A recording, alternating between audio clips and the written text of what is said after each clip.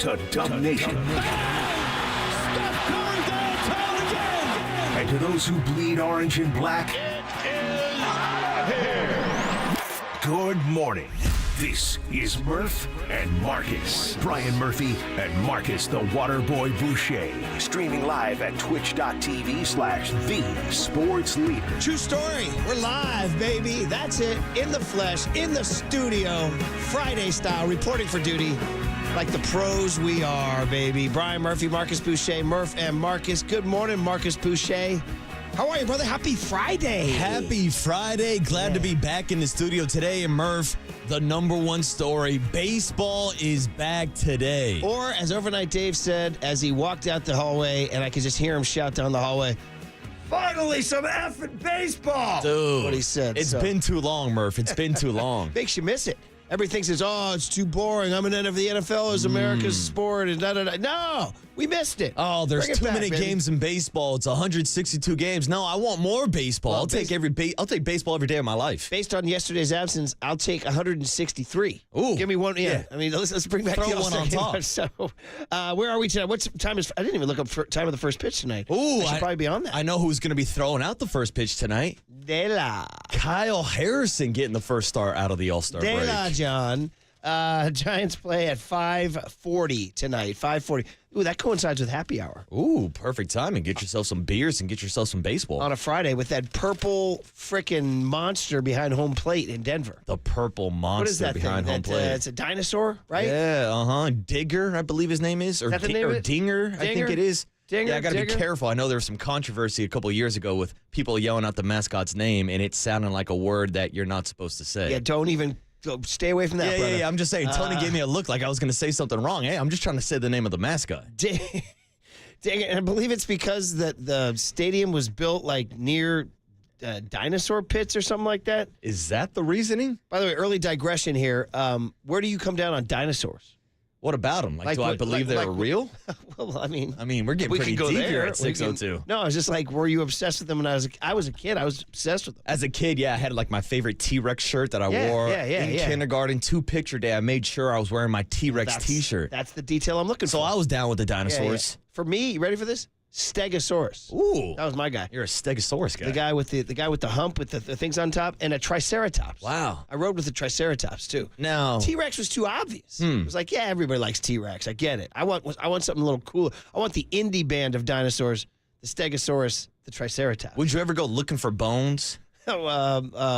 I have been to the La Brea Tar Pits Wow. in Los Angeles. Now, that's interesting. So, a little bit of a digression on top of your digression. Yes. One of my favorite fighters of all time, George St. Pierre, considered one of the GOATs in MMA. I have him on my soundboard. I'm not impressed by your performance. But once he retired, Whoa. How has that not been you? Dude, I don't know. I've put it on my board when I started, but we never really had the opportunity to hit George I St. feel Pierre. Like I'm not impressed by your performance. I feel like I've had days robbed from me that I haven't heard that. It's an underutilized drop on my soundboard for sure. After a bad take, you know? I'm not impressed by your performance. Blake Snell goes 4 2/3. I'm not impressed by your performance. Okay. Well, let's not worry about the past. Let's just use it going forward. Now we know All we right. have GSP and Jeff Kent on my board moving forward. That slight Jean-Claude Van Damme. I'm not impressed by your That performance. slight little So get instant. this, dude. After he retired from MMA, he got obsessed with dinosaurs, and he got his own show out. like on the History Network, where George St. Pierre was going to like different locations around the world, and he was digging for dinosaur bones. That's awesome. It was fantastic. And the better part is you watched it. Oh, I did because That's he's the my better guy. part. It's George St. Pierre. Dinger, the Rockies mascot, is based off of a Triceratops. And an herbivore dinosaur that certainly lived in the area, as evidenced by several Triceratops fossils found in the region. So there you go. That's why Dinger is the Rockies Yeah, mascot. Dinger. He's not quite Barney, but he is a got good Barney mascot. He does have a Barney vibe. got Barney tendencies. Which I don't really like. Yeah, As neither do someone I. who kind of grew up in the Barney era, Yeah. I don't know if I've ever told this story on air. And Please hell, do. why the hell not? It's a Friday after the All-Star break. When I was a kid, I went to a birthday party, and a actual mascot of Barney showed up to the Ooh, party. yeah. Now, I had beef with Barney. Yeah. So next thing you know, I'm going face to face with Barney. and I pushed the mascot into the pool. Wow. And next thing you know, Barney's like swimming for his life, trying to get back to the surface. That's absolutely incredible. I mean, this is a true story. Anti-Barney violence. We're talking like 5-6-year-old water boy. We need to live in a... Well, you were showing early tendencies. So I was a troublemaker. You were as a showing kid. early. Yeah, It's like, me and Barney had beef. They say you're kind of wired the way you come out. Like you were wired early. Trust me. Yeah, dude. you were early. Yeah, You shoved Barney in a pool. I've been off the rails since I was born. Man, oh man, did that Barney? If I'm that Barney guy, because I'm getting $10 an hour to show up to that birthday party or whatever. I come out swinging. I throw you. I pick swinging you on the kids, not the kids, Murph, not the kids. I pick you up and I toss you in the pool. Yeah, but he didn't want beef with my dad. Trust me, Barney don't want that smoke. Well, see, then maybe now we found the OG. Oh, dude, I'm telling you. How was his dad? How was Grandpa? Ken's dad, yeah. Grandpa Boucher, never got the opportunity to meet him, but hearing stories passed down, there's a reason why all the Bouchers have a little bit of that See? a-hole kind of D-bag in Grandpa Boucher would have shoved Bernie in the pool. them. Yeah, exactly. Barney in the pool. Yeah, we're pardon all me. throwing Barney in the I pool. just renamed Barney Bernie. Bernie the dinosaur. So anyway, fun to have the Giants back. And we do have a little bit of news. They're starting, as you mentioned, Kyle Harrison, but they didn't mention anybody after that, which I find intriguing. So, because this Dodger series coming up, who's going to pitch? Now, I'm reading Susan Slessor this morning. She just rolled out there in a little in-between commas. She said, Robbie Ray, comma, who you may see Tuesday in Dodger Stadium, comma. She just kind of threw that out there and moved on. I was like, whoa, let's go back on that. So Tuesday, so Kyle Harrison starts Friday. Yes. You give him 4 days rest, Saturday, Sunday, Monday, Tuesday. That would give him Wednesday in L.A. Are you going back-to-back lefties? And is this to combat Shohei and Freddie Freeman? And does that mean there's even a third lefty? And what are the Dodgers' numbers against lefties? I'm guessing if Shohei and Freeman are your best guys, now they hit anybody, righty, lefty, whatever you got. So I'd have to look that up. But are the Giants loading up the southpaws for Dodger Stadium? I mean, it's not a bad strategy, especially when you're looking at a lineup that doesn't have Mookie Betts in it right now. So traditionally, you don't got to worry about that split from the lefty-righty-lefty. It's going to be against Shohei. It's going to be against Freddie Freeman. I wouldn't mind. I just want to make sure that you are pitching Snell minimum against the L.A. Dodgers. I don't want to see him starting this Sunday against the Rockies, and next thing you know, he's skipping his turn down in L.A. Farhan's got the binder out and the data and the computers and all the things they do. So, I mean, theoretically, they're going to pitch the guy they think will neutralize the Dodgers the most. And obviously, they think Kyle Harrison, he had a good start against the Dodgers, didn't he? Mm-hmm. Didn't he? He had one last year. I think last start of the season, his rookie year, also had a good start. Yeah. I'm gonna do what you do and go to StatMuse. Ooh. Right? And I type in Kyle Harrison versus the Dodgers, and I'm not getting anything. Wait, here it is. Yes, there it is. Kyle Harrison's record of 0-1 with a ERA of 3.52 and 10 strikeouts. It also gives you his last. He faced them in April. And he went 5 innings and got knocked around for 4 runs and 6 hits. But to your point, last October 1st, 5 shutout innings. Yeah.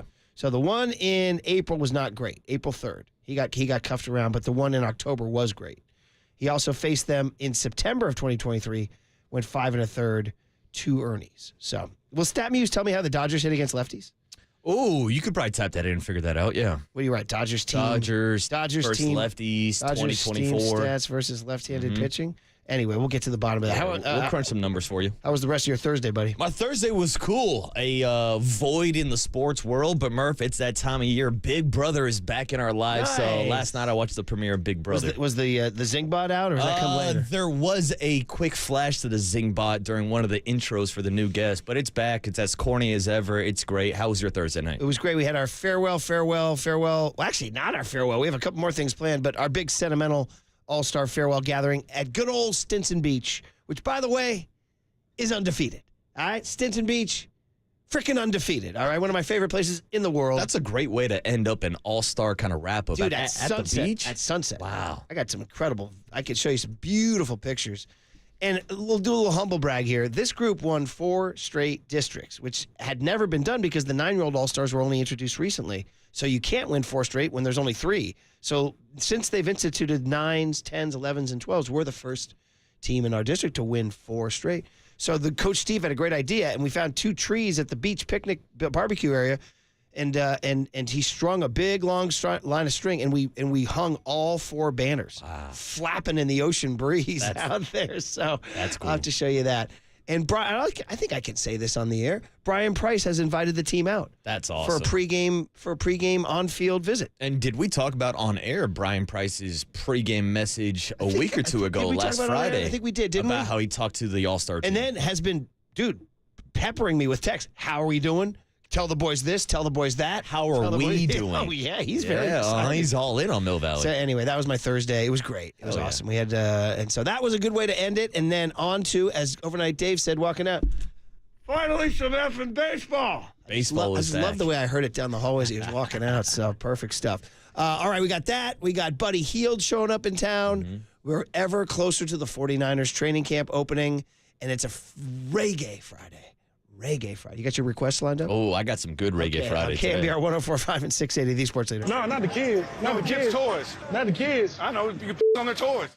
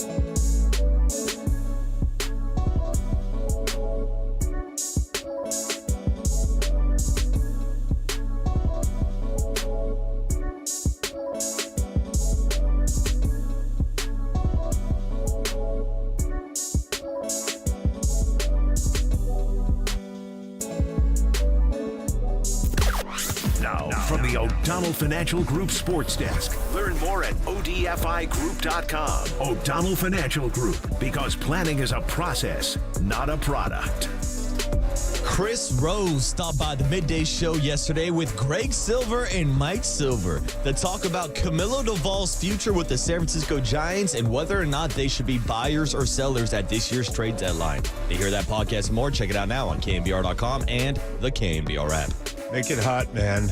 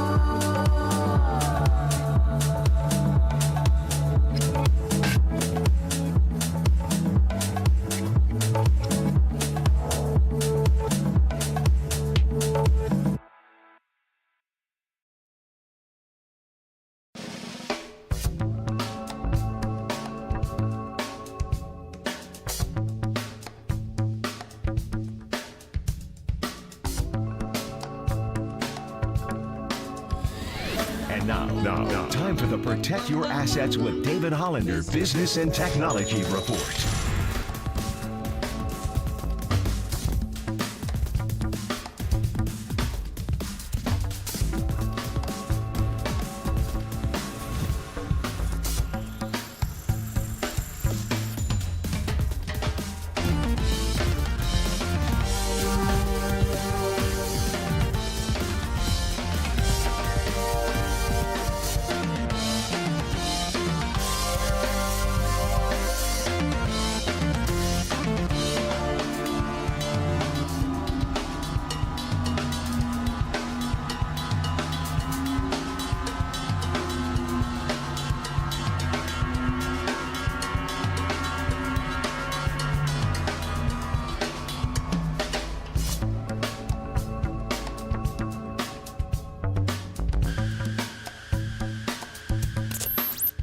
And Marcus keep rolling on the sports leader and streaming live on YouTube at KNBR 1045. Reggae Friday, baby. Traditionally, young Tony starts, with the Godfather. He gives us Bob Marley right out of the gate. So there you go. You got to pay your respects to the original Rasta. You got any good requests? You can text them into Golden State Lumber and Building Materials text line, but they better be damn good. Yeah, they better be good. We don't want no lousy requests. I just found out that 3 of my buddies went up to Oregon to see Stick Figure. Oh. On their own. Seen them. Yeah. Went to go see them live. I like Stick Figure. Up in Oregon. They went up to Oregon to go see them, huh? Yeah. So I didn't even know about it. They left me behind. Wow. Well, we were too busy trying to win a baseball game. And so anyway, Stick Figure could be a part of today's storyline. Stay tuned. Speaking of storylines, 2025 Giants schedule came out. Do you care? Ooh, no, not really. Really? I don't care when it comes out in the middle of July. We still have 60-something games to play this year. I know. What do I care about next year's schedule? Well, me and my buddies planning our trips. Okay. I guess that's the big reason to do it if you are looking for a 2025 getaway. It's glowing neon orange there is at Toronto, July 18, 19, 20. That's a world-class city. You're trying to go across the border, huh? Like, might have to smuggle some stuff there, too. Hey, now. Other ones that show up at the Mets, August 1, 2, 3. That's pretty good. I'm looking at just like weekend roadies. At Chicago, White Sox, 27, 28, 29, June. Here's the one thing, though, setting aside buddy trips, just like how the season starts, they will start in Cincinnati on Thursday, March 27. I love how it ends so early. I know that. Well, Larry Bear specifically likes this. He truly believes, A, avoid the rain, and B, he says more time to sell tickets. Yeah. And also, that's how they think about the it. Giants get the last home series of the season. He loves having the last home week. And it's good we put this information out because we get asked every single year when the schedule gets released, why are the Giants always on the road? It's because they want to be on the road so that they end up at home. And I'll take that. If you offer me open at home or end at home, I'll take end at home. I will. So game 162 will be September 28 on a Sunday when Brock Purdy will be doing his thing against the Colorado Rockies. Maybe Dinger will be at that game. Ooh, who knows? Brock Purdy with a new contract by then. Yeah, big time new contract. But unless he's holding out He'll by be then. a $60 million man. Unless he and Ayuk are holding out at that point in time. Of note, in September, this year they play the Dodgers nonce in September. 0. In fact, these next 4 games against the Dodgers next week are the last games against the Dodgers all season, which quite frankly, while you're like, oh, I need the rivalry, quite frankly, I don't need to see the Dodgers. I'm good. I don't know. I like seeing the best rivalries in baseball down the stretch. I know. And the Giants actually played well against the Dodgers last time they played them, right? 2 out of 3. Yeah, they did. So, I mean, I should welcome it. I'm just kind of riffing on the fact that I don't need to see Freddie Freeman and Shohei Ohtani one more time. But next year, that is completely remedied. They play the Dodgers 7 times in September alone. That's going to be some good baseball. In September baseball. alone. So 3 at home, September 12, 13, 14. And then ready for this, 4 at Dodger Stadium, 18, 19, 20, 21 in September. So that's good. Hopefully that'll be, geez, who knows what Hayden Birdsong and Carson Whisenhunt will be doing by then, right? That's the real question. And then obviously the home opener, if you care, because it's now, 9 months away, but you can plan, never too early to plan, for Friday, April 4 against the Seattle Mariners, Timmy Lincecum's childhood team. And we'll see you at 58 Social. We'll see you at the ballpark. Yeah, Giants kick off the season next year, 5 games at home, but then they go back on the road, going back out to Yankee Stadium. How about this East Coast road trip? New York, Philadelphia, and then Anaheim.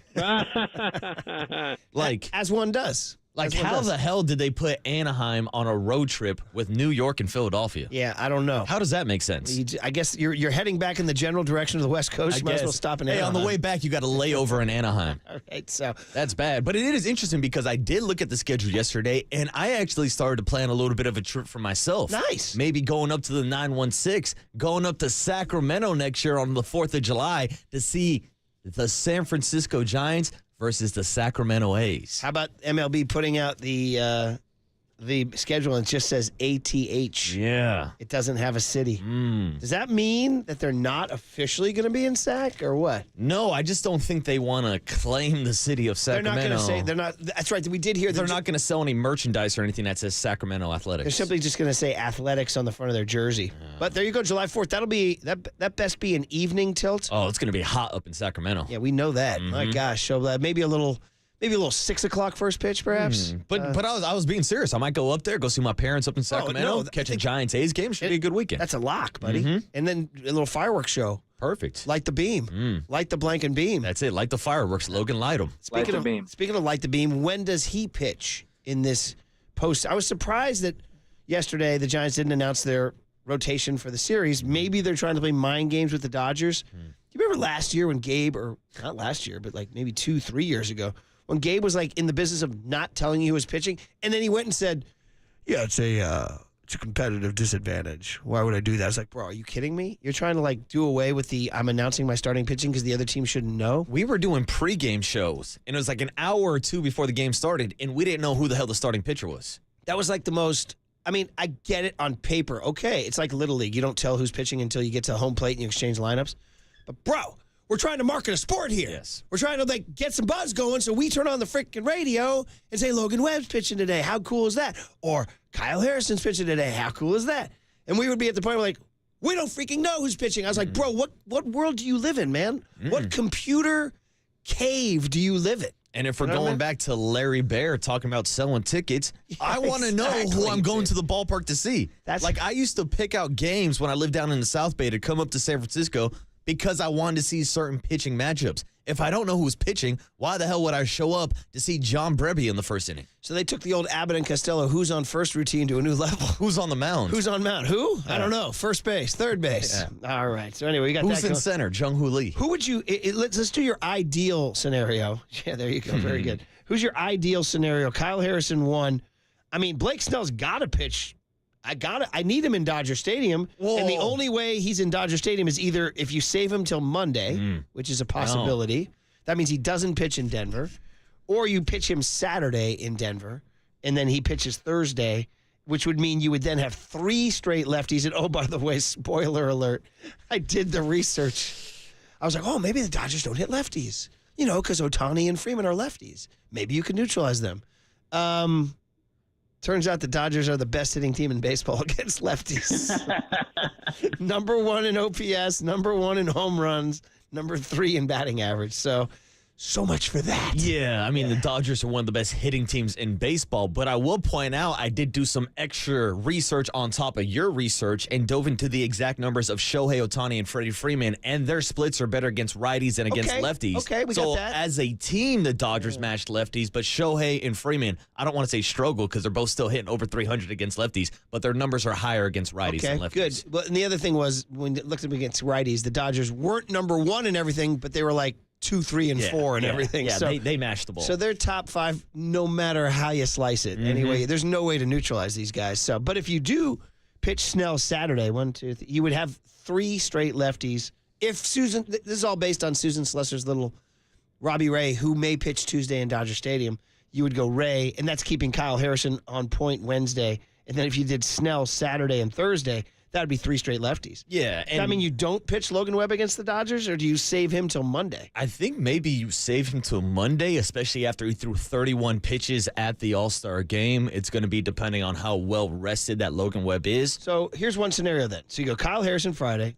You go Blake Snell Saturday because you want him in Dodger Stadium Thursday. Yeah, I mean, And we're then- talking about real quick. Blake Snell, if you look at his numbers against the Dodgers all time, he has 13 starts with a 2.59 You ERA have against to. the Dodgers. He has to pitch against I mean, the this Dodgers. is why you signed him in San Francisco. It's the pitch against the Dodgers. You literally have one chance for him to pitch against the Dodgers this year, okay? Can you use it, please?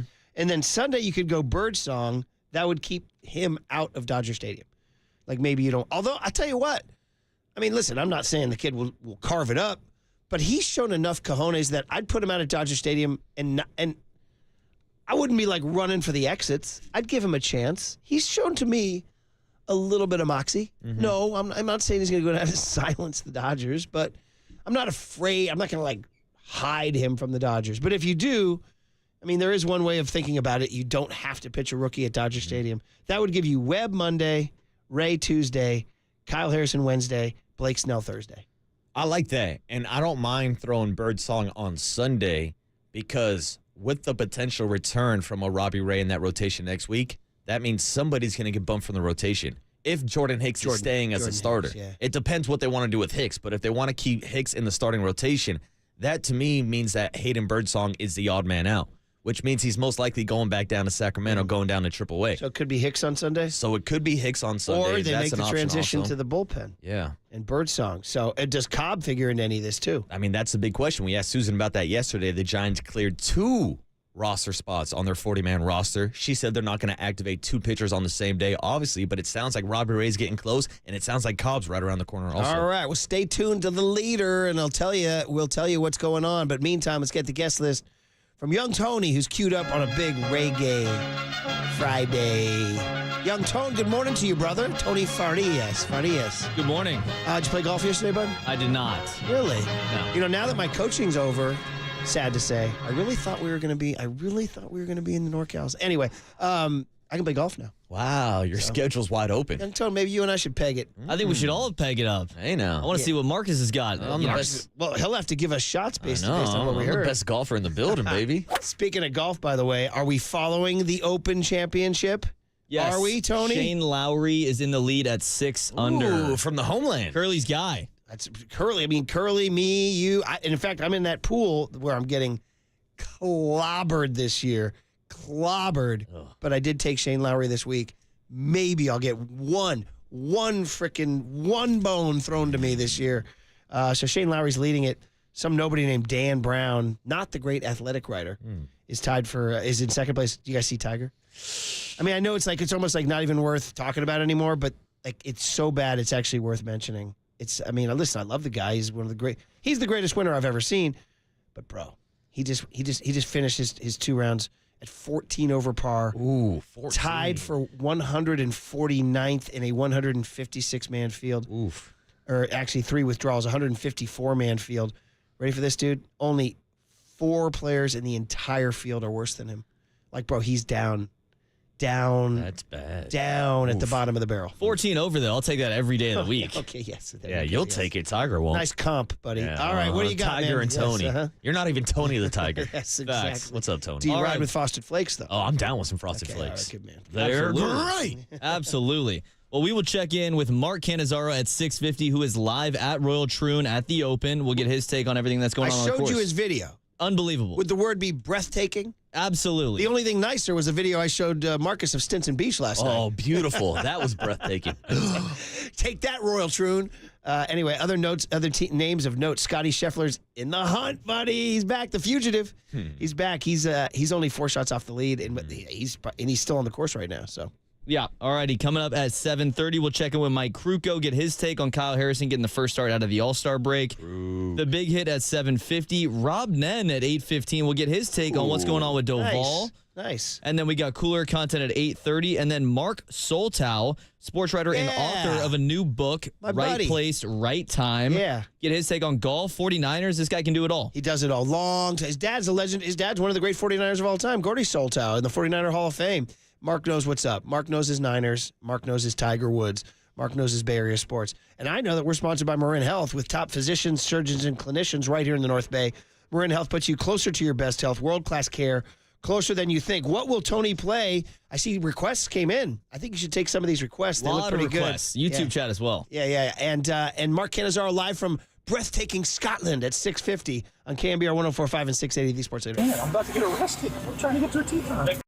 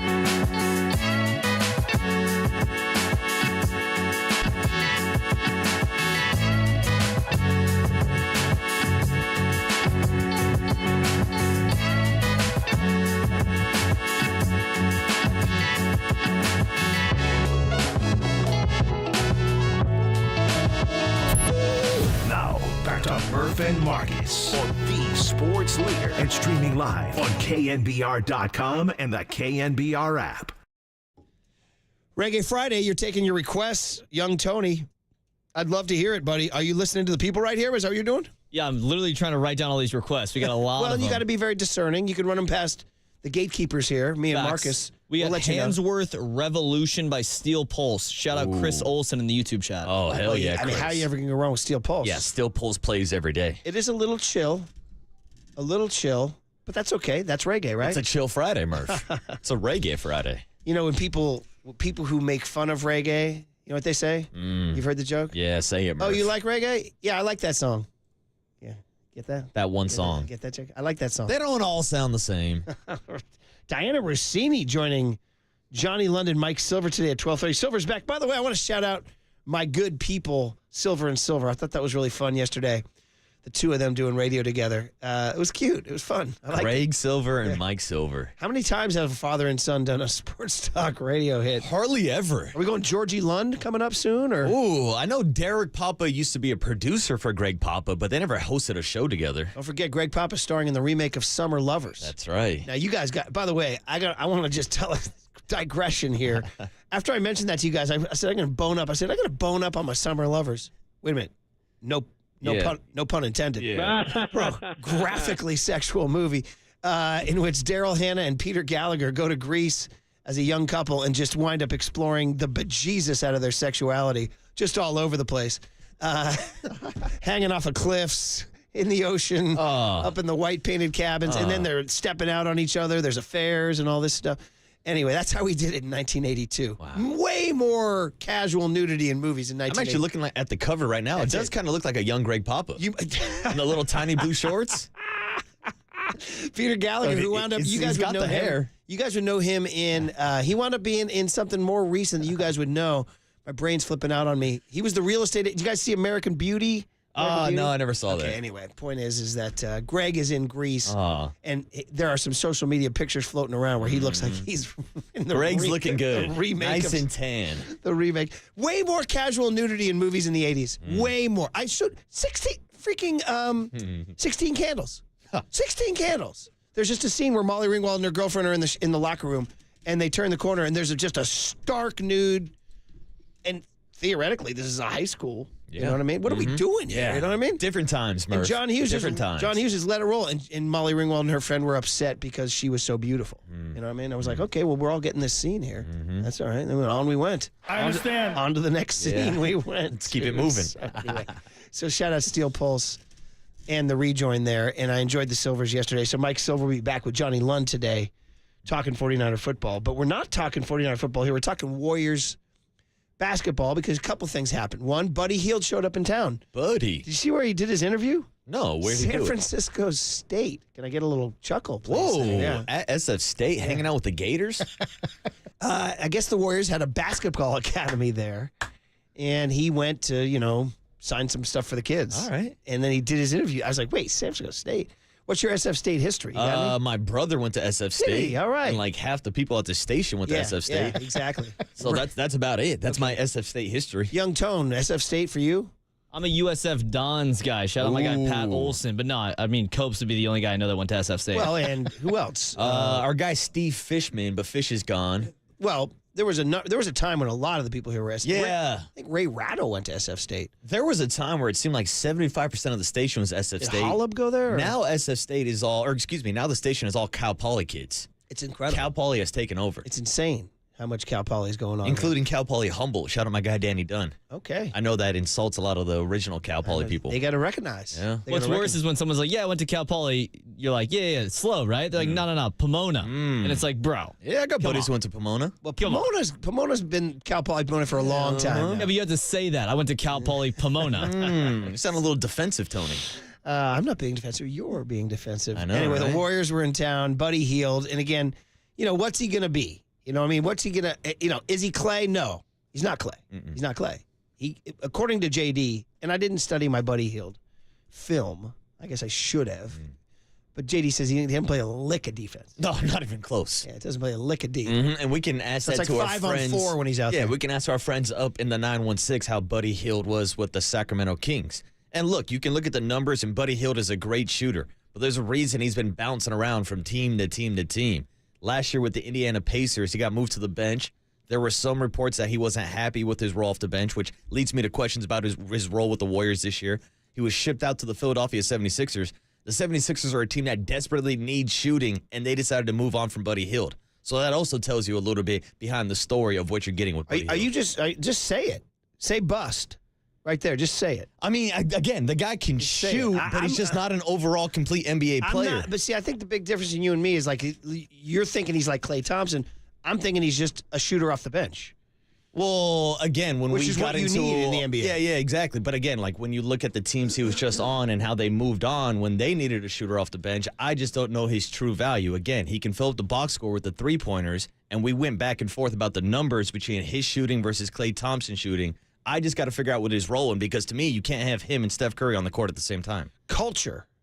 Yeah. It gets in the Warriors' culture and do their thing. I like guys who can make shots. That's all. I just like guys. And the Warriors, I'm counting on them to figure out smartly. Now, they don't always. Kelly Oubre came and went, didn't fit. Swaggy P came and went, he didn't fit, although they won a title. They did win a title with him. So guys do come and go that don't fit, and this might be one of them.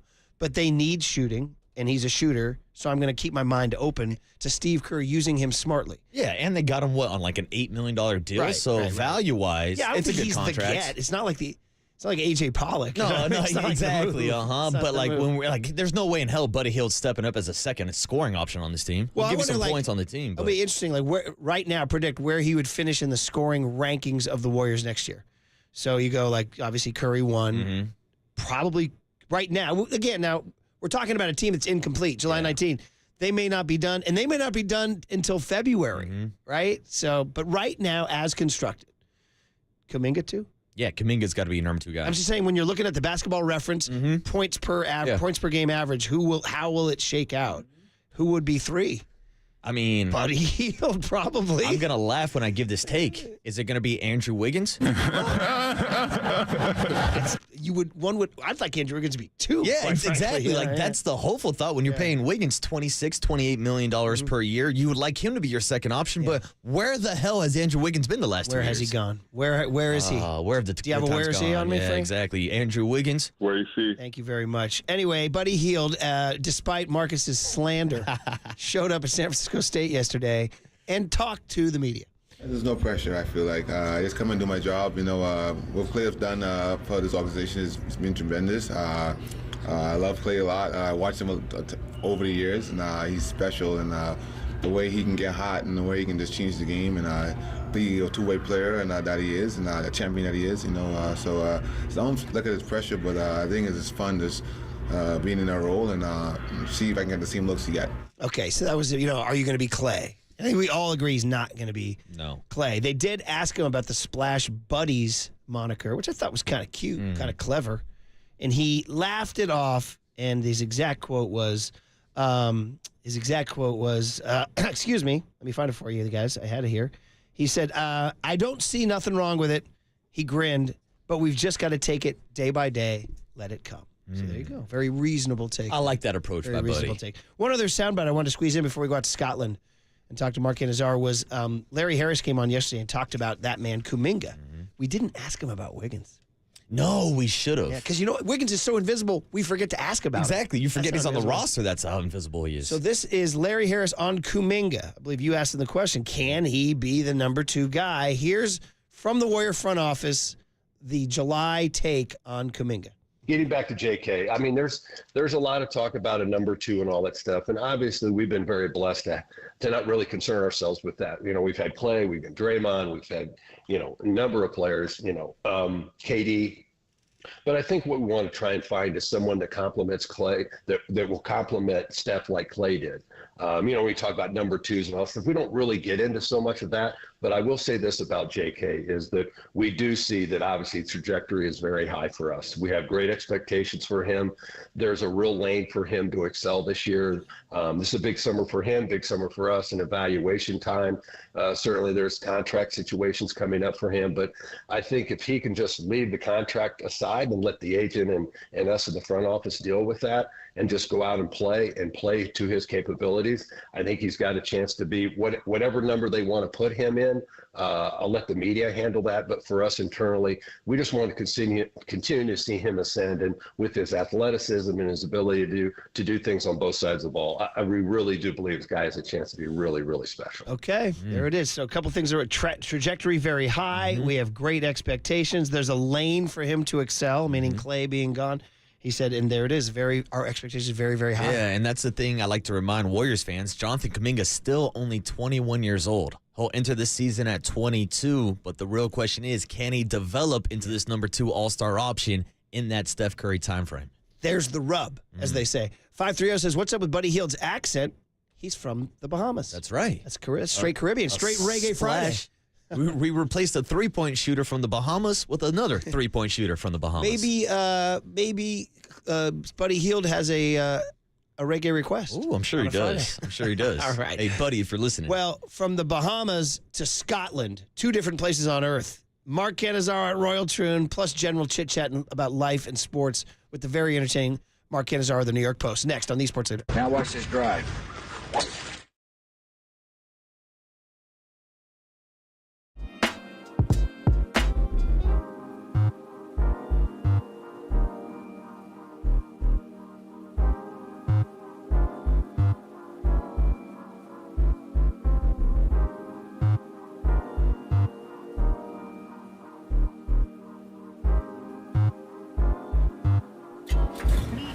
From the Chilton Auto Body Traffic Desk.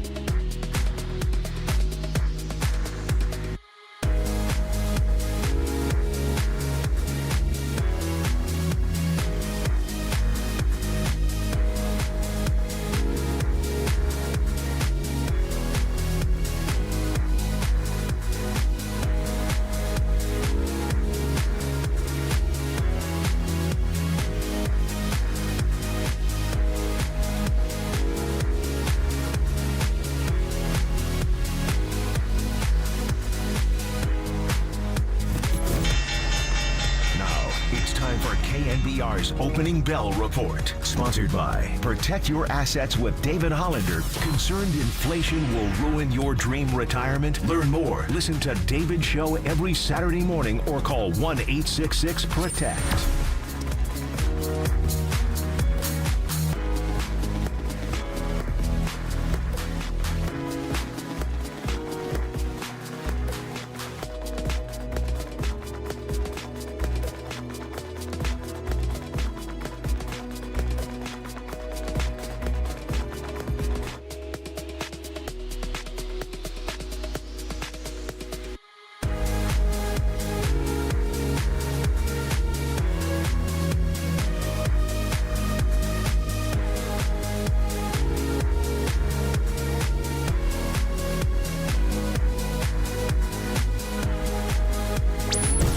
Marcus continue live from the KNBR Casino Matrix Progressive Jackpot Studios. Casino Matrix.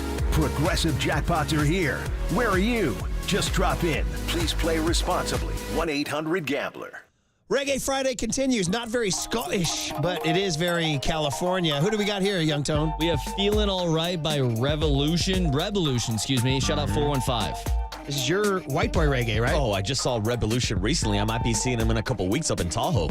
You'll be feeling all right? I'll be feeling all right. All right. Feeling all right is a guy who freaking loves to be in Scotland covering the Open Championship. It is the great Mark Canazaro, a.k.a. Marky Mark of the New York Post, a.k.a. one of our longest, if not longest, friends of the program, live from the west coast of Scotland, y'all, all the way out in San Francisco. Marky Mark, good morning. What's up, Mark? Murphy Murph, Marcus. Good morning, San Francisco. My favorite place. Well, no, that's not true. Your favorite place are the videos you sent me from the west coast of Scotland laden with MF bombs as you showed me the windy, with the windswept dunes of the romantic Scottish coast, right? I'm in full disclosure to tell you that I got here on Saturday, and I am 99 holes of golf in so far, with plans to play on Saturday and Sunday morning. Wait, 99. Let me do the math. 5 times 18 is 90, and then a bonus 9, right? Wow. Had a bonus 9 at the Glen at North Barrack, the East Link. Everything's Glen. Morning. Glen this, Glen that, Glen. Just go to the Glen. That's it. Just go to the Glen. Yeah. So my all-time record is 126, and it was done here in 1997. That's which was Tiger's first, which was Tiger's first Open Championship, and it was here at Troon. Did 126. So if I play out the 18s that I'm planning to play on Saturday and Sunday morning, I will be at 135, which would break my record. Well, ladies and gentlemen, you're getting a peek into the demented mind of Mark Canazaro, who says, "Oh, I'm here to cover the Open. Let me drop my laptop and head out to the nearest golf course and get 18 in." Well, guys, you need to know, Marky Mark, to tell Marcus and young Tony here, and it stays like. How late are you playing golf in Scotland? Well, I will tell you that on Tuesday night I played Western Gales just up the road from here in Troon, and we walked off the golf course at 10:23 p.m. Wow. And you still could have played for another half hour. Yeah. God bless the northern latitude or longitude or whatever the heck it is. That's incredible, exactly. dude. 10:23 and you're holing out. Yeah, exactly. And maybe looking for you can see. And then, as we know, when Marky Mark and I became friends, was the What was it? Well, it was really 01 we were 04. No, we were Well, I mean 04 we were here. yeah, no, but 01 was Lytham, and we were kind of probing each other out, trying to figure each other out. Then 02 at Muirfield was when we kicked down the door, and because you went to the members bar at Muirfield, Marcus would be like, you want to talk about like the ultimate snooty private club. I mean, it's just like, and Marky Mark talked his way into the members bar and came out with a pint of John Smith's Extra Smooth. Oh. And I looked up from my laptop, and I was starting to see this guy walking in with a pint. We're supposed to be writing. And I said, what you got there? He goes, John Smith. And then he just punches it. Extra smooth. Extra smooth. Our favorite. And I was like, okay, I'm going to roll with this guy. Yeah, I want to hang out. Here we are. Hang out with Mark. 22 years later, you're on the phone, right? So the best part is that morning of the Saturday of the 2002 Open. Murph and I played in the morning in absolutely bucolic conditions, sunny, calm.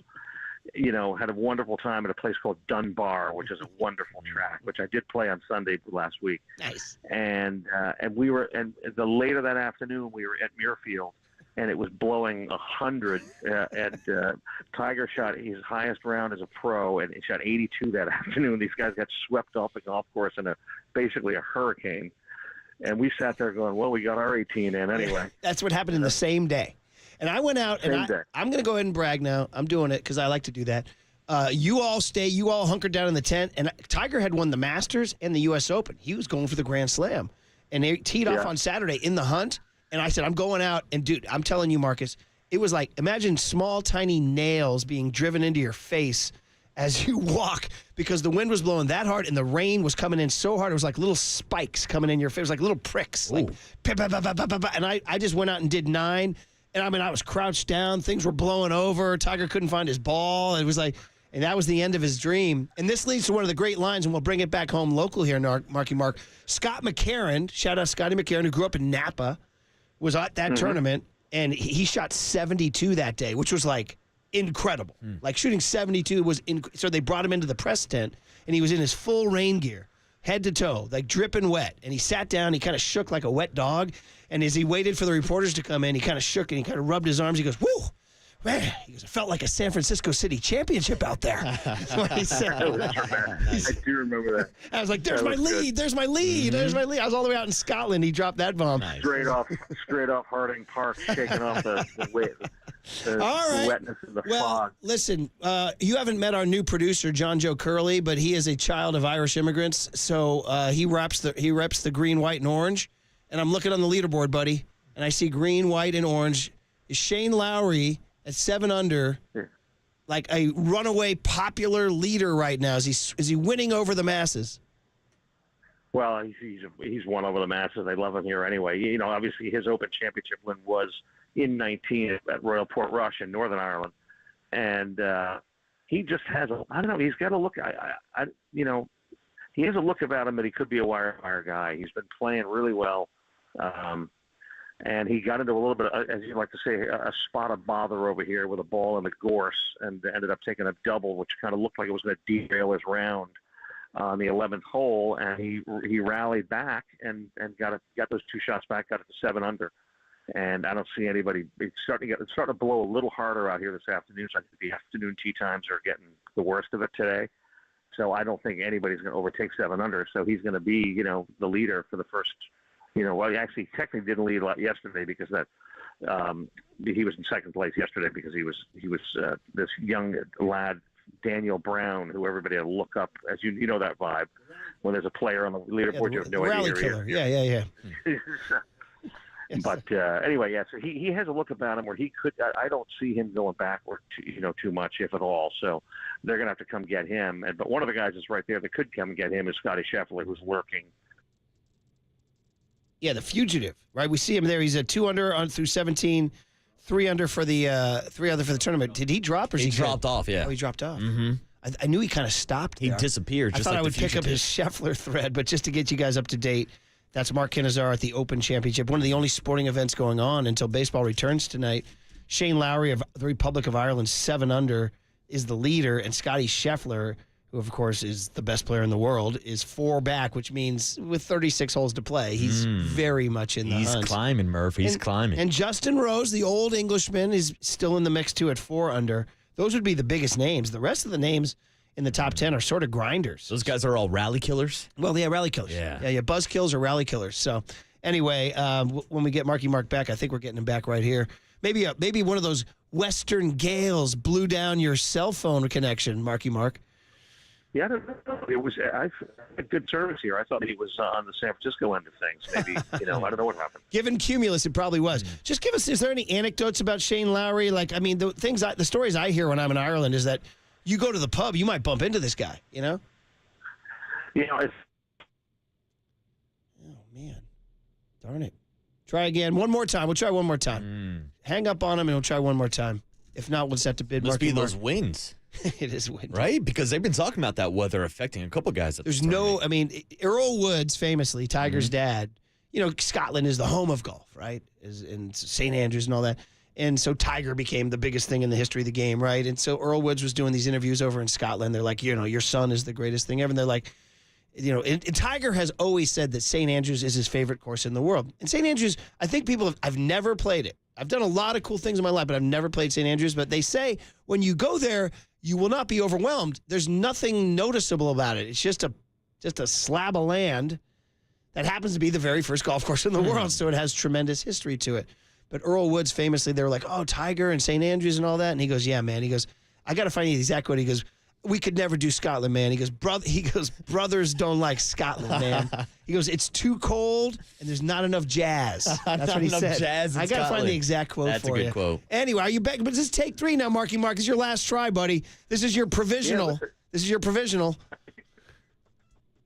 You even when you thought I was disconnected. So I don't know what's going on. I don't think it's on my end. Okay, we'll try one more time. Do you have the Shane Lowry anecdote the writers tell? Wow. All right. That's it. We're running out of mulligans. That's it. I think we got to tap out. Yeah. You know what they say right now, Young Tone? Ball in pocket. You got to go ball in pocket. You just, again, this is how you get invited to the, Tony. Yeah. Tony, let me tell you, we're talking eye to eye here, buddy. To get invited to those fancy courses, and you're doing anything north of a bogey, put your ball in the pocket and move on. Cheer on your mates. Max 1 mulligan around. Max, if that. Dude, there's no mulligans. I'm just saying, like, maybe a breakfast ball on the first tee. Only if your host offers it. Right, that's what I'm saying. You're not taking I the said breakfast Max. ball. I know, I understand. No, your host has to lay it out early. Go, breakfast balls, boys. Okay, now he said that. Oh, what's a breakfast ball? You get a second shot. To mulligan. Okay. A mulligan, First tee when you get out of the car, everybody's not really loose, so you get one more shot on the first And tee. you can only only take it on the first tee. Only if your host. I'm talking about the fancy places. I'm trying to groom this kid here for sounds like for it. his ascendancy to the fanciest courses in the world. Again, only if your host offers. And then once you're going, you're not grinding out that double, bro. Unless you're getting 2 pops on the hole and they're like, hey, we need you. Can you make a double? That's a net par.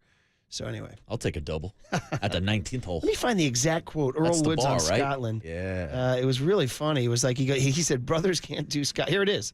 Oh, he said Scotland. He said, that's for white people. It has the sorriest weather. That's what he said. Hang on. He said, and some people saying, is he? He said, he said, people better be happy that Scots. Anyway, he went on and said, there's no jazz. And it's, He said, that's for white people. That's putting it pretty frankly. Anyway, guys. Well, there you go. So we tried, guys. Well, that's it for the golf. We'll watch this weekend. I would recommend it. It's beautiful. Royal Troon is gorgeous. Now, what's your take on Tiger being in danger of missing a cut for the third time? Listen, it is. I hate to give you this hot take. It is what it is. Yeah. Bro, he's lucky to be alive. He can't walk. His body is so freaking banged up. Think of a football player or a basketball. Think of who's an athlete that we just saw who was just like, bro, your body's done. If you've ever seen one. Thompson. Oh, wow. Really? I mean, I'm not going that far. I'm just going like, we talk about the injuries diminishing him. Clay had an Achilles injury and an ACL. Clay's not at Tiger 2024 Okay. stats right I'm now. overstepping my I'm boundaries. trying I to apologize. think. I don't even know if there's this comp to another sport. People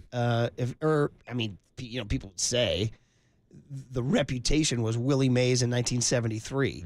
They said that, but don't tell that to John Shea. Okay. Dude, John Shea will get his back up.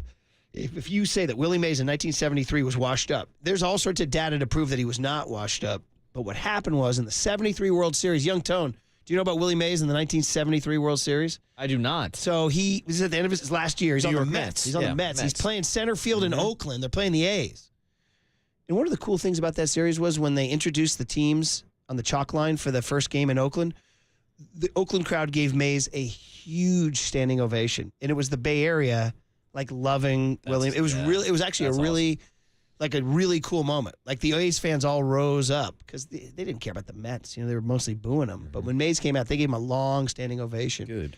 So anyway, he's in center field and a ball is hit there and he lost it in the sun and it fell and he kind of tripped a little bit. And that image has been used as the ultimate symbol of don't be Willie Mays in 73. Like don't be that guy who hangs on too long. But if you go into the data of it, it's like he actually played well in that series. And that was just a case where he lost it in the sun briefly. And it's like people took that one moment in time and extrapolated it as, so sad to see the greatest baseball player of all time be a doddering old man in center field. But Tiger Woods right now is Willie Mays in 1973, dude. Maybe 74, 75, yeah. So, I mean, he had that line. We should probably because Colin Montgomery, the Scottish golfer, said, why is he even? First of all, Montgomery's a prick. So let's be honest. So I mean, he's just being a D and saying Tiger shouldn't be out here. Well, Tiger's won how many Opens? Is it 3 or 4? I got to look it up. He's won multiple British Opens, and Colin Montgomery's never won one. So they asked Tiger this week.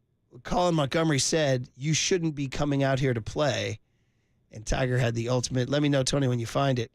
Tiger had the ultimate comeback. So, because when you win, you're a past champ. You're allowed to play until you're 60. So here it was. Yeah. Tiger, just to almost follow up on that, you've given so much to this game, you've given so much to this championship. But, there was comments, last week from Colin Montgomery who said, why is he here? He should retire. There's no point to this. Do you feel that's a bit hurtful and you've earned the right to you make the decision when you decide? Well, as a past champion, I'm exempt till I'm 60. Colin's not. He's not a past champion, so he's not exempt. So he doesn't get the opportunity to make that decision. I do. That's what I mean. You've earned that. You've deserved it. So when I get to be at his age, I can still make that decision. Well, he doesn't. Tell him, Tiger. So good. He doesn't get to make that decision. I do. That's great. I loved it. By the way, 408 says, are you thinking of Peyton Manning throwing lame ducks in Denver due to all the neck and back injuries? That's sort of similar. That's not a bad comp. But they won the freaking Super Bowl. Yeah, they won the Super Bowl, which is crazy. The year before when they lost the Super Bowl, he was putting up MVP-type numbers. So Peyton Manning just fell off a cliff quickly, though. But yeah, that last year he was throwing up some ducks. 313 checks in on the Golden State Lumber and Building Materials text line, says Peyton Manning in the last Super Bowl win with Denver looked like he was throwing with his wrong hand. Yeah. So, I mean, I guess that's really the only most recent comp. Any baseball players that you can think of and the most guys who are just staggering around there like, bro, it's time to head to the glue factory, Tony. If I can riff on a Friday morning, are we talking about Brandon Crawford with the Cardinals? I'm just saying, can I riff? You know what, bro? Can I riff? You know what? Please. You might be onto something there. I mean, what's he hitting at the All-Star break? He probably should have hung it up last year. I mean, you know what, dude? I think you I don't want to be the bad guy. Everybody's going to get mad at me. But then again, you and I were the ones saying he should be on the team. Yeah, well, if he's going to play, we want him. What is his average? Hey, all I know is he has a higher WAR this year than Nick Ahmed. How about that? He's hitting $161 and has a higher WAR than Nick Ahmed. His WAR is negative 0.1, and Ahmed's was like negative 0.4 or something like that. Yeah. Oh man, his OPS is 542. I think you nailed it. Sorry, Brandon. All right. Well, listen, we tried to talk to Marky Mark. It didn't work, and so that's how it is. So Shane Lowry's leading the Open. Scotty Scheffler lurking. And Young Tone, just to keep you up to date, given your body clock that you get up, do you wake up early on weekends now? Do you? I try not to. Well, there's no trying. I also try to stay up late like Friday, Saturday, so I don't have to wake up early. Of course, I'm at a different stage of life than you. I can't sleep past a certain point just because my body's like, get up. It's time to go. Even when I go out on a Friday or Saturday night, I'm still waking up hungover as hell early at like 6 a.m. Because your body's like, let's go to work, right? Yeah, no chance. Let's go to work. So I would say that one of the things you can do if you do wake up early watch this, because it'll be on A early, bro, and you'll be able to check it out. See Shane Lowry and Scotty Scheffler duke it out. By the way, I see some people checking in wanting to go political with the comps about Tiger and Willie Mays. I got you. I see what you're saying. All right, guys, that's the deal, man. Hey, back to the Giants on the other side. They've named the starter for tomorrow. We're trying to figure out the best strategy to get there. And do you have a goal for this 7-game road trip? Next, at KNBR 104.5 and 680, the Sports Leader. Well, as a past champion, I'm exempt till I'm 60. Colin's not. He's not a past champion, so he's not exempt.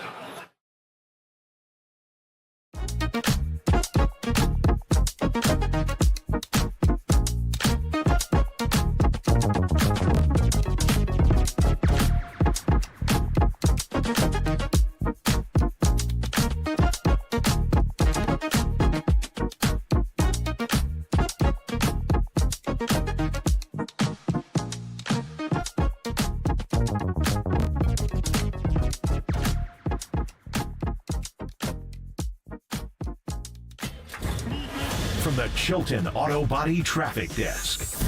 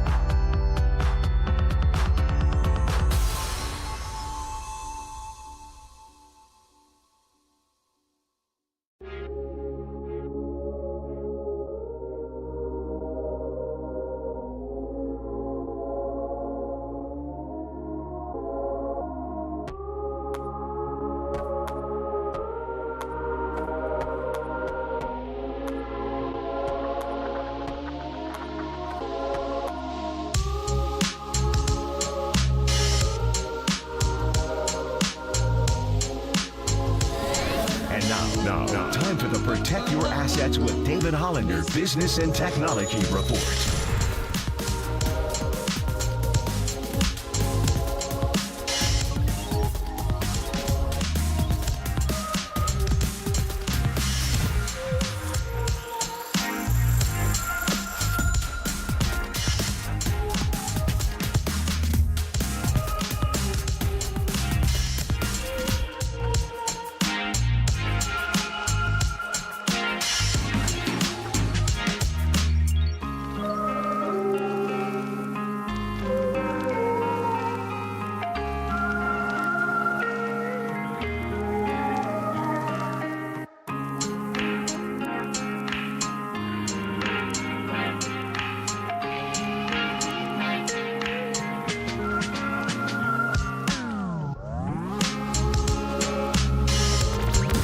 Good morning, Seamheads. Murph and Marcus keep rolling. Streaming live at twitch.tv/thesportsleader. Bottom line is you got to play good, and you got to put a win streak together. So, that's what we're hoping for. And then Farhan has to make a decision on what direction this organization is going to go to at the trading deadline. That's what's at stake for these next games. Say what you want about the wild card, but the future of this organization could depend upon how this team plays in the next 10 days. There it is. You never had the Dwayne Kuiper Barrington Levy rejoin ever, but we do now. Name of the tune, Tone? Too experienced. Something that Kyle Harrison is not. All right, Dwayne Kuiper talking about the Giants' next 10 days. So one of the many things, and good morning, everyone. Brian Murphy, Marcus Boucher, Murph and Marcus. Young Tony's here, John Joe's here. It's a Friday. It's a reggae Friday. It's a feel-good Friday. It's a feel-good Friday. The sun is out. Mm-hmm. And baseball is back, baby. Or as overnight Dave said when he was leaving the building tonight, just shouted down the hallway, finally some effing baseball. This made me laugh for some reason, just hearing it down the hallway. Because we all love baseball, and shout out to our guy, Overnight Dave, who not only works here, runs the overnight shift, but also plays the overnight replay of Giants games for everybody who wants to listen from midnight to 4 in the morning. Yeah, and that means when he doesn't have it. Yeah, it's a long night of CBS Sports Radio. Quick digression to say Dave and I spent a good couple minutes breaking down the passing of the great Bob Newhart. Want to go double tap to the heart, point to the sky for an American treasure. 94. We can get into that a little bit in the cooler content. You know why I love Bob Newhart? It's because not only did he define a generation for people my age, whether it was the show Newhart or was it Bob Newhart's show, but for you guys. Yeah. He's Buddy's dad in Elf. How great is that? How great is that? So he spans it all. I guess he was even in The Big Bang Theory, which I never watched. I was never a Big Bang Theory guy. And is Young Sheldon a spinoff of The Big Bang Theory? Yeah, I think it's like a prequel, right? Yeah, it's Young Sheldon because Sheldon's one of the main characters in Big Bang, right? Man, let me tell you, network sitcoms now are just, other than Abbott Elementary. That one's pretty funny. Ooh, shout out Andre Iguodala. Yeah. Aren't you Andre Iguodala, 3-time NBA champion? I had to put a hello, my name is Andre Iguodala on his Surprised he sweater. wasn't wearing a name tag on that sweater. All right. Anyway, so Overnight Dave, who we broke down Bob Newhart, the passing of the great Bob Newhart, and talked about baseball's return. So let me throw you this. 7 game. Okay, here's the situation. 47-50. This is not good. No. All right. And now you got a 7-game roadie. Like, I feel like this entire season has been, shout out Kate Bush, running up that hill. Remember that one brought back by the 80s show? What was that show? Running up the hill. Stranger Things. Stranger Things, yeah. Yeah, you know the song, Tony. Yeah, definitely. Maybe there's a reggae version of it. Running up that hill. It feels like this entire season's been running up the hill. You know when they haven't, last time they were 500? Ooh, ready? It feels like it's been a while. Pre-Rickwood, I would say. May 31. Yeah, it's been a while. May 31. Whew. It's July 19. Yeah. So that sucks, right? So, and here you go, a 7-game roadie, and you're 3 under. Bro, are you coming home how much under 500? So here's I'm just throwing out that you got to go 4-3 on this roadie. Ooh. You got to go 4-3 on this roadie. So you've got 3 games against the Rockies, 4 games against the Dodgers. Down at Dodger Stadium. So whether that means sweeping the Rockies and only getting 1 in L.A., or whether that means probably more likely taking 2 out of 3 from the Rockies and splitting 4 in L.A. Is that doable? I think it's doable. Okay. I mean, we just saw the Giants win 2 out of 3 at home, so it's a little different. But, I mean, Oracle Park was filled with Dodger fans anyway, so they should be able to win down in L.A. It'd be like being at home. Yeah. So if they do that, they can come home 51 and 50, 51 and 53. Woohoo! When are they going to get back to 500? Well, back to that familiar 2 under 500. yeah. We talk about the gravitational pull. For this team, it's been the gravitational pull of being 2 games under 500.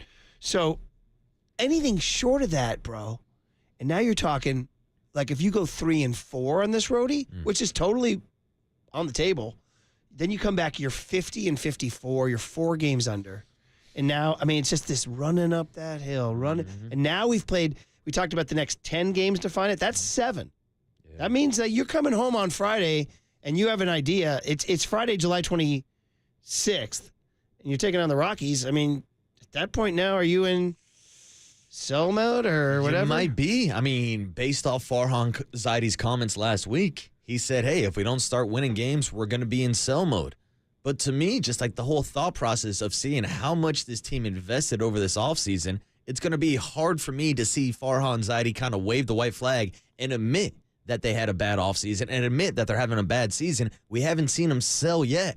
I don't know if he's going to do it this summer, Murph. Man, oh, man. Well, this is what's in front of us right now. And they've announced Kyle Harrison as their starter on Friday. How do you feel about that? Dropping this, he hasn't, first of all, let's evaluate Kyle Harrison's season thus far. Good. Not great. Some bad. Uneven. He's 22. Yeah.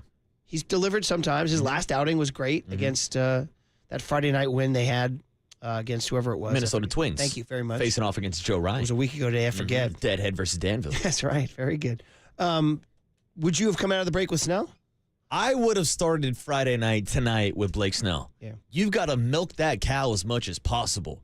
This is a guy that's been on the IL multiple times this season. And, of course, you want to line him up so that he actually gets to face the Dodgers sometime this year. So he's got to start tonight. He's not doing that. I would assume he's starting tomorrow.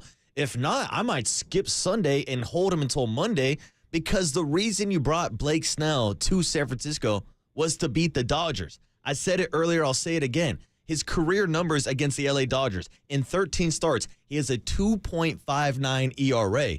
You could take a look around the entire NL West. He has been dominant in this division. That's what you need in the second half of the season for Blake Snell. Yeah, when this is the guy you drafted. He's one of the prizes of your organization. So it's a big start for him tonight in Colorado. They did not announce their Saturday or Sunday starters, and earlier in the show we were spitballing what's the best strategy. Now, Susan Slusser slipped into her story in the Chronicle that Robbie Ray could pitch Tuesday in Dodger Stadium. I don't know where she got that, but the point is she slipped that in. So if I put him in Tuesday in L.A., that leaves Kyle pitches tonight. He would pitch Wednesday in L.A., so that leaves Monday and Thursday in L.A., and that means you want Blake Snell in one of those. Yes. And you want Blake Snell to pitch as much as possible, which means I need Blake Snell tomorrow in Denver, Saturday, Thursday, which means then Sunday in Denver is open and Monday in L.A. is open. Yeah.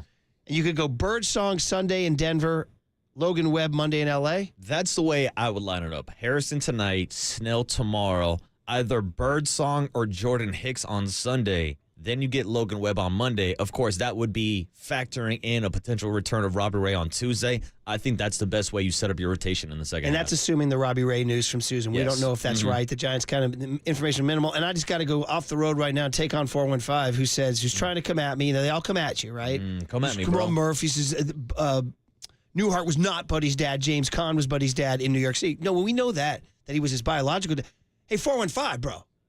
Are you dissing the adoptive love of Bob Newhart, the adoptive dad in the North Pole? I ride with the love and support and nurturing that Newhart gave Buddy in the North Pole as his adoptive father. I rest my case. Yeah, take that with 415. I'll take that, rest my case. As, you know what? Can I say, what do you give me for Buddy the Elf and Shaq? Biological didn't bother.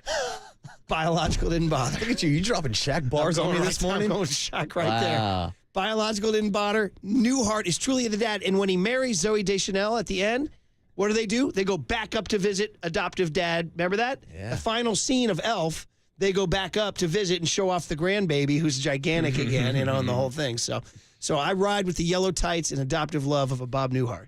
All right? I just want to get that out. Want to go to Dennis in New York? Thank you, Murph. Let's check in with Dennis. Dennis in New York who's checking in. I got a guy calling from New York. That's cool. Dennis, good morning. How's New York, man? What's up, Dennis? Murph, Marcus, how are you? Hey, Murph, it's been about 5 years since we've spoken, but you've had my buddy Chris Russo on, I think, so he gave you a hard enough time, I'm sure. Yeah, Dennis. I do remember, man. Good to hear from you. Same here.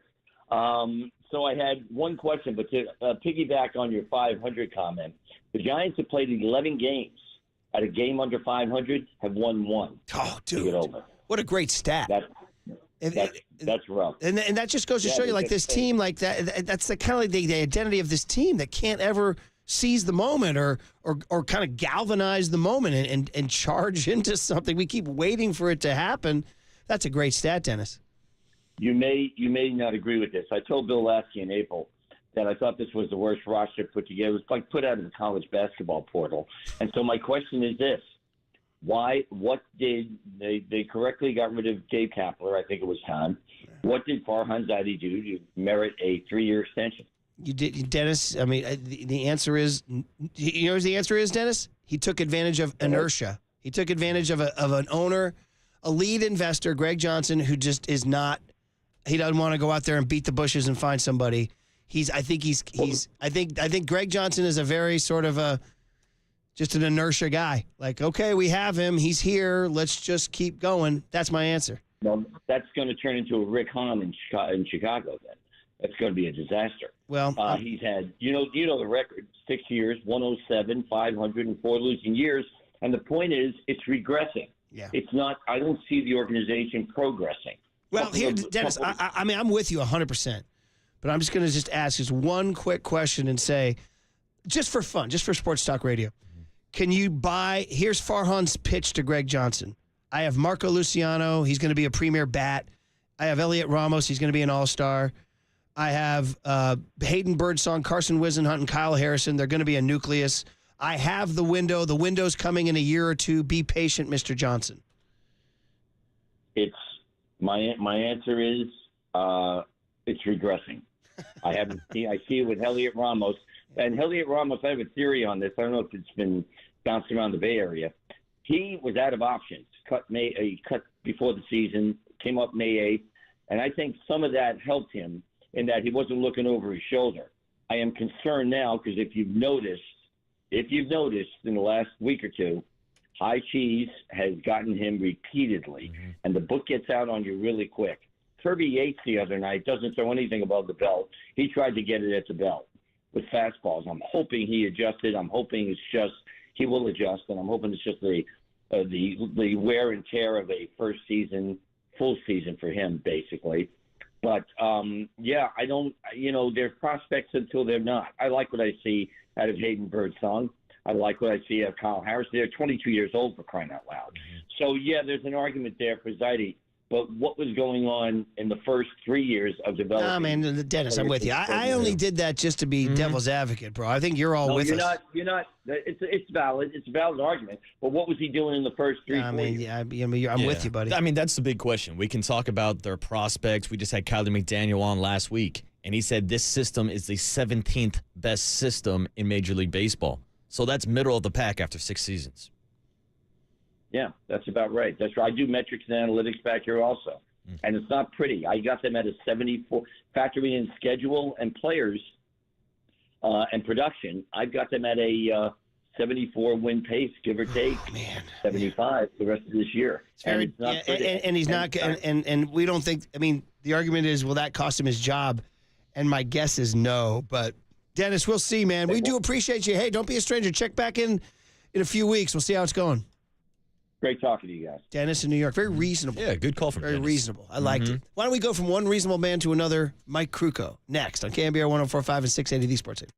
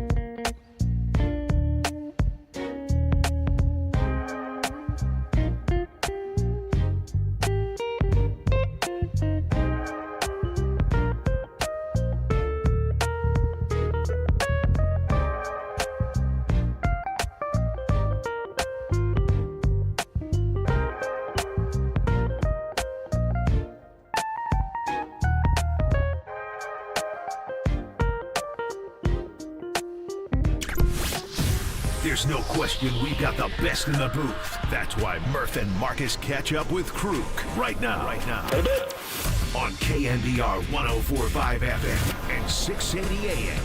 All right, we like to talk to Mike Kruk every Monday, Wednesday, and Friday. We love to tell you he's brought to you by NorCal Honda, your Northern California Honda dealers. See your NorCal Honda dealer now for sedan fine savings on every model. Feels like it's been a year since we saw the Giants play baseball. Last time they played, Mike Yastrzemski was trotting home from third on a Little League home run to beat the Twins 3-2.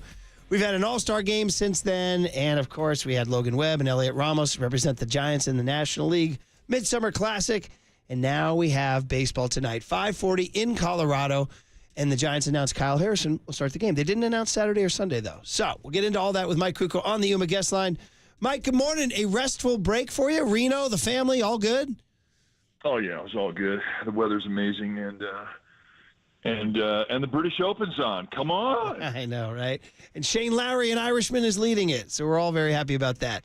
Okay, let's just start with the immediate news that the Giants announced Kyle Harrison as their starter Friday in Denver. So I'd love, Kenny, your take on that and what it means for the rest of the series, and then what you think it means for the Dodgers series.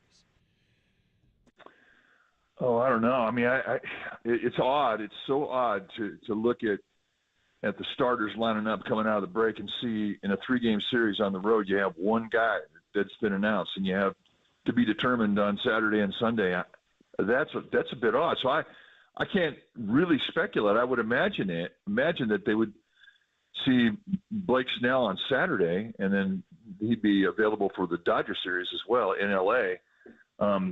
You know, I quite honestly, I thought there was a chance that Snell was going to pitch today, but you know, it's nice to be able to flip the ball to Kyle Harrison, who's rested and coming off a great start. This is an important time for this club. These 10 games, this is big time urgency.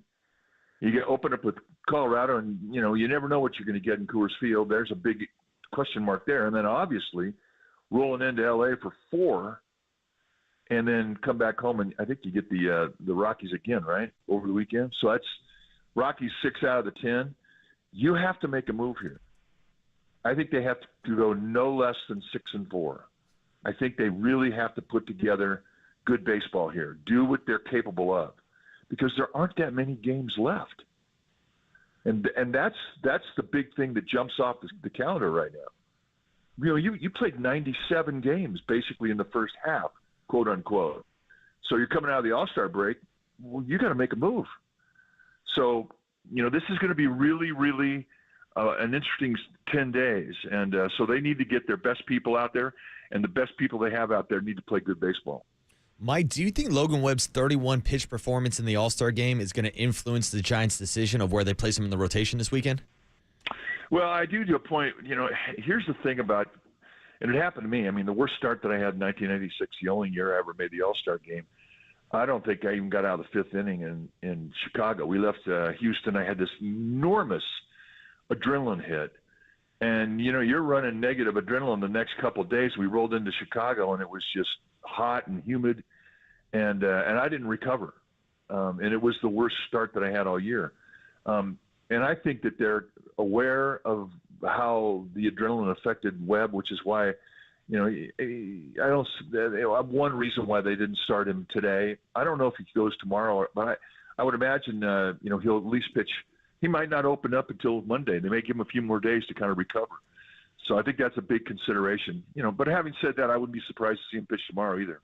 But it is a concern, and it is something that when you're starting to set your rotation, you know, you think, well, you know, he did throw. I know it was an inning, but it was a huge adrenaline inning, and you're going to run a negative, and you're going to be flat for a few days coming out of that.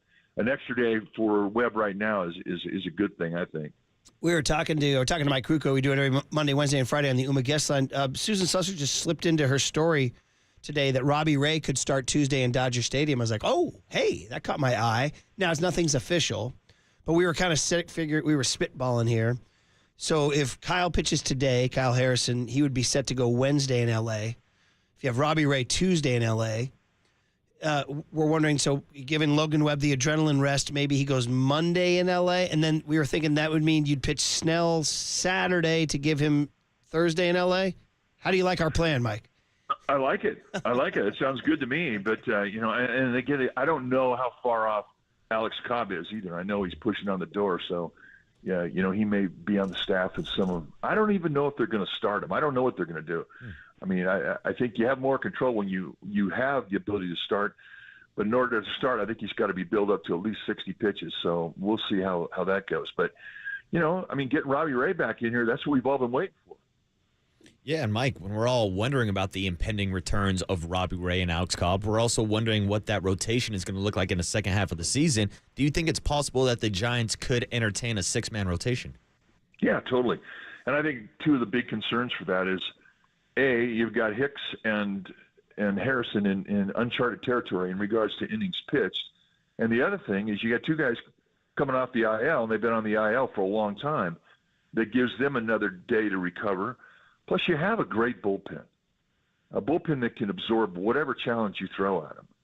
And so I wouldn't be surprised to see a six-man at all. It makes good sense to me. But then again, I'm not sitting in there, and I'm not Brian Price, who has, he has a very good finger on the pulse of that staff. So I think that however they come out here right now, I think it's going to make sense. Giants at Colorado tonight at 5:40. They get going into the All-Star break. Well, pardon me, they come out of the All-Star break with Elliot Ramos. And let's talk about that for a second. He's been to this game now, and he's been in the clubhouse with Shohei Ohtani and everybody you want to look at as just, I don't want to say you've quote-unquote arrived, but you talk about the adrenaline hit for Logan Webb. I wonder if Elliot Ramos mentally or confidence-wise comes back to the Giants a different guy? Well, it can't hurt. Look, you got a feather in your cap that stays with you the rest of your life. You're an all-star. And the other thing, too, is once you come out like he did in June, and he was just putting up unbelievable numbers, you become a very big topic of conversation for every organization coming in to play the Giants. You're wanting to figure out Elliot Ramos. So when you have that much respect and you become that much of a story in a clubhouse, you're a puzzle. You have to figure out how you're going to pitch Ramos. And then again, once you go at him with that idea and that philosophy, you see how he responds to it. Now, he's responded to everything that they've thrown at him, and he's still put up good numbers. The one thing that you're starting to see more teams come at him with are the high fastballs. His best defense against the high fastball is to take it. And that'll be a challenge for him as he goes forth because the league feels that they can do that.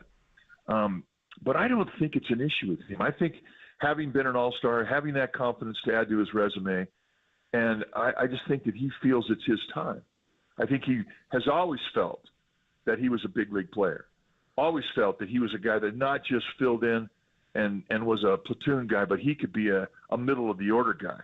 I just think that's a confidence he's always had, a belief that he's always had about himself. So now, given the success that he's had here in this first half, and certainly making that all-star team, I think he's going to be a guy that produces the rest of the way and the rest of his career.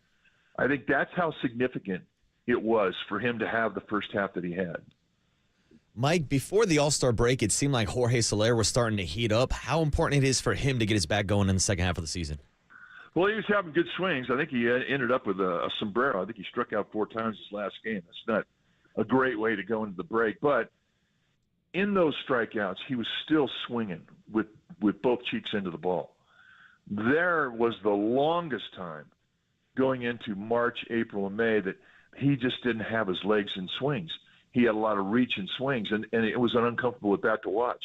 I don't feel that way. Even when he's striking out 4 times, he looks good doing it. I mean, it sounds a bit weird, but I do believe that there's a significance to his balance at the plate, which when that happens, when he gets good swings, when he has balance in his swings, if he can stay in the strike zone, he's going to do damage. But he's a huge key to the second half.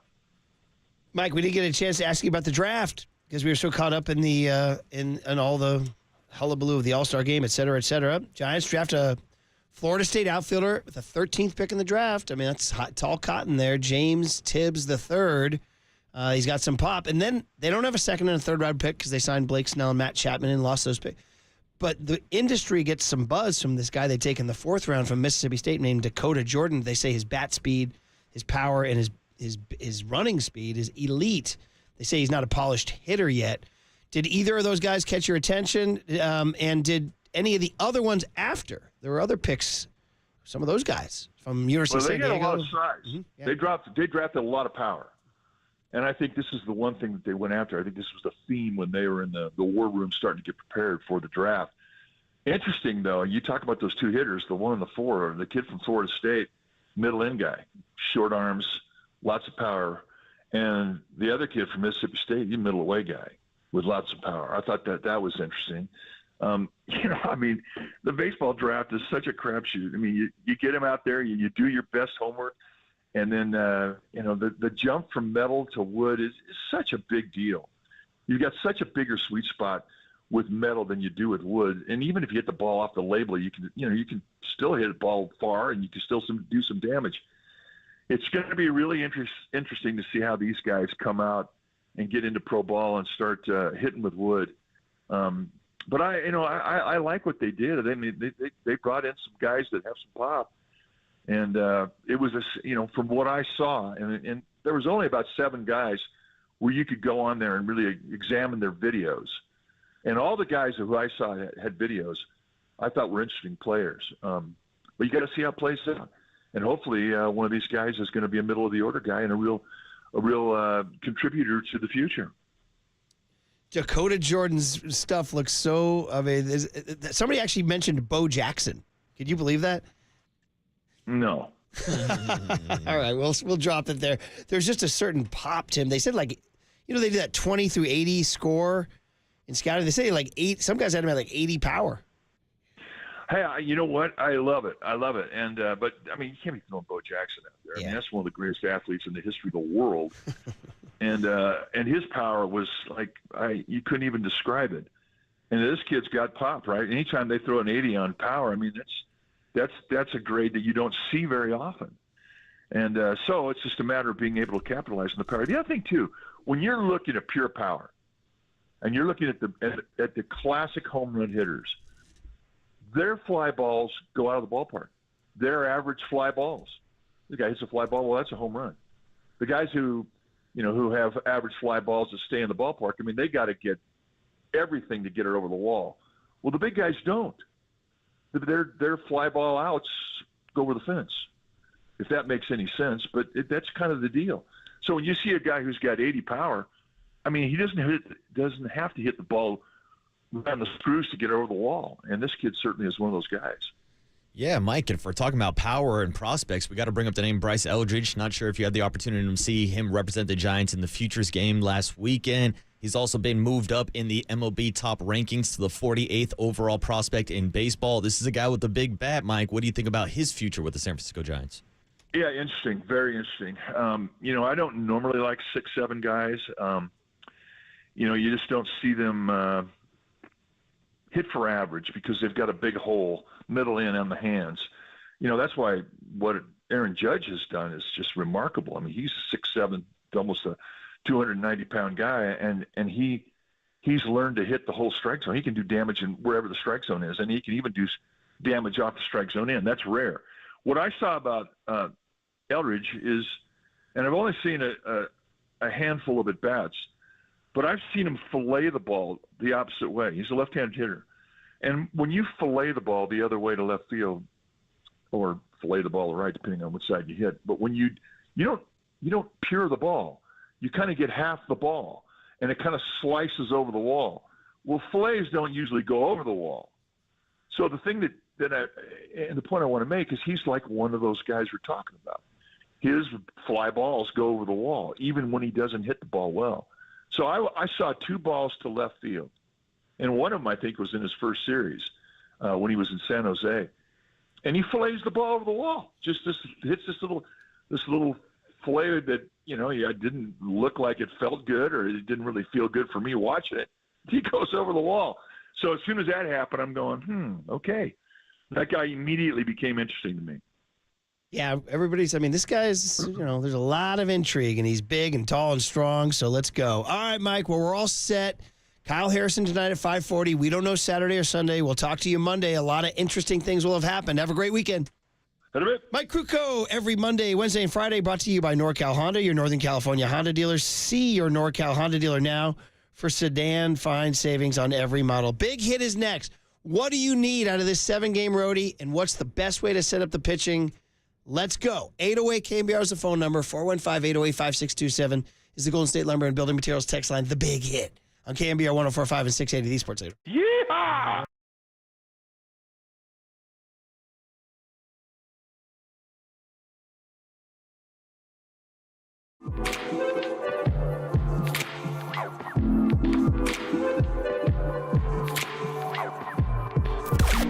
Now, from the O'Donnell Financial Group Sports Desk. Learn more at odfigroup.com. O'Donnell Financial Group, because planning is a process, not a product.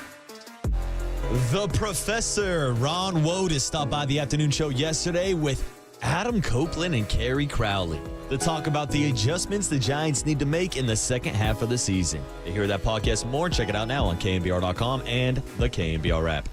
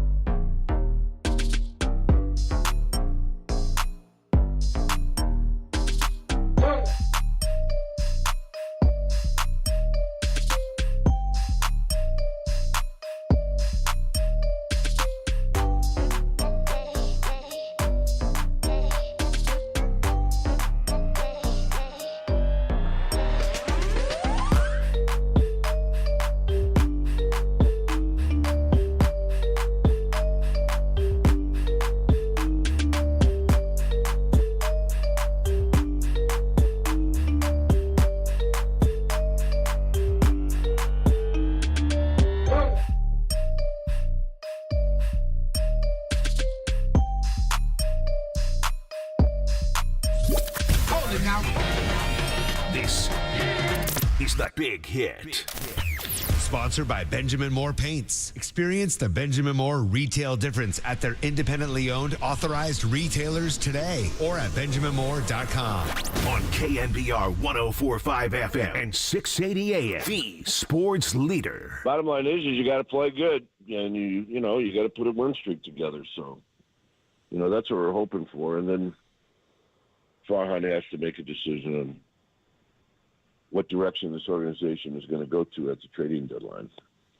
That's what's at stake for these next games. Say what you want about the wild card, but the future of this organization could depend upon how this team plays in the next 10 days. Dun, dun, dun. There we are. It is drama time for the Giants. And good morning, everybody, on a beautiful Friday morning, a reggae Friday. We've already heard from the likes of Barrington Levy and Steel Pulse and Revolution. It's been a fun reggae Friday, but right now it's Big Hit Friday. We'll get back to that in just a sec. And don't forget Marcus Rob Nen at 8:15. A little smoke on the water on a reggae Friday. Is there a reggae cover? Oh, yeah, there's got to be a reggae cover. All right, guaranteed. We'll do that. So anyway, 808 KNBR is the phone number. 415-808-5627 is the text line on the Golden State Lumber and Building Materials text line. We just talked to Mike Krukow, and so we talk about what you need to do to keep us interested, to keep Farhan interested, to keep the fans interested, to keep hope alive. And I'm looking at this series in Colorado, and I'm like, okay, buddy, you got to make hay. But how many times have I said that this year? You got to make hay. That caller we had from New York had that incredible stat. I don't even know if it's true, but I'm going to go with it. That 12 different times they've been, or 11 different times they've been within one game of 500, and they're 1-10 in those games. They've gotten up there one time. So, and we're talking they're 3 under right now.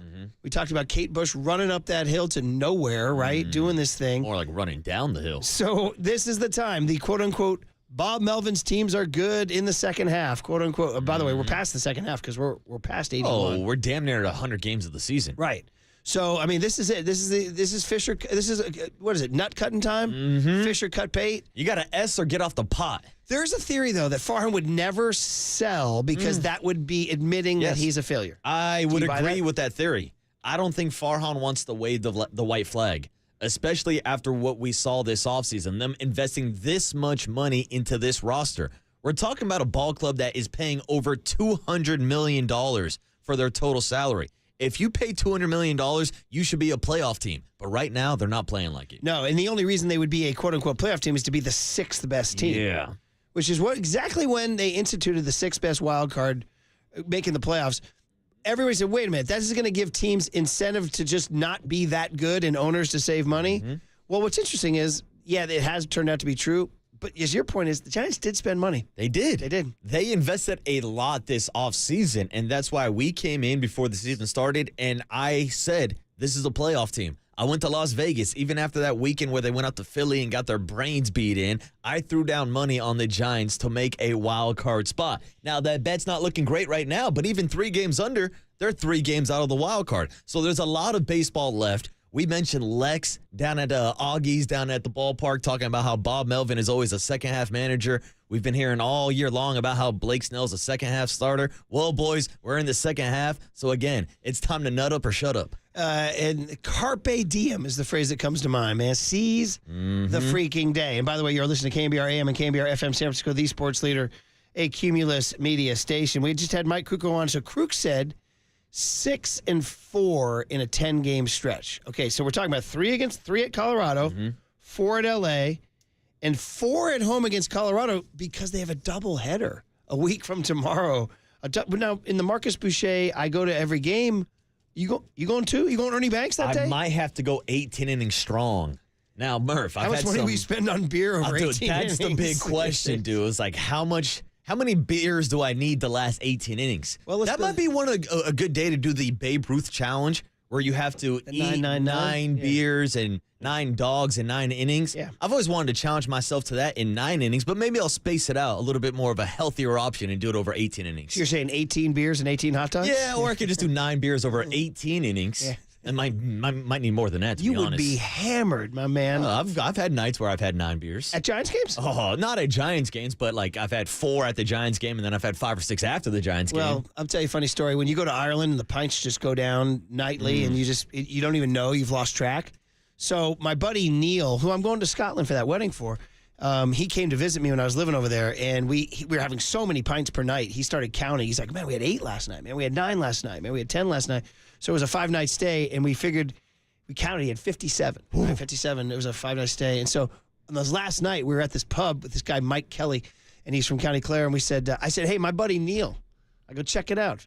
I go, 57 pints. And Mike was standing there. He goes, tonight? Fair play, man. He raised his pint. He goes, tonight? Fair play, man. Yeah, like he did it all in one sitting. Like it was in the realm of possibility. Out there in Scotland, He maybe was it impressed. is. He goes, tonight? Yeah. Oh, fair play, man. Maybe your guy Lowry, who's leading the leaderboard right now, might have put down 57 in one night. Oh, man. 408 asks, is the doubleheader back, or is this one of those 7-inning double? No, it's a 9-inning doubleheader. A traditional doubleheader, 18 innings at the ballpark. 9-inning doubleheader. Very, very cool, man. 925 says, I think the Giants think they can sweep Colorado with Kyle Harrison Friday, Blake Snell Saturday, and Birdsong Sunday, and go Webb, Ray, Harrison, and Snell against the Dodgers. 925, did you just tune in? That's exactly our plan. Right? Marcus and I hatched the plan. So when we found out that Kyle Harrison is starting tonight, we're like, oh, we thought it would be. Didn't you think it was going to be Snell? Absolutely. Yeah. You got to milk that cow as much as possible. For the amount of time he's missed this season, for what you're paying him, you got to get as many Blake Snell starts as possible. So I thought for sure we'd get him on Friday night after throwing last Sunday, but line him up tomorrow, get him a start in Colorado, and that would line him up for a matchup for the first time this season against the Dodgers. Yeah, so if he's not pitching Friday, you got to pitch him Saturday to get him to Dodger Stadium. If they don't do that, by the way, then what kind of crimes are we committing out here? Unless you're saving him till Monday? I just hope they're not saving him for Sunday, because then that just blows everything. I think what you just said, that you got to milk as many starts as you can, because we're, and I know maybe Farhan thinks we're crazy and he's listening right now, but we're thinking Snell could be a trade piece if this team goes the wrong direction, right? Absolutely. Build his value. I don't think Farhan wants to do that. He has a player option for next year? He does. Yeah. 1-year player option, $30 million, which might make it more difficult to move him at the trade deadline or could take away some of his value. But yeah, building off the momentum he's had in these last 2 starts, if he goes out there and shoves against the Dodgers in Dodger Stadium, I'm sure there's going to be teams like the Braves and the Phillies looking around saying, hey, we wouldn't mind that in a postseason matchup against LA. Yeah, I mean, that's the dream all along. And there's 2 ways to look at that. I mean, we had the Ned Colletti, yeah, you're in, but there's 3 series you got to win, and you are up against it, and you got to play these better teams and all that. The other theory is what Chris Rose, who came on yesterday with Papa and with Silver and Silver, right? Silver squared. Silver and Silver. You got the silver cut eye, Tony. He goes the other way saying, get in. Like, do all you can to get in. They need some guys to get going. Snell had 2 excellent starts before the All-Star game, so hopefully that is promising there. Robbie Ray could be right around the corner, a former Cy Young Award winner that they traded for in the offseason from Seattle. It feels like Alex Cobb is going to help them in some role, so their rotation could be solidifying. But I want guys like Soler to start doing something. I think Chapman has been fine. Late night Lamont hasn't been the same since he came off the injured list. I'd like to see him get back, maybe not exactly to where he was the first half of the year because he was really, really outstanding, but become that solid everyday ball player that they've seen over the last couple seasons. They're going to have a shot at making the wild card. And the thing is once you get in, as we saw with the 84-win Diamondbacks last year, once you're in, all bets are off. Okay, that's the Farhan theory. That's the positive spin theory. And I don't mind that take at all because it's what we said when Blake Snell signed this offseason. If the Giants are a wild card team, if you're playing in a 3-game series, you've got Logan Webb and Blake Snell, the winner of the Cy Young last year and the Cy Young runner-up. I know they both haven't pitched like those kind of pitchers this year. Logan Webb's still an all-star, and Blake Snell, like I said, the last 2 starts has looked like his former self. But if you have those 2 guys in a 3-game series, you've got a chance to beat anybody. That's been the story all along. But man, oh man, there they are at 47 and 50, and there's so many teams in front of them. So we talked about this. Their longest win streak this year is 4. Like, you got to rip off 5, 6, 7 in a row just to get, they keep saying you're 1 week from contention. Well, they haven't been good for a week. You know what I mean? Other than that Pirates and Mets series where crazy, crazy good things happen. Crazy comebacks happening in those games. Yeah. Susan Slusser came on yesterday. And so here the other angle is do you buy? Do you buy? Like to me, I'd almost rather, if they're not going to sell, I'd almost stand pat. Because, you know what I mean? Because I don't want to. If the only hope of this team is those prospects, and I don't want to trade those prospects. Now, if it means you sell Conforto, Yaz, you can do that. Do you trade maybe a Soler? Yeah, maybe a Tyro Estrada. Again, what are you going to get for Tyro Maybe Estrada? a Matt Chapman. I mean, that's a big one. You'd get some value for Matt Chapman. I know, but I think Chapman might be the only guy with a pulse in the dugout. You know but what it's I mean? also complicated with him because he's got multiple player options during this 3-year contract that he signed with the Giants. It's nutty, man. But anyway, Susan was asked about buying. And to me, so if you're going to buy, okay, if you make the argument to buying for me, the only thing I would buy is a shortstop. Because right now, they don't have a shortstop anywhere in their system that you like. Listen, I like Brett Wisely. Is he your shortstop for the next 10 years? Brett Wisely didn't start playing shortstop until the season. I'm at Tyler Fitzgerald's a nice little piece. Is he your shortstop for the next 10 years?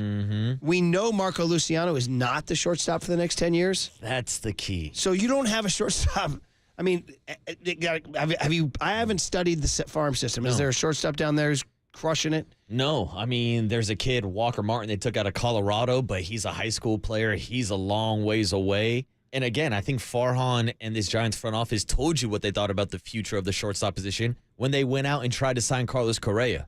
That tells you everything you need to know about the future of Marco Luciano and his playing time at shortstop. They were going to sign a guy to, a 10, 12-year contract? That's how much they were willing to invest at that position. We know there's guys like Hassan Kim out there on the free agent market this offseason that they might have as a backup plan. But right now, I'm with you. If you're looking to upgrade at any position, you call the Blue Jays, you ask about Bo Bichette, you see what's going on up the middle. So cut C, Tony, from Sluss about would the Giants go get a shortstop? And that's the only spot that really jumps out to me is where you go, we could maybe add offense here. And I love Brett Wisely. I think he's done a tremendous job. I think he's equally valuable as a utility guy. He'd still be getting at bats, a left-handed hitter especially. You can bounce him around. I've been talking up Bo Bichette an awful lot. He's a special offensive player. He's having a down season. I think he profiles very strongly as a change of scenery guy. I'm sure if he came over that the Giants hitting coaches would just be salivating at a chance to kind of work with him. And all the other guys that are around that work with the Giants hitters, Bonds, Will Clark. I mean, these are guys that I think if you brought in someone like Bo Bichette, he would have all sorts of resources. Not that he doesn't in Toronto, but clearly what's happening this year in Toronto has a lot of those players there down. I think a lot of guys in the Toronto clubhouse would be happy with a change of scenery, frankly. Okay, I mean, so you said it. Okay, would I buy Bo Bichette? I'm interested. I'm interested. Now, I'm getting multiple reports from the texters and everybody. Somebody threw out, some baseball writer threw out, would you trade Marco Luciano and Carson Wisenhunt, the promising lefty, for Bo Bichette? Can I make a counteroffer? Sure. Can I give you Marco Luciano and a Mason Black? If you're the Blue Jays, do you do that? Possibly. I mean, Bo Bichette's value is at an all-time low right now. Yeah, but Mason Black's value. Yeah, exactly. But when we talked to Susan, when we talked to Bags, they were saying it might only take one big prospect. Marco Luciano has the headliner as the big prospect in that package. So I don't know if you have to go over the top and throw in a Wisenhunt. I'll throw in a Mason Black. What you just said right there is a steal. Yeah, that's the Giants' steal. I'm saying yes to that trade. So I don't think the Blue Jays would do it because Mason Black and Luciano is a DH. So I mean the reason why I think they threw out Wisenhunt is the Blue Jays are like, no, you got to give us something. Now the other problem is what is Bo Bichette at age 26 having a down year? Is he spinning out? Is he? There's guys who spin out. Joe Panic was along for a while. Next thing you know, he's out of baseball. Yeah. Sorry to throw my guy. Yeah. Sorry to do my guy Joe like that. Sorry. Right. I mean, that's the thing with Bo Bichette. Again, you look at his numbers. We just saw him in San Francisco a week or two ago, and his numbers are down. But you look at his career so far, how he's been a multiple-time All-Star, how he's been a top 20 MVP finisher. In the best case scenario, Marco Luciano turns into Bo Bichette. So if you could put him in a package and flip it and get him when he's still only 26 years old, I'm saying you got to make that move. I would too. You got to do some voodoo on the Blue Jays though. And also, if you're the Blue Jays, are you really looking to trade away the cornerstone franchise piece? He's the face of the franchise in Toronto, him and Vladdy, and they're talking about both those guys being on the market. I'm not sure if they're going to move on from those guys. Boy, 831 texts in and says, I like the theory of get in and anything can happen. ... And yet the same exact roster can't take 2 out of 3 against the Angels, Cubs, or Cardinals. That's the issue. But they did take 2 out of 3 against the Dodgers and the Braves in back-to-back series. Yeah, and was there one other one, too? There was right before that, it was the Cubs. They took 2 out of 3 true. against the Cubbies. 415 says, Farhan will buy. Buy. If he doesn't, then the only sell he will be doing is his Bay Area home because he's not getting a 7th year. I don't know about that. I mean, look at the Giants last year. At the trade deadline, they were 10 games above 500. Jesus. And they brought in A.J. Pollock. Yeah. They weren't buying anything last year. I'd be surprised if he's buying with this roster, especially when you have the thought process of you get the additions of Robbie Ray and Alex Cobb. Those are almost like midseason acquisitions to put into your rotation. We have some Farhan defenders here saying, I've got to find it here. I lost the text, but it was somewhere in there. But somebody's saying, guys, think about for those who bash Farhan, it's 415. For those who bash Farhan, do you remember the farm system in 2016, 17, and 18? The argument is it's undeniably better now than it was. Well, here's the thing ago. about the farm system 2016, 2017, 2018. That's when Elliot Ramos was drafted. Mm-hmm. That's when they signed Luis Matos. Mm-hmm. That's when they signed Marco Luciano. So, again, we can talk about the next wave of Giants prospects. They're all Bobby Evan guys. No, so we can sit here and trash what was going on in those years. Bailey, Harrison. Yeah, exactly. But I'm just saying, like, if we're laying the base, and even with those guys, the Giants currently are still middle of the pack with, like, the 17th best farm system in baseball. Half of those guys aren't Farhan guys. Right. Now, to your point, you can give them credit for Patrick Bailey, Kyle Harrison. Casey Schmidt took the world by storm. Bryce Eldridge. Throwing a Ryan Walker. Yeah, then we get to the guys still in the farm system. Bryce Eldridge, Reggie Crawford, Carson Wishunt. It seems like there's talent coming up through the system. It just hasn't shown results yet. It's funny. Reggie Crawford is, what year was he drafted? This year, last year? I've lost my years now. Last year's draft pick was who? Eldridge? Eldridge. And then did you guys Crawford see the A's? Was the year before. The A's, according to the Chronicle, are calling up their first-round draft pick from just last year. Yeah. And it was 2023. This guy's coming to the bigs. Now, it's the A's. It's different. Yeah. Their timeline is different. It's still pretty impressive, and it makes you think, how far away is Bryce Eldridge? I mean, that's the big question. Again, comparing apples to apples, Bryce Eldridge was drafted out of high school. I'm not going to put him in the Paul Skeens conversation, but think about a guy that was pitching in the College World Series last year for LSU, and now he's starting in the All-Star game. Yeah. Not everybody is Paul Skeens. I get that. So I don't know if he's going to be on that accelerated path, but it is something I noticed in this draft class this year. Farhan Zaidi, first-round draft pick, James Tibbs III out of Florida State. Look at the total list of college players they drafted, and our conversation we just had with Ned Coletti earlier this week, that you draft college players because you want a quicker return on your investment. I think Farhan, knowing that he's got 2 years left on his contract, wants to see some of these players get up faster than usual. All right, well, there you go, guys. That's where we're at. And, oh, by the way, 7 games, Colorado and L.A., I need 4 and 3. I'm calling it. 4 and 3 keeps hope alive. That brings you home at 51 and 53 in the familiar climbs of being 2 games under 500. All right, hey, Rob Nen, all-time Giant icon on the Wall of Fame, going to join us next on KNBR 104.5 and 680, the Sports Leader.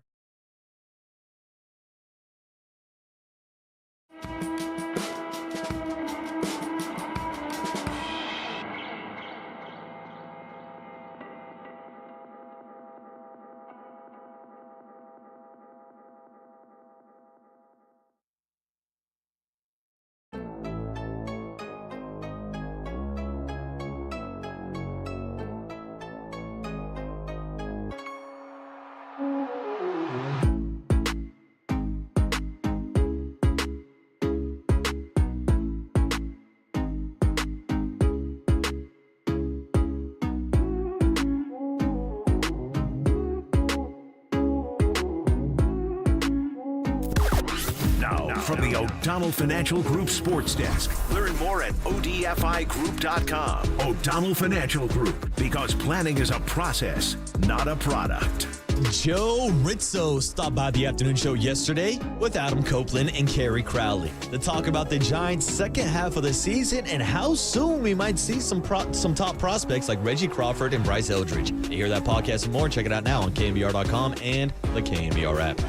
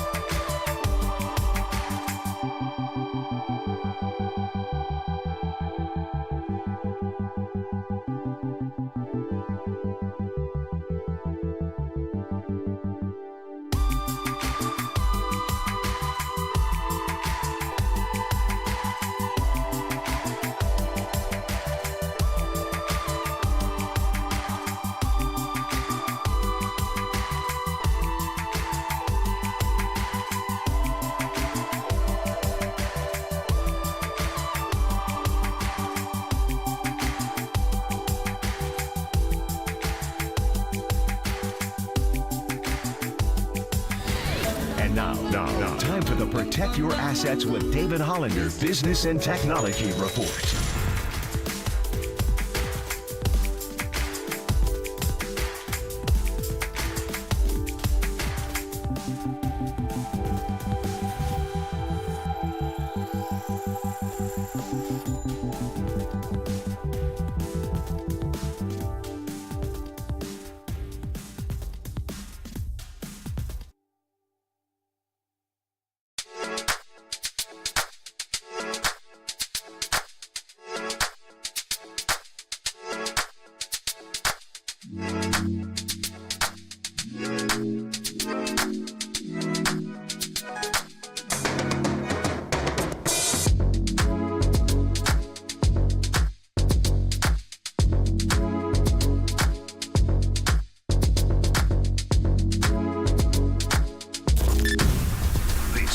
KNBR. And this is Murph and Marcus on KNBR 104.5 and 680. The sports leader. Stand ready.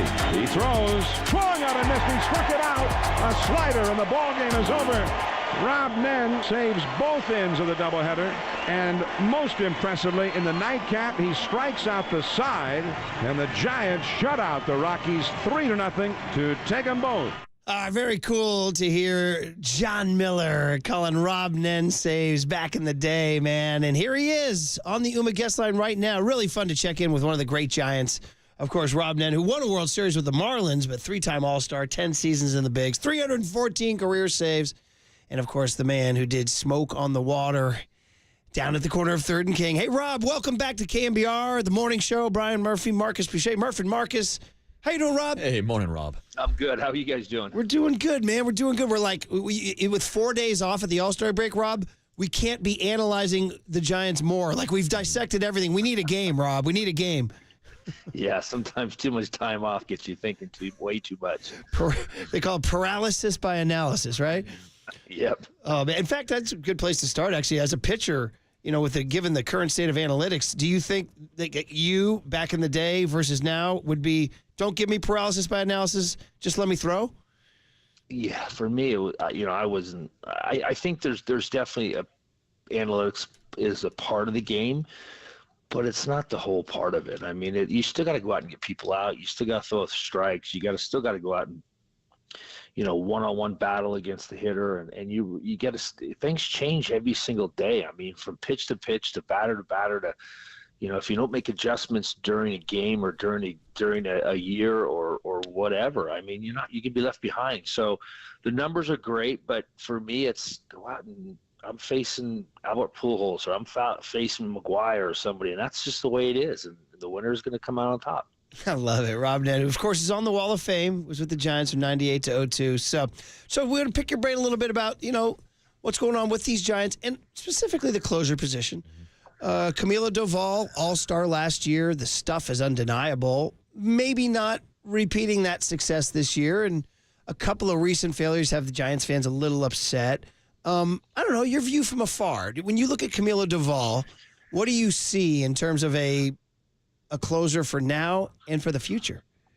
You know, I don't get a chance to see a whole lot of games being down kind of Orange County and all that stuff, but I have watched a few, and he's got unbelievable stuff. I mean, his stuff is a 10, and so, you know, for me, it can be just one of those things where he's pressing a little bit, and you know, there's times I went through ups and downs every other year, and it's just one of those things that you put so much expectation on yourself to go out there and do what you did the year before, and maybe that's what he's doing. He's going on pressing a little bit. And he's trying to you know, be an all-star again instead of just letting it happen. And, you know, a lot of times we go out there and we always want to try to make that next year better than the year before. But if you really look at it, the numbers and what he did last year was pretty phenomenal. So he just needs to sit back, look at, you know, what he's doing, how he's doing, if he's getting behind guys, if he's throwing balls over the middle plate, or, you know, if he's walking guys or whatever the case may be. He just needs to kind of refocus a little bit and just go out and go pitch to pitch, batter to batter, inning by inning.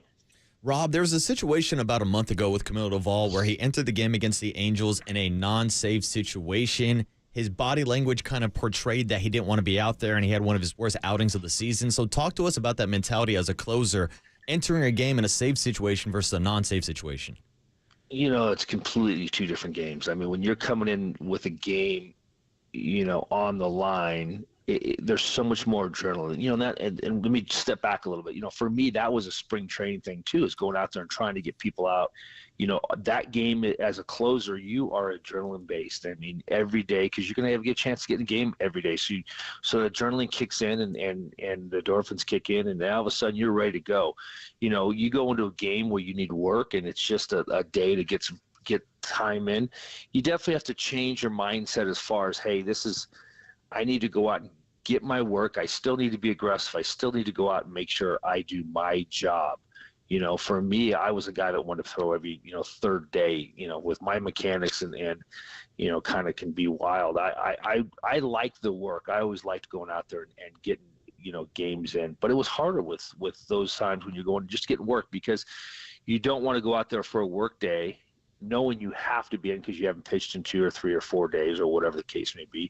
And now all of a sudden, you know, they put up a 4 spot on you and your ERA goes up, and, you know, then it just aggravates you even more. We're talking to Rob Nen, of course, Wall of Famer for the Giants, and getting his take on sort of the closer position as Camilo Doval wrestles a little bit.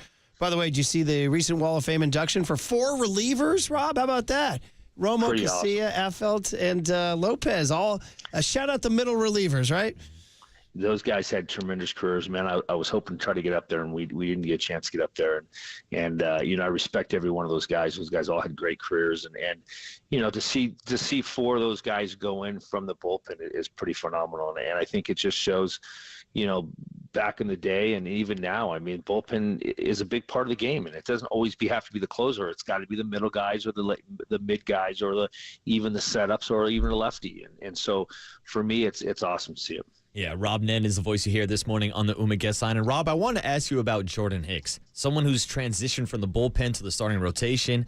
Now, before this season, his season high was 77 total innings pitched. This year, he's already at 95 innings. So how do you think his arm is holding up at this point? His velocity is down a little bit. And do you think the Giants should entertain the option of moving him back to the bullpen? You know, I haven't seen him enough. I've definitely seen early on in the season when he was throwing great. And so I like I said, I haven't seen his last few starts and all that stuff. But, you know, I think if he trained himself in the offseason to be a starter, you know, if that's what the intent of what the Giants want him to do coming into the season, you know, it's just a matter of him getting, you know, the right workout program, him getting on the right regimen of going out there and trying to figure out what he needs to do to stay fresh every 5th day. You know, to have him as a starter is awesome. I mean, the kind of stuff he has and the kind of game he goes out and throws, it's fun to watch. And it's one of those things that, you know, this year may be a little up and down for him. He may have a little dead arm. He may have go through the kind of the dead arm stage, and he'll figure it out. But if that's the long-term view of what the Giants want him to do, I think you just keep him in the rotation, you keep him going, and he'll learn and he'll figure out what he needs to do to pitch 150 to 200 plus innings. he's a very interesting case. We don't know. It's like sort of uncharted waters. So how they handle him the next week or two will be very interesting. Rob Nen, a few more minutes here on the UMA guest line. Rob, we were just talking about Camilo Duvall, and it has been mentioned here on KNBR and in the fans. Okay, trade deadline's coming up. Maybe you trade Camilo Duvall because it seems like he wants a big contract, and maybe he's not jibing with the front office. The question I had was we've kicked around, we can go find another closer. We've mentioned Jordan Hicks. There's a guy named Randy Rodriguez who throws hard for them right now. There's a guy named Eric Miller who throws hard from the left side. My question to you is, can you, quote unquote, just go find another closer? Or are they like so rare you have to hang on to them at all costs? Well, I don't think they're rare. I just think it's a tough position because there's some people that can handle it and some people can't. I mean, it's all how you deal with failure and going out there and the one thing that last thing that everybody remembers is the closer and getting the last out, whether it's whether you save that game or you blow that game. I mean, and there's a lot of stress and a lot of anxiety that goes along with that. So if you have a guy that's built for that and mindset can do it and the stuff to do it, you try to keep them as long as possible. Like I said, I don't know what they have in the minor leagues and as far as up and coming kids or guys that can mentally do that. But yeah, I mean, you got Duvall who's proved himself to do it. Do I say keep him? I don't know. That's up to the organization. But that definitely, when you have a guy that can do it, you kind of hold on to that for as long as you can until you can't. And, I think time will tell on what the Giants do and what he does and how it works out. Yeah, it's going to be interesting to see what the Giants do around the trade deadline with Camilo Duvall. But another big closer that may be on the move is Mason Miller from the Oakland Athletics. Kind of the same thought process where the A's are if they want to build around a guy like Mason Miller. Not sure how much you've got to see of him this season, Rob. He had a fantastic outing in the All-Star game, hitting 103 and striking out Shohei Ohtani with a back foot slider. Just would love to get your thoughts on Mason Miller across the Bay.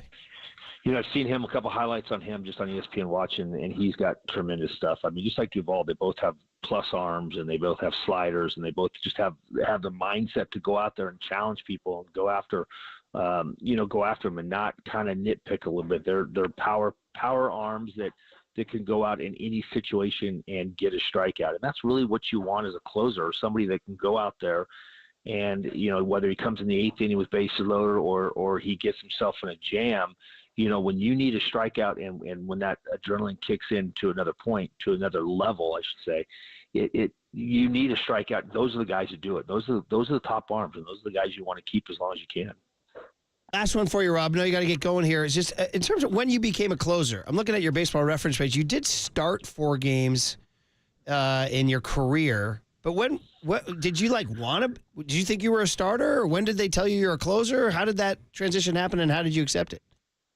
It kind of fell into my lap a little bit. I started a few games. I came up in the big leagues. I was kind of in the bullpen. I started a couple games, with Texas. I started a couple games in Florida. And, it was one of those things. I think we always thought I'd be a starter.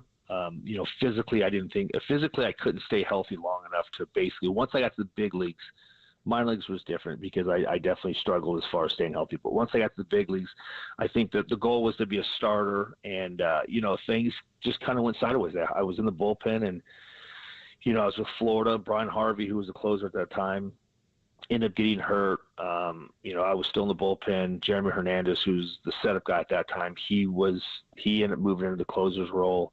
He ends up getting hurt.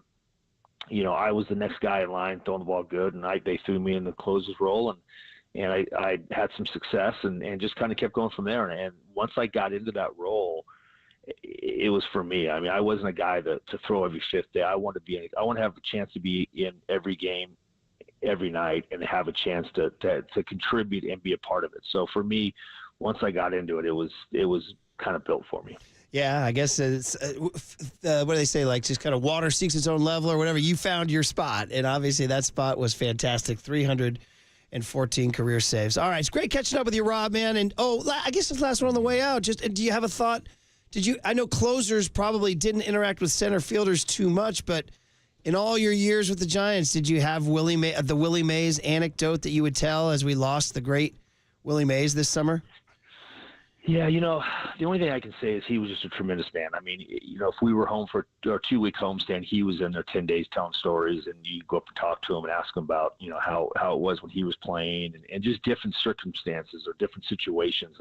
And for me, he was just a legend, and a guy that was very cordial with players coming in. He never pushed them off and never sit down on time for you. He was always a guy that always had, always would talk to you and always would laugh and just a big part of the game. And for me, history in the game is what I love. And that old game with him and the Marichals and the Drysdales and the Koufaxes and the Bob Gibsons and, all these great hitters, the Hank Aaron's. I mean, for me, that's the history of game, how it got to the point we're at now. And I was fortunate enough to have a chance to be around him in spring training and during the season, and it was just a pleasure. Awesome, Rob. Great talking to you, and have a great summer. Yeah, thanks, Rob. Thanks, guys. There he is, Rob Nen, saying maybe you hang on to Camilo Doval. Maybe you do. All right, well, that was fun. Okay, here's the deal. Cooler of content, including a tribute to an American icon. Coming up on KNBR 104.5 and 680, the Sports Leader.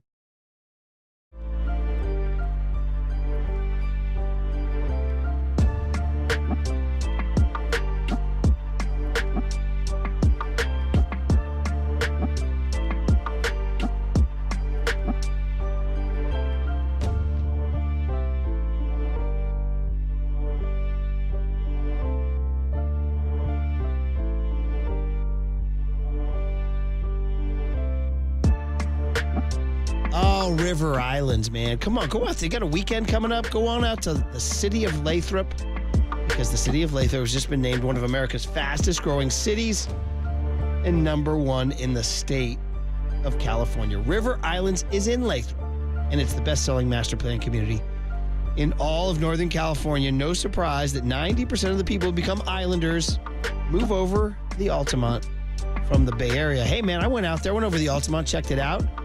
Saw the beautiful homes, the parks, trails. Then we hit up the boathouse for a great old club sandwich beer. Got some TVs going, some ball games. You got some tunes. You got some bocce ball. Yeah. Attracted by the lifestyle right along the San Joaquin River. A number of lakes, parks, and miles already in place. Trails already in place. Walk over to a lakefront restaurant like the boathouse. Cycle over to Islanders Field, watch some ball.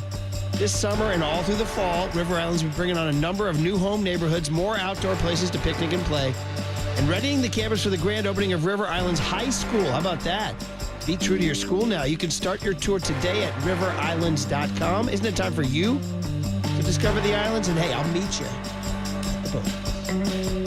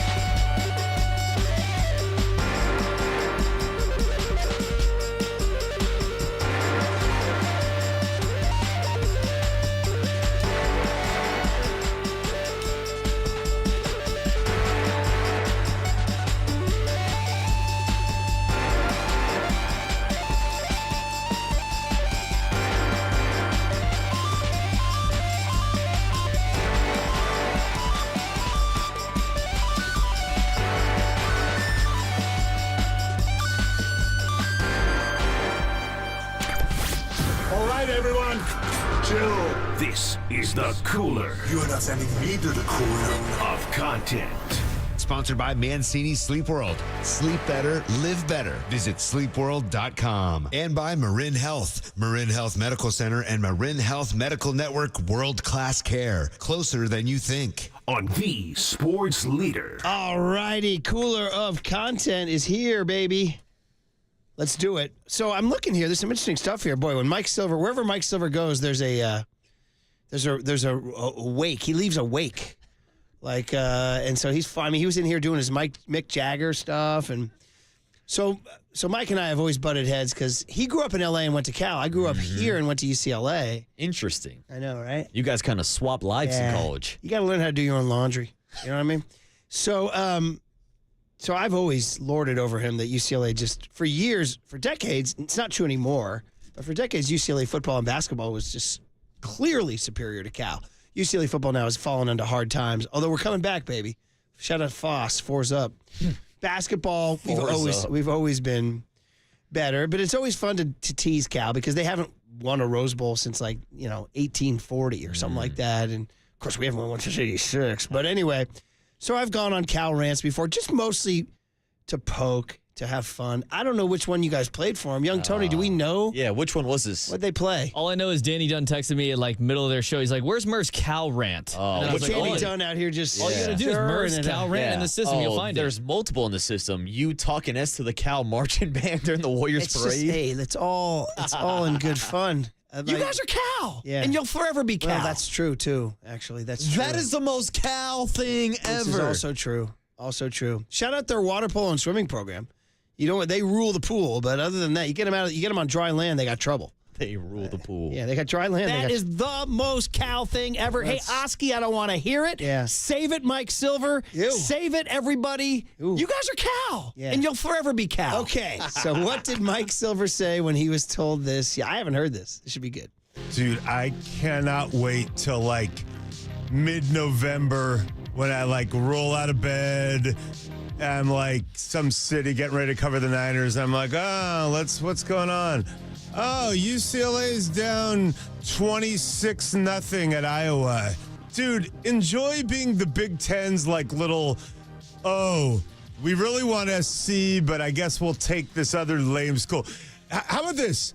You guys are Cal. How about this? I'm the head coach of UCLA. We're going to the Big Ten and getting lots of money. Oh, the Ohio State coordinator job is open? Sweet. I'll take a pay cut and do that. That's how bad UCLA football is trending. I like the heat from Mike Silver. Very good. But, hey, first of all, I got no disagreement with him on Chip Kelly. Oh, my God. Get him out. That's your boy. I'll tell you what about the Big Ten thing, man. In a perverse way, I don't hate it. In a perverse way. I do. I do believe we are ultimately going to reunite under some new format. But college football is in a major... It's like the Berlin Wall's down and all hell's breaking loose. So right now, all hell's breaking loose. I believe it will all sort itself out and we'll all be back together in some form. I do. Mark my words. Mark my words. We'll save this clip. We'll put it next to all of your other Cal rants. I just really wanted Mike Silver to drop that's the most UCLA thing ever. Well, he can. Football, he can say that. That's for sure. All right, so we talked about baseball mensch. The Marty Lurie documentary. He's a mensch. And I was one of 90 people interviewed for this thing. I still can't believe I didn't make the list. I'm the only guy who dared even make something light of it. You saw it, young Tony. It wasn't just reverence. The Dear Leader. It was like Dear Leader. You had to sit down for about 10 minutes because the thing was about 7. It's a 7-minute trailer. He dropped the whole movie. That's a short film. Shout out the guys who are making it. They're good dudes. I know them. It should be really fun. Anything about baseball is good. But mensch is a Jewish word. It's an interesting thing here. So should we get into this whole thing about the riff about mensch, or what do we do here, Tone? Which one do we go with? Do we go with my bingo card or the mensch? Let's start with the mensch one. Okay, here we go. I like to call him the rabbi. He's a mensch. My wife and I are like, he's a what? Well, I am a goyim, so I'm not totally sure, but I believe it's a person who's pure of heart. Someone who really does the right thing. Somebody that cares an awful lot. Yeah, Marty has done that for a long time now with our fans. And he would never, ever say a bad thing about our great game. And he is a baseball mensch. Well, mensch in Dutch, I'm Dutch, is different. Mensch in Dutch means pain in the ass. Did he come up with that title, or did you? I think you nailed it. Oh, Kai for the win. Kipe off the top ropes. You got to isolate that for me again. That is so good. Well, I'm Dutch. Mensch in Dutch, I'm Dutch is different. Mensch in Dutch means pain in the ass. That's an incredible line. I love it. I brought them the bingo card. They didn't know about it. So this is from the Baseball Mensch trailer here. Yeah. Oh, you're in for a real treat. If you're a real Marty head, you play the Marty Lurie bingo game. It's a talking sport. It's a mosaic. It's a tapestry. It's a marathon, not a sprint. He can hit. And here we are, and we'll see where it takes us. When you'd see him after a tough game and he'd go, Hunter, that's just baseball. And when he says them during the course of a broadcast, you can play bingo.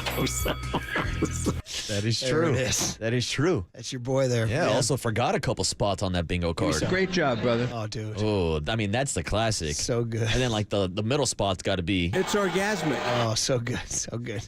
Last, I want to get to a few, and then we'll end with our tribute to an American treasure.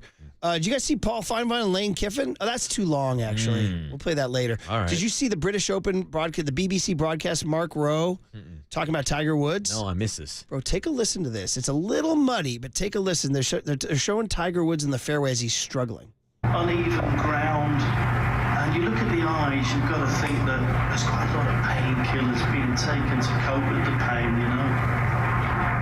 Not easy. Bro, I know it's kind of hard to hear, so sorry. He said, you look at the eyes, you can see there's a lot of painkillers being taken. Oh. Bro. That seems like a sensitive topic with Tiger, right? Yeah. Oh. Guy went there. Yeah. He went right in. Wow. He's like, the guy showed up for work.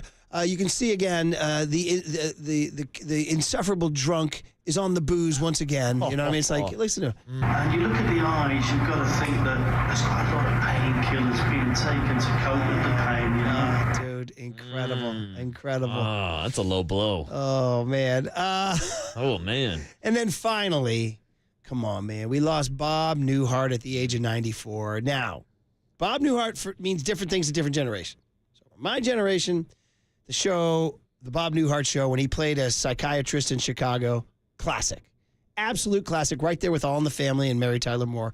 And the deadpan stammer of Bob Newhart. That's his deal. He was kind of the low-key deadpan stammer. Now, guys, if you want to go all the way back to the 60s, the button-down mind of Bob Newhart, young Tony, this was incredible. He was a legendary stand-up comedian. Back when you used to buy stand-up comedians' albums, put them on the vinyl and just drop the needle and listen to them, right?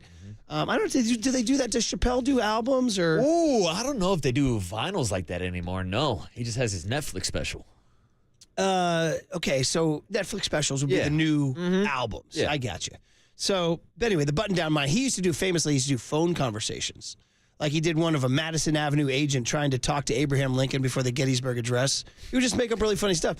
And he'd be like, Abe, baby, Abe. He goes, don't say 7 years ago. 87, Abe. Say 87. He would do these. He did one of a dry cleaner being called by Superman because Superman calls the dry cleaner to see if his suit has been dry cleaned. And he does it from the dry cleaners. He's like, hello, dry cleaning. Yes, hello. A suit? You're saying you're looking for a suit with red tights? And he's like, okay, you're looking it's very deadpan, okay. All right? So that was phase one of Bob Newhart. Phase two was the Bob Newhart show. And then did you guys see the show Newhart where he ran the inn in Vermont with Larry, Daryl, and Daryl? Can't say I did. Okay, then you guys know him. Yes. From Elf. Exactly. And this has been controversial. I call him Buddy's dad. He's the adoptive dad. People have come at me on the text line and said, James Caan is the dad. Biological. Yeah. No love there. Yeah, come on. The adoptive love came from Bob Newhart, who opened what I think is one of the greatest Christmas movies of all time, and also just one of the best movies of the last 25 years. Are you an Elf head? Oh, I think you're absolutely right. Elf is on the Mount Rushmore of Christmas movies, up there with Home Alone, up there with some of the greats. Bob Newhart, dead at 94. Oh, hello. You're probably here about the story. Elves love to tell stories. I bet you didn't know that about elves. There's probably a lot of things you didn't know about elves. Another interesting elfism. There are only 3 jobs available to an elf. The first is making shoes at night while the old cobbler sleeps. Lazy bum. Couldn't even make a clock. You can bake cookies in a tree. As you can imagine, it's dangerous having an oven in an oak tree during the dry season. I want to make shoes. But the third job, some call it the show or the big dance. It's the profession that every elf aspires to, and that is to build toys in Santa's workshop. Only 2 weeks left till Christmas. It's a job only an elf can do. Our nimble fingers, natural cheer, and active minds are perfect for toy building. They tried using gnomes and trolls, but the gnomes drank too much. And the trolls weren't toilet trained. No human being has ever set foot in Santa's workshop. That is until about 30 years ago, and as you may have guessed, that's where our story begins. Ah, man, I'm getting the goosebumps, man. I love Bob Newhart. Just treasure him. Guy at 94. He did it all. So for you guys, the fact that 1961, he dropped the button-down mind of Bob Newhart. So for like your grandparents or great-grandparents, all the way through you guys knowing him, double thumbs up. From generation to generation. Double thumbs up. Shout him out. Rest in peace, Bob Newhart. So there you go. All right, that's cooler content. Did you see, we love lists, right? Especially during a slow All-Star week. We love a list, Murph. ESPN, top 100 athletes since 2000. Ooh, that's a big list. Let's go. Oh, and one more ticket. One more thing. Tickets. Oh, we got tickets. Top 100 artists since 2000. John Mellencamp, Bob Nelson, Bob Dylan, Willie Nelson. Outlaw Fest. Call John Joe Curley right now. 415-896 KNBR. Call number 10. August 3rd at Shoreline Amphitheater. Outlaw Fest. 415-896 KNBR. Dylan, Nelson, Mellencamp, Shoreline. Dude. August 3rd. Be there. So, from one American treasure, Bob Newhart, to another, we're giving you guys those tickets. Okay, top 100 athletes. Just right now, before, Marcus, you have an assignment. Write down who your number one guy or gal is between now and then. Number one. On KNBR 104.5 and 680, these 14.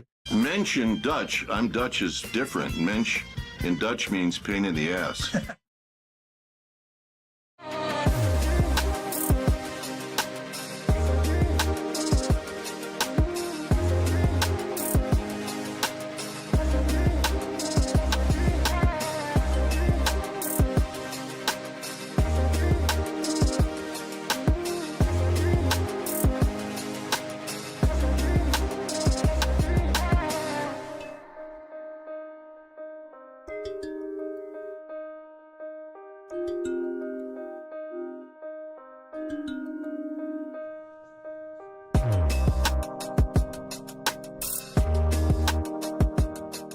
Money is important. So that's why Provident Credit Union wants to find you a smarter way to save and give you guaranteed results.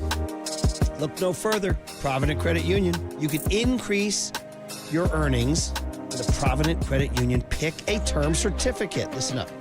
Lock in a 4.75% annual percentage yield with a 3, 6, or 9-month term, or earn 4.50% with a 12-month term.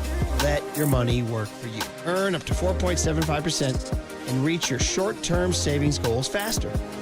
Enjoy that peace of mind knowing your money will grow securely with guaranteed returns. So do not miss this limited time offer. Open a Provident Pick a Term Certificate today.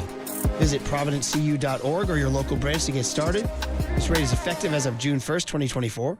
Minimum balance requirement of $10,000. Early withdrawal penalties may apply. Federally insured by the NCUA. For additional information, please visit Provident Credit Union at providentcu.org.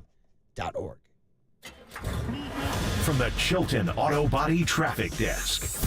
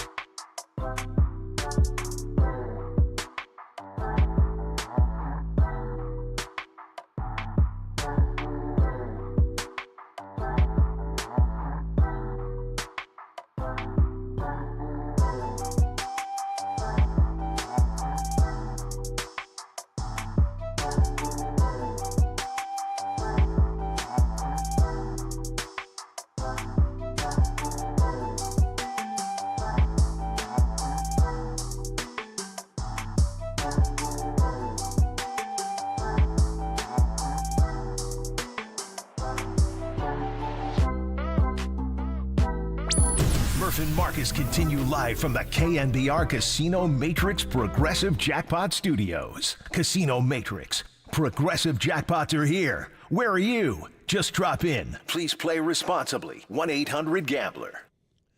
Reggae Friday, baby. And we're doing a good job fielding requests, right? Young Tony, what you got? We have Solidarity by Black Huru. Black Uhuru. Alrighty. Shout out 831 who requested it. Let's give it a listen. All right.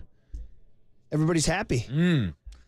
Did you get a request in today? There's some solidarity around the station right now. No, we've had some good ones. People already gave out Revolution. Somebody asked for a stick figure earlier, so my bands are taken care of. What's the solidarity around the station? Solidarity is me, you, and Young Tony. I don't know. I'm trying to think of something. I thought you had news for me. We're all in solidarity on Reggae Friday. I thought we had some sort of solidarity movement I didn't know about. That's what you got to put your fist in the air. Solidarity, right?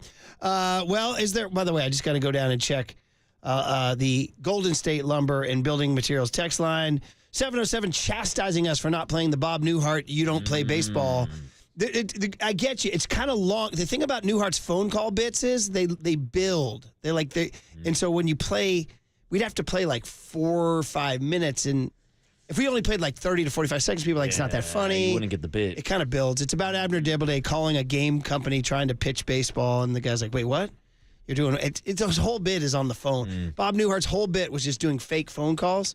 So I'll tell you a funny story. 1989, I'm graduating from UCLA, Mike Silver's favorite school. UCLA. And my parents are very nice, and they did this for my brother and sister. And they said, you get to pick a fancy restaurant to go to dinner to the night before your graduation. So I went to the LA Times. I found some fancy restaurant in Beverly Hills on La Cienega. They said it was really good. So I'm like, well, that's where we're going. Shout out to the 1%ers who know what I'm talking about. Big time. Because listen to this. We walk in and it's nice. And you know who's sitting in the restaurant? Bob Newhart and Don Rickles, his best friend, and their wives. Ooh. It was like, oh my God, we're in Beverly Hills. That's Bob Newhart and Don Rickles. Rubbing elbows. The catch is, we go to our table, and then I'm just looking at Bob Newhart across the room. The maitre d' brings him up. He gets a phone call, so he has to go to the maitre d's table and get on the phone. I'm like, Bob Newhart's on the phone. We're seeing Bob Newhart on the phone. It's like incredible. It's like seeing Willie Mays play center field, you know? So anyway, that's my Bob Newhart Brushed with Greatness story. Good story. I'm surprised you didn't use that last segment. I'm surprised you saved it. Using it now. Yeah, use your best material. 707, and my cousin Antoinette sent me the Abner Doubleday baseball thing. Guys, it's just a little too long. 303 says, my folks gave me the button-down mine when I was 10 years old. It blew me away. Platzi checked in, said he had the Newhart on vinyl. So anyway, again, you guys, we're just going with a little Bob Newhart tribute, too. Here's some anti-elf texts. Oh, come on. Yeah. Other people asking about the Marty Lurie trailer. I think you have to go to baseballmensch.com. I think that's it, right? Great job, brother. Baseball.mensch.com. And then the Cal crowd is very angry at me. I get it. That's okay. That's all right. Get your pitchforks. We can do that. Okay, so we teased the ESPN top 100 athletes from 2000 to now. Because when you have a slow All-Star week and you've talked enough about the Giants and Buddy Hield's in town and the 49ers and Brandon Ayuk still haven't agreed to a contract, you got to go to the ESPN top 100 athletes list. This is what we talk about. So if you just like woke me up in the middle of the night and said, dude, top athlete from 2000 to now, go. First of all, I'd say, why are you waking me up in the middle of the night? Yeah, come on. I'm trying to get some sleep here. To me, no brainer. How about that? Why don't I say that and then why don't I hear what you have to say? Ooh, can I guess who your guess is going to be? Sure. I think you're going to say Tiger Woods. Hey, it's Tiger. You know what? Give yourself a round of applause there, buddy. Yes, thank you. Yes. I know you. He's won 13 majors since 2000. Okay? He is number 8 on ESPN's list. Number 8, Murph. Whoa. Number 8? Yeah. Bro, that's egregious. It's a little disrespectful to Tiger. That's egregious. Who are the 7 ahead of him? Well, a little bit of a shocker. I'll tell you who I thought was going to be number 1. Give me yours. Give me the mark. I thought it would have been between 2 of my most hated athletes, LeBron James or Tom Brady. Okay, reasonable I would have takes. assumed those 2 guys would be at the top of the list. It's neither. It's Michael Phelps, the Olympic swimmer, number 1 on that list. Okay. All right. They're going for the controversy. Now, you understand, I come from an aquatic family now. This is true. Candy Sue, head coach of the Tam High girls. Check with varsity Candace. swim team. Declan's on the swim team. Rory does the swimming. So I get it. I get the aquatic thing. I get it. I'm down. And I get that Michael Phelps is the most dominant swimmer of all time. How do I describe this? Because undeniably he's the greatest winner. He's won more medals than Tiger won majors, right? So it's hard for me to rebut this. I'm going to... But when you're only swimming every 4 years, now obviously he's doing stuff outside of the Olympics, he does but the that's when Worlds he every year and gets all the that. spotlight is in the Olympics. Yeah, he does. Listen, I'd put him in the top 10 for sure. Is it fair to say that because swimming isn't as popular a sport that he should be knocked down? I would agree. Okay. You would think that it would be one of the big 3 sports being represented on this list, but we move past Michael Phelps. Number 2 is a tennis player, Serena Williams. Damn. Okay, so they went for 2 Listen, Serena's pretty damn dominant. Pretty damn good. Well, Murph, let's keep this train going. The big 3 sports don't take up the top 3 spots because number 3, Lionel Messi. Wow.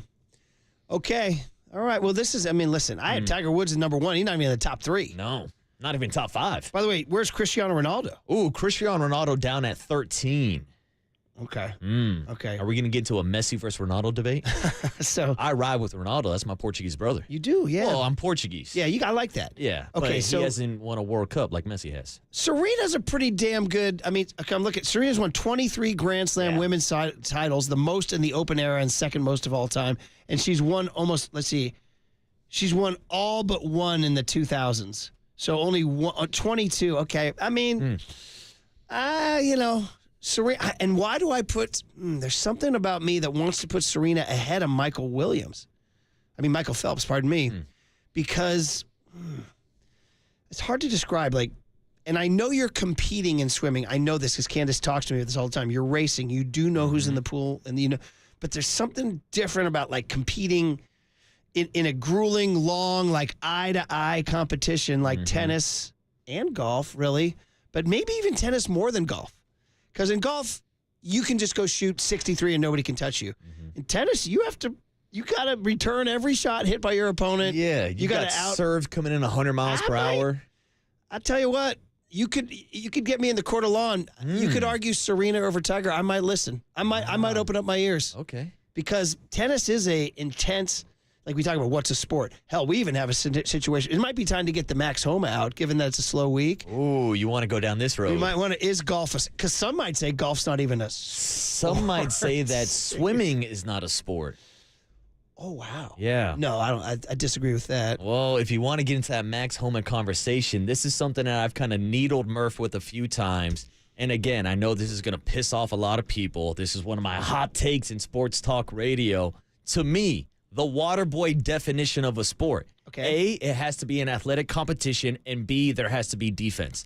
Those are the 2 criteria I look at when you talk about is it a sport or is it not a sport. So that's the defense one is a huge huge controversial one. So you're rolling out darts. Yeah, darts not a sport. Bowling not a sport. Golf not a sport. Bowling not a sport. Yeah. Ouch. You just took out the entire Midwest.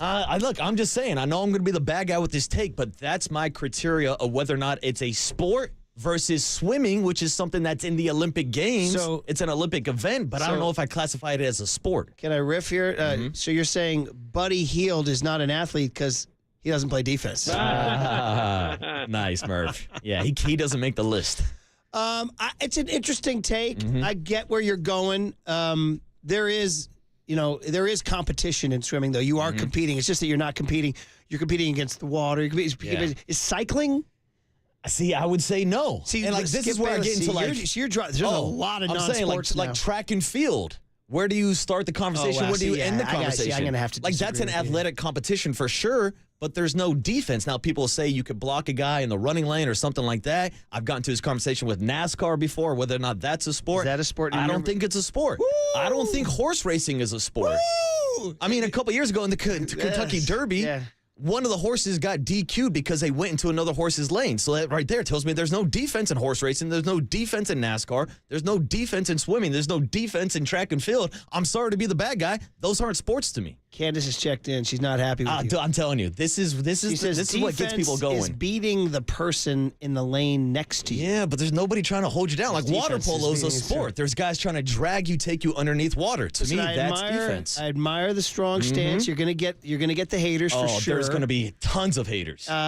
So I'm going to disagree because while I do agree that defense is an important thing, there are different forms of defense. The competition, and especially in track and field, the lane is like right next to you. The guy is right next to you trying to run, so you can feel his sweat and his anger. Yeah, but my point is, it's not like you can tackle the guy before he crosses the finish line. But like I say, there's different forms of defense. So I'm not gonna like rip you for that or crush you. And for again, that, this is but just I am the water disagree. boy criteria. I know. I'm not giving you the Webster dictionary of what is a sport, what isn't a sport. It's a great take because it's going to cause a lot of reaction. So compliments on that. 415 says, so by Marcus's definition, chess is a sport. No, because it's not an athletic competition. Well, yeah. I mean, there's no athleticism in chess. You're picking up your piece and moving it. Stop it. Again, it's not an athletic competition. Well, so it does mental not competition doesn't. So it has to be physical. I'm going physical, athletic competition, and defense. That's my criteria. 408 says the 8th hole at Pebble Beach is defense alone. No, it's not. It's the course. That's what I'm saying. Different forms of defense. Yeah. So what is the green wall in Boston the defense? No, it's the 7 or 8 defenders behind the pitcher. Somebody says the gutters in bowling are the defense. On, stop it. The gutters aren't grabbing your balls. You got to be bad enough to throw it in the gutter. I'm going to disagree with you. I think there are different forms of defenses, particularly in golf. Wind, rain, course, and leaderboards. All these things are forms of defense. Swimming, the person next to you is a form of defense. Track and field for sure. Yeah, but you would say that next to you is a form of defense. Golf is an individual sport, correct? Golf is just like tennis and swimming. Tennis you're playing against field. somebody. You have to return it. Like golf, you're playing against yourself. Yeah, playing again. Like there is a leaderboard, but it depends on what you're doing. You control all the controllables. You don't have a pitcher throwing you a ball. You hit it off of a tee. Yeah, but the defense is again. Well, first of all, I disagree with the general premise that you have to have defense to make a sport. Yeah, that's my take. I know. Yeah. I agree. So, did we have the sound of we have Max Homa talking golf. Yeah, the Max and Homa whether thing. or not I knew I wanted to get to this. It's a sport or not. Where are you at in the argument of golf being a sport or not? Man, I'm like very middle. Like it's active. Yeah. It does warm my heart when like my friends who are real athletes, like the no argument athlete, when they go play golf and then they tell me the next day like their back hurts and their shoulders are hurting. I'm like, see, it's fucking dangerous. Yeah. But yeah, it's probably not. I think if we had to carry our own clubs, I would consider it a sport. We're tiptoeing the line. We're definitely like people bat dog cheerleading and say that's not a sport, and they did it way more athletic than we are. So like if they're not even getting approved, then like shouldn't be approved fully yet. We're gaining on it, but I wouldn't like you guys are like. There's a humongous difference between like football and baseball and basketball and then like golf. Like this, it's noticeable. Just the eye test would tell you that like we're not doing a whole lot, but it is active. It's harder than you think, but yeah, it's definitely not rigorous enough to consider like a full-blown sport, but we're in the sport family. Max Homa himself, who's a pro golfer trying to win majors, like, not really. We might be in the sports family. I think my definition of sport is much broader than yours. Okay, fair enough. I just boast it to me, and it's funny, having done this my entire life, I've never sat down and written out my definition. I've always just gone by instinct. Or feel. I'm the Dusty Baker of sports definition, guys. I got a hunch, you know what I mean? So, like, I consider, for me, mostly it's competition in some form of athletic endeavor. That's mostly mine. So is chess a sport by that definition? Kinda. It kind of is. It's not a great sport or a legendary sport, but it is a competition. I think maybe chess might be the ultimate, like, Mark, where I might have to break with my definition. But for me, like, ping pong is a sport. It is. But for me, definitely swimming and track and field are sports. I mean, question, that's where we get into that conversation with the Olympic Games. They're called games for a reason. Like, I don't think speed walking is a sport. Well, now we've gotten, that's just almost, sure it is. Speed walk. Sure it is. That's a sport? Absolutely. I have a much broader definition than you. Break dancing is a sport. Well, it's in the Olympics. No, the Olympics now. Yeah. No. Because breakdancing. Well, that's all I'm asking. No. So Olympics have now kicked down the door. Is skateboarding a sport? Yeah, definitely. Really? Yeah. I think it's a hobby. Yeah, I think it's hard. Yeah, I think it's skateboarding. difficult, but I don't know if it's a sport. It definitely requires athletic ability. Well, shout out to X Sure. Games. Again, I think that's a difference. Like, I don't want there to be any confusion.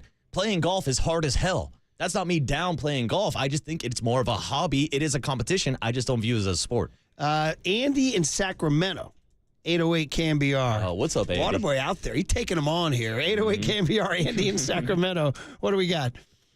Good morning, my American friends. How you doing? What's we're up, doing Andy? good, Andy. What's up?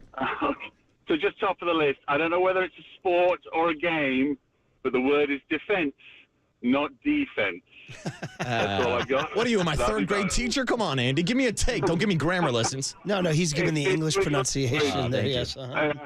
Other than that, have at it. You guys have a good day. Oh, that's okay, it. thanks. That That's was his it. only take. He's want to come in with the English. They say Defense. defense. Defense. They say defense. We Is there say defense in golf? So basically, you're kind of saying team sports only, essentially. Not exactly team sport because, like I said, there's one-on-one matchups in tennis. There's one-on-one. I don't know if you want to go fencing. We can go down that road. Like there's defense, like combat sports, boxing, and stuff like that, where there are individuals that still participate in sports. Okay, so here's the dictionary definition. Give me the Webster definition. An activity Because involving people know I don't read the Webster dictionary. an activity involving Not with this grammar. physical exertion and skill, in which an individual or team competes against another or others for entertainment. So that's the dictionary. It's a pretty good definition. Okay, it's a good definition. Yeah, I do believe competition is at the heart of it all. Does that mean like a spelling bee is a sport? I don't know. See, that gets into the... And they put it on ESPN. How about esports? 650 Esports, asks. no, you're playing video games. It's not an athletic competition. All right, so Again, but you know what's funny? Do you want to hear the origin story? Because me and my buddies have been discussing this for years and years and years. yeah, because you had your take. I have never truly formed my definition.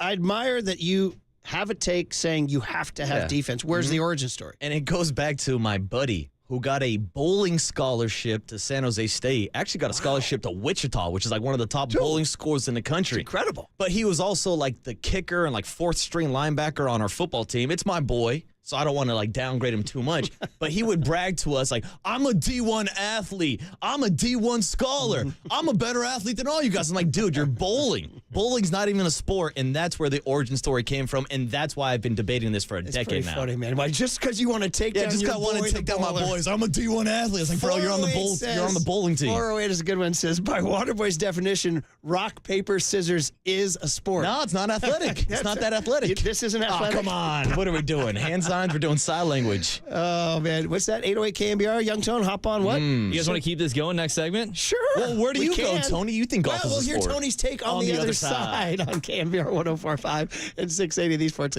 To me, the Waterboy definition of a sport. Okay. A, it has to be an athletic competition, and B, there has to be defense.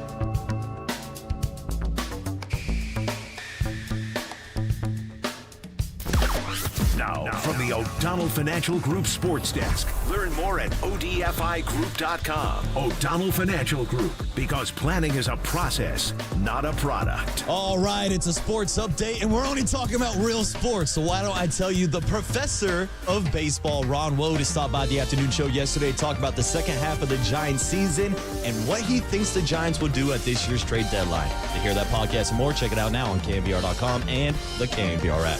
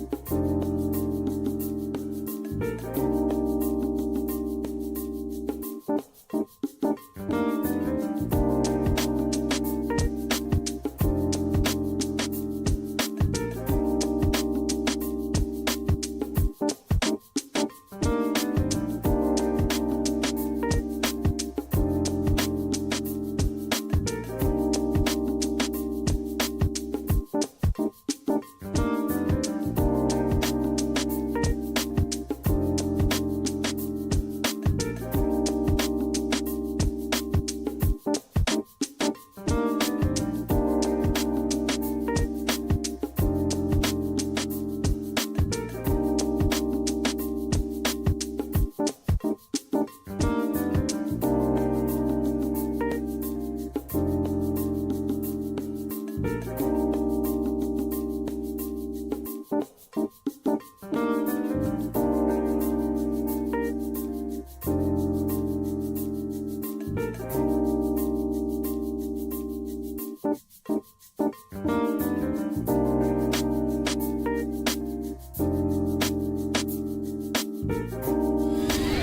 now, time for the Protect Your Assets with David Hollander Business and Technology Report.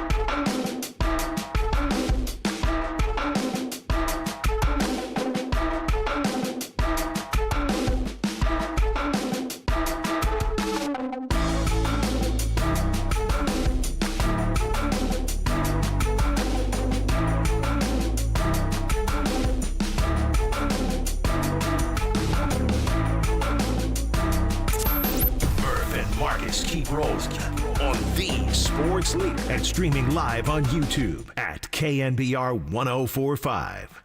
To me, the Waterboy definition of a sport. Okay. A, it has to be an athletic competition, and B, there has to be defense.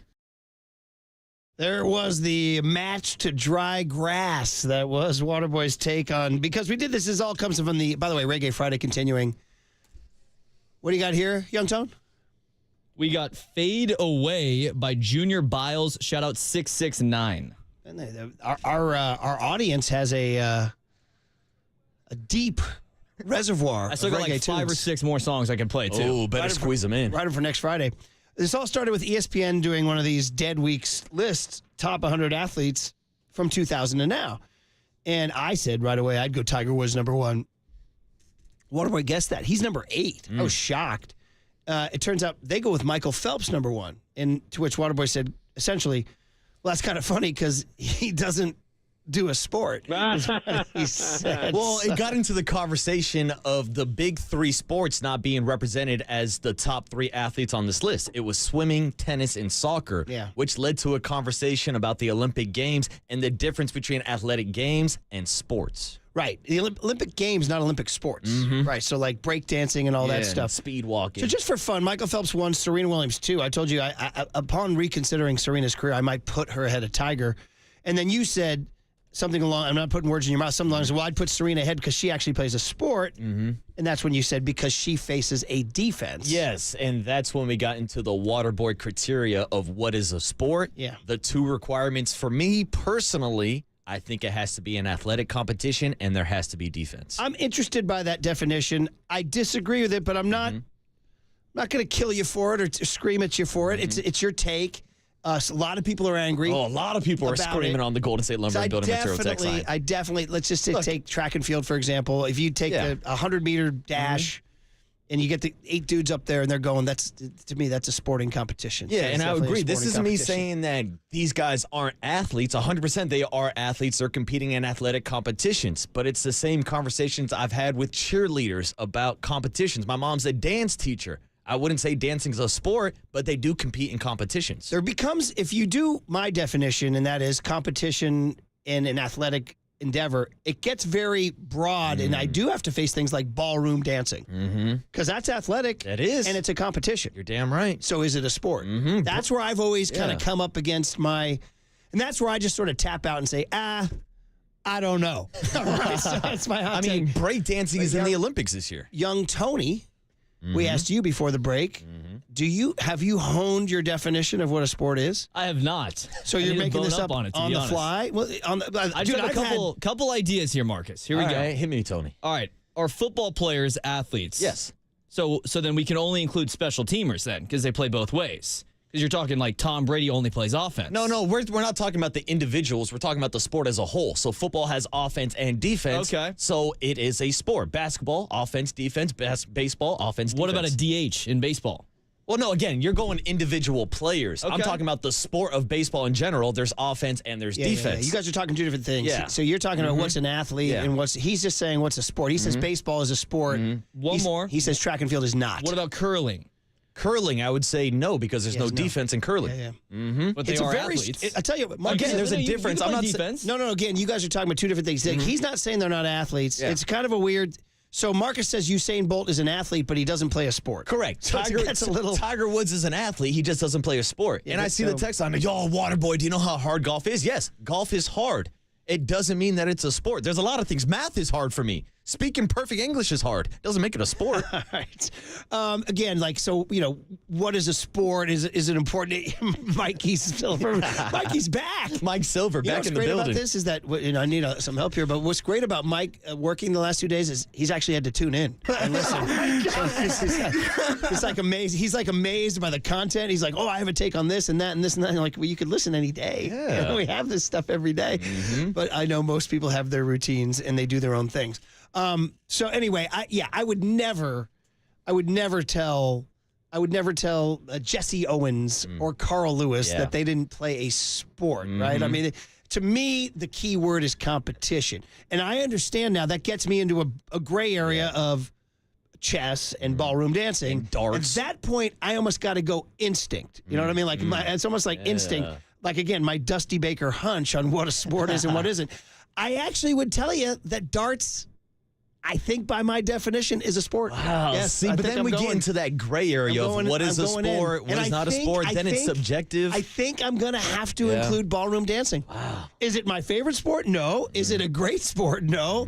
Is it a sport? I'm going to say yes because the key word for me is it athletic and is it competitive? That's my biggest thing. Okay, so Joey Chestnut, hot dog eating competition. Yes. Is that a sport? Yes. Major League Eating is a sport. Believe it or not.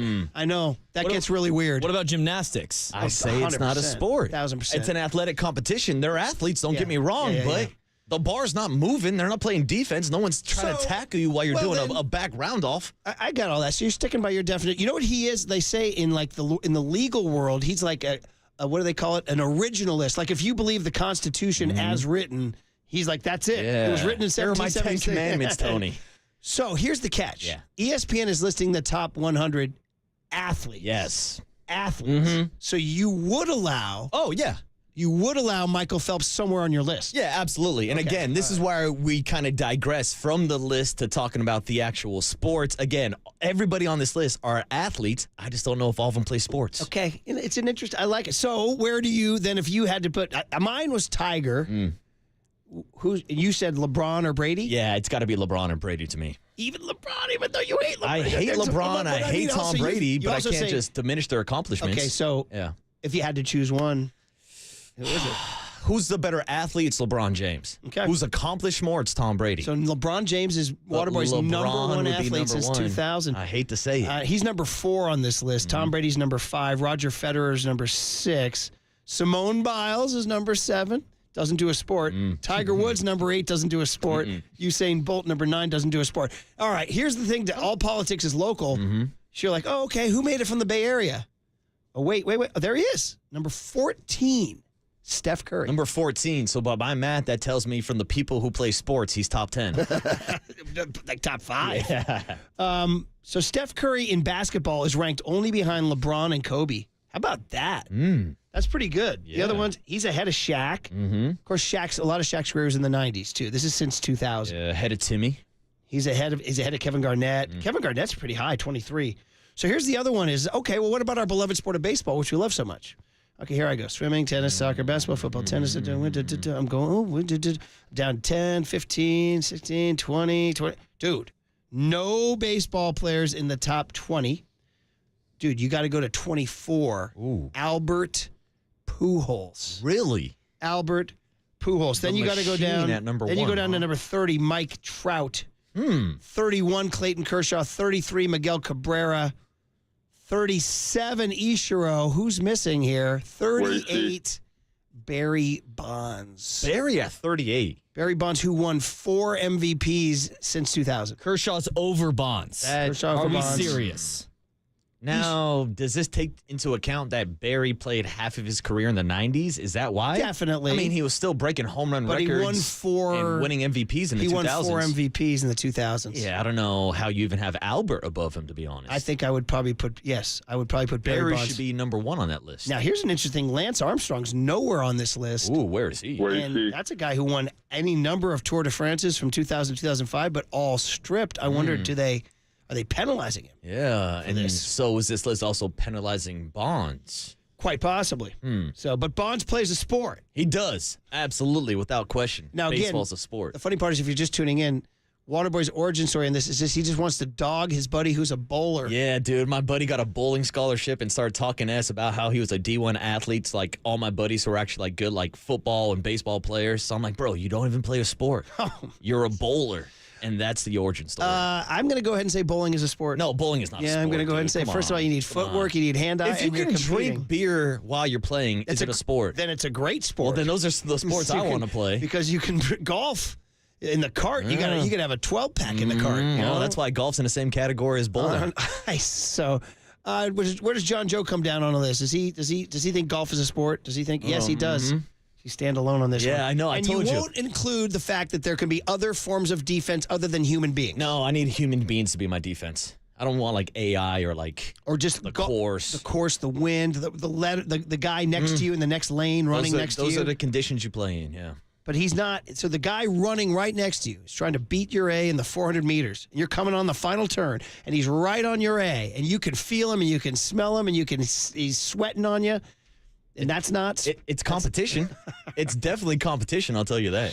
Again, I know I'm going to be the bad guy. The text line's blowing up. I'm insulting your favorite sports or things that I don't consider sports. The NASCAR crowd gets mad at me every year. 707 says, how about fishing, bass fishing, the Bassmaster Classics? I don't think fishing's a sport. Is the fish the defense? Is the fish the defense? Wow. He's trying not to take your bait. Yeah, I'm not taking the bait and on you're that trying one. to lure him in. Yeah, I don't know about that. What do you think, guys? I don't throw fishing into the How sporting about World's category. Strongest Man competition? No, again, athletic competition. Those dudes are strong as hell, stronger than I'll ever be, but that's not a sport. Now, does that affect your enjoyment? Like you won't watch track and field or swimming I'll still or watch, golf? and I'll still enjoy it. I love watching Usain Bolt run. Okay. So I love seeing those athletes. Again, I just think there's a different category. So wait, what are you watching then? You're not watching a sport. Yeah, I'm watching athletes perform at the highest level, Tony. That's what I'm watching. 4 and 5 says, I do love this topic, but in my opinion, these are all sports, track and field and gymnastics, because you are defending your performance against your competitor. Yeah, I don't know. That seems like a reach to me. Okay. Defending your performance. Yes. Control the controllables. You can control everything. 925 says bowling is a hobby. Once again, what's the difference between a hobby and a sport? See, 408 says if you can actively drink beer and get better, it's not a sport. Yeah. 510 says, what about staying the best defense is a great offense? All right, so 303 says dancing is not athletic. It's physically demanding. No, dancing is very athletic. Come on, bro. It definitely is. Come on, you know that too. Oh, yeah. Hey, I've seen this one a couple of times on the text line too. Cornhole. You do play defense. I guess. Cornhole. That's what I've never thought we got of. him. Bocce ball? You're playing cornhole by your defense is knocking the other people off the board. I'll allow it. When you ping pong, cornhole, come on down. Then curling allowed, because curling you can knock the other guy's stone out of the way. I guess, yeah, maybe that is some defensive strategy. Maybe now I got to rethink my whole take. We got him going. Hey, if you can prove to me there's defense in your sport, I'll allow it. I'm open. I'm not closed-minded. He's an open-minded guy. I love it. I love it. All right. Our good buddy Mark Soltow wrote a book about his sports writing career. He's covered the 49ers. His dad's a 49er Hall of Famer. And he's been with Tiger Woods forever. He was Tiger's guy. We're just going to have to tell him that Tiger wasn't playing a sport. All right? We're just going to have to inform of that on the other side. Hey, you heard it from Max Homa, not me. On KNBR 104.5 and 680, the sports leader. But we're in the sport family.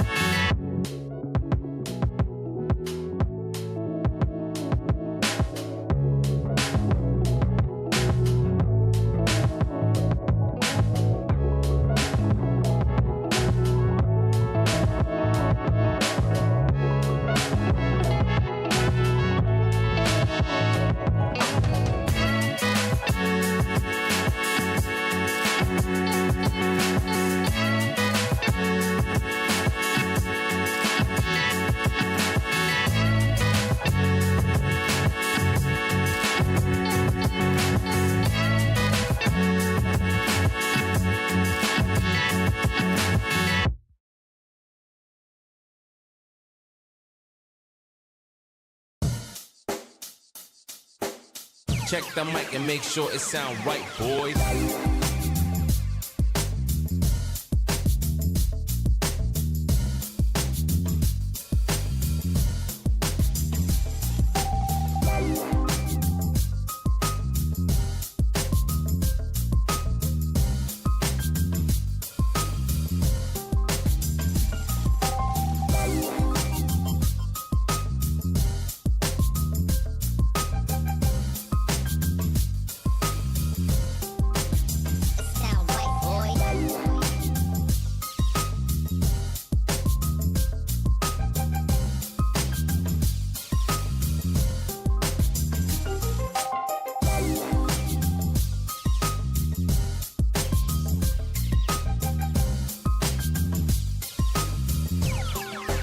It sound right, boys.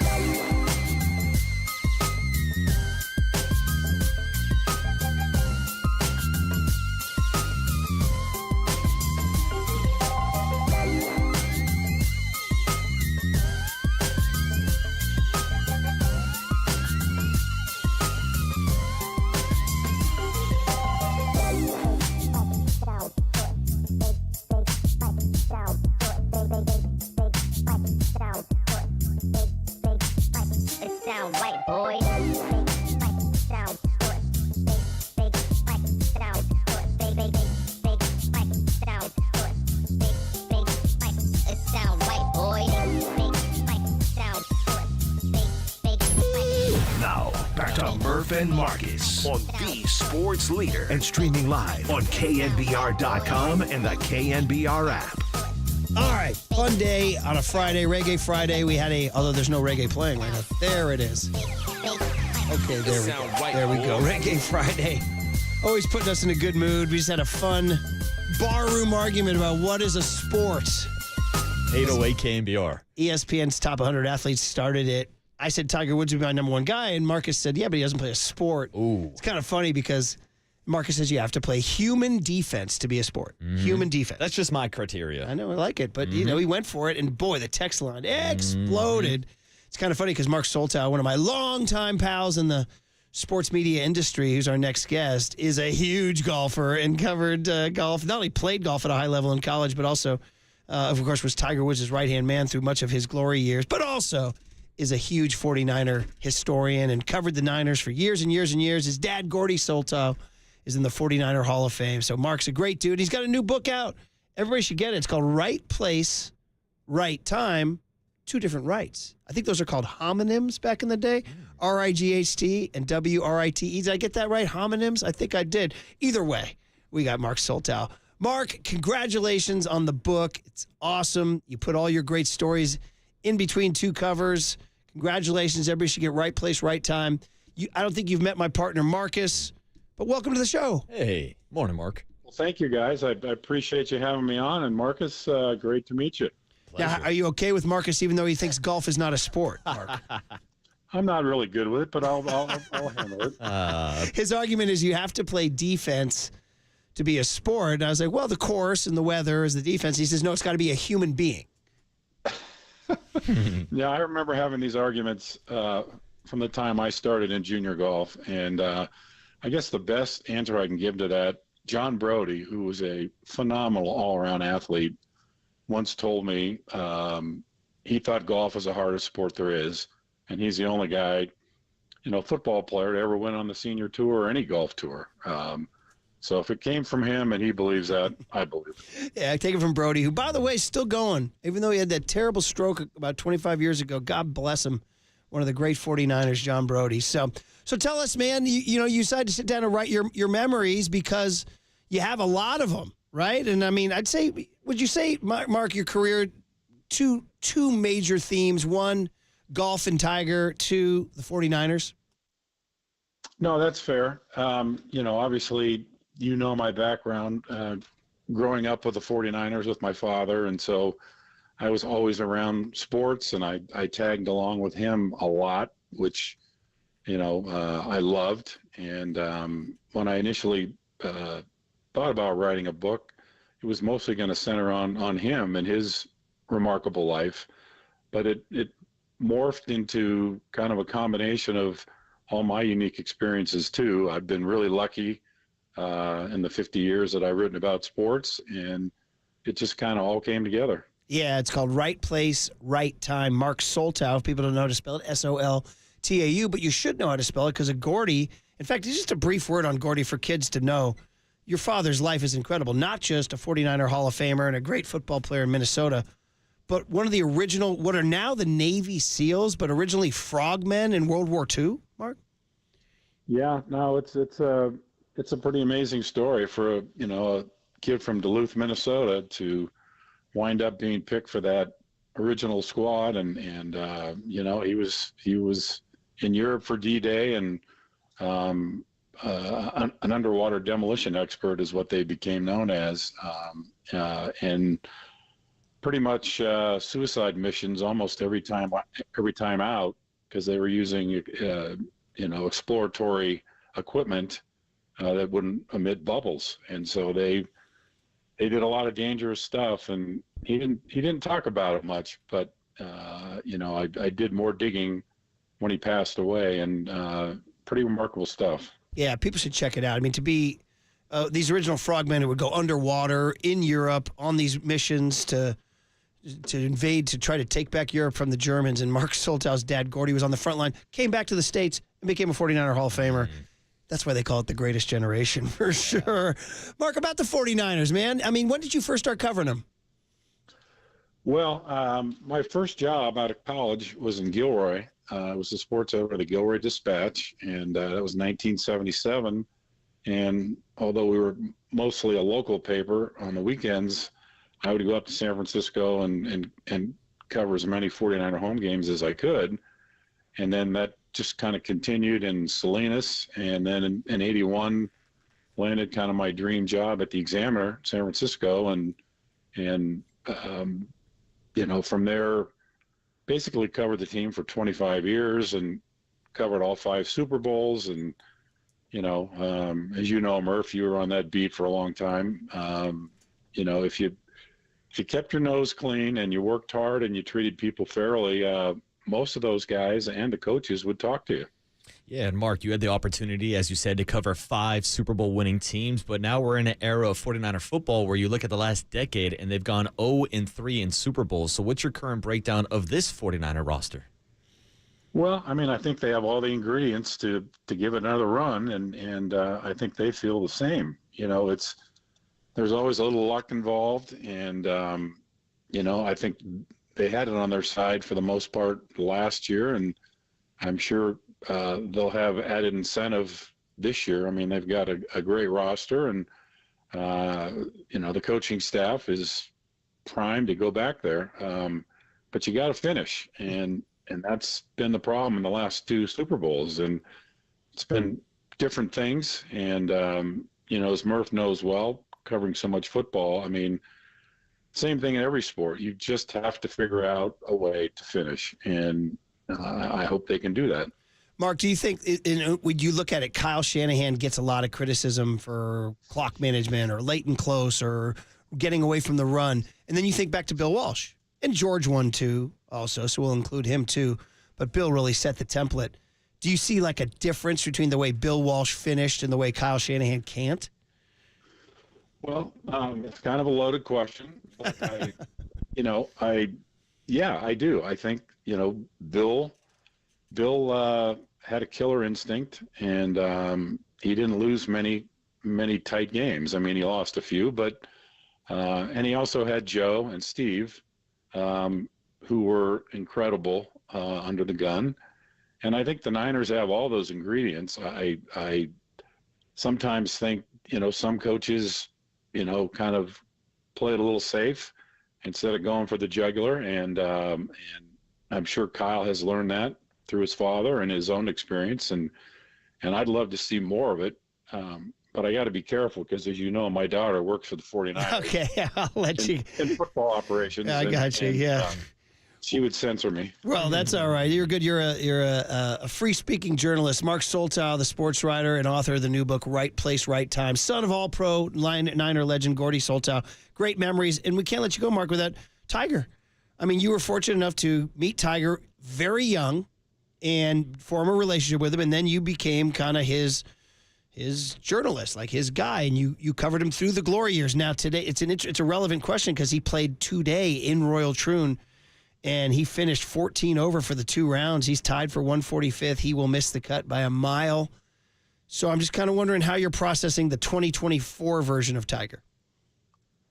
Well, he's older, and his body has suffered a lot, and he's not the same player. The mind is still there, and the mental toughness. But when I got to know him at Stanford back in '95, and we just kind of hit it off. And who would have ever known that I'd wind up working for him for 20 years and travel the world with him? I knew the first time I met him, hitting balls at Stanford, that the kid was something special. And it hurts a little bit to see him in the form he's in now, and I really don't think he'll be a celebratory golfer. I mean, if he can't compete, he's not going to keep pushing it.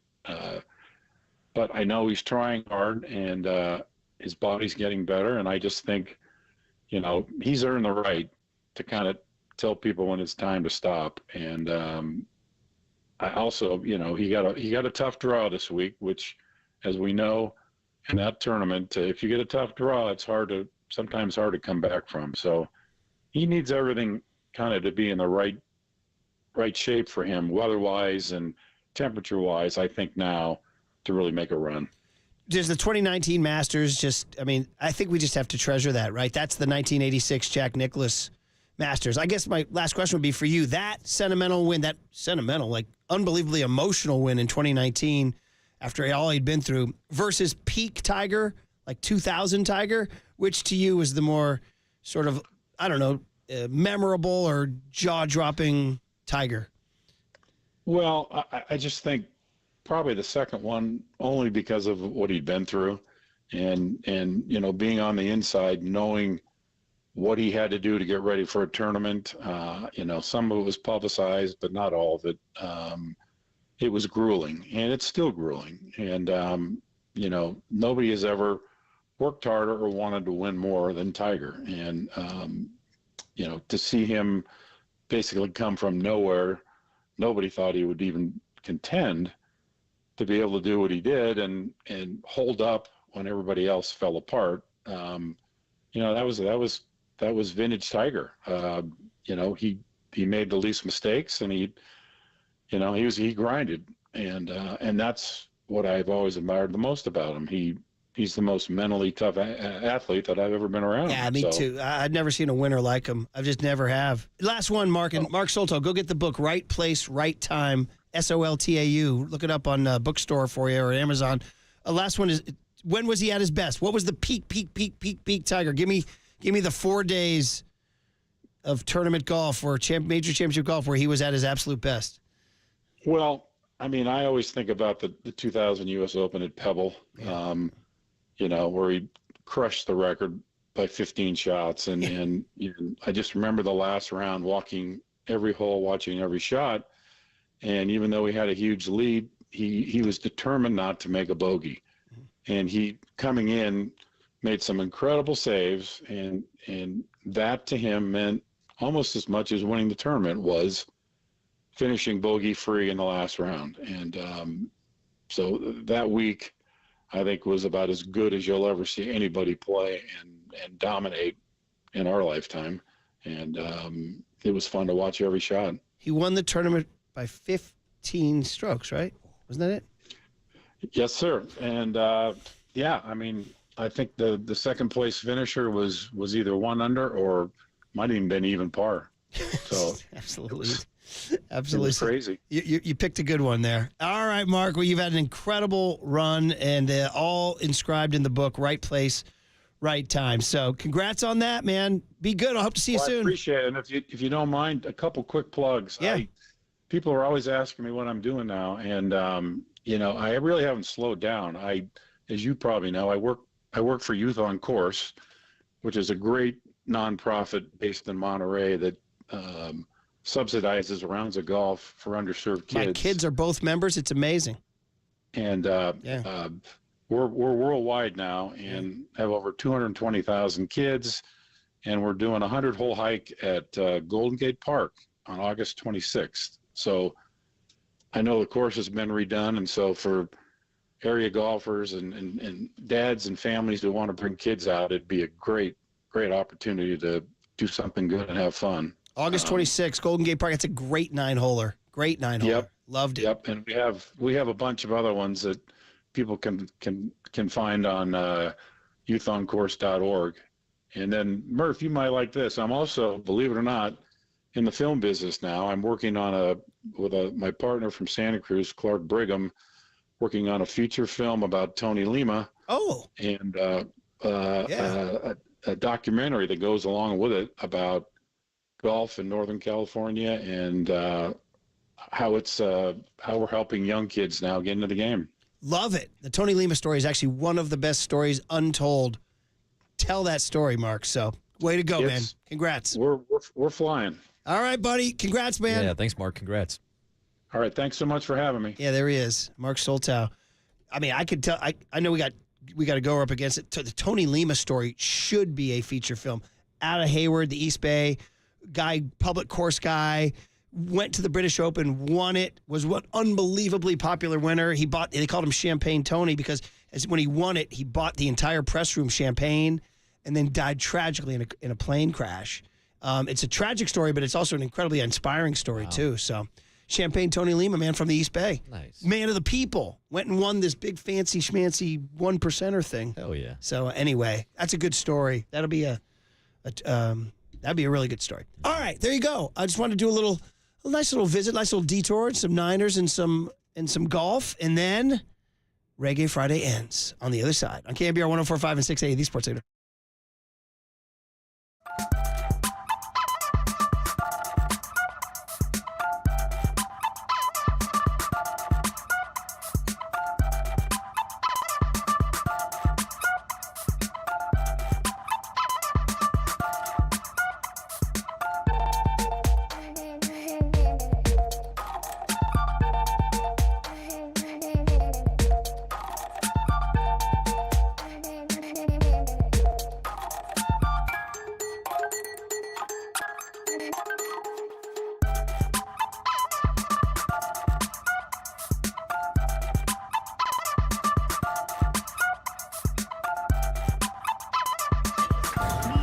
From the Chilton Auto Body Traffic Desk.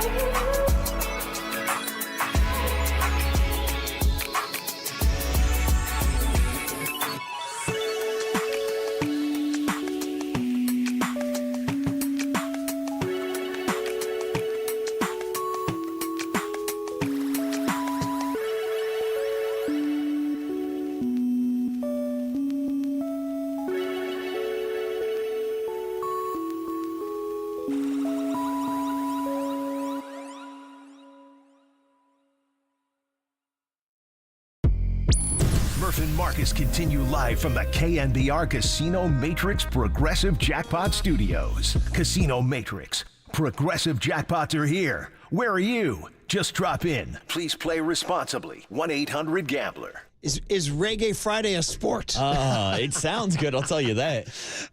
So American Idol is not, because I was thinking competition. It's not a sport. There's no defense in American Idol. I think I might, the one I'm going to draw the line at is, do I go, the Joey Chestnut one is the one that, because it is competition, and it does involve, but the athletic activity of eating is where I might finally draw the line. I've told you this for the years. I've never truly honed my definition. It's always been my Dusty Baker hunch. I always fall back on two things. One, is it an athletic activity? Now, what is an athletic activity? Just any movement of the body? I don't know. We were discussing Number two, whether or not sports, or should I say it in air quotes, sports like marbles or cornhole. See, that's hand-eye now. Involved, but I don't think that's very hand-eye. athletic. But it is hand-eye. Yeah, it doesn't fit my definition. You're not sitting there reading a book or writing a story or something. Yeah. But the other one, big thing for me, is competition. Yeah. So, but Marcus caused a stir and a half by saying if there's no human defense, it's not a sport, which ruled out. I'm just saying, all right? It didn't just rule out the common punching bag of golf, which frequently gets mocked, but it also ruled out track and field and swimming. Yeah, that's the hardest and one. Gymnastics. Again, let me make this clear. I'm not saying they're not athletes. I'm just saying I don't classify what they do as a sport. Very, very fun, man. And to cause quite, if we're looking for reaction, baby. Yeah. You got it. I mean, it's a dead week post All-Star break. Just give me baseball back in my life. That's what I need. As Overnight Dave said, walking down the hall, once again, made my day at 5:59. Thank God there's effing baseball back. Oh, yeah. He shouted Dave it down does the not hallway. want to hear these takes because NASCAR, you're in the conversation also, not a sport. And I know the NASCAR crowd gets mad. You better put on the white coat now and make everybody better. I'm a doctor of real sports. Make everybody heal up here, all right? I feel like I'm a doctor in baseball. Time now for your Giants Health Report, sponsored by Sutter Health. The Giants are back in action tonight against the Colorado Rockies before going down to L.A. to take on the Dodgers. But the big question is, will Robbie Ray be available to pitch in that series? Susan Slusser came on with us earlier this week and said there's an option that we might see Robbie Ray in his tight pants down in L.A. It's certainly possible. I mean, we have heard nonstop about Blake Snell's numbers against the Dodgers. He didn't pitch in the first two series against them. I think we would very much like to see Blake Snell pitch against the Dodgers, but you know, that's a pretty long gap for him without pitching. So maybe he goes in Colorado.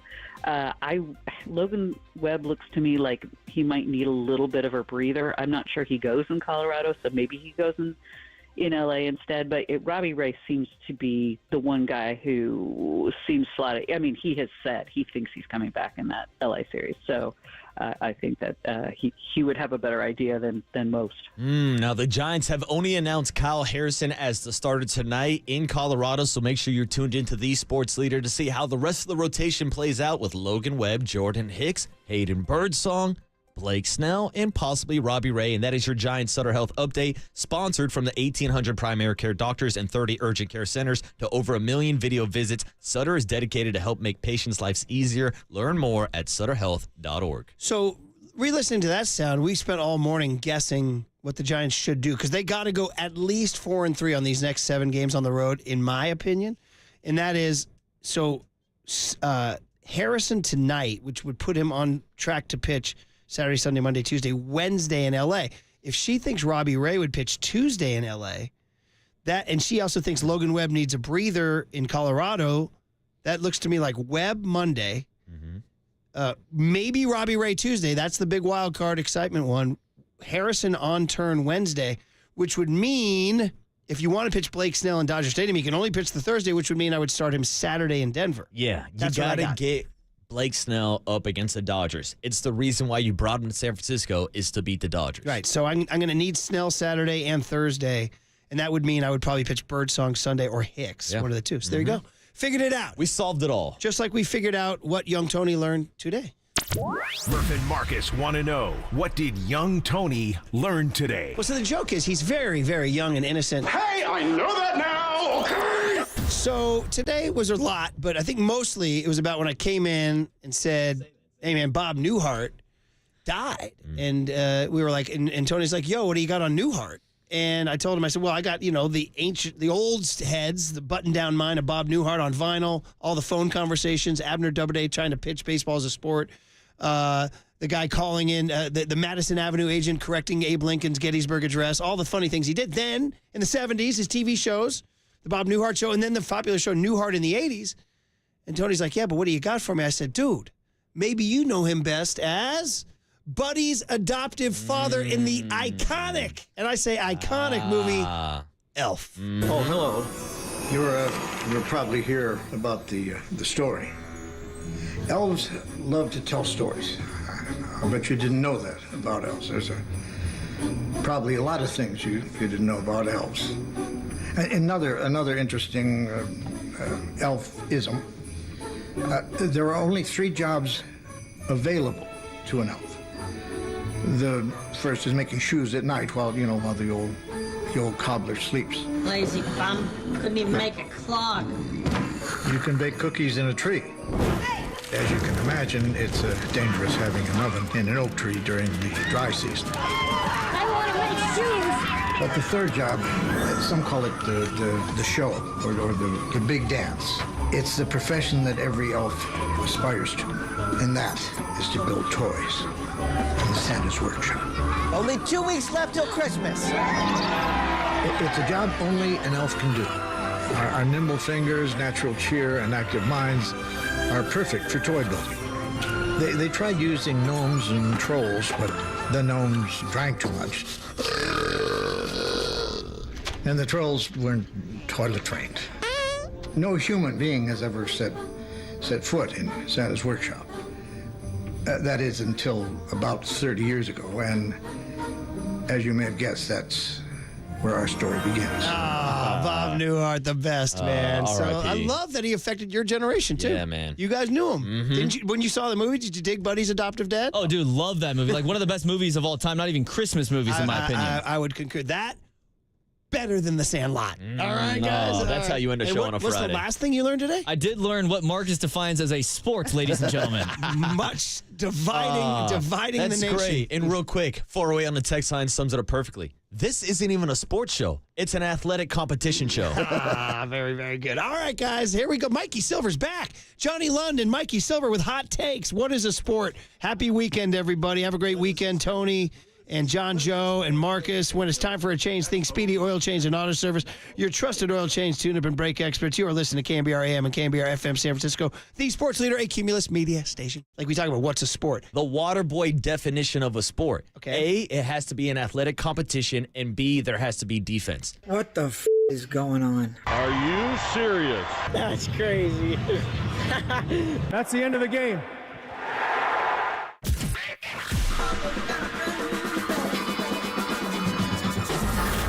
Ladies and gentlemen, Prepare yourself. prepare yourselves for Greg Papa Sleeping Boy is Superman. San Francisco. and John Lund. It's 10 o'clock. Let's hit it. This is Papa and Lund That's right. We're getting it going. on KNBR 104.5 and 680. The sports leader.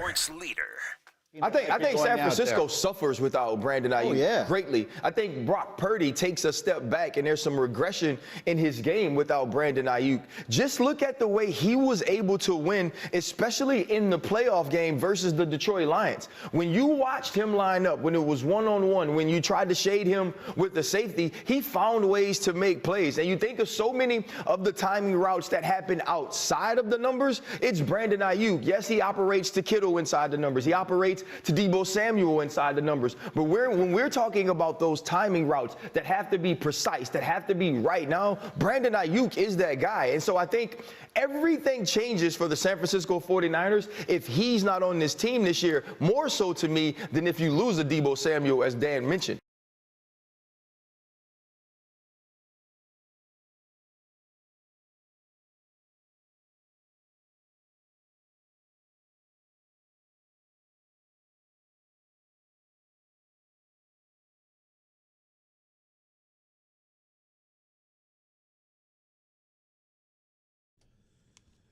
All right, Mike Silver is getting situated. Thanks for joining us. I'm back. Had just a day, and now I'm back.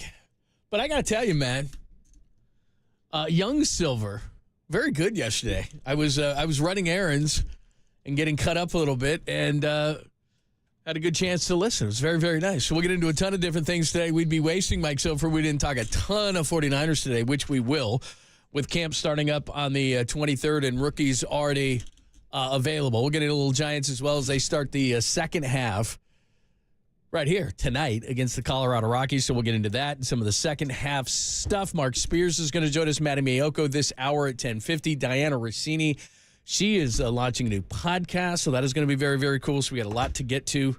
Good morning, my friend. How are you? Hello, Mr. Lund. Pop that mic right there. There we go. I got you, man. Didn't push that button. Hello, sir. They definitely kept the wrong Silver in the building. That's an oversight. I'm trying to caffeinate, and, I don't know how you guys do this every day. It is a triumph, let alone sharing space with Greg Papa, a living legend. Are you intimidated? No, you already threw that. I mean, I've been intimidated in Greg Papa's presence many, many times. Usually has very little to do with broadcasting. I was going to say. He he runs the room wherever he is. Sometimes to my benefit, like at Rock Candy in Seattle, you can ask him. He's done some amazing things. Amazing things. Yeah, a lot. Like you said, a lot of the stuff off the air. I mean, all my best Papa stories, I've told a million of them, but the really, really good ones, the in-depth, I mean, I can hit the outsides of them, but the in-depth ones I really can't talk about. Yeah, I mean, I can probably share this one now, and Greg can substantiate all this, but in the heyday of grunge, Rock Candy in Seattle was one of the iconic venues, and it was also a bar, and we were up there, I believe, for the Warriors-Sonics series in '94 when Sean Kemp had the crazy tomahawks over Alton Lister, and the Sonics upset the Warriors in the Run TMC era, and we ended up, a bunch of us, at Rock Candy, and it was great. And they have some great draft beer up in Seattle. Even then, you had your Red Hook, coming. But service was just not really on point. And I may or may not have taken it upon myself to just go behind the bar and refill one of the pint glasses.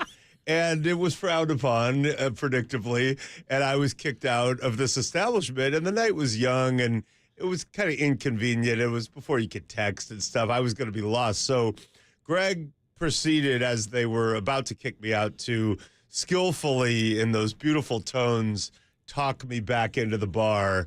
And it was all good until I then, after his incredible work, made a comment to the effect of, hey, you might want to, watch the bar this time. And then we were all kicked out.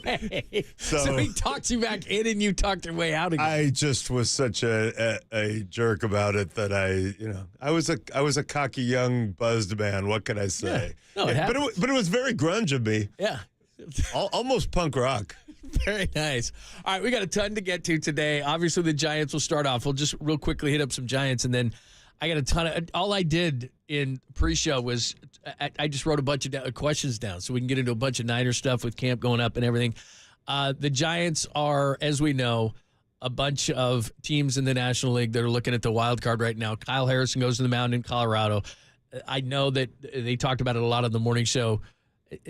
I don't know if they're going to be a wild card team, but I just know this. The most interesting part, and what's great about you, of many things, is you, like me, embrace chaos and like chaos because it's all about what we want to do. That's right. So I do wonder if the Giants, who have spent the second most money in the offseason next to the Dodgers, and then possibly also would at the trade deadline in 11 days trade for more and spend more money, and if they didn't make the postseason, Farhan had that 2021 season where they won 107 games, but other than that, basically a sub 500 team. I wonder if he's out. If they don't get a wild card, is he out?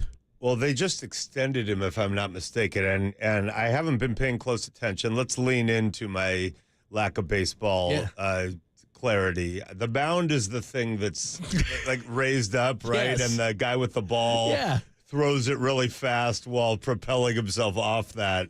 That is correct. To a guy waving a wooden stick. Okay, just checking. That's baseball. I listen, I was on a rant yesterday where I was just kind of like, make it hot, man. It's not hot. And that 107-win season was an anomaly, and that was cool.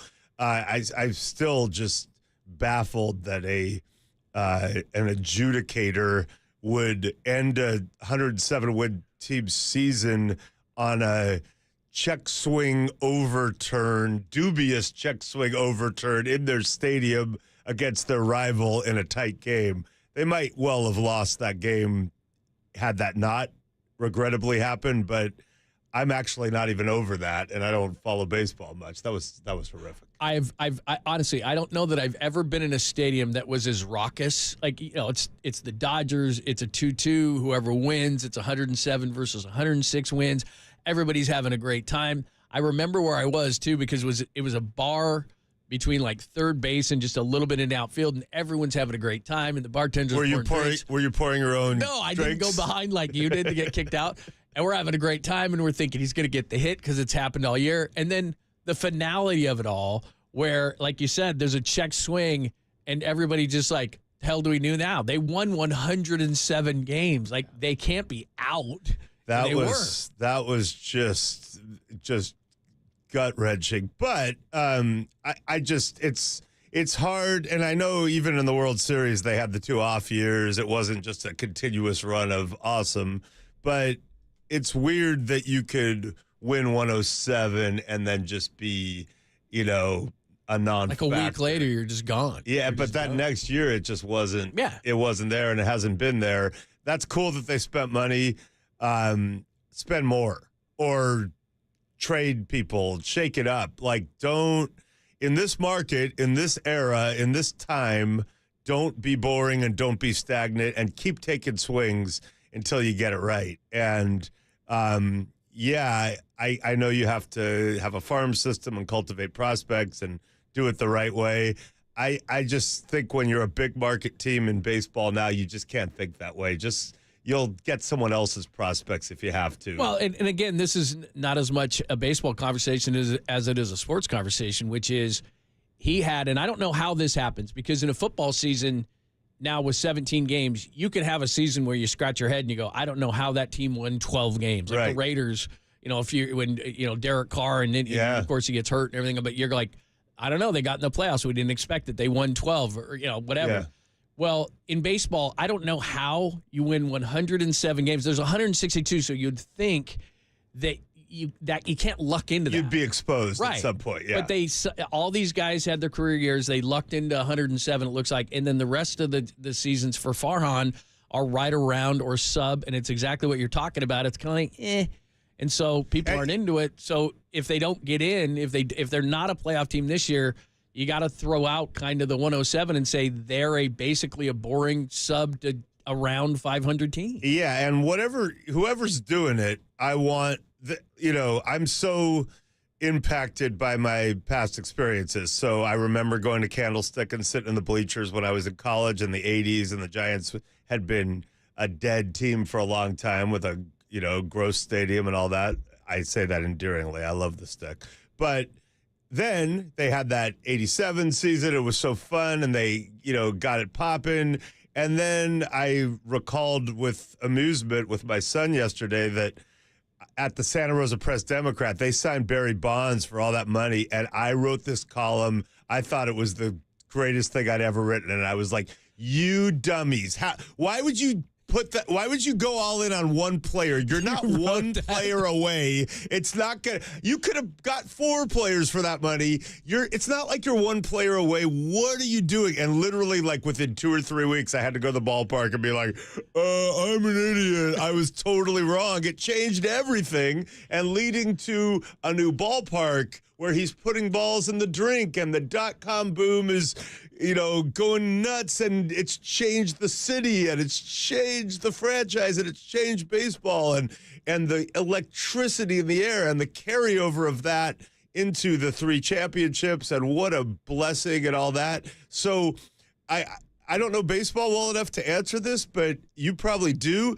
who is the left-handed hitter we can bring to San Francisco who will put balls into McCovey Cove, and I can see the people diving for him on the wetsuits and the scoops and the fights and we need balls in the drink. Who is that person? Well, it was supposed to be Ohtani. They couldn't get him. Yeah, Ohtani it was supposed to be Bryce Harper. They didn't get him. Knowing the Giants' luck, if it was Ohtani, it wouldn't have been the interpreter who went down. It would have been Ohtani. Exactly. The interpreter would have been interpret this.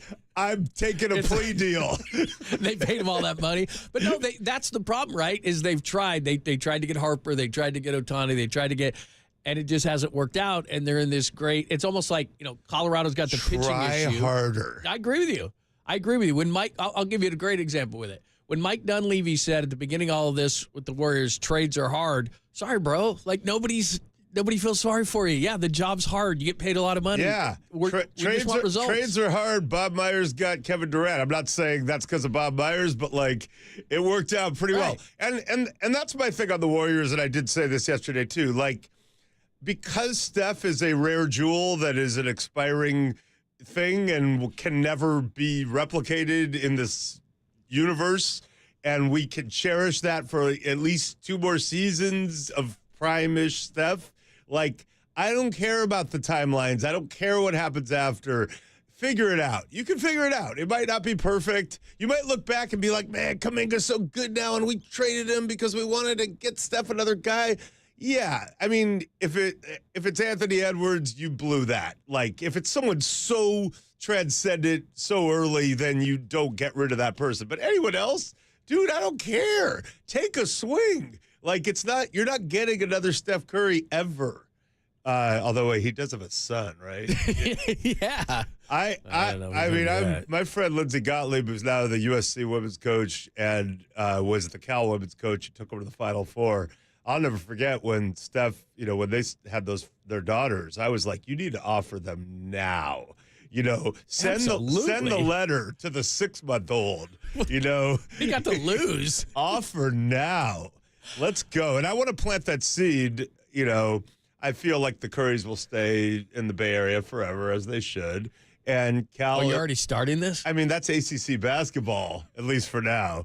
And, Tara's gone. Tara's one of the greatest coaches of all time in any sport, in men's or women's, and could have coached an NBA team to multiple championships. She's that great. She's gone. Incredible career. Cal's in the ACC. It's one of the greatest. It's the #1 public university. I mean, why would you not want to send your daughters to play basketball at Cal? I know they're young, but I just want you to start thinking about it right now. In fact, I love your on behalf of Sharman Smith, I am making the offers right now. Any Curry offspring who wants to play basketball for the University of California, whatever conference they are in the future, full ride. You have my word. You're getting a text right now. All right, give us your thoughts. We're going to get into some 49ers. Mike and I were having a great spirited conversation before. Tons of different things around the Niners as they're going to camp next week, so we'll get into that as well. 415-808-5627, 415-808-KNBR on the Golden State Lumber and Building Materials text line. We'll get to all of it next. That will be wide open. That's call or text. We'll get into all of it next, only here on the Sports Leader.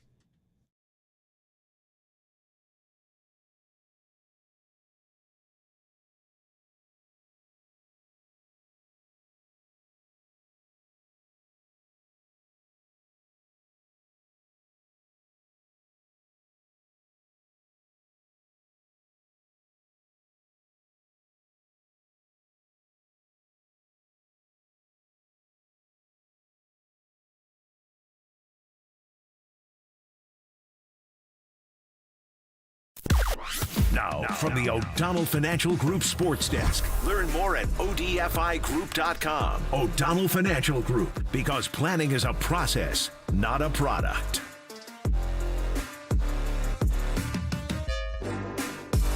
Oh, hey there. Rob Ned, former Giants closer, he joined Murph and Marcus this morning, gave his evaluation of Camilo Duvall. Check out that podcast and more. KNBR app, YouTube, KNBR socials.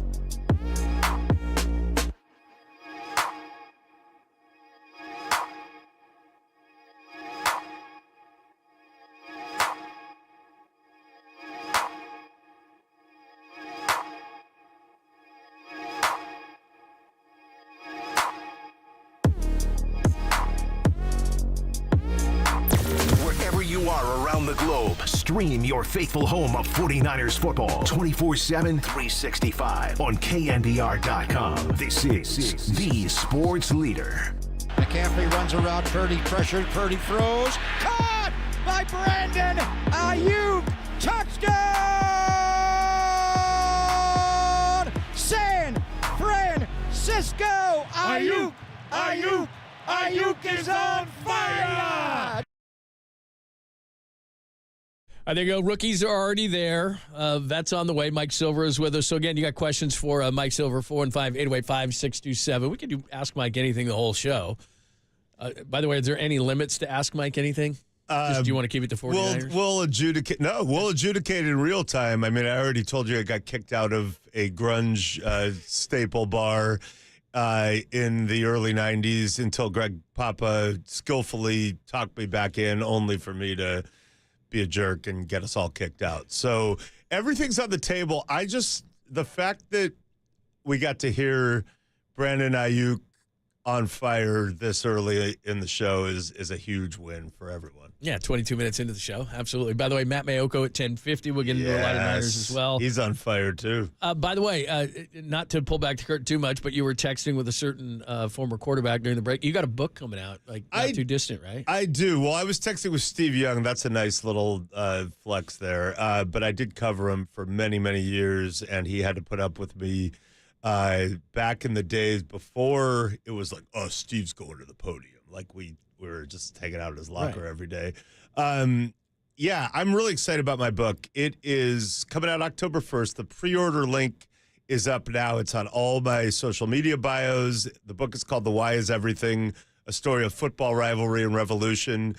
And it is the story of the Kyle Shanahan tree, basically, but it really starts with Mike Shanahan and Steve Young to some degree. Those first two chapters get into, and they were both kind of broken-ish when Mike Shanahan came to the 49ers as the offensive coordinator in 1992. He had washed out as a Raiders prodigy head coach and was really trying to rebuild his career. And Steve Young, for all his incredible talent and for all the he won a passing title that first year when Montana was hurt in 91, ended up being injured in 92 as well.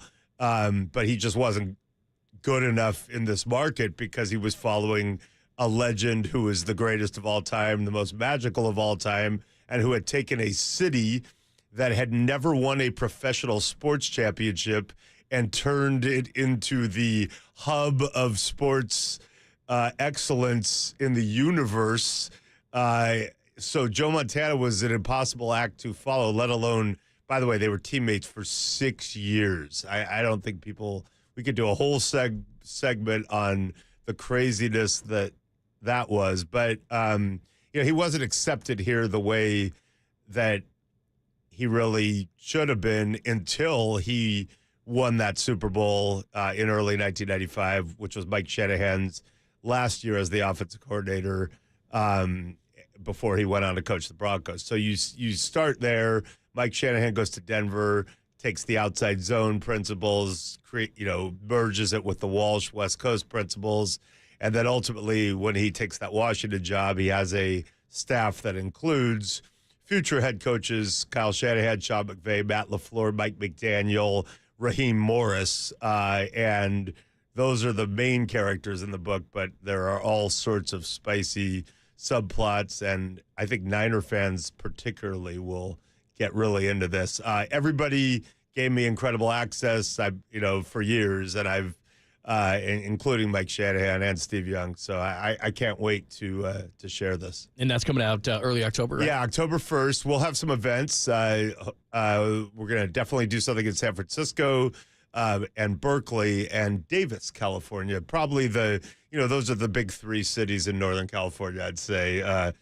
San Francisco, Berkeley, and Davis. All right, check it out. Like you said, all your social media there as well, so you can check it out. And that's coming out October 1st. And like you said, you'll be in all sorts of places, so make sure you check out Silver's new book. All right, from the past to the present and the future with the 49ers, the latest on Brandon Ayuk. I got a ton of questions for you. We'll get into all those things. If you have a question for Mike Silver, hit it up either on the Golden State Lumber and Building Materials text line at 808-KNBR or 415-808-5627. You can hit us up on the phone as well. We'll do it all next, only here on the Sports Leader.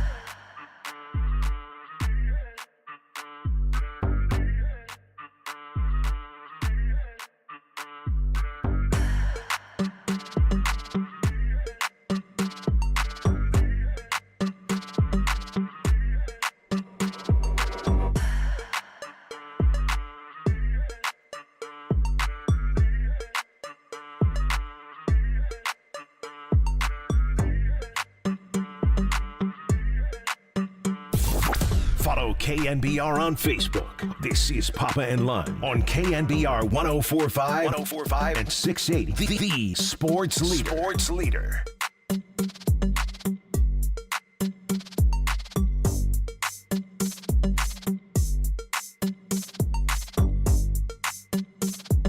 I just talk too much, even for me.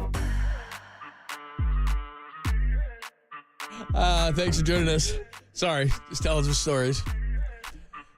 You start telling Nate Newton stories. Yeah, he ended up being a good friend of mine back in the day. I know you did talk about the Stones yesterday, so I don't want to overstones people, but well, you won't overstones me, my friend. But I've seen him a couple of times, and I did not get out to the show at Levi's a couple of nights ago. How was it? Was it awesome? I really wish you had. It's one of those things that I said this yesterday. In 1981, on the way to the LA Coliseum to see them, Tattoo You. My friend, Tattoo You, and my friends and I were singing "This Could Be the Last Time." We really thought these guys are so old. In 81. 81. This is probably it. And so every tour we say that. So now that Mick is 80, obviously you are cherishing every chance, but it's like you get over that 3 notes in because it's just stupid. The sound, the stage presence, the way they can play a stadium. But then Mick's voice is just freakishly as great as it's ever been. And his athleticism is, I don't even know what to say given his age. I mean, if I had that athleticism, in my 30s, then I probably would have done better I don't even think I was 30, but I would have done better at that bar in Seattle when Greg Papa had to talk me back in. I could have just run for it. It was really, really great. They played some songs that they either hadn't played in a while or that I wasn't expecting, including Faraway Eyes off of Some Girls, gave us a Painted Black. They played Like a Rolling Stone. They covered Dylan, which is nice, really beautiful version. So I left very satisfied. Very good. Yeah. Very nice. No, he's amazing. I read a piece on how he keeps himself in shape, and it's unbelievable. To be honest with you, I'm more amazed that Keith is alive. Right. And Mick acts the way he does. And so for you younger people, the joke with Keith was because Keith partied, man. Keith was doing heroin and stuff in the 70s, but Keith Richards is like the ultimate partier. So the joke a while back, because he fell out of a tree, remember? A while back, the joke was, if there were a nuclear holocaust, the only living beings would be the cockroaches and Keith. Because That's it. He's apparently, so everything a doctor has ever said, a health expert, every single thing you've ever heard about, what health risks are, what sustains you and all that, Keith Richards violates that by his very being. And so it's a gift, man. It's a gift. It's amazing. All right, here's what's going to happen. Matt Mayoko is going to join us at 10:50. Let's get into we got a ton of 49ers. And again, if you get a question from Mike, Golden State Lumber and Building Materials text line wide open, 415-808-KNBR, 415-808-5627. There's a bunch of them lining up, and we'll get to them. But let's get the latest on Ayuk. I know we talked to you a couple of days ago when he requested the trade, or his side requested the trade, but it sounds like the Niners just said, that's great, see you at camp. I think that might be an oversimplification. I'm a little triggered by the, he's got no leverage, whatever. I don't think it's that simple. He's clearly, he can't control his own destiny. He can't just force a trade by saying, I want to be traded. And he is under contract, and he's probably not going to sit out the season. But, it can get a lot more uncomfortable. And when I first said that on Twitter, somebody was like, well, how so? Give me an example. And I was like, Google Terrell Owens driveway push-ups, Remember that. It can get ugly. And, you can say as a team, well, we've got all the leverage, ha, ha, ha. But, everything has consequences. And, other players are also watching how it goes down. And the most logical thing, I believe, and we'll get into this with Matt Mayoko, who knows as much as anyone, the most logical thing, I believe, is that they end up settling at a number somewhere between, what the 49ers have reportedly offered, what I reportedly wants. But, we can look at these deals and surmise what Ayuk is thinking. You know, Amon-Ra St. Brown, man, come on, I'm as good as that guy. So, and some of these numbers are not, you know, the way they're juiced up, and there's different nuances with how the contracts are structured and what those numbers really are and how they're guaranteed. But I do think there's a deal to be made probably later in August that it makes the most sense for him to just take that. But if he really feels like, I know other teams want to pay me that, you don't really, you know, see me in that realm. I'm just going to roll the dice and play on the fifth-year option for 14-1, and in homage to the final season of the great Curb Your Enthusiasm, I'm disgruntled. I'm not disgruntled, but I'm disgruntled. That could happen. I don't love that for the 49ers. I love it for me and you because it's like a content farm. Right. You got Debo and Ayuk. One of them's gone after next year. Hunger Games, and they're both mad because Ricky Pearsall's taking all their targets, and you know, the 49ers lost in a couple of games, and now everyone's freaking out, and somebody took them off their social media. You know, like that sounds fun for me, but not for the fans, and for John Lynch, not so much, and Kyle Shanahan. I don't know that it has to be like that, but leverage works both ways. There's leverage in terms of like, we own your rights for 3 years if we want. And there's leverage in terms of, I don't think you want this vibe when you're trying desperately to finally win a Super Bowl after dealing with another heartbreak.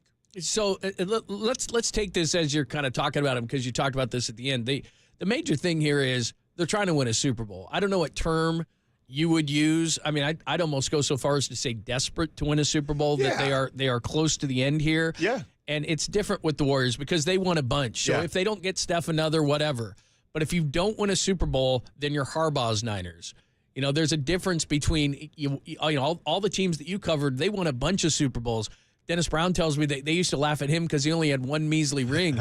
They have no measly rings. And so the way that, whether they care or not, the way that it goes down in history, so they need to win now. So when we're talking about Brandon Ayuk, if they were a 4-win team, maybe they wouldn't put up all this, and they'd trade him and they'd get picks and everything else. But it's hard to do player-for-player trade. So if you traded Ayuk, can you get Terry McLaurin, or and then we go down that road.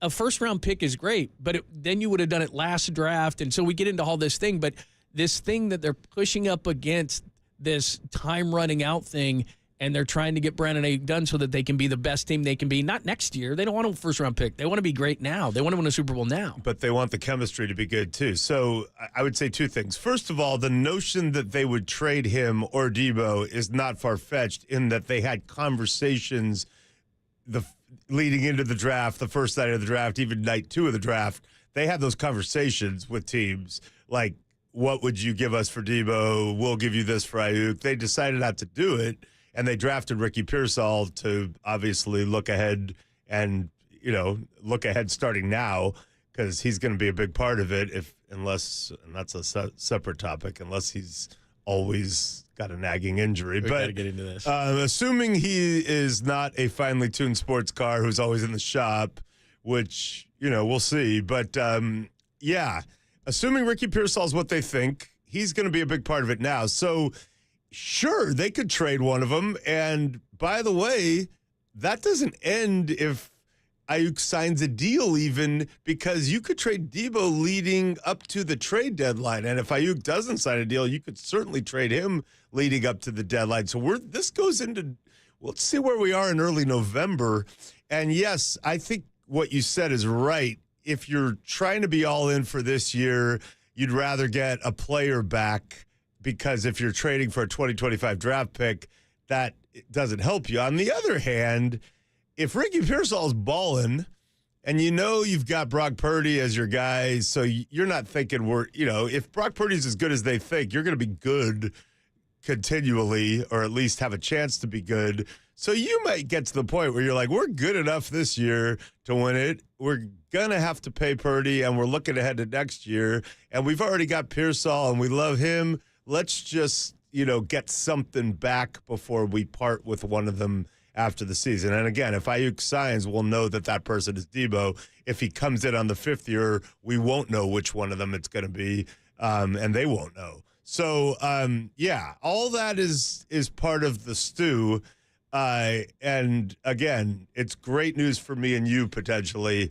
Maybe not as great of a news for someone who really wants the 49ers to win this season. Well, you kind of alluded to this, so let's get to this. Ricky Pearsall wearing like a blue jersey, and now Ricky Pearsall is not going to be ready for the beginning of camp. And you mentioned it kind of, we all know what that means, this fine-tuned sports car, which receivers can be, and we're watching receiver, and they can mentally and physically. So, I mean, are we already starting to think? Because like you said, by the very drafting of Ricky Pearsall, we went, ooh, right? We were all like, ooh, first-round pick. And now he's not healthy? I mean, Gary Payton II, right, would be like your classic example. When he's out there, you're like, wow, he is a game changer. Defensively, he can dunk on those alley-oops. He's energy. He's a big part of what the Warriors are. And then you're like, oh, he's got another little injury. And some athletes, athletes are different. Some athletes need to feel totally right to perform at that level. And some are more like, oh, yeah, it turned out my shoulder was separated and I was, it's just, people are just different. And I don't know how Ricky Pearsall is. I do know he's a, not particularly big receiver coming into the NFL for the first time. And so you go, well, yeah, those first OTAs, he's in a jersey. That's weird. Well, we're just being careful. It's just some little thing. Okay, cool. And then it's like, oh, he's on NFI. Hey, it's not a major injury. Fine. We don't even know what it is, but we'll ask Matt. But okay, cool. It's probably just some little thing, and he's going to probably be out there in training camp balling. But then maybe in the joint workouts, Ricky's off to the side. I don't know. And sometimes it's like that for a while, and then it changes, right? Like Steph Curry. For a long time, we're I just don't think Steph Curry's going to be able to hold up ankle in the NBA. And, it turns out he's actually literally one of the greatest athletes of our time and is, along with Joe Montana, by far the most important Bay Area athlete that will ever be, probably. So, yeah, it turned out Steph Curry's okay. But and I'm not saying Ricky Pearsall is Steph Curry, but there is some hyperbole, as you said, about Ricky Pearsall. And it starts when the head coach, after drafting you in the first round, is asked, hey, who does this remind you of? And he's like, oh, me. Now, I didn't love hearing that. I mean, I've known Kyle since he's 13. The fact that he got on the field at Texas and was making catches with those big shoulder pads from Chris Sims, I was like, yeah, go Kyle, dude. I was proud, but I mean, I don't think anyone who saw Kyle play in college is that's who I want my first round receiver to resemble, Roy Williams, maybe. Right. But so, and I know he was just kind of tongue in cheek. Again, if John Lynch comes down and he's like, hey, we just drafted the safety, who does it remind you of? Me. Oh, hell yeah. Hall of Famer? Nobody's going across the middle against the Niners. It's going to be old school. But, I just think that just tells me that Kyle really likes him. And I talked to Kyle Juszczyk this last previous week, and where Matt Mayoko and I both talked to him in Tahoe at different times. And I have a column coming out on him in the Chronicle the next few days. But he told me some really strong things about Ricky Pearsall. He said he is an incredible route runner from what they can tell, asks great questions in meetings, seems to have a real grasp of the offense, and wait for it, has, quote, top-end speed. And that's not me saying that. That's an all-pro fullback who plays with, some of the fastest players on earth. He said Ricky Pearsall has, quote, top-end speed. So it's not just Kyle and other people who are excited. The players are excited. So let's just hope, A, that he's not banged up all the time, and B, let's be mindful that people who are like, well, rookies don't really play for Kyle and his offense, and, it's really about Ayuk and Debo now. He's just kind of a luxury. Nah, dude, they drafted Ricky Pearsall thinking he's a big part of it now. And if he's not, that's a huge disappointment to them. if he's not immediately in this mix. Well, and again, you're talking about this stew that's happening. So the fact that he gets taken, we just happen to take a first-round pick wide receiver. That's not how it works. No. So obviously they're in this whole situation with Debo and Ayuk, and then all of a sudden you put Pearsall there. And again, with Brock getting all his money, they got to do this at the position. And I want to add Kittle into this too, because I think we neglect that. And there's a text on there who wants to ask about Kittle. So there's receivers, but there's targets. And by the way, they quietly, they waited on Bosa, they waited on Kittle, they were late on Warner, they're late on Ayuk, it looks like, at best. But Christian McCaffrey wanted more money, and they were like, hey, I don't think we should do that dumb August dance. Like, we're paying him, and he earned every cent. He's still underpaid. But, so you have McCaffrey, you have a fullback you're still paying, even though he took a cut.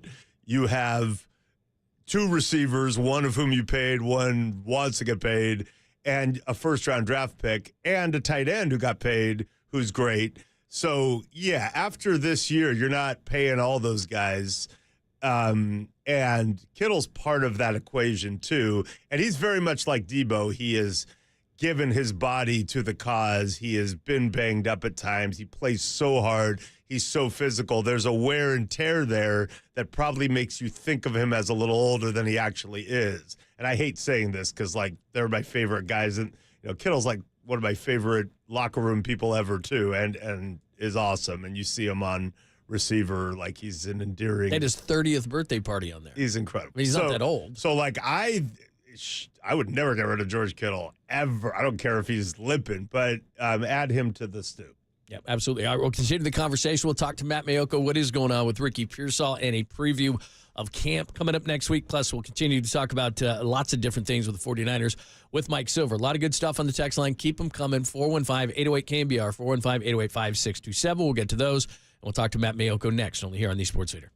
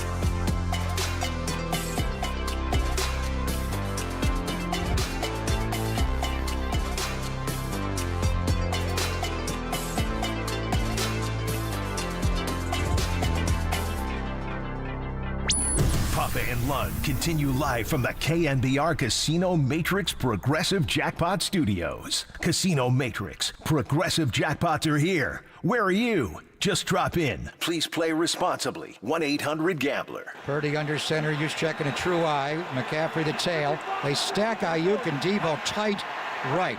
Kittle is left. Purdy with a take. Play action, and McCaffrey looks left, throws for the end zone, wide open. Brandon Ayuk, touchdown! San Francisco. Let's start the fire right now, baby.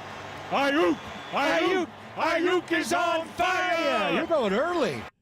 It's 2 and 54 minutes. There you go. Mike Silver is in. Thanks for joining us. Niners, the rookies are there. The vets will be next week, and we love talking to Matt Mayoko each Friday at Mayoko NBCS. Read his great stuff. He is a social media star, and he joins us courtesy of the Uma Guest Line. What's happening? Nothing too much, gentlemen. Michael, you survived Tahoe, I assume? Yeah, that one night plan was a lot saner than back in the day when I remember one time Murph was up there because they were doing the show, and because of their limitations with time, he had to do the ugly early program. So he wanted to start at like 3 p.m. That didn't help. Which never works out. You always think, hey, I have to turn in early tonight, so I'm going to start early. And then what happens is it ends up being just like 4 more hours of drinking than what you'd originally planned. Isn't it weird that Matt and I have this unspoken communication? This is from years of we should have gone home and oddly did not. Exactly. This is the year. This is the year that I make good decisions. Yeah, we're going to put that to the test in a place called Nash Vegas very soon. And there's even a chance that on the way there I might stop at the Sphere and go to a concert. So I'll be in fine form if that happens. And so Nash Vegas, I'm putting you in charge of. I know, a lot of times I'm trying to hang with Matt on the road, and he's got an actual plan where he's like, no, we're going to this college basketball thing, or I would imagine that in Nashville, the plan is going to involve cheap beer and loud music. That would probably be, what Tootsie's, the stage. That's fine. Probably not. Yeah, probably not straying too far from that. Not the Kid Rock spot. That's all I'll say. But Tootsie's is good. Yeah, that's good. Matt, by the way, Matt is he just kind of goes under the radar, but you'll stay out. You stay out a bit. It's nice. Yeah, like I said, I think this is the year that I start making good decisions. I doubt it. There was one time he made a really bad decision, and I know you guys will remember this game because the 49ers had a long streak of shutouts, or not being shut out, that dated back to Walsh, and it was a very proud thing. They had not been shut out in, Matt will know how long, but it was, I don't remember, but it was a decade. Yeah, might have been 20 years, and I think it was more than that. Yeah, 20. And so they were playing up in Seattle. The team wasn't doing great. I was going up there, and somehow we came up with this great plan that going to Vancouver and spending the night before and then just coming back to cover this 1 o'clock game. I believe eating sushi on Sports Illustrated's dime. Yes. We ate a lot of sushi. There's a place called, I think, Tojo's up there that is famously great. And, actually, I think we've had better sushi in Seattle, we both would say, but it was great. And but I do remember this part of it. We sit down, and you said, so, Matt, what's going on with the 49ers? And I start to say, and then you go, okay, that's good. Now I can dinner. Business discussion during. So you can write it off. Yeah, so that was good. And then I remember we were very endearing on the streets of Vancouver, talking to the locals. And, they were really into us. And then this is the night before the game. Yes. So we wake up, shower, do our thing. We we'll just drive back. And, the border crossing's not as seamless as it once was, and we're eventually I'm like, it's getting a little close. And then there was traffic going to the stadium. I had to let Matt out of the car to get to the several game blocks on time. Yeah, and he walked the rest of that. I think I got there in the first quarter, but the 49ers offense never showed up, and that's the day the streak ended, the day the music died. I believe was Ken Dorsey the quarterback and Ted Tollner the offensive coordinator. Wow, that sounds that sounds great. That's solid knowledge right there. I love Ken Dorsey. Ken Dorsey, I thought, was a fall guy in Buffalo last year, and he's back. He's back on his feet. Where is he? He went to can someone Google Ken Dorsey, offensive coordinator? Did he end up in Cleveland, I think, for Kevin Stefanski, I want to say. Okay. Or I could text Ken Dorsey. How about that? Where are you? How about You just that? mentioned your name. Let's Google. And he's like, dude, I start work next week. Yeah, he's like, dude, I'm installing an offense. He is the offensive coordinator for the Cleveland Browns. Very nice. Yeah, Here we he go. is. There you Yeah. go. Miramani's own. Yeah, and then there was this other night in Seattle where Ann Kelly and I were all excited because we hadn't seen each other in a while, and we were going to go out, have a big party night, and Matt, of course, was going to join us. And then I was about to order a beer, and I think Matt made this suggestion that maybe bourbon would be a better way to go. I think it might have been Jameson. Oh, boy. Yeah, Jameson. And that's how you started? And the final score of that night was Jameson 3, us nothing. That often happens. Yeah, if that's how you start.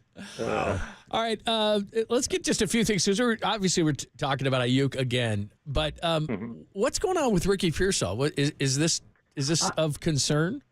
I don't know the specifics, but I've been told it's not of a concern. So right now, the rookies reported on Tuesday. The coaches aren't even in this week, so all they're doing is just conditioning to kind of be ready for when the veterans show up. So I kind of feel like either he's going to be cleared and off that non-football injury list by the time the team hits the field, or it'll be shortly thereafter. So what I've been told is it's not a big deal. He was but they've been really kind of not transparent with Ricky Pearsall because during the off-season program, after maybe the first week that we were out there, he was in the blue non-contact jersey, which I always find funny because I find it funny because it's non-contact drills, and they have to put a blue jersey on him just to hey, no contact in the no contact drill. It's like tampering.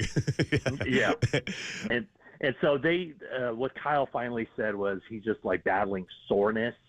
So what I understand was it doesn't have anything to do with that. It was just something that occurred while he was training to get ready for reporting. So I'm under the impression it's not that big of a deal. Well, I'm a little bugged out, and I preface this by saying I'm the guy who predicted a monster season from Trent Taylor, who's now on the Niners, publicly twice, because I was so sure. The first time he had 5 foot surgeries, so that derailed that plan.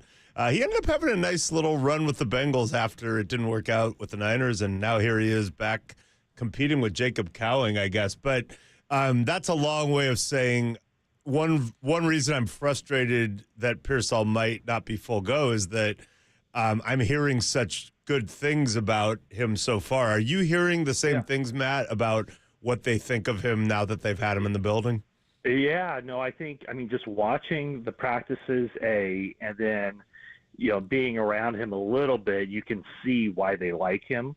He's, you look at him at pre-draft, I thought of him as just this little guy. He's not a little guy. He's got decent size. I think he's a lot more athletic and is more speedy than I would have thought. I think he did run pretty well at the combine. His route running appears to be very good. He's clearly a student of the game. I mean, he takes it very seriously. He's got good hands. Now the question is, can you expect him to just jump off the bus year one and be this big time contributor? And right now, I think they got to feel pretty happy with their top 4 wide receivers, assuming Ayuk is one of them. Yeah. With Ayuk, Samuel, Juwan Jennings, who they signed to an extension at not a cheap price. Yeah. $7.6 million. That puts him I was just counting it up. I think that puts him like in the top 45 paid receivers in the NFL. Do we think he would have been Super Bowl MVP? Like, let's say Butker misses that field goal at the end of regulation.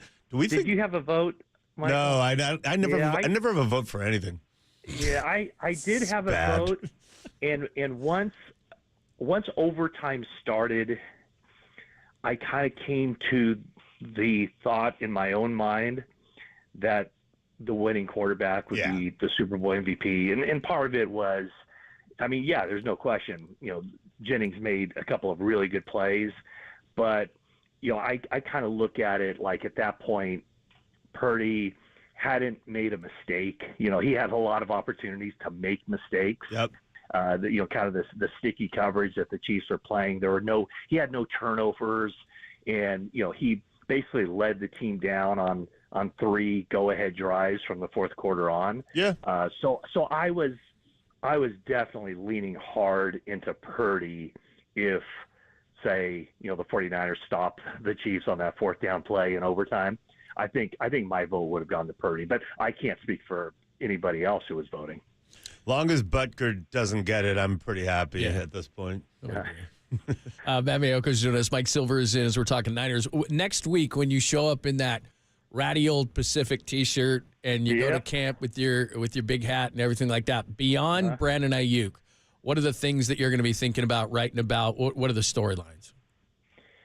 Well, I think, when I look back at the 2023 49ers, the one area that they never solved, not even through the Super Bowl, was their nickel defense, specifically their nickel back.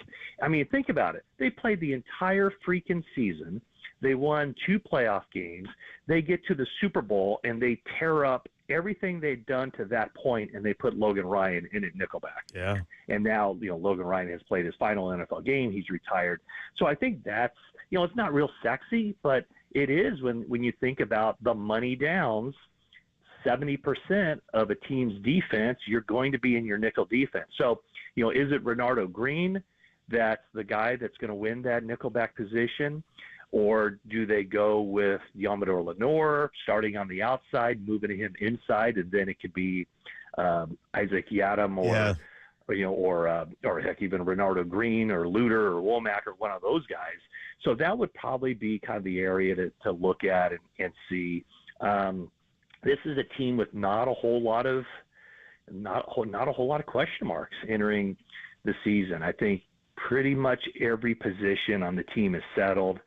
Now you start looking at the stuff that, these are good problems to have when, oh my gosh, who's going to win the backup quarterback job? Is it going to be Josh Dobbs? Slot receiver is a good one, too. Slot receiver. And that's an area, assuming, of course, that Ayuk and Debo, or Ayuk is with the team. I would think that, you pay Juwan Jennings what you paid him, you're going to get him on the field a lot. You pay but you draft Ricky Pearsall where you drafted him, you're going to get him on the field a lot. So I could see where they do more shuttling in and out, more mixing and matching of the third receiver, depending on the play call and the defense they're going up against. But man, when training camp starts next week, there's just not a whole lot of unanswered questions except for probably at the bottom of the roster. It's interesting with Demo, because you're right. He was simultaneously their nickelback and their number 2 corner at the end of last year. The problem being he couldn't physically play both at the same time, because then you play with 10 and it's kind of a disadvantage. But they haven't yet perfected the whole cloning thing. Cloning, right? Yeah, I feel like it would be like Multiplicity, that movie with Michael Keaton, where the clone was not as good as the other clone, and it's a copy of a copy. Just as long as you don't get into a Pet Cemetery thing where the offshoot is evil and all kinds of evil Debo. So I feel like he's coming up. They could do with him what they did with Greenlaw and maybe preemptively sign him, which I think would be smart. But assuming he and Mooney Ward are both playing, for new contracts after this year at premium positions, it's interesting because I think you could sell Lenore on move inside. Staley had a lot of success using the inside guys as playmakers, whether it was Ramsey in there, Jalen Ramsey, or Derwin James. You could kind of be that and make a lot of plays, even though you're not technically an outside corner who usually get paid more. And then, if you do that, is Isaac Yiadom, I'm probably saying it wrong, is he the guy who he really flashed last year and had an unexpectedly really good year? If he plays like that, you could put him there or maybe one of those other guys or the rookie. That might solve the problem. That's a really interesting landscape. And Matt, I think safety is interesting too because I wonder with Gibson's now suspended if he was even going to come back. But you've got Jair Brown looked really good as a rookie. You've got Hufanga coming back from the ACL, and then they flirted with looking at Blackman. Even Justin Simmons is still out there. Could we see a late signing that adds to that safety mix? I would think that they would have to see, or I think they would determine early in camp, where Hufanga is, what they have behind him, how close is Malik Mustafa from being able to play. Mm-hmm. And I think, the idea would be that it's going to be really close for Hufanga. I think there's a pretty good chance he's ready for the start of the season, but let's just say he's not ready. I think the obvious thing would have been, well, just sign Tashawn Gibson. But he does you no good because he's suspended for 6 games. So do you want to go pay a lot more than the minimum to get Justin Simmons when you have Hufanga and you have Jair Brown, 2 guys that I think you'd be happy with as the starters if you're this team because they're young, ascending players. Heck, the only year Hufanga's been the full-time starter for a full season, he was first-team All-Pro. Did he deserve it?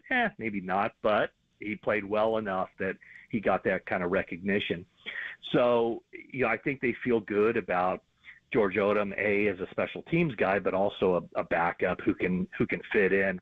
So I think they do have some options just to kind of see where they are and if they need help, and that should be something that can be apparent in the first 2 or 3 weeks of training camp.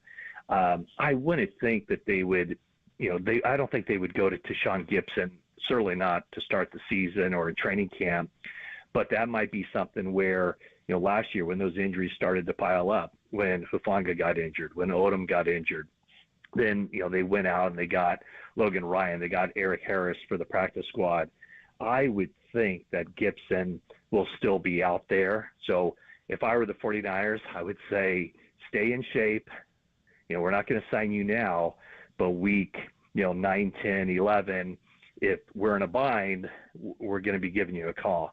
The thing with Simmons is just, what does he want? How much will it take? Every dollar the 49ers spend from here is, one fewer dollar on the cap for future seasons. So I think that would have to be kind of a desperation move for them to go out and get a guy who's a veteran safety who they're going to have to pay more than the minimum. Matt Miyoko joining us. Is this year 30 for you? Because this is year 30. This is year 30 because year 30 right? year round. Yep. Uh-huh. Wow, you're 30. I mean, what are the odds we've had? Point out that coincides with the last time the 49ers won a Super Bowl. No, because I knew you were going to bring it up. Man, I was thinking you're the jinx. We've had. By the way, we've had. I got to say, everybody who's watched Receiver, I just finished it yesterday. It came out when Mike and I were in Tahoe, but Silver with some major scene stealing. He hasn't even seen it yet. Moment. Wow. I just saw a photo where they put my name in like the biggest font possible, which it's almost like I produced the show. Like, let's just make Michael Silver. What are the odds we've had 3 Santa Rosa Press Democrat beat writers now on this air already today, because Murph did it too. Yeah. When I was after I got kicked up to columnist. And the other part of that is Debo gave you a shout out by saying, Yeah, some reporter. That sounds about right. But I'll have my revenge when I'm like, some receiver caught a swing pass and raced 67 yards, breaking 7 tackles along the way. Some receiver. He used to wear number 19. I don't even know who that is. Yeah, Debo and I, it's hard because we're so close, and yet, he just... Yeah. He goes to great pains to hide that closeness from. Yeah, he does a good job of that. Even me. Yeah. Hey, real quick, just I don't want to give it away because I know Silver's going to eventually watch it and check out his piece and everything. But didn't you think of all the receivers, Justin Jefferson was hurt and Debo's kind of Debo. I think they. Debo's maybe not as interesting. I think we were talking about this as maybe they made him out to be. But I thought George Kittle and Claire Kittle stole the whole show. Oh, my gosh. That's all it was. I'm just going to have to, me and my wife are going to have to, figure some things out after seeing those two. I know. Holy cow. Maybe she'll race towards you full sprint and jump into your arms. Have you ever seen two in more love than they are? Yeah, maybe his parents, maybe Jan and Bruce. Yeah, I will say this. I've actually said this. I mean, I've gotten to know the parents, a little bit, and I've been around Claire a little. They're really good people. Oh yeah, they are really top notch, and that family is very cool, and so it didn't when I heard, I think in the spring or whenever they announced the people who were going to be involved, the first thing I thought of was, the show is receivers, but they added a tight end for a reason. Yeah. He's not a wide receiver, he's a tight end, but they added him for a reason. And it's just, he's, him and that family, I knew they were going to be a big part of that. I remember, going back years, I guess 2017, right? First time I met him, first time I was around him, I thought, oh my God, this guy's kind of full of it. He just, what's going on with this guy? He hasn't changed. He was the same guy who walked in there with the clean-cut haircut and just kind of the goofy personality. When you first meet him, you're thinking, okay, is he trying to be somebody, is this an act? What's going on here? But he's the same guy every day, upbeat, positive, fun-loving. Obviously, that family is. Unless he runs really into Harrison close. Smith, and then he's not happy. But other than that, he's happy. Even those lines were delivered with humor. Harrison. Yeah, I mean, listen, I think that one thing I wrote before the Super Bowl is he and Travis Kelce are tight. But they could not be living more opposite lives. So Travis is dating the most famous woman on the planet, and George is I know he's flamboyant, but he's the most family-centric person, on the earth, right? It's always the extended family, and he's, so in love with Claire, it's get a room, guys, which is great. So it's cool.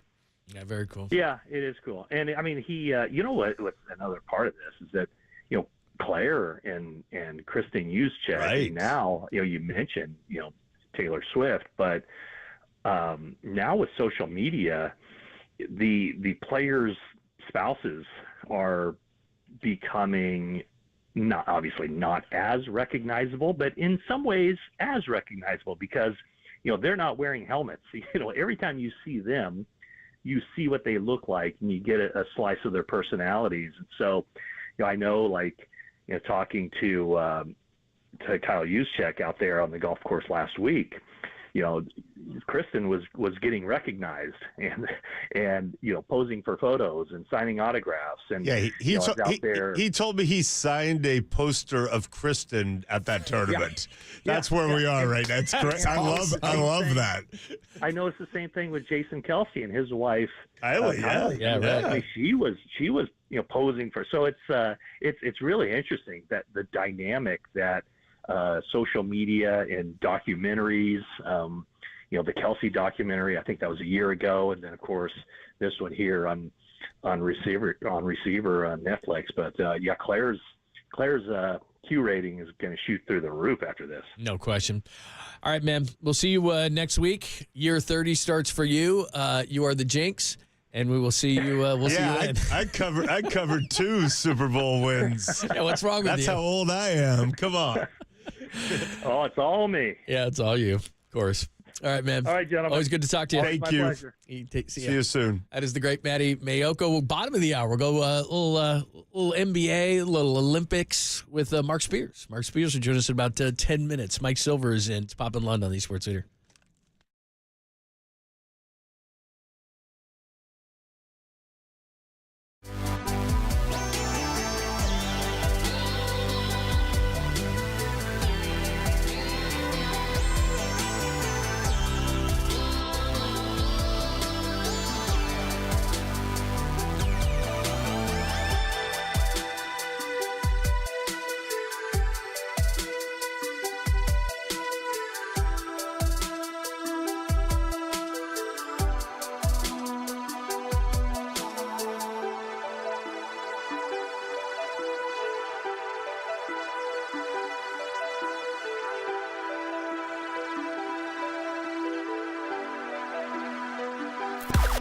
Now, from the O'Donnell Financial Group Sports Desk. Learn more at ODFIGroup.com. O'Donnell Financial Group, because planning is a process, not a product. Great Joe Rizzo joined Popes and Crowley yesterday and previewed the Giants second half. Check out that podcast and more. KNBR app, YouTube, KNBR socials.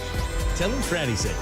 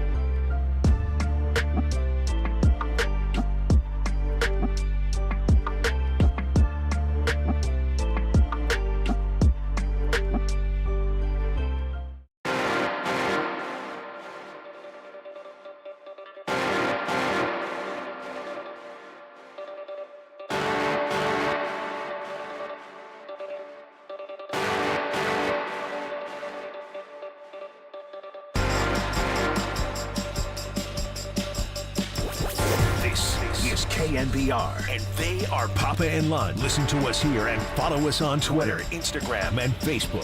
We are KNBR 104.5 and 6E, the sports leader. See you like pina coladas, getting lost in the rain. You like making love at midnight, Chad? That's the guy that talked to you being able to stay at a bar. I don't know how you could ever experience midnight again after that. Exactly. The one thing is, and very few people know this, you certainly do because you're out with him a lot on the road. I've been out with him quite a few times. He can not sing a song. So if we're coming back and he knows or likes the song and the bump comes up, he sings it. I gotta say, so this is just a little interlude here. I did a book with Dennis Rodman. I would put my ability to party with, whoever over the years. Like, I'm not timid, but I went to the Super Bowl in Vegas this year, and, it was a lot of work. I had a book due, but I was trying to also, it's the convention of pro football, enjoy the event. And one night we were walking by, thought the night was wrapping up, and we went past two songs, and you guys were there, and I'm just going to, I Irish goodbye'd you, but good move on starting your part. that night and in general, including John Dickinson, I think one night put me to bed, and then even like the night of the game after I filed my story, KNBR collectively just put me to bed. Like, you guys partied. You guys won the Super Bowl. Yeah, that was a lot. Copes, future Mrs. Copes. Like, it was, but I would say that you and Greg that night at Who Songs, and I think you relocated to the Irish bar. That was a mistake. You guys put me to shame. I walked in there with Ann Killian, and she could go. Yeah. And I was like, we're going to go. We'll go. No. KNBR and the Kansas City Chiefs won the Super Bowl. Well, that night he started breaking out Jamesons and whiskey one after the other. He is famous for he just gets into this mode of shot mode. I'm too old. I'm too old for shots. I will do shots. I love Scott. Yeah, I'll do shots if Cal goes to the Rose Bowl, which means I'll never do shots. And I always I usually steal this line from my friend Brian Fitzpatrick, who said it in college when we were upperclassmen and some freshmen tried to get us to drink, and he looked at them and he said, "You cannot peer pressure me because you are not my peer." And I'm like, and I say it more derisively now, dude, I'm old.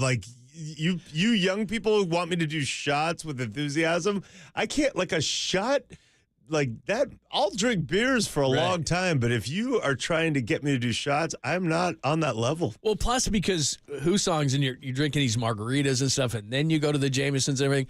I just remember the first day at Media Row, and they had in Las Vegas, they had the big kitchen lights, super bright kitchen lights. I was wearing sunglasses and people were giving me grief, and I'm like, no, I seriously need these. And then as the week went on, I was smarter. But still, that first night. You weren't doing it because the future was so bright that you had to wear shades. No, it was really bright in there. The present was bright. Very bright. All right, let's hit up Mark Spears. Coming up next, we'll talk some NBA, but mostly we're going to talk about the Olympic team. He's going to be in Paris, and he's going to be covering U.S. Basketball Olympics. The WNBA All-Star Game is going on as well, so we've got a lot to talk about with Mark Spears. Plus, are the Warriors going to get another deal done, or is this who the Warriors are going into the season? We'll ask Mark next, only here on the Sports Leader.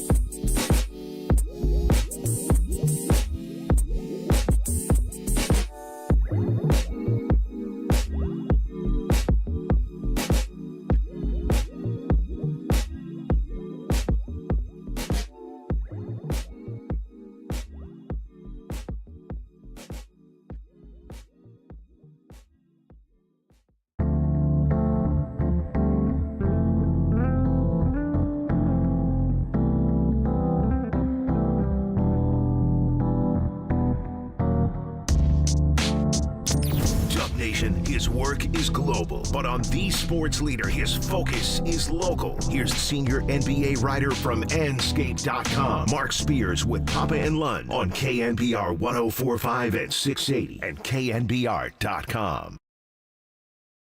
What's happening? Thanks for joining us. Mike Silver is in. John Lund with you. Thanks for joining us on a Friday edition of the show. Get back some Niners talk, and you can ask Silver anything at all. But Olympic time, WNBA All-Star time, tons going on right now. And will the Warriors ever get a deal done, or is this the Warriors for the season? Our good friend Mark Spears joining us at Mark J. Spears. Make sure that you're checking him out, Anscaped and ESPN, and he joins us courtesy of the Uma Guest Line. What's happening? How are you?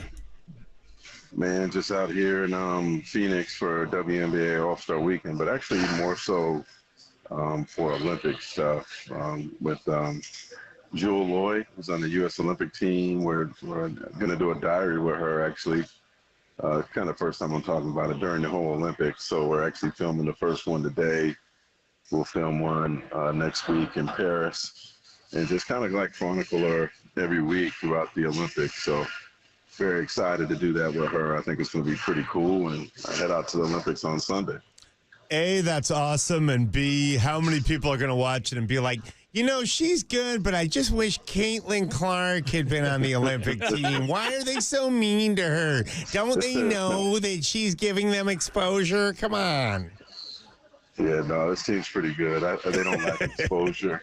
They don't lack talent. I also I think they'll be okay. I also am like, I want Enrique on the team if there's an opening. I'm sorry, I'm an Enrique fanboy. What can I say? Well, is she on the Nigerian team though?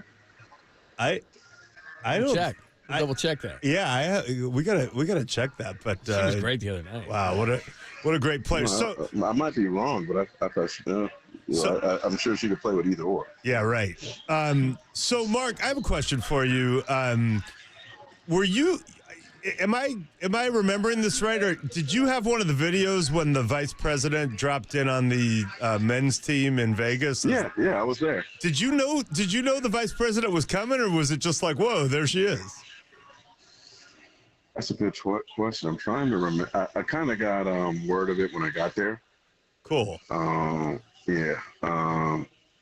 Because you know, they from a security standpoint, things were a little bit different that day, and you know, she just kind of popped up out of nowhere. So I don't think the players knew, but I kind of heard that she was in town and that she was coming. And it was funny. I'm working on this story on.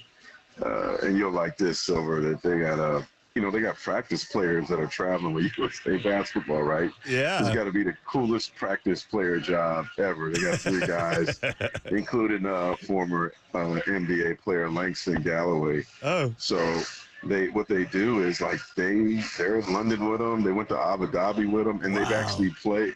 If you look at the box scores, right, they've actually played in all the exhibition games.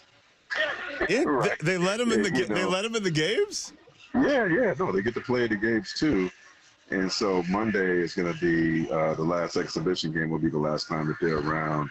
But I say this to say that like Langston Galloway went up to Kamala Harris and shook her hand and introduced herself. I'm like, she was probably like, who's this? This ain't LeBron. This ain't LeBron. Where's Steph at? Where's LeBron at? But Where's KD at? You can't take the risk though, because you might, he might have a good voting constituency. You got to play politician. You got to be like, hey. No. She didn't say anything to him. But I was like, I asked him, like, what did you say to her? Because he shook her hand and smiled, and she was politician-y, she smiled back and everything.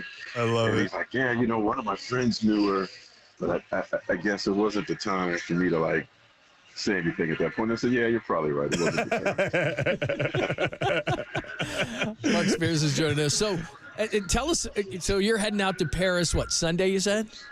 Yeah. As long as airlines are attacked, right? I know, man. Isn't that crazy today? Crazy day, man. How about that? But so what is your schedule going to be like? Because like you said, you're going to be doing this diary.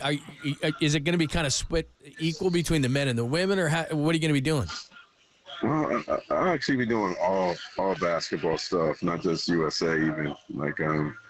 I'm going to go see France play next week. I'm curious about South Sudan. Luau Deng put the South Sudan team together, and there's a kid named Kaman Maliwatch from Duke on that team. The Canadian team is quite interesting. So I have some things that are like lined up. What happens though is really strange, is that it moves to Lille for the preliminary games, which is really odd and kind of like, I'm not going to call it stupid, but it's like, give me another nicer word for stupid. But apparently, misguided. You got the best basketball players in the world in town. They're a big draw. And apparently they're sending him to Lille because, there's more, the arena in Lille has more seats, and the arena in Paris is smaller, so they got, badminton there. So they're sending these dudes to play in Lille in the preliminary games. And so the teams that don't make it past the preliminary stage won't even get to play a game in Paris. They'll be in Lille the whole time. So I'm actually going to be probably staying in Lille for a week before, I'll start in Paris, go to Lille, and then come back. Interesting. Well, it'll be interesting. Think about, when we were young and how we used to, any notion that the U.S. wouldn't win a game was an affront. I mean, think about if there was a world all-star team now versus the U.S. team. We'd probably be underdogs on paper, I would think, in men's. Well, no, the problem is when you get to the depth of the team. Your starters are pretty grandiose, but once you give me the bench, right? That's true. You got Jokic, Giannis, and Luka up there in the starting five, and next Shea. thing you know, your 12th man is Evan Fournier. That's where it becomes an issue. But I think with this USA team, the big problem they had last year in the World Cup was a lack of size. And I give Grant Hill credit. They did a great job of making sure this team had major size. He was able to convince Joel Embiid, who had just gotten a French passport, and he's from Cameroon, not to play for either. Because Cameroon actually had a shot at the Olympics too, and to play for USA basketball. So, one thing to keep an eye on during the Olympics is if Embiid gets booed during these games, because the French are certainly pretty upset about him making that decision. But they got him, they got Bam, they got Anthony Davis. Anthony Davis and Bam are actually probably playing better than Embiid, but they got size there, and obviously LeBron's 275 as well.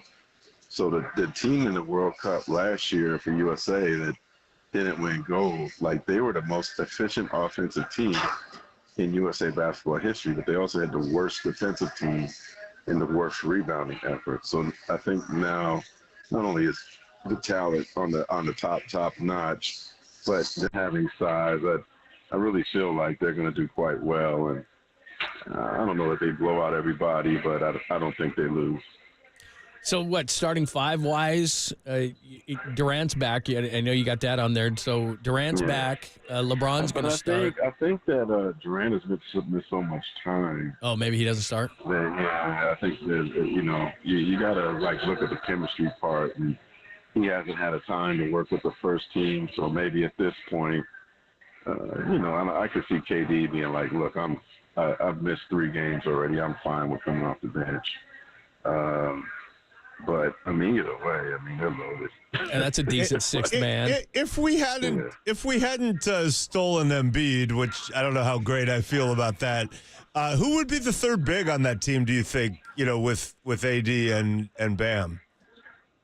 That's a good question. Me thinking more on the defensive end. Jared Allen has played with USA basketball in the past, and I would have liked to have him. But no, that's a really good question. I would have leaned toward Jared Allen. Yeah, that makes sense. I'm going to tell you this too, which is funny about Embiid. There's a rookie in this league playing for Toronto from Cameroon. His name's Ulrich Kamach, and so you might be able to see him in summer league. And he's from the NBA Africa Academy. So I was talking to him about Cameroon basketball because the Pelicans also drafted a player from Cameroon as well. And, Embiid's from there, so is Pascal Siakam and some other players. And so I actually asked him, what did you think about Embiid and other players from Cameroon, right? He goes, I thought Embiid was from the United States. Oh, here's the rookie giving shade. The shade is already. Yeah, I get it though, man. I don't like it. I love Embiid, but I feel like it's it's not cheating, but it was like Akeem on the '96 right Olympic team, right? USA team. Yeah, that's I mean, listen, Akeem. Hey, Becky Hammond played for Russia. Don't forget that. Yeah, I feel like those prospects were hurt after the Griner situation. It's going to be hard now. It's going to be hard for Russia to convince. And I actually talked to her today, and it was interesting to hear from her. I think she's, I was wondering if she was a little nervous about going to France, going to Europe at all after everything that she's gone through. And she kind of was like, there's a strength in numbers. Going with USA Basketball, going with the security, which is probably even better than the security she has with the Mercury right now. So there's certainly a comfort level in going, and she said that having USA on the chest means a lot more now than it even did before. So, assuming they win gold medal, the women win a gold medal, keep an eye on her. I could see her being really emotional on the medal stand after everything she's gone through. Mark Spears is joining us. He's going to be covering all the basketball over in Paris. I just kind of localize it a little bit. Steph had 24 the other night. He's looking good. He looks like he's enjoying every second of this whole thing. I think he ends up leading the team in scoring. So I think KD has a record, which is about 19.6 points per game, I believe. And Spencer Haywood was right after that, but the way Steph has been shooting threes and playing and all the open threes that he's getting, he had, 26 the other day or something like that? I could just see him getting, the easiest threes of his career on this team, and obviously it's a little bit shorter, not that matters to him. But I'm curious to see if not only can he set a new record for points per game with USA Basketball, but can he become, I think it would mean a lot to him to get most outstanding player of the tournament. And I think if I was a betting man, if they had odds for it, I'm sure that they are somewhere in Vegas. I like Steph to win that right now. I didn't even know they had that.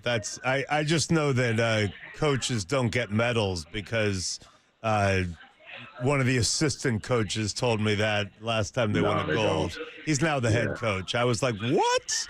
You don't get a medal? Yeah, so that's a bummer. Yeah. They get a certificate of participation. Wow, Steve Kerr, no medal. Huh? Yeah, I used to get in my youth basketball leagues when I got dominated by Steve Kerr because he got on a heater. Which is sad because we have the same dimensions on paper. We're the same height, and it's just you didn't work on your jumper. You didn't work on your jumper enough. Yeah, I worked, but not very hard. That's part of my problem, Mark. It's really a lack of. You're doing okay. I'm okay, but really, if you combine the lack of athleticism, the lack of attention to craft, and the lack of physical toughness, it's harder, man. It's hard. Man, I don't know your name, man. You're good. There's people that put the work in and didn't make it. You didn't put the work in and you made it. So. You can go to any football game in the country. You did all right for yourself. I worked in other ways. I just didn't. Didn't work on the J. You know how it goes. You're working.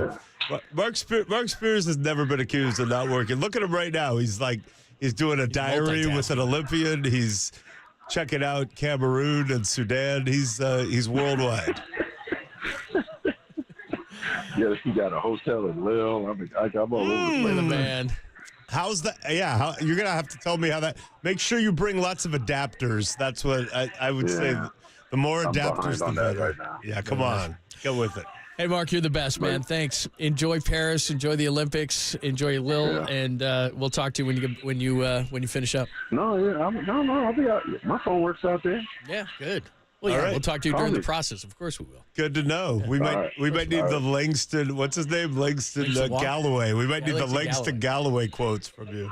Hey, man, if you guys want to talk to Langston, it'd probably be great to get on the radio. Yeah, Langston, tell us about your close personal friend, Vice President Harris. That'd be good. Oh, yeah. Oh, he'll be great. You're the best, man. All right, we'll talk to you soon. Have fun. Thanks, man. All right, that is Mark Spears. He's in Phoenix. He's going to be in Paris. I love that story. Like, you're a practice player. You kind of were in the NBA, but like now your job is to get dunked on by Kevin Durant. Like, cool. It's a great gig if you can get it. You're even getting in the games. Like, hey, LeBron threw me an assist. I'm living the dream. Hey, the vice president's here. Oh, hello. Hello, Steve Kerr. Hello, Steph Curry. Hello, LeBron. Thank you for your support. She's been briefed on the, Madam Vice President. Hi. Hello. She kind of looks back at her people. Who's this? I didn't get briefed on this one. Like if you watch Veep, there's always the guy, Gary's always whispering in Julia Louis-Dreyfus's ear. The handler's like over there going, this guy was once on an NBA roster. He's now a practice player. Just pretend that he's important. Oh, that's what the Super Bowl is like sometimes is we get so many guests thrown and someone will sit down, and I know most of them, but every once in a while someone will sit down and I'll have no idea. Yeah. And they're waiting and they have headphones on, and I'll have a producer go, who is that? Yeah. Well, it's also a constant referendum on your status at parties, everything. Like, here's what it's like for me. It's like some producer running at you physically on Radio Row. So-and-so from so-and-so in Milwaukee. Is there any way you could come on with so-and-so right now? And then, like, you walk over there in 5 minutes, and as you're about to sit down, you just see, like, a big group, and it's like, hey, Leroy Butler's here. We got to get and like, yeah, we don't need you. I thought you needed me. Yeah, sorry. Hit to the ego, you man. rank below Amon Green. It's a Milwaukee state. Like, okay, I get it. That's brutal. He scored touchdowns for the Packers. I know. That is exactly how it works, actually. All right, we'll get it back. We'll get into some Niners. And again, let's ask Silver anything at all. You get some Niners stuff. You get some Niners questions or anything. Just you can go outside of the box. Yeah, but we would do Ask Papa Anything, and he was better at the anything. Yeah, but don't ask him about what he likes at midnight. I don't want. No, that's TMI. I don't need to hear that again. All right, hit us up 808 KNBR 415-808-5627, the Golden State Lumber and Building Materials text line and call in line. However you want to ask Silver a question, 415-808-5627. We'll get more into it as the Niners hit camp next week, and still no resolution to Brandon Ayuk. It's next, only here on the Sports Leader.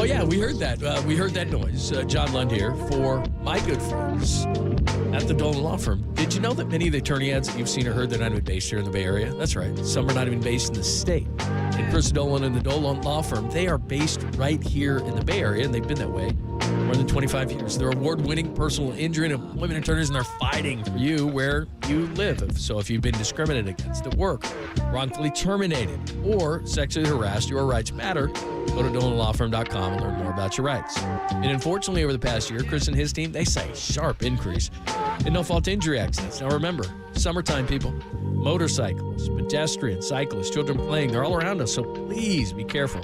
Let's work together in making sure that the Bay Area is a safer place and feel confident that you're in great hands with the award-winning California Lawyer of the Year.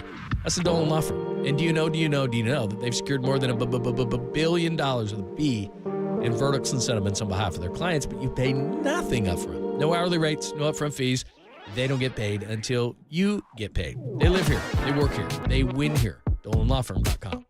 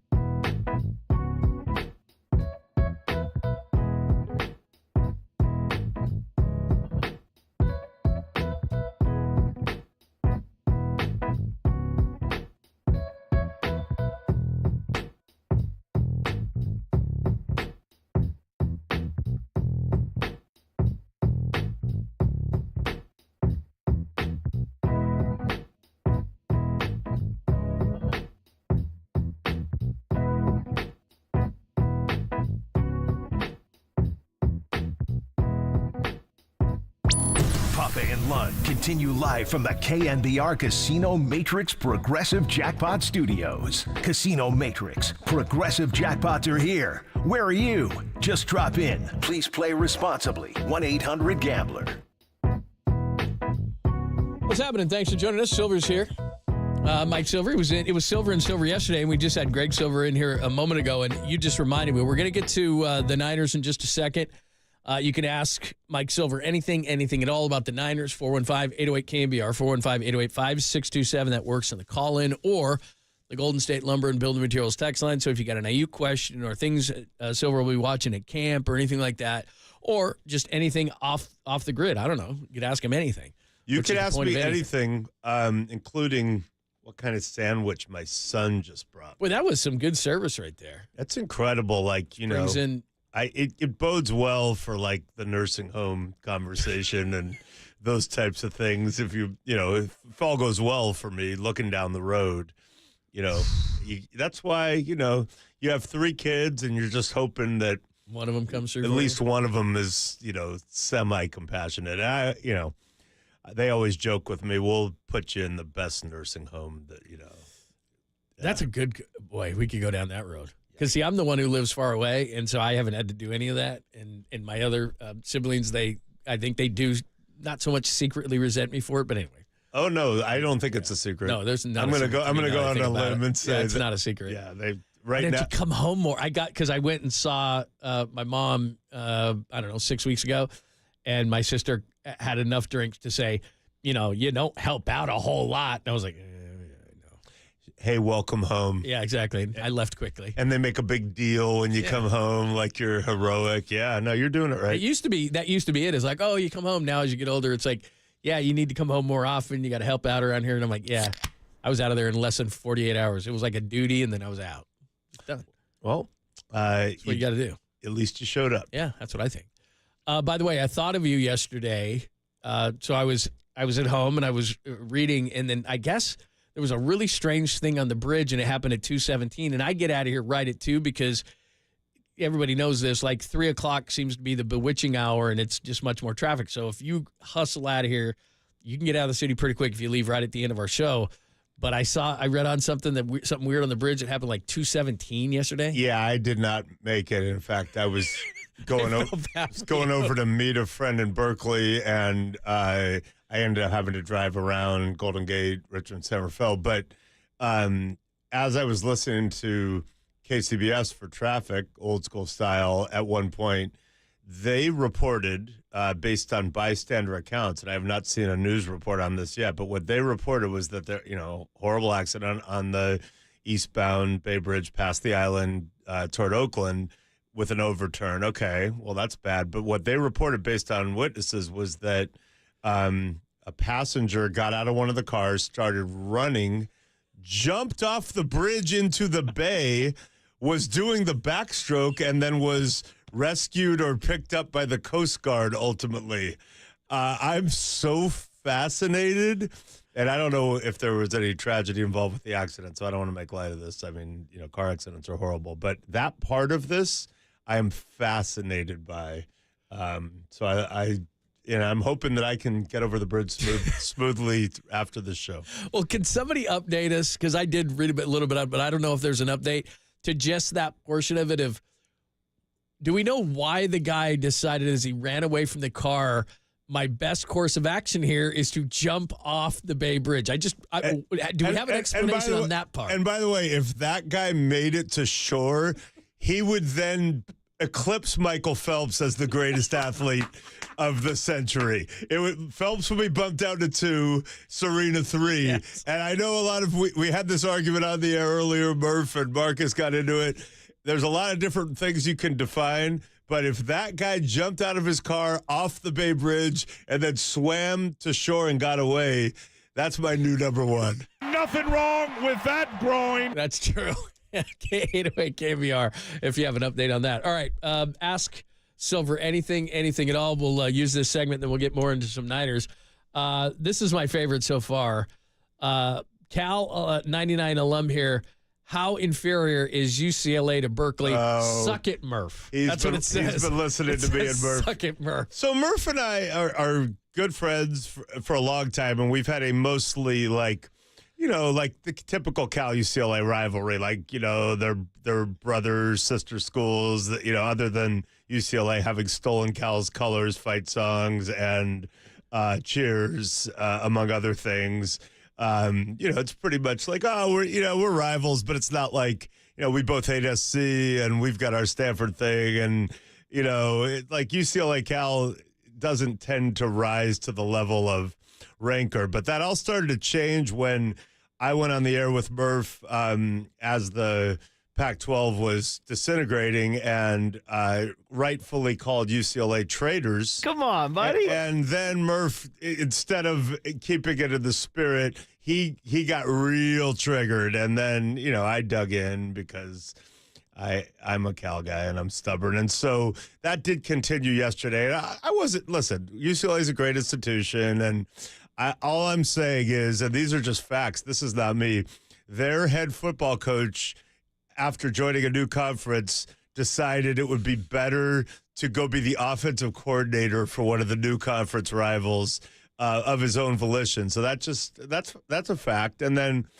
I'm not saying this is a fact, but it just seems like what's the word? Schadenfreude. I will take a little pleasure if I look up in like late November and it's like there's a highlight from a cold, blustery day in Iowa City or West Lafayette, and UCLA has like 7 total yards and they're getting pounded by Purdue or something. Maybe they'll prove me wrong and go out and win the Big Ten in football. But all I know is you could talk about rivalries, but I'm looking at you, Wake Forest, Georgia Tech, Pitt, Boston College, Virginia. We're coming for you in the ACC. The ACC. That's going to be fun. That is the most Cal thing ever. That really is. It is the most Cal thing ever. You're going to have to get up early for those games now. Put us in that. Well, what I'm looking at is the Niners play at Tampa Bay on a Sunday, and Cal plays at Wake Forest on Friday night. And I mean, who among us have not fantasized about being in Winston-Salem on a Friday night in Winston-Salem, when the college football universe revolves around that Demon Deacons Bears clash. And by the way, listen, I wrote about this and I talked about it. I am happy that Cal is in the ACC. Number one, and this is going to be weird, but I'm thankful for Stanford and the fact that Cal and Stanford stayed together, because Oregon and Washington screwed their rivals, for example. Yeah. We stayed together. We made the best of a very bad situation. I think the ACC was the least bad option. And so staying together and joining that conference, I don't want to joke about it too much. I'm stoked to be there. But yeah, it's, the Trader Bruins and I expect it from SC, but the Trader Bruins and then save it, Mike Silver. Yeah, the selfish Oregon and Washington and their lying administrators. We didn't start the fire. Very nice. I knew that would fire you up. All right, ask Silver anything at all. By the way, a lot of people are enjoying that. I'm sure Murph will have I guess on Monday. I guess we'll keep that, and I'm sure that Murph will come back on something like that. A lot of people are throwing trades out there. And The Athletic did this. We'll do this a little bit later on in the show. David Lombardi did a really nice job. He talked to about 7 or 8 different beat writers and what they would offer and everything else. And it comes to one conclusion, which I think is a really great conversation. But we're not going to let that out yet. But a lot of people are bringing up Davante Adams' name and asking about Davante Adams. My fellow, my receiver co-star. Exactly. Yeah, we co-starred in that show. Number 1 in America on Netflix. It was, really? They say it is. The receiver show. Yeah, you my and co-star. Davante. Yeah, Davante, your co-star, of course. I mean, I just made a cameo in episode 6. It was a big one, though. Yeah, it was a really big one. I mean, you don't get to number 1 alone. It's a team. Teamwork makes the dream work. Okay, so look, fans are fans, but what I like to do is I always like to look at the other team's GM. So if I'm the Raiders, Tom Telesco, former Charger GM, is now in charge. Am I going to trade Davante Adams for Brandon Ayuk? I mean, I really like Brandon Ayuk, but I'm not trading Davante Adams for Brandon Ayuk. Not in a vacuum, but if you've decided that Davante Adams is without saying it, psychically moving on in his head. And if you watch receiver, that might be the case. And if you listen to Aaron Rodgers say, when we play together again, and Josh Jacobs is fanning the flames. I'm not saying that's the case. But, yeah, no, in a vacuum, you would take Davante Adams over Brandon Ayuk. I think no matter what system you're running, and that's not a diss on BA, who just had a great season and does a lot of great things and may be ascending. But Davante Adams is special in a way that very, very, very few receivers of this era have been. I think Justin Jefferson, you would say, okay, he looks like the best right now. Tyreek Hill has unmatched speed. Jamar Chase has put up insane numbers, but that's really with Davante Adams. That's kind of the conversation. I guess you would put Cooper Kupp there just off what he has accomplished, though he is coming off, more injury-challenged years. Yeah, but I mean, I like Davante Adams, but if the Raiders call up and say Davante Adams for Brandon Ayuk straight up, I couldn't say yes fast enough. I'm turning in the card. Right. Yeah, right. I mean, it's nothing against Brandon. Yeah. It's just, I mean, can you imagine that dude on this team? In fact, I'm texting Matt Mayoko to have him leak it before they can rescind it. Yeah, no, right. I'm trying to make that trade. I love it when fans make trades. They're like, man, the Warriors, they really need a number 2 for Steph. Why can't they just trade Moses Moody, Lester Quinones, and a couple of ones for I don't know, Anthony Edwards? Right. I'm like, yeah, that would be a great trade. I mean, it's a staple of sports radio, so that's what people do all the time. Yeah. I just like to say, okay. But Lombardi really did it. He did a good job. He really got after it, which I love. But most people, that's what they do, and then you say, okay, let's play a game in which you're the other GM. Yeah. Do you still have a job after you make this trade? And most you don't. Give me a couple of Lombardi trades, and I want to assess them. Okay. I'm gonna wait on the big one because I don't want to let people. Okay. I don't want people to know that. Tease me a little. Tease me a little. Let me get these up real quick. Let me see. I think I have this on my thing. Oh yeah, I do. Hang on. All right. Okay. So the one I'm not gonna give you, but let me give you okay. Here's a Raiders one. All right, it does not involve Davante Adams. Malcolm Coots, a defensive end, who's pretty solid, and a third-round pick for Ayuk. Only if it gets really, really, really, really, really contentious. Yeah. Like, a trade request does not get me to Malcolm Coots at a 3. No. Okay, how about this one? New England, who supposedly has some interest. They would be up right? for it, yeah. Matthew Judon and a 2025 second-round pick. Yes. Here's why. Here's why. A 2025 2 for the New England Patriots is probably pick 33 from what I can see. You know, it's Drake May's it's gonna a be, top 35 pick, right? Mm-hmm. They're looking at a rough season, and I think Jerome Mayo is really promising. It's always good to have change. You know, they may overachieve, but that's a high second-round pick. You can't get there one because it's like, you know, it could be the first overall pick. But if you can get there two and a accomplished pass rusher who's a guy, you know, now you have Leonard Floyd and him and Bosa in an all-in season. If you think Ricky Pearsall's going to not have nagging injuries and can step in, I love Brandon Ayuk, but yeah, I'm taking Matthew Judon. Now you have to pay him. Right. Maybe that impacts you. You were going to have to pay Ayuk. Now you got to pay Judon. But if you can do that math, yeah, I would do that deal. Good trade, David. Washington Commanders, Terry McLaurin. Now, this one's interesting because the Commander's name obviously has come up because of Jaden Daniels, but this one is Terry McLaurin for Ayuk and a third-round pick. So they're saying McLaurin, you get McLaurin, but then you give up a third and Ayuk. Oh, both. No, I think McLaurin, I love McLaurin. To me, he's like your classic. He's like a great 2 who's paid like a 1 because he's so productive. So, and, you know, you can make an argument that Ayuk is not your classic 1 either, but he's producing like it. So it's similar zone. Ayuk's a little younger. That feels like an even-ish swap to me. I don't feel like you got to give back a 3 to get Terry McLaurin. Now, again, desperation leads to a different thinking and contentiousness. If the vibe is just so bad and you're never going to get there with him, then maybe, but I feel like that's too high. Atlanta, now this is weird. Zach Harrison, who was a rookie last year, had 3 sacks, but the only team in this exercise that offers a number 1. So Atlanta's number 1 and a young defensive end for Ayuk. Where's Atlanta going to be in the draft order now? How does Atlanta have a 1 if they traded up? Did they not trade up to get Penix? No, they just drafted him. Oh, they just drafted him. 8, 7? And they didn't lose it in the tampering. Yeah. Atlanta's 1. I think Raheem Morris is going to be so good, and he's one of the people in my book, The Why is Everything, so I'm a little biased, but I think Raheem Morris, as a second-time head coach after all these years, is going to be really, really good. So I think that 1 is not going to be as high as we might perceive it on paper. The guy had 3 sacks as a rookie, but he's an edge rusher. You don't have to pay him. I wouldn't do it unless things got real bad. Okay, I'm going to save this one for next since we started this exercise.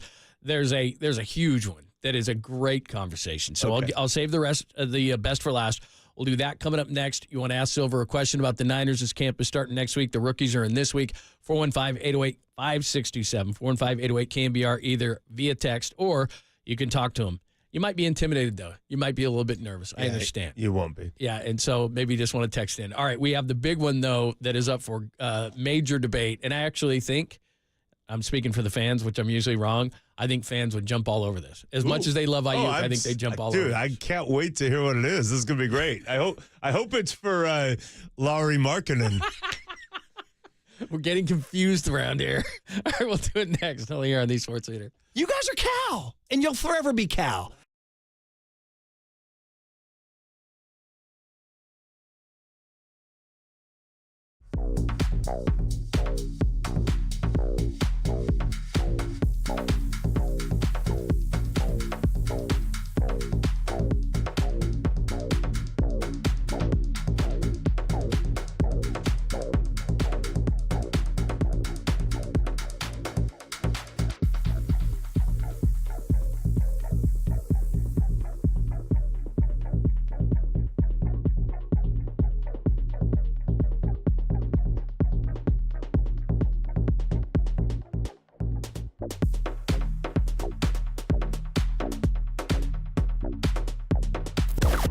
Now, from the O'Donnell Financial Group Sports Desk. Learn more at ODFIGroup.com. O'Donnell Financial Group, because planning is a process, not a product.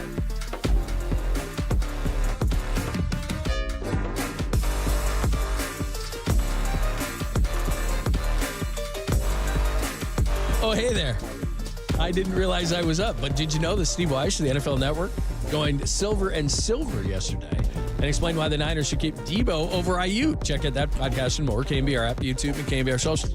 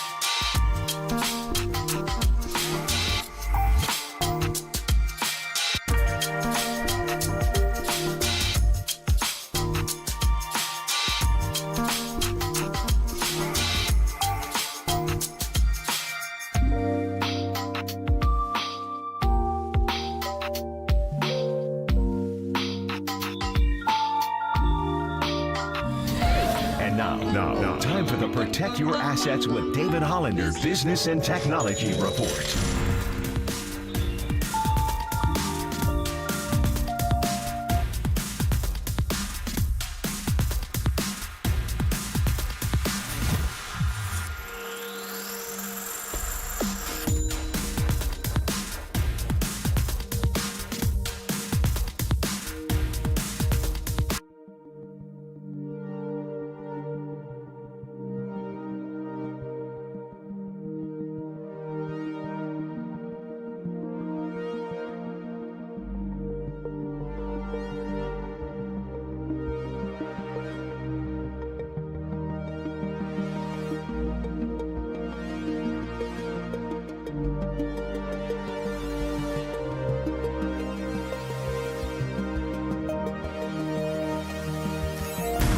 Papa and Lund Show now continues. Follow us on Twitter at KNBR. This is KNBR 1045 at 680, the sports leader. What can I bring for you on this glorious afternoon? Well, Hector, here's the game plan.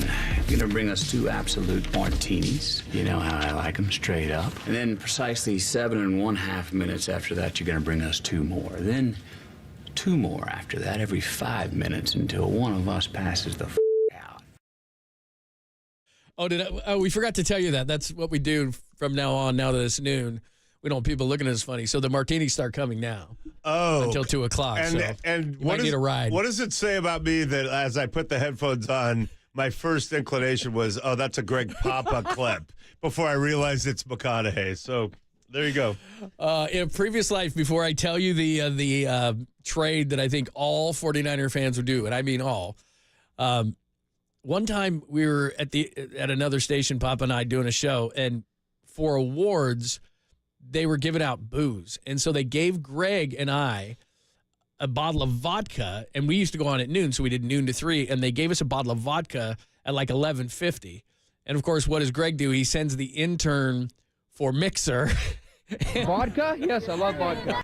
We play them, and so we just said, hey, our program director gave us vodka. Let's drink it and see how the show goes. And we drink the vodka, and by 2 o'clock, the show was going downhill fast. And the next day, you might have looked a little haggard, Yes. despite your favorable time slot.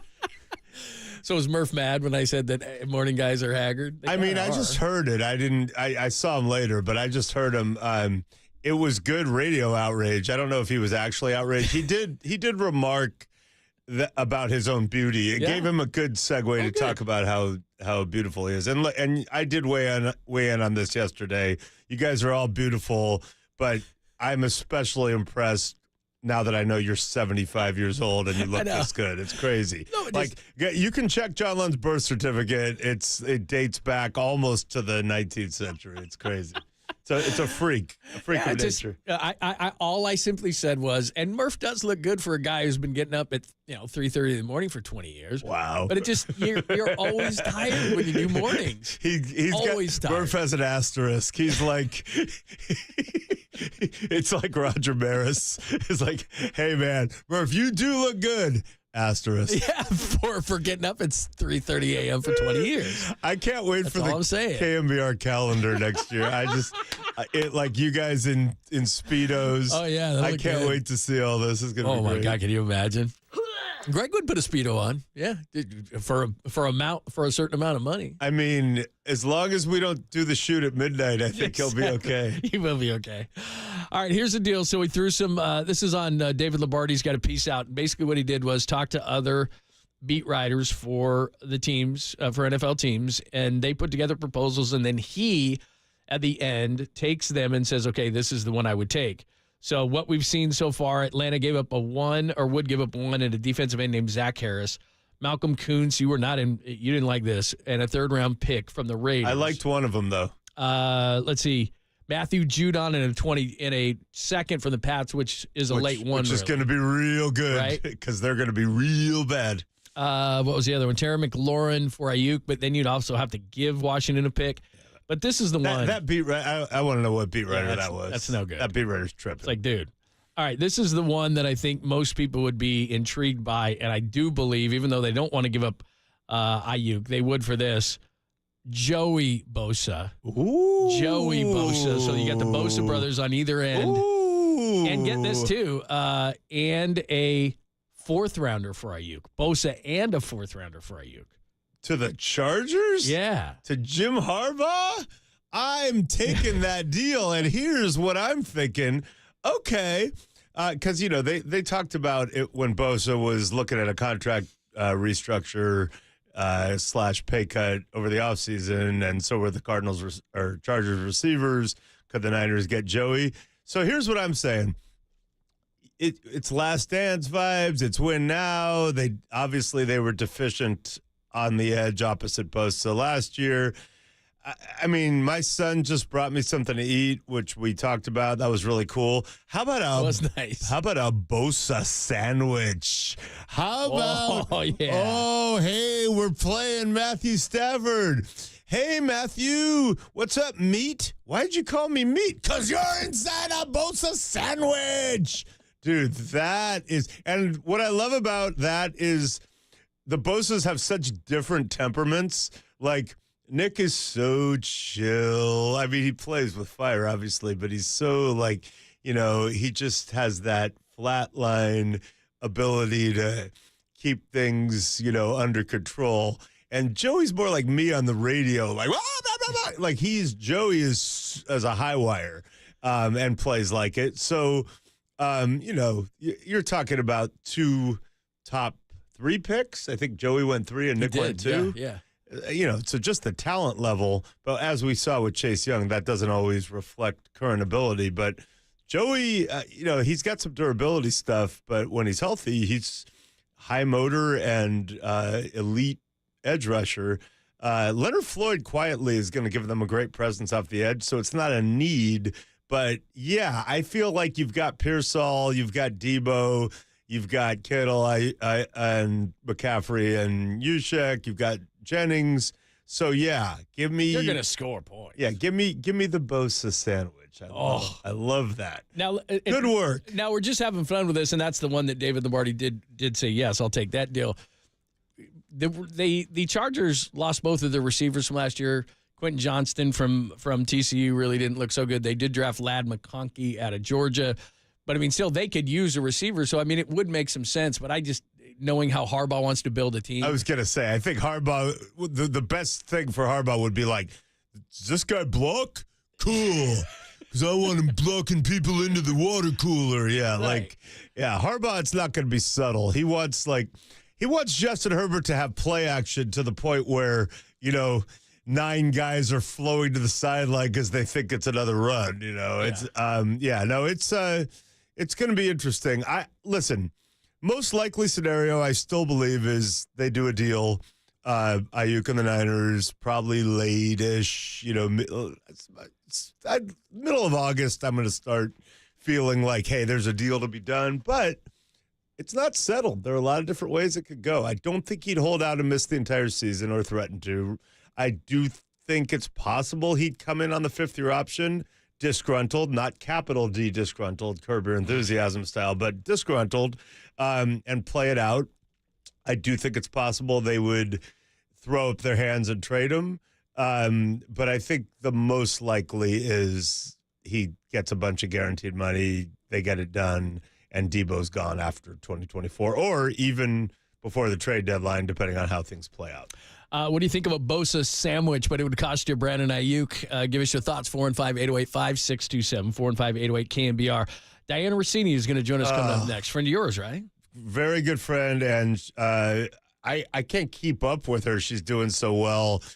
She's all over NFL news to a degree that is, if you really follow it, she's not just doing transactional stuff like your Schefters and Rappaports who do a great job, but she is layers upon layers, just understanding the nuance. She works really hard.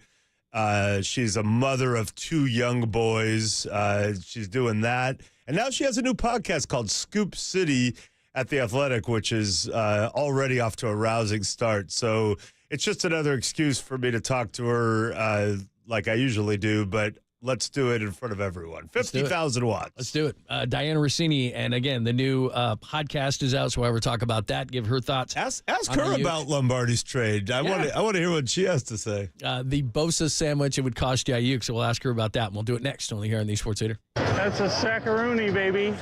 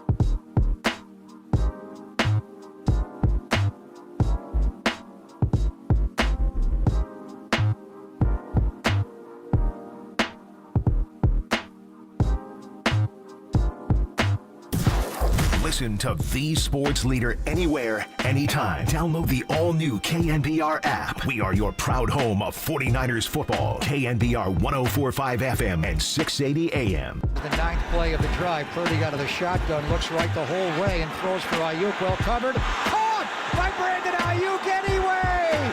Touchdown!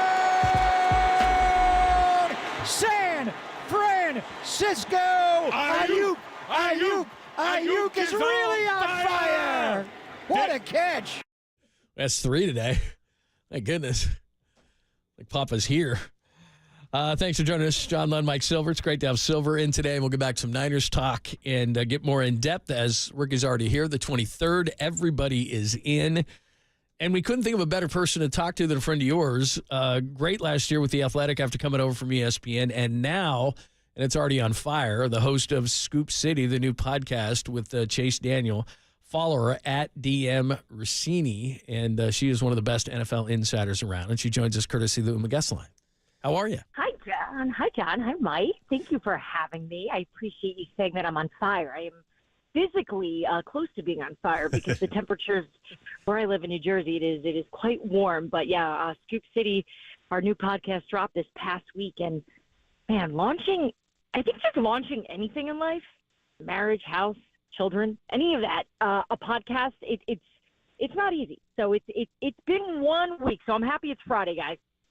You've given birth for a third time, metaphorically. It's quite a thing. And I'm picturing you as you talk about the heat, because Diana and I have many things in common, including neighbors who are incessantly doing things that are loud and involve lots of work trucks. So I'm picturing you just in a hot, loud, obtrusive environment right now. John, you don't know me as well as Mike does, but I'm pretty easygoing. But as I've gotten older, and Mike has known me probably since I was in my late 20s, and then now I'm in my 40s, I am just getting irritated easier. I'm easily irritated, and I live on a street where everyone wants to do construction. Everyone wants to get their breath same. At the same time. But what they do, though, is they wait for the moment that I'm on live television or radio. Yep. And then it's like, you know what? Let's tear down the garage. Let's do it right now. Go. And here's the thing. It's quiet when I'm not on TV. It's a wonderful street. But I tell them, because I can't help myself. I'll see them walking. I'm like, what project you guys working on later today? I'm sure you're redoing the kitchen because you did that last week, but I'm sure you want to do another one. I was at a party a while back, and one of my neighbors, we each had a drink, and he goes, "Hey, I haven't seen you out there running as much. I haven't seen you working out as much." And I said, "Yeah, maybe that's because all the work trucks were blocking your view." And he was like, "Ooh, got me." I mean, listen, I can't say anything. We've had, we put a pool into our house at one point. Like, we've been those people. But you're right, though. It's like when NFL Network built my home studio, I was like, "Hey, you should soundproof this." They're like, "Nah, it'll be fine." And like if a lawnmower or a leaf blower can be revved up right outside that studio, it will happen literally when you go live. So that is true. I have one beef. I mean, you mentioned I've known you since your late 20s. You've aged amazingly, the Italian American heritage, all that stuff. I love seeing pictures of you. Like they do you justice. But Scoop City, I'm wondering how the Tom Brady courtroom sketch artist got a hold of your imagery in the Scoop City logo, because I just don't think it's quite doing you justice. My favorite part of our logo is how absolutely horrifically ugly the cartoon character is of me. Like, I enjoy it. I think it's funny because it's giving me things I don't want and taking away from things that I have. It gave you Mick Jagger's lips. Correct. I have penguin lips naturally, right? So, and I call it that because the first time I ever looked in my husband's phone, and we were just boyfriend and girlfriend, we must have been dating maybe a week, and I saw a group chat he had with his brothers, and he's like, "She's cool, but she's got penguin lips." Oh my God! It wasn't over. I married him. Kev. I married him, so I can't help. I have and they wonder why we hide our phones. It's usually not as bad as it seems. It's just that, like, who knows what we say in group text? Yeah, and it gave you some knee girth that I just don't think is fair. Yeah, Chris Jones asked me directly when I saw him in Kansas City if they drew the cartoon of me right after I had a Thanksgiving dinner. He's like, And that's you don't look like that. That's You know, Chris he's Jones. like, That's not a svelte guy. Exactly. correct. Because he looked at the picture, and I was wearing a dress, and he looked at the picture, and he looked at me, and he looked at the picture, and looked at me. He's like, would they draw that after you ate Thanksgiving meal? I was like, I know. It's got these huge other things. So I think it's fun. It's obviously it's supposed to be me. It's not me. Brittany Mahomes is like, oh, that's a girl. Like, who's that girl? I'm like, it's me. It's supposed to be me. And she's like, doesn't look anything like. I'm like, I know. It's all right. But in a world where everyone's faking it so much to look better, I'm leaning into the space of make me uglier. Hey, well, it's a beautiful podcast. I want everybody to check out Scoop City wherever you get your podcasts. And, not to brag too much, but your guest list out of the blocks is not shabby. Tell us what you've had, what you got going, and what we need to be listening to. Yeah, why don't I start with just today? We had Stephen Jones on, and normally he's always very interesting, but obviously the Cowboys, right now, they have all these contracts, CeeDee Lamb, Micah Parsons, their quarterback. The last time we saw both a head coach and a quarterback on their final year entering a season and a deal not done, it has never happened based on the research that I've been doing the last few weeks. So there's just so much to talk about with him. And look, he's phenomenal, by the way, just dancing around everything.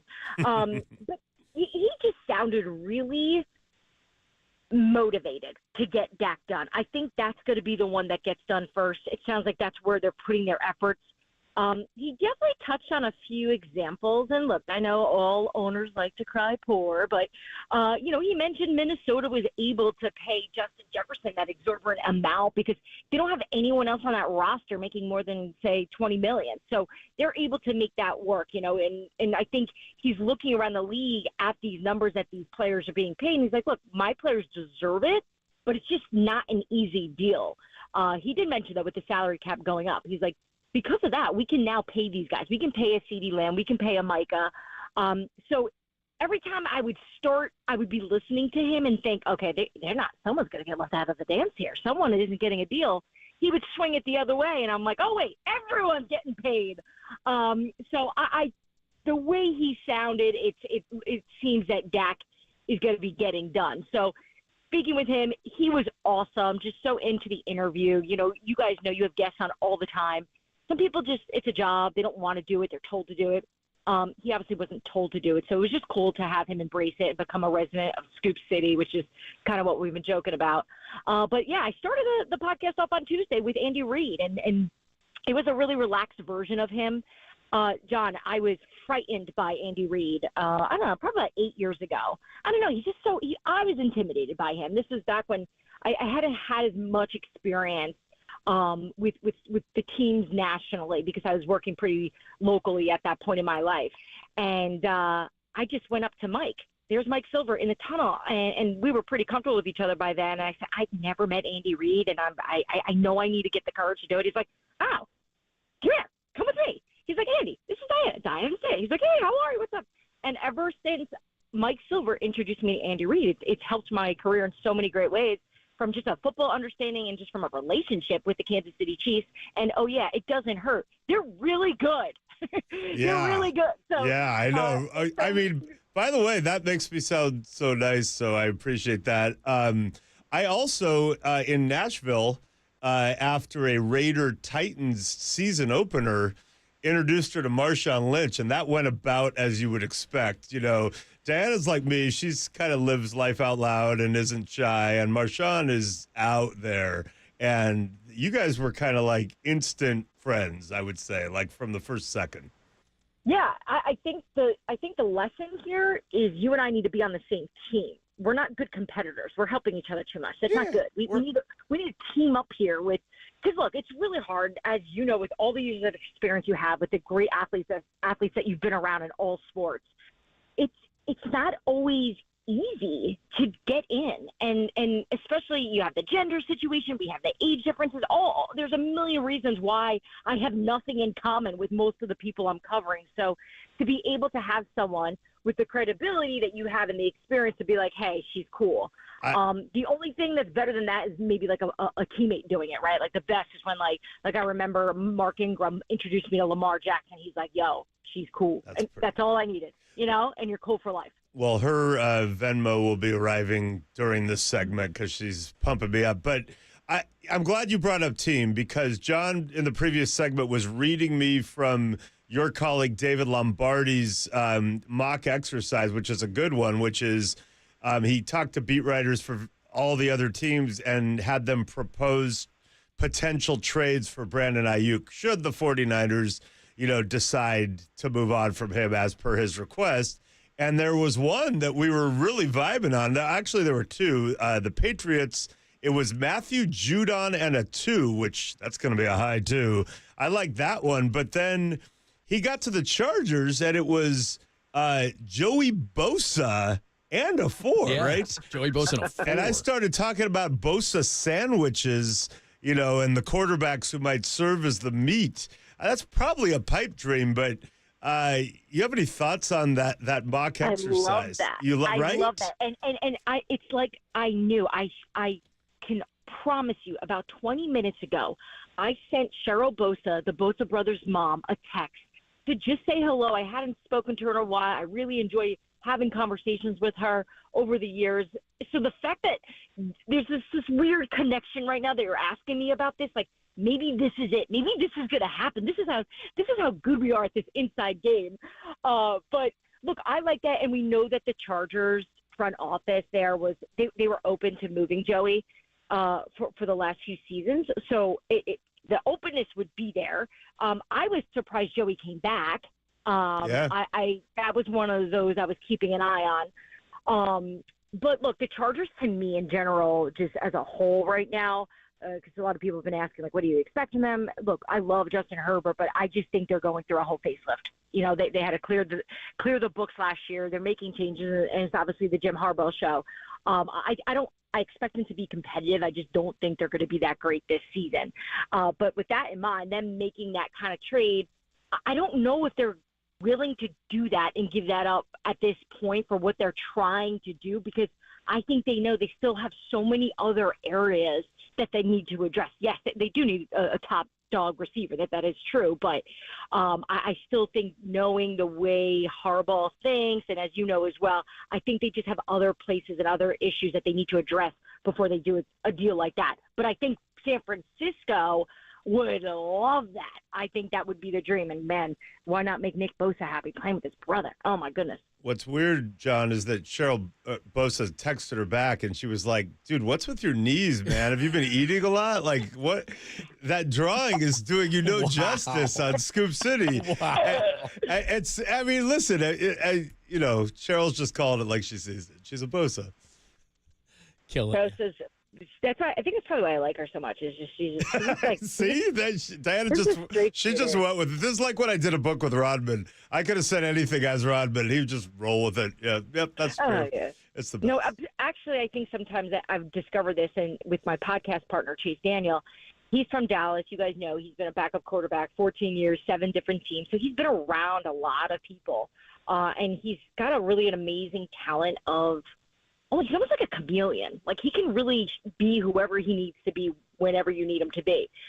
But I definitely make him go, like, what? Like, he doesn't understand my sense of humor yet, or even just my vibe, because I think he just is expecting kind of straight polish all the time from just a reporter's aspect.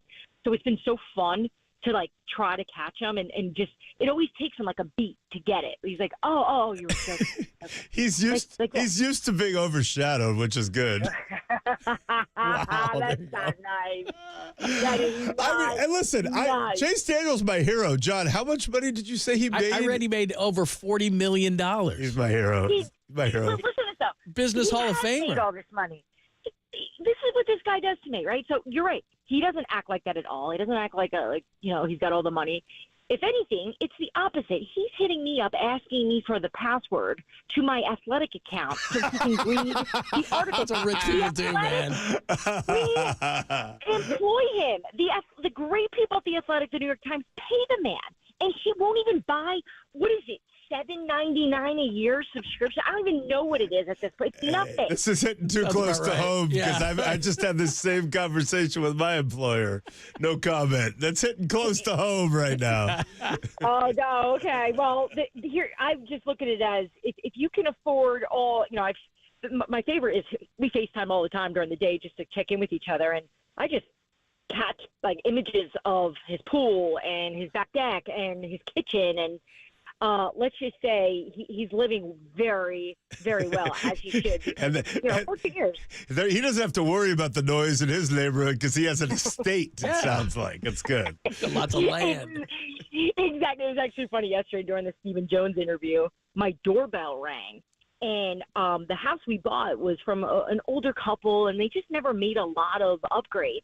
So my doorbell sounds like one of those cathedral doorbells, just like dun dun dun dun dun, dun, right while Stephen Jones is talking, and I can see Chase in the Zoom looking at me like, what? So after the interview, we just did it on the podcast. He's like, what is that doorbell? Do you live at St. Patrick's Cathedral? I'm like, no. The doorbell's loud. The house is small. Oh, that is tremendous. Diana Rossini is joining us, of course, senior NFL insider of The Athletic, but the Scoop City. Scoop City is the new podcast. Not only wherever you get your favorite podcast, but you can check it out on YouTube as well. Obviously, we're talking a lot of Brandon Ayuk around here, but in talking to Stephen Jones, what is CD going to be in the Justin Jefferson $35 million? Is Jamar Chase going to be in that? Where are they going to go? And is Ayuk going to react off that, or do he and his people realize that maybe Amon-Ra St. Brown at 30? What do you make of all the guys that are left to still get money? The Amon-Ra Brown number is the best I believe he'll wind up getting from San Francisco if it does get done.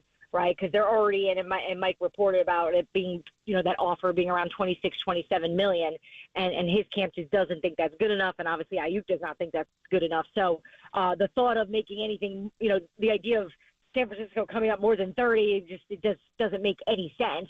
But in terms of CD, I mean, the thing we all know is the market is the market, and Justin Jefferson got done, but Stephen did not say this to me, but just from following the story and having conversations around the league, I do think CD is going to probably come under Justin Jefferson if it gets done. He wants to be the highest paid at the position, but I'm not certain that's going to really pan out if he winds up staying with the Dallas Cowboys.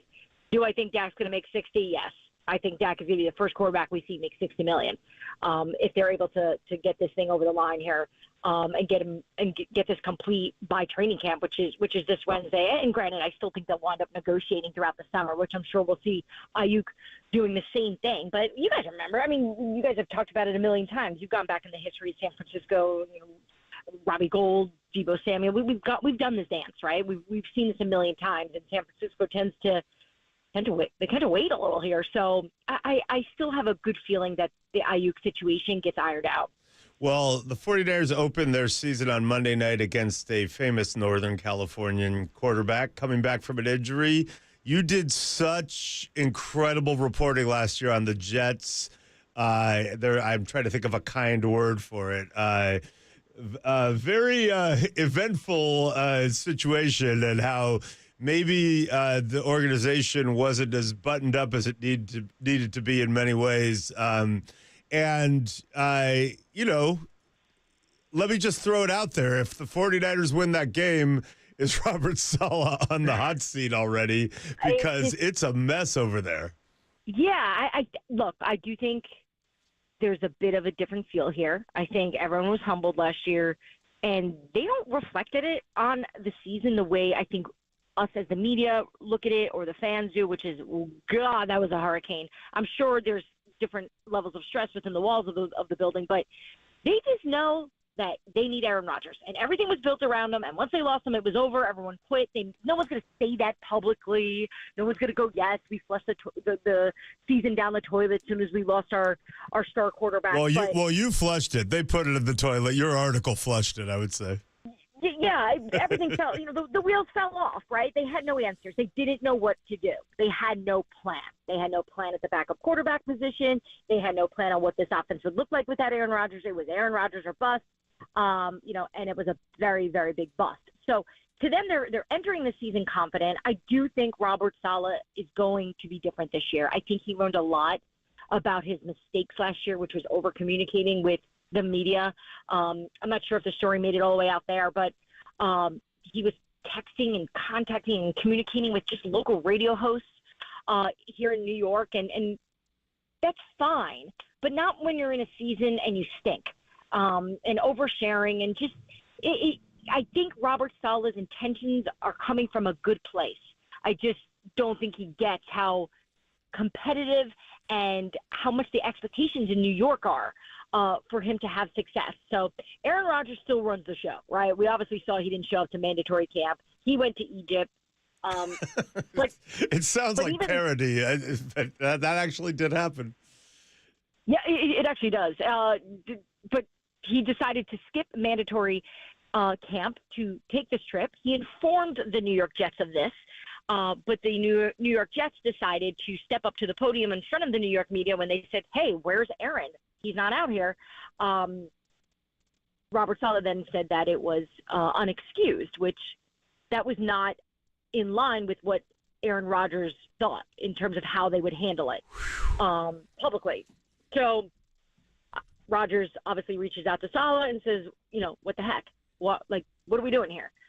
And Saleh's response is, I just wanted to get control back and let the world know that you're not the GM, that you don't have special treatment. Well, guess what? You just gave the guy the keys to the place a year ago. You can't just all of a sudden steal the keys back, because guess who you need? Aaron Rodgers.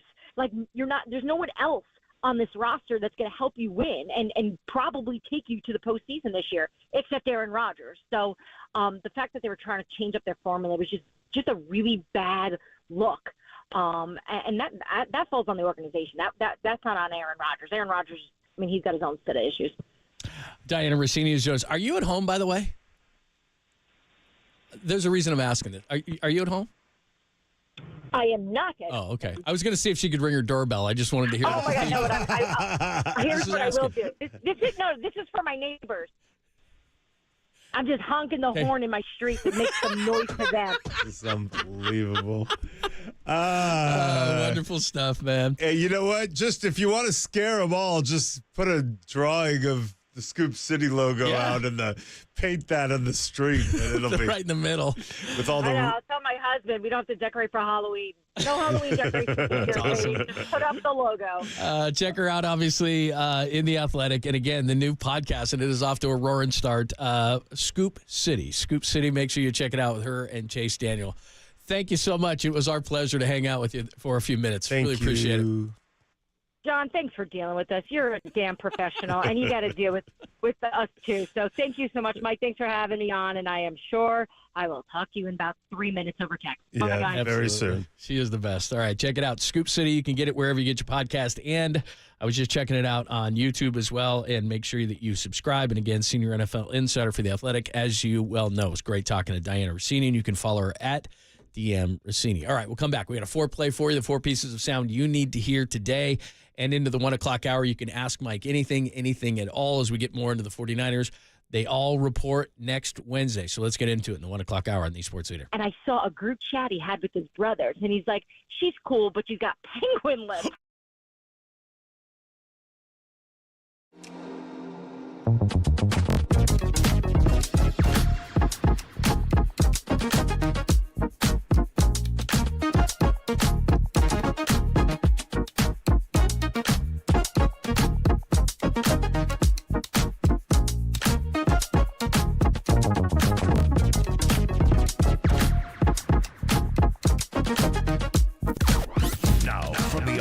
Financial Group Sports Desk. Learn more at ODFIGroup.com. O'Donnell Financial Group, because planning is a process, not a product.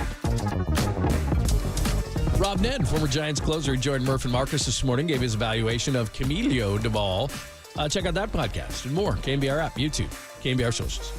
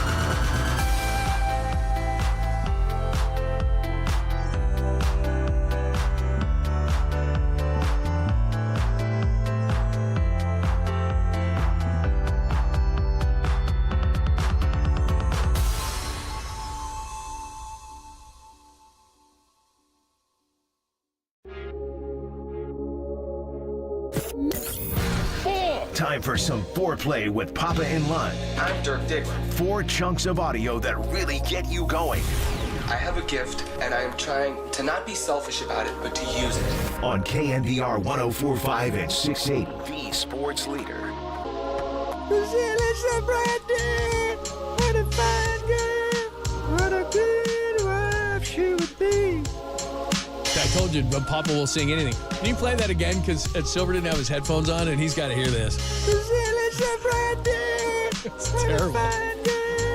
What a good wife she would be.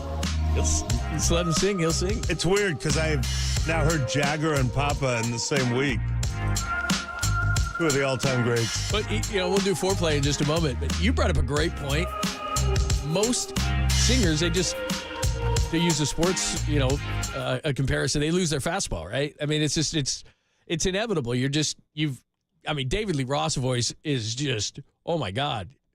Like a lot of guys, a lot of women, men, whatever, they lose their voice. Joni Mitchell, one of the great voices of all time, just not close to, now she's had health challenges, but couldn't hit the high notes after, 40, 45.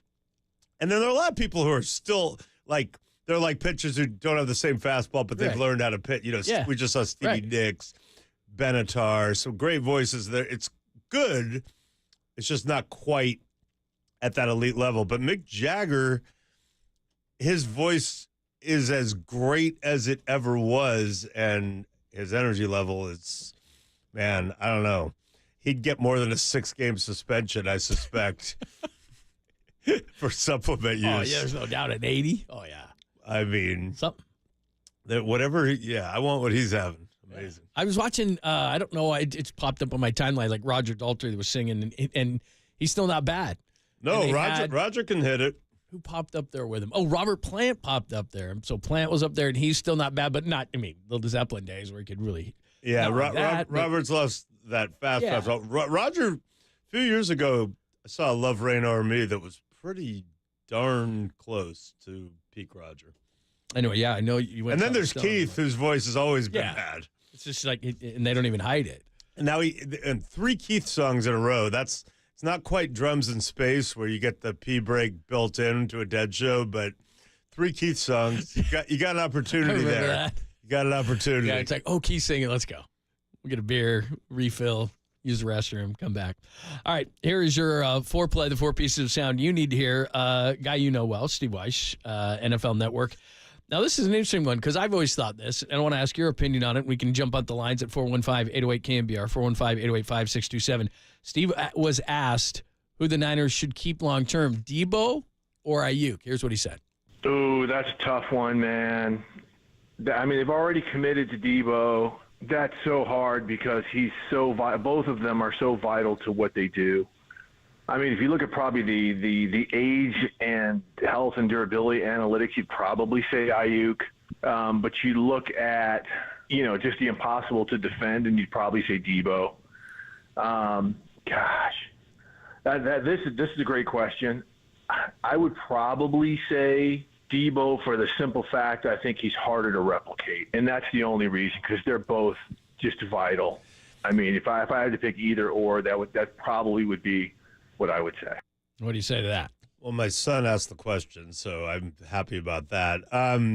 I think if people realize that same debate has played out inside the 49ers' highest levels of decision-making, wherever they sit, offices or group techs or whatever. But like Kyle and John and many other powerful people in that organization have had these conversations because it is a great question.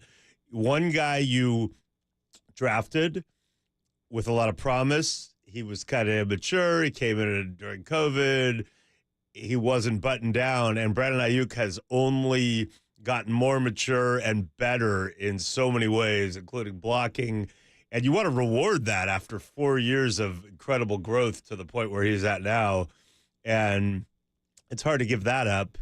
And yet Steve's right. Debo he's an outlier. He's not your classic receiver, not a 1, not even a classic 2, but he is hard to replicate.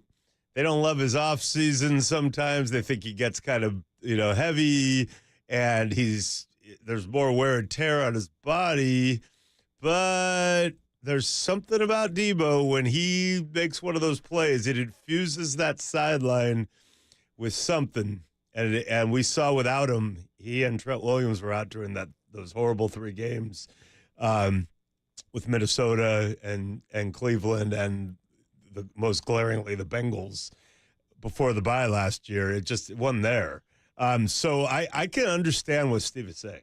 Well, and that's kind of was my thought is, and I know we've talked about it before, but it comes down to, for me, I think Brandon Ayuk is great. I think he's a top 10 wide receiver, but isn't Ricky Pearsall more Brandon Ayuk certainly than he is Deebo Samuel? I mean, there isn't another Deebo Samuel. I know that the Jets drafted this Corley kid out of Western Kentucky that people think maybe, but I mean, you just hit it right in the head.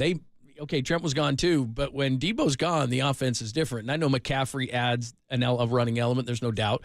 But when he's gone, it's different. And to me, it's easier to find an Ayuk than it is a Deebo. So I would say Deebo, but I know that's not what the majority of people think.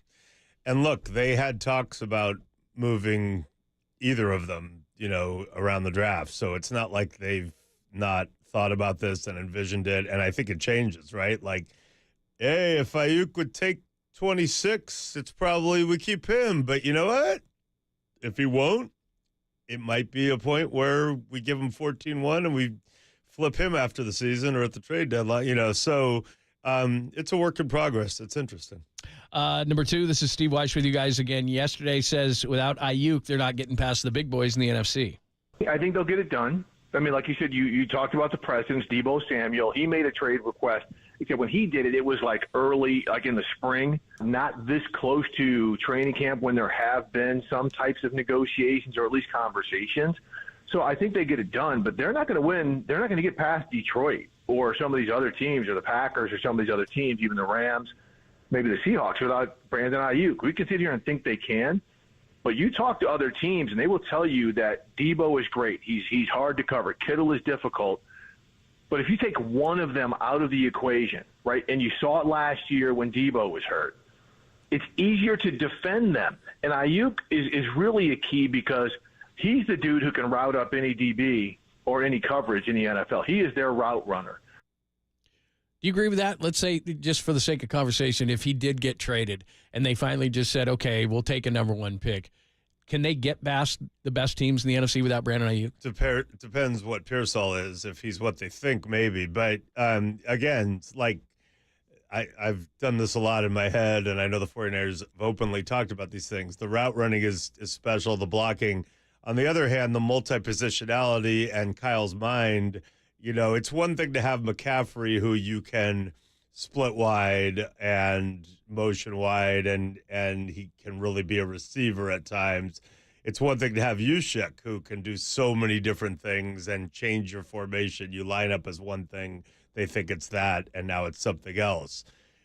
Add Deebo to that, and it's just a lot, and it gives Kyle so many options, and I'm sure his gears are spinning with Pearsall too, who's a very versatile guy, and Jennings does his stuff. Like, it's all really tied into Kyle's schematic brilliance, which, by the way, you can read all about in my book, The Why is Everything, which is available for pre-order. Link on my social media. But yeah, it's I think ideally you want them all there, and you want them all not so disgruntled that they can't put their head down and play ball for this season, because you are trying desperately to win a Super Bowl. But you're going to not go into 2025 with all 3. So you may be able to delay this as long as next March, but then you got to make a decision. All right, we're going to come back. And again, you can ask Silver anything at all at 415-808-KNBR, 415-808-5627.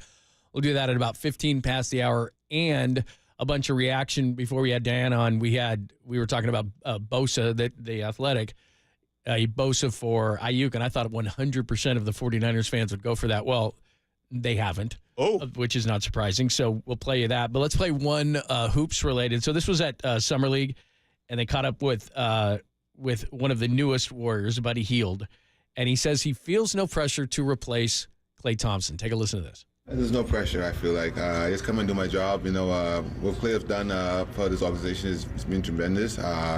I love Clay a lot. I watched him over the years, and he's special. And the way he can get hot and the way he can just change the game and be a two-way player and that he is, and the champion that he is, So don't look at his pressure, but I think it's fun just being in that role and see if I can get the same looks he got. Fans. Buddy Hield doesn't have, just like Klay Thompson doesn't. When Klay goes to Dallas, it's great. He was a great Warrior, and we love Klay. And if he goes 0 for 10 in a game, we're not happy, but we still love Klay. There's no equity built up in the closet here for Buddy Hield, and he is going to be looked at as the shooter who's going to replace Klay Thompson. So when he says there's no pressure, I think there's a hell of a lot of pressure. The minute he misses shots, if he struggles early, I think that and we're a laid back market. This isn't the East Coast or anything like that, but booing, I don't know what it'll happen, but Buddy Hield will feel some wrath if he is not Klay Thompson-esque early in his Warriors career. Well, there are 2 Ds in Buddy, oddly enough, because from what I've heard, there's not a lot of D in his game. Wow. And, Klay, before the injuries, was equally potent on the defensive end. It was part of what made him one of the great Hall of Fame caliber players ever in this organization. So, he won 4 championships, went to 6 finals, is obviously a future Hall of Famer. Joe Lacob says he'll have a statue, and was an elite two-way player pre-injury. Still not a terrible defender, just not at that level afterwards, understandably. And Buddy Hield could shoot it. Not like Klay, but he could shoot it, and isn't known for being a two-way guy. So what could go wrong? I mean, I think, the way to answer that if I were coaching it up would be like, hey, no one's going to replace Klay Thompson. He's a legend. I'm just trying to be the best Buddy Hield I can be. And by the way, Buddy, 2 Ds. I'm working hard to be a two-way guy. That is a great answer. You should consider that. Of the many things that you do, you could coach guys up. Hey, here's the right thing to say. You could ask that question. Diana and I, and bad idea. Diana Rossini and I and Jeff Darlington actually have a side business. It's not official, but we have thought about. It's a combination of crisis management and media advice to usually people we see sometimes in our business who are in an unfavorable situation and don't seem to be messaging right. And does that ever happen? And on our group text, which in fact is named for this fictional company, and I won't tell you the initials because then people will start figuring out what we might be saying, and at least one of the words is frowned upon. But we would contend that we were pretty good at it. Everyone makes mistakes, but if you ever really, really need to message in a pinch, find me or Diana or Jeff, and we'll help you out. No, what you just described is exactly 100% what he should have just said. Versus saying, I don't feel any pressure. It's like, dude. I mean, I feel like I usually know the message pretty well. Now, you can't make someone stick to a message. You could say, hey, we want to be about unity right now. That's the winning message. And you could actually say, hey, I want unity, but then you could go off the rails and say what you really think and undermine that. Again, I'm just a sports journalist watching it all from afar. All right, let's get to it. Let's get back to the 49ers. I got a bunch of questions when it comes to Ayuk. Some other things we'll be watching as camp opens on Wednesday. If you want to ask Mike Silver anything at all, 415-808-KNBR, 415-808 KNBR 5627 before camp opens. Lots of other things. Or if you want to get more into Ayuk or trade ideas, things like that, we'll do it next, only here on the Sports Leader.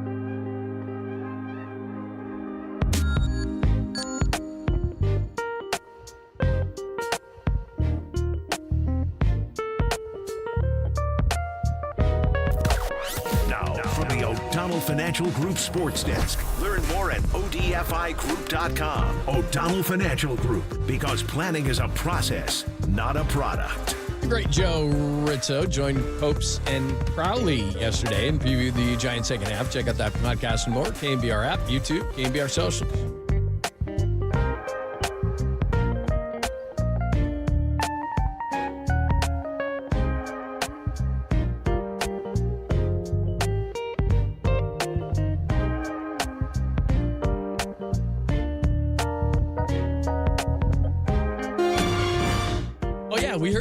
We heard that noise. John Lund here for my good friends at the Dolan Law Firm. Did you know that many of the attorney ads that you've seen or heard, they're not even based here in the Bay Area? That's right. Some are not even based in the state.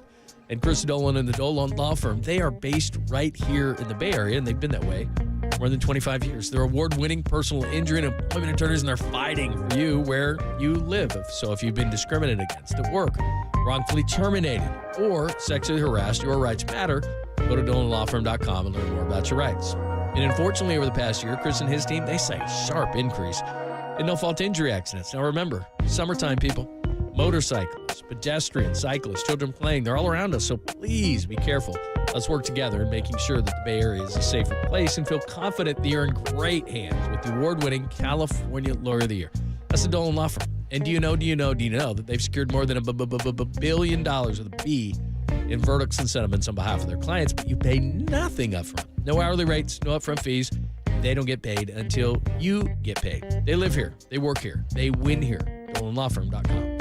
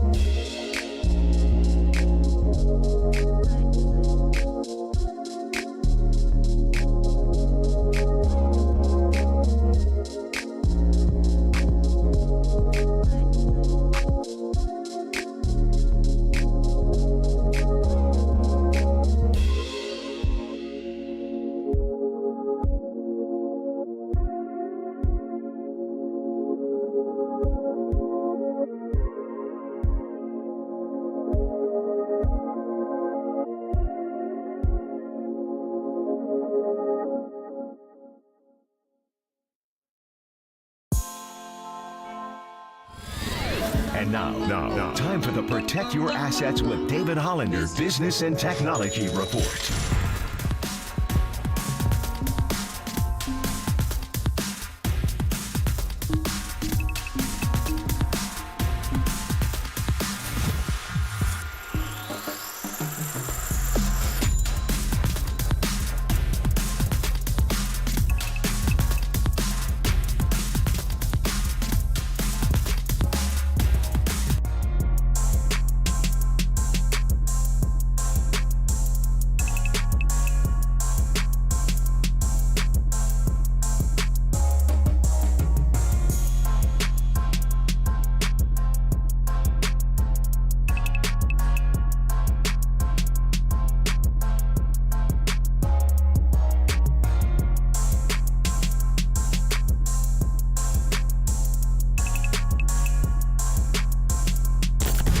missed an interview or want to hear it again? Catch them all at knbr.com/podcast. You're tuned in to Papa and Lund on KNBR 104.5 and 680, the sports leader. You ever have gonorrhea, John? There you go. There you go. We're good. I was speechless anyway. That's not Matthew McConaughey. That's Greg Papa, evidently.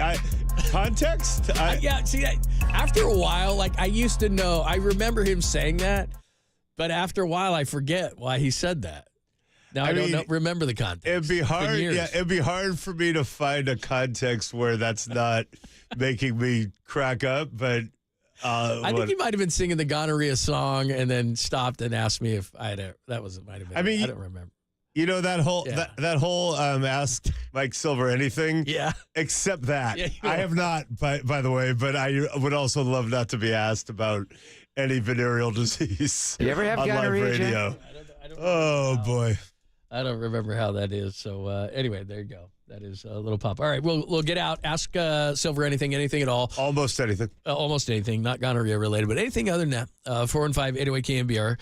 Mostly Niners, but you go outside the box as well. 415-808 KNBR 5627. All right, I am a little surprised because they said I thought 100% of the people would go for a Ayuk Bosa.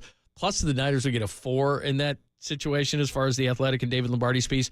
Many people saying that the injury history of Joey Bosa makes them nervous. That's fair. It is fair. You know, you can't make the club in the tub. The best ability is availability. I'm getting into all that training camp form. No, it's fair. You know, it's you're gonna skew a little older when you are in that all-in mode. And though the quarterback is young and upcoming, they certainly have a team that is, you know, you could point, and I said this last year, they have a lot of guys who are either football old or have played a lot of snaps for their age and have put a lot of wear and tear on their body.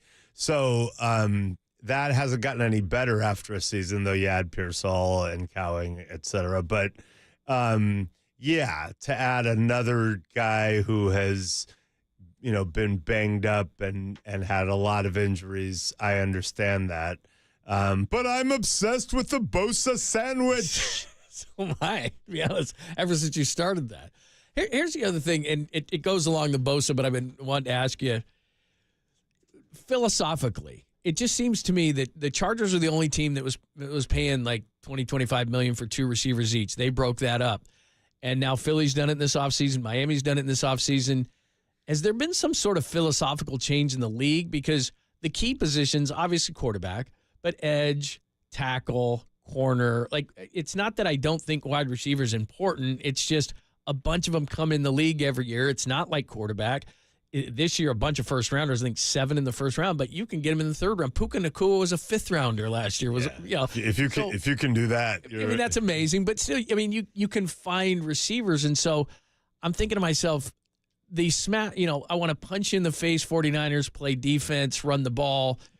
Are they philosophically saying, okay, Debo and Ayuk were cool with them making $25+ million? That just doesn't seem very 49er-like. No, and that would only be a one season or partial season thing. If Ayuk does get a deal done, that means Debo is gone sometime between, pre-trade deadline in theory, or certainly at the end of this season, because they're not going to pay both. Also, Kittle does factor into that, and he's making top of market or near it. So, I mean, it's weird because I'm doing this book, my book, The Why Is Everything, comes out October 1st. It's about the Shanahan group of coaches, and it starts with Mike Shanahan, who I covered very closely, and I've, always understood that Mike Shanahan won those Super Bowls in Denver with Ed McCaffrey, 4th or 5th round pick, and had already been cut by one team and basically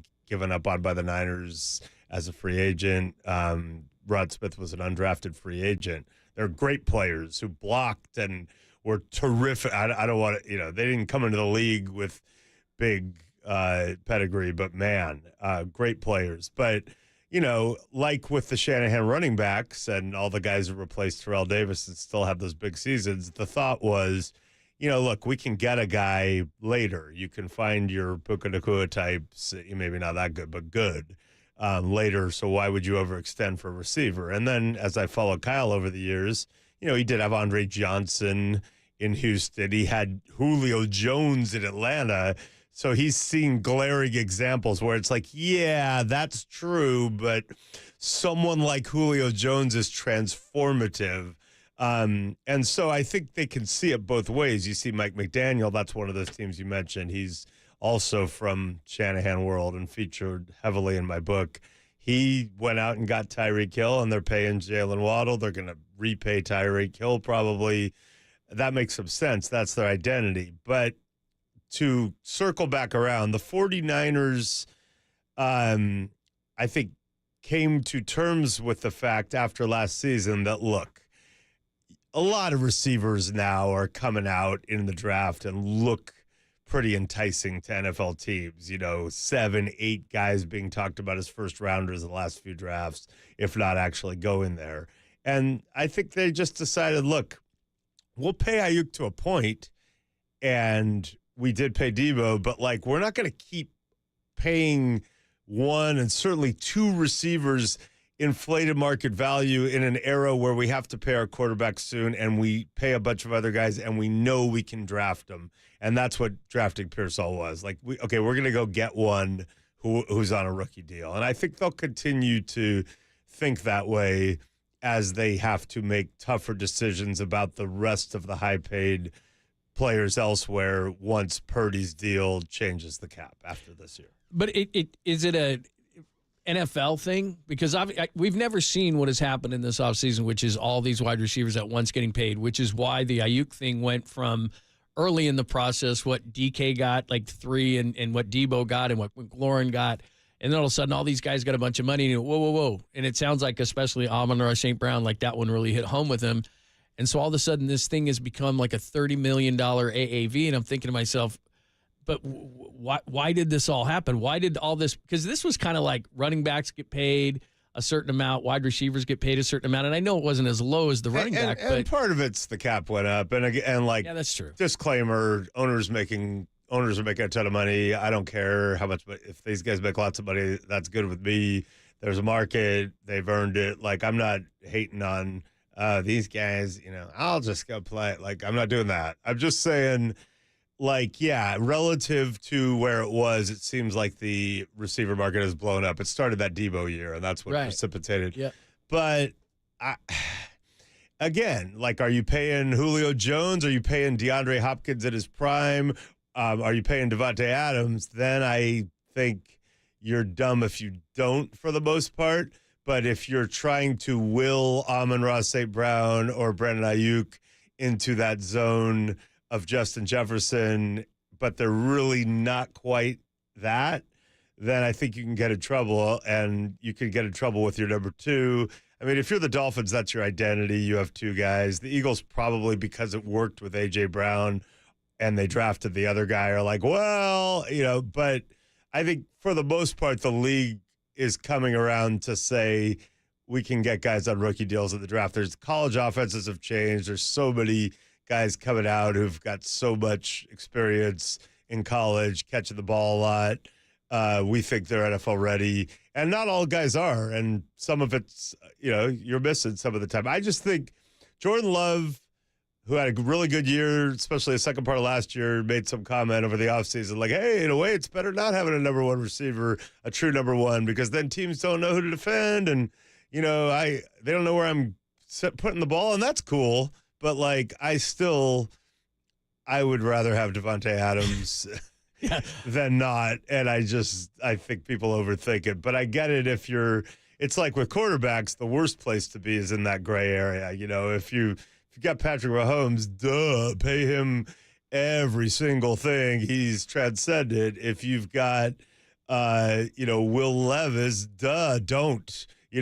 But if you're in the middle ground on a non-rookie deal, your classic Tony Romo, Jay Cutler, Ryan Tannehill, there's so many up and down, but in that weird middle where if you pay the wrong guy, that much money. He could be really good, but if he's not transcendent, it's going to really hurt your cap. So I think the 49ers have decided that Purdy is that good.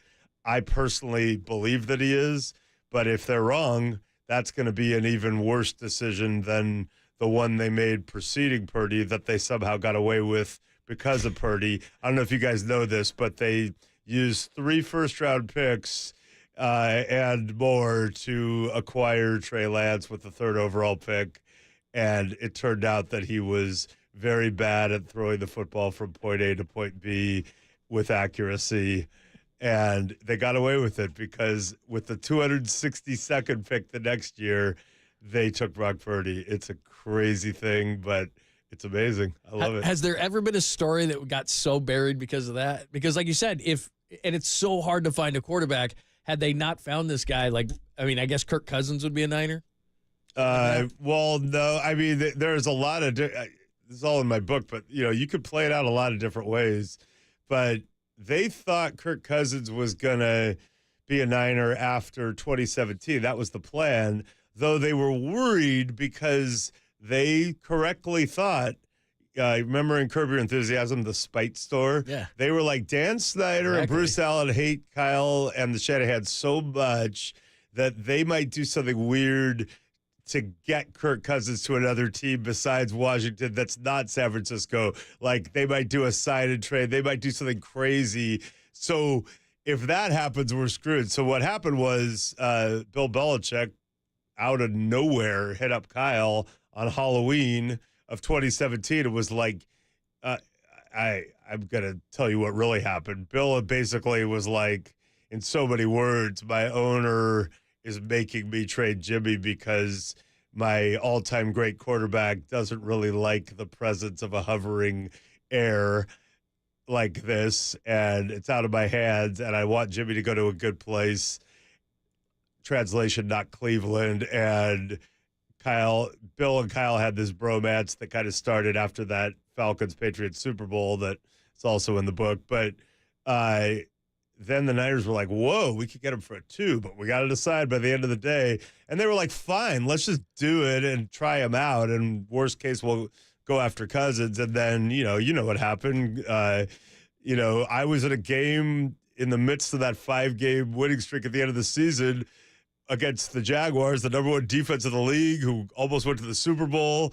And the 49ers were annihilating them, and the crowd was chanting MVP, and calling him Jimmy Jesus. It was Christmas Eve day, and I was like, oh, what just happened here? So that happened, but at various other times, it could have been Kirk, it could have been Deshaun Watson was a thing, Matthew Stafford was very much a thing.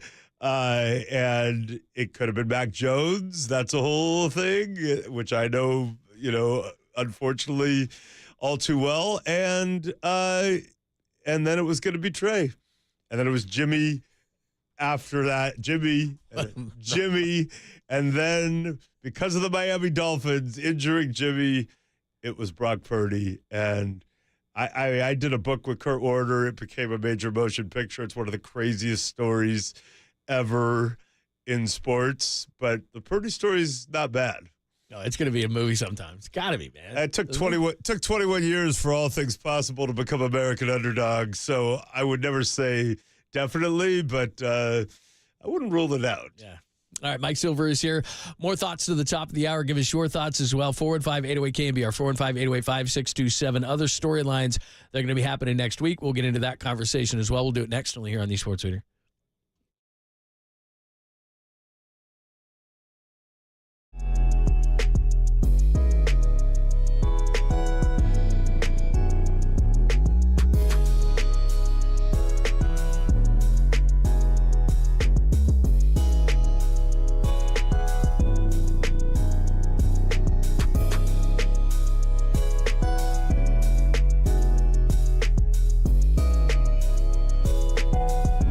Begin laser ignition sequence.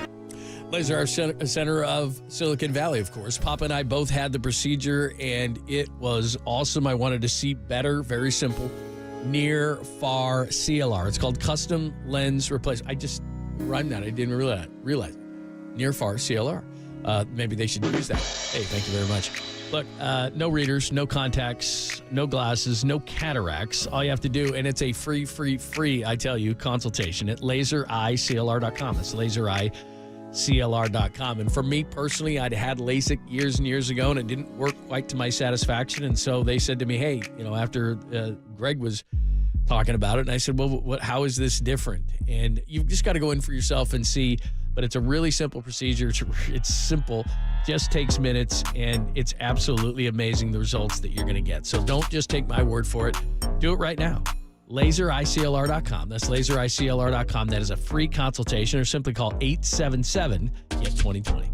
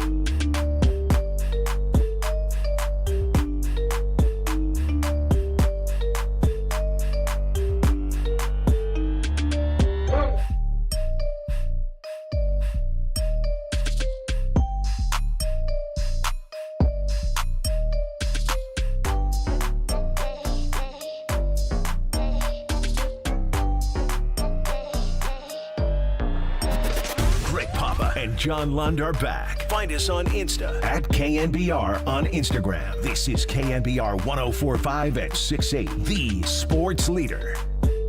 Oh, you're in for a real treat. If you're a real Marty head, you play the Marty Lurie bingo game. It's a talking sport. It's a mosaic. It's a tapestry. It's a marathon, not a sprint. He can hit. And here we are, and we'll see where it takes us. When you'd see him after a tough game and he'd go, Hunter, that's just baseball. And when he says them during the course of a broadcast, you can play bingo. So. There's our good friend Marty Lurie. He's got his own thing coming out, doesn't he? Very nice. Was for me. All right, we have Mike Silver here with camp starting next week. Talk some Niners. You got any questions, comments, thoughts, whether it's Brandon Ayuk, any kind of trade thoughts? We brought up Bosa because that's in the Athletic. I thought 100%, but some people would be worried about injuries. I'd take that chance. Give us your thoughts at 415-808-KNBR, 415-808-5627. One thing we were talking about before the show a little bit is this concept of the last dance, like the Bulls' last dance thing. Is this that year? They have 2 years. Does Purdy's contract have a lot to do with it? Like, how do you look at that whole thing?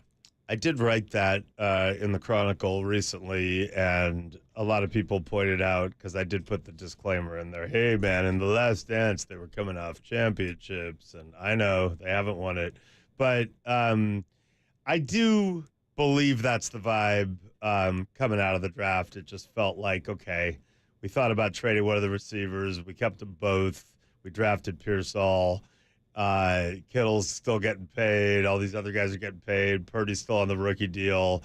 It's not going to be a sustainable model going forward, building the team around Purdy cap-wise and attrition-wise. So let's just enjoy this while we can. It doesn't mean that 25 is going to be like a house cleaning. You know, they're not going to look like the A's. That will never happen. And that's largely because they're not owned by a selfish, bungling, pick your other adjectives here, but John Fisher is one of my least favorite owners ever. And, but, it's, I had this conversation last weekend in Tahoe with Kyle Juszczyk, wrote a column about him running in the Chronicle probably early next week, but I brought up The Last Dance, and he said, and it was a sensitive question because he was one of the two people who was asked to take a pay cut after last season. One, Eric Armstead, said no and is now on the Jaguars. Juszczyk ultimately took a little bit of a pay cut and stayed. And he said, you know what? I hear you, but I don't feel that. I feel like we're still going to kind of be able to keep the main thing together after this year. Now, the caveat there, I think, is what are we talking about? Did they go to the Super Bowl again and almost win? Did they? Nobody wants to hear that. Did they win the Super Bowl? Okay, yeah, you could turn a lot over. Did they flame out and go 7-10? Yeah, I think we would all say drastic overhaul in that case. So I don't know exactly how that's going to play out, but I think if you're a 49er fan, very much cherish this season and know that change is inevitable in the NFL. And let's look at the amount of players on this team who are either older or who have played a lot of football that are key contributors. Kyle Juszczyk being one of them. Christian McCaffrey's a running back who's at an advanced age for a running back. Trent Williams, your future Hall of Fame left tackle, has openly talked about retirement and is on the older, very, old side for a tackle. You have, linebackers don't last that long. Fred Warner's probably got some time. Greenlaw's kind of banged up. Javon Hargrave is pretty advanced. That could not be a long-term thing. The safety's kind of aged out, so now you're moving on to Jair Brown and possibly Hufanga, depending on how he looks after the injury. Charvarius Ward is probably in his prime, but you have a lot of guys where you're like, okay, we're not necessarily ascending at these positions. Obviously, Debo would be another one who's played a lot. Kittle's played a lot. They've taken a lot of wear and tear. I think it's, I don't know if I call it last dance, but I know this is that talent-wise last year, I thought they were the most talented team. Yeah. And what starts to happen when you have to pay your quarterback is you just can't keep everybody. And you and I talk about this a lot, and I know you're outspoken about it, is you can manipulate the cap, especially as it's going up. You absolutely can. But when Brock Purdy goes from making $1 million to at some point it's going to max out at around 60. He ain't making $1 million. He was the 262nd pick of the draft. I think like Chase Daniel better be buying Brock Purdy dinner if they have dinner. Yeah, but I mean that raise is going to be one of the largest raises, if not the largest raise in the history of the league. So you can manipulate the cap, but that one's Kurt Warner and bigger, But that one's going to hit, and so now, and again, there's better examples in this. But I always think of Seattle. Russ Wilson's there, 3rd-round pick. They have all these great guys on defense. They win a Super Bowl. Probably should have won a second.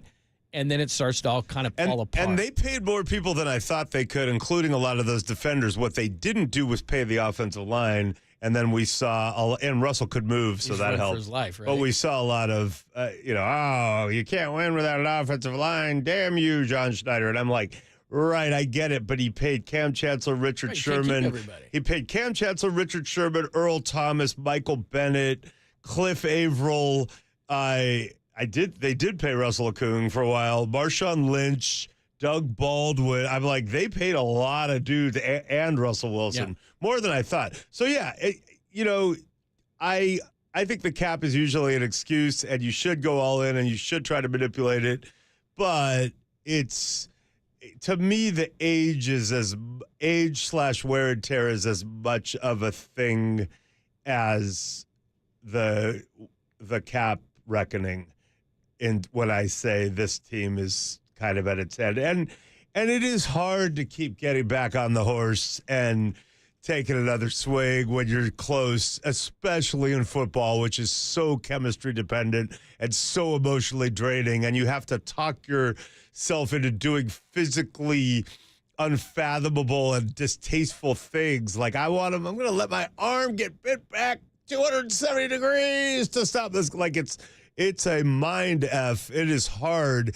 and you have to do it together. And so when you have a 10-point lead in this fourth quarter of the Super Bowl midway and you don't win it, and then 2 years later you have a 10-point lead in the fourth quarter of the NFC Championship game against your rival and you don't win it, and then the next year you win, I think, 12 games in a row, and you go to the NFC Championship game and your quarterback's arm gets ripped off early, and then your next quarterback gets concussed, and then the next year you go to the Super Bowl, have an early lead, and then go to overtime against Patrick Mahomes with the worst receiving core he's ever going to have and the worst offense he's ever going to have, and you almost win and don't. I just think it's exhausting, and bless them if they make another run this year. It'll be incredible. They're good enough to do it.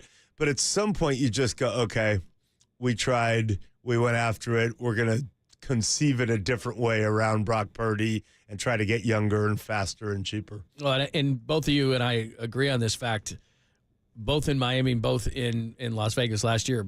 Miami just felt like it's a matter of time. And I remember Tim Ryan saying at the end, I was sitting behind him in the broadcast booth, and Tim just said he called it a dream delayed. It's a dream delayed, and I believed it. And then last year, it's delayed. Still, it's true. And so Tim was right. But he said the same thing last year, that exactly the same thing that he said at the end of Miami. And in Miami, I believed it. And it's not that I didn't believe it when he said it in Vegas. I just thought to myself, I don't know. Because that was a devastating loss. I could just tell you what it felt like in the locker room both times. In Miami, I vividly remember George Kittle saying to me, Revenge Tour 2020. I remember DeForest Buckner saying to me, we will be back next year. He wasn't back next year. He wasn't back next month. I mean, like, right? And a lot of other, like, defiance, as they should have. They were so good that year, and a weird 3rd and 16. And they were still young. I mean, that was Super Bowl 54. Yeah, that was crazy. So that was in Miami. And then in Vegas, like, it was feeling good. And then that ball that bounced off of Luter and Ray McCloud tried to scoop up on the punt, and Mahomes throws a touchdown. The whole vibe changed in that stadium. And then afterwards, it was, people couldn't even talk. They were gutted.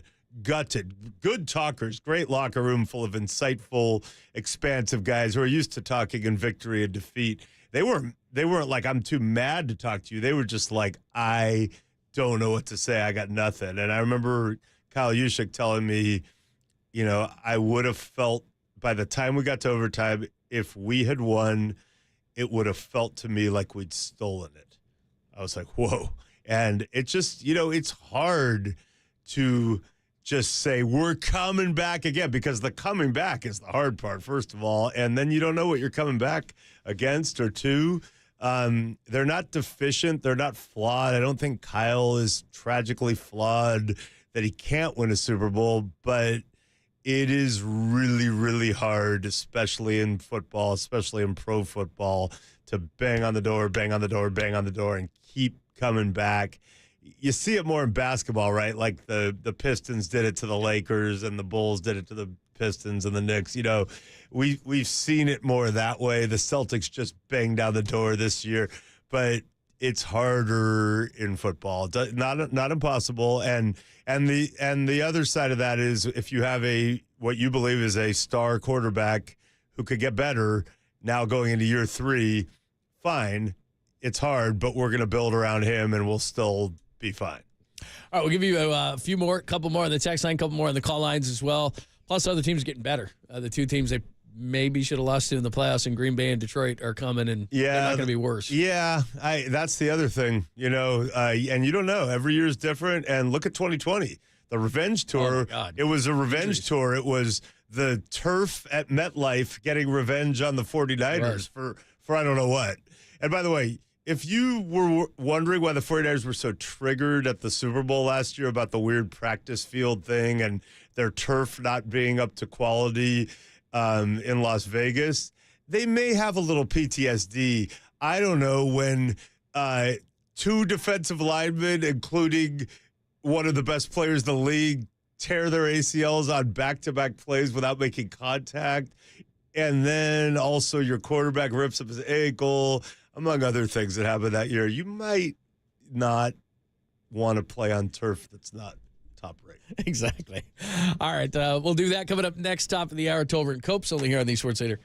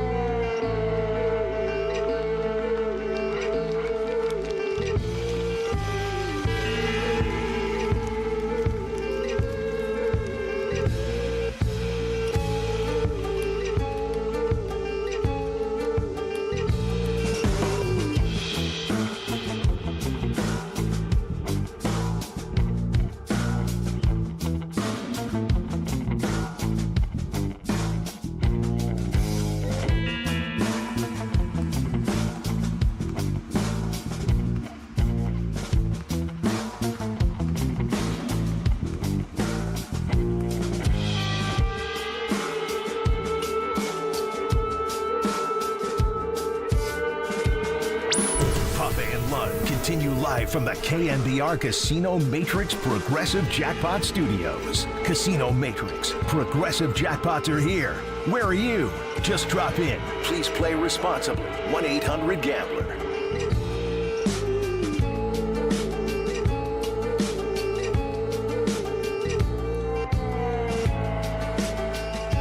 Marco Luciano. Why are you laughing? Why are you laughing? More Papa for you. He'll be back on Monday. It's been awesome having Mike Silver in this week, getting a lot of insight into the Niners. Wednesday. It seemed like, I don't know, maybe I'm wrong. It seemed like that offseason went fast just because it seems like we were just in Vegas and we're sitting there and, man, how are they going to get past this thing? I got to be honest, not having to worry if your quarterback will be able to throw a football is a big relief. Was that a year ago? If you're a fan, and they didn't know, fans weren't sure Brock Purdy was going to be as good as I think we all now see. Kyle was. But, yeah, that to me was just, it was everything I said about the team, thought about the team was qualified by if Brock Purdy is back to what we saw. And then pretty early in training camp, we were kind of like, whoa, it's going pretty well. And then they stopped even giving him that day off after a while. And I was like, I think he healed. And I actually went up to him. It was funny. They played the Rams early in L.A., and he really made some special throws. And I talked to a couple guys after the game about how good his arm looked, and I went up to him and I go, all right, man, I got this theory. And he's kind of looking at me skeptically. He knows that I'm a little out there. And I said, I got this theory that I'm not saying you have a bionic arm, but like whatever they did in there made it actually stronger. And he's like, I don't know about stronger, but I think it's like what it was, So I still think that like while he was out, they put in some, whatever Mick Jagger takes. They gave him like some little thing that made it even better. He's an elite player, and it's hard for people, especially nationally, to get over draft position because the draft is so overvalued. And in the same way they can't let go of Trey Lance or Zach Wilson not looking very good, they can't let go of the fact that a guy taken at 262 could be special. But he's special. It might not be it doesn't hit you over the head like a Josh Allen or a Lamar Jackson might, but it is a different way of being special. He is. Absolutely. All right.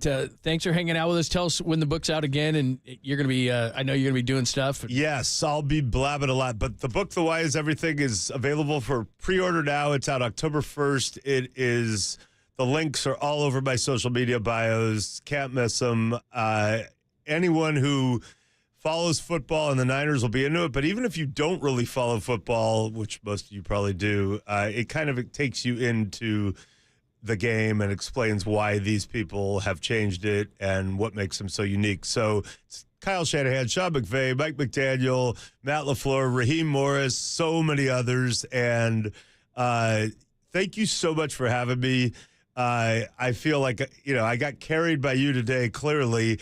In a way, I got carried by my son yesterday, which is a really weird he owes you. thing. Yeah, and I'm just hoping I could drive across the Bay Bridge now without seeing any people get out of their cars, sprint, jump into the water, and then do the backstroke before getting picked up by the Coast Guard, which I was told, at least it was reported, happened a day ago. That is wild, man.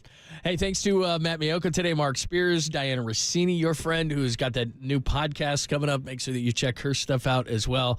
And thanks to Danny. Who was with you today, Danny? Cole? Oh, yeah, Cole was back there with you today. So thanks to Cole. Walter took the day off. I didn't know he was authorized to get days off, but apparently he is. He's a big star now. Absolutely. By the way, JT Snow 250, Peter Hartlaub of the Chronicle was great at 350 today. That's star-studded. He's good. And so make sure you check it out. And, of course, the Giants start their second half tonight against the Rockies. Don't go anywhere. It's Tolbert and Copes on KNBR AM and FM San Francisco, the sports leader, our Cumulus media station. You guys are Cal, and you'll forever be Cal.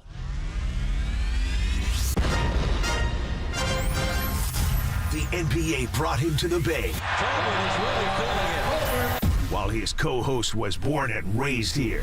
Adam, that is great co-host work right there. That is amazing. You're lucky to have Adam, Tommy. Oh, absolutely. It's time for Tolbert and Copes. Let's get it on!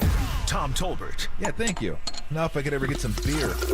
And Adam Copeland. Adam Copeland has arrived! On KNBR 104.5 and 680, the sports leader.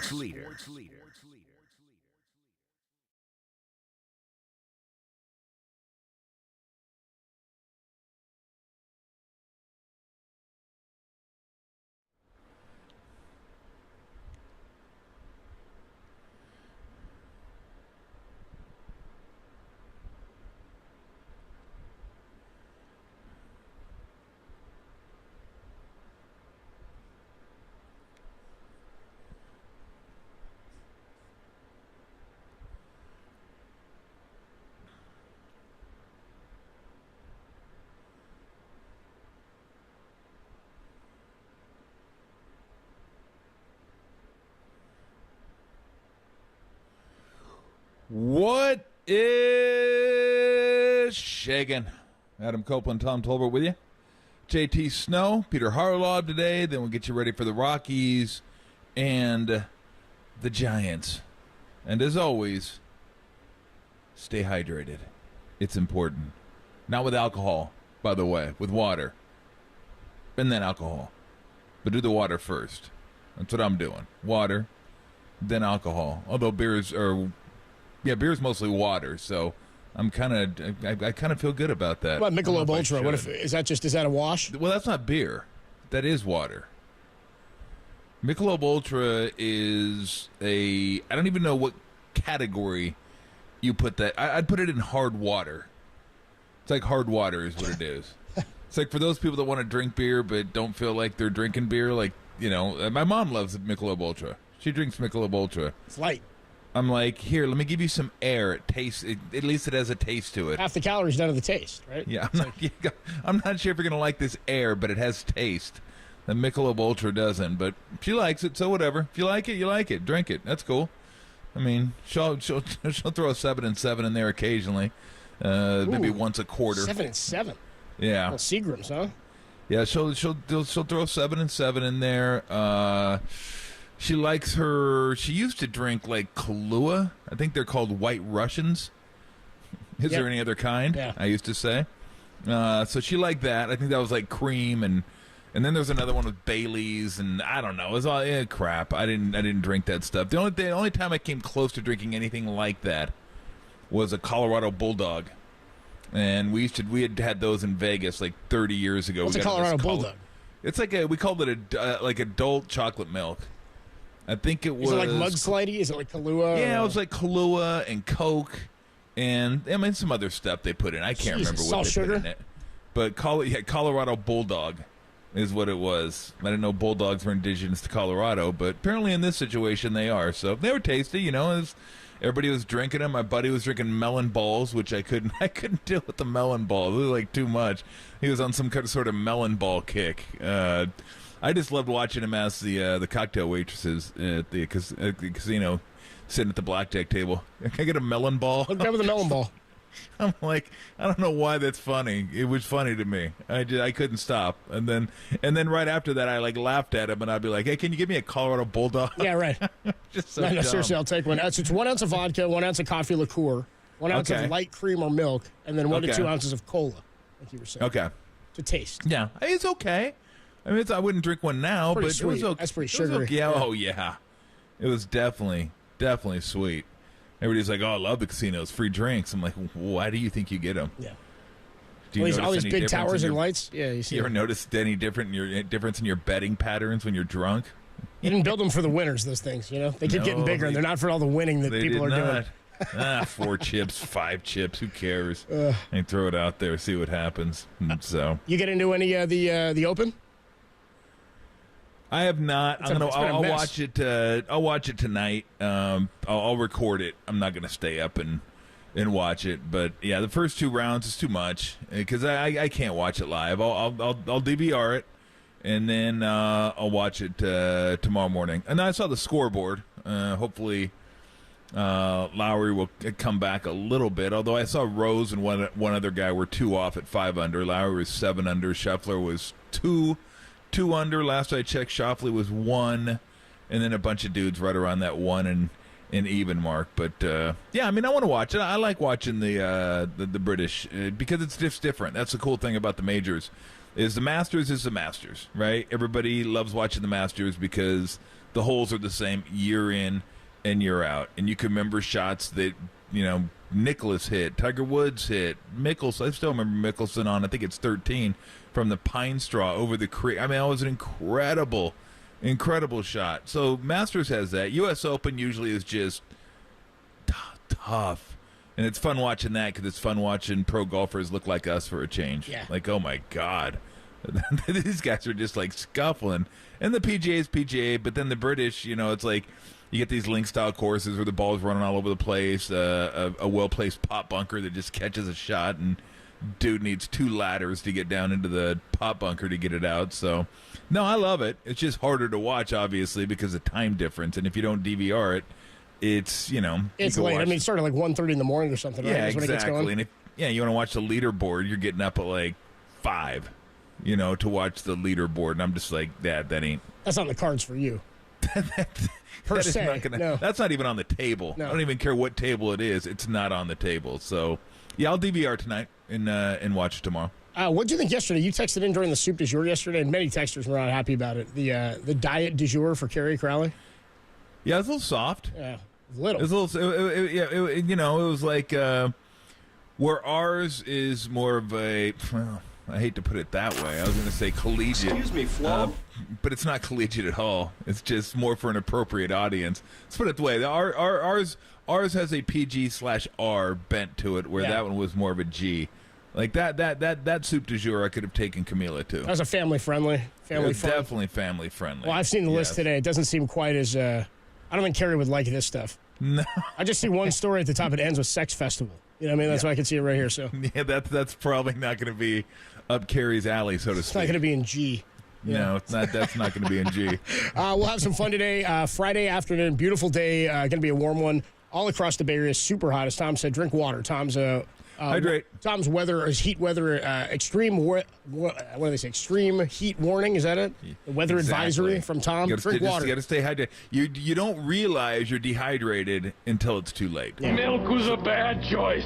Not milk, water. And if you're thirsty right now and you're hearing this, it's too late. Just give it, Good gallon of water today. Yeah. And the great thing about the water, too, is if you drink enough water, it fills you up a little bit, and you drink a little less alcohol, which is perfect for me. So I'll probably drink like 2 or 3 of these tumblers that I have in front of me. They're like 32-ounce tumblers. Yeah, so I'll get. I'm not having any twisted tea. Yeah, twisted. I'll leave those for Bill Martin. Yeah, twisted. So I'll probably have like I'll have a gallon of water, and then maybe later on in the show I will have a beverage. Nice. Have a alcoholic beverage, a beer. I love when people say, I don't know why they don't say, yeah, I'm going to grab myself a beer, or I'm going to grab myself a cocktail. And so I'm going to grab myself an adult beverage.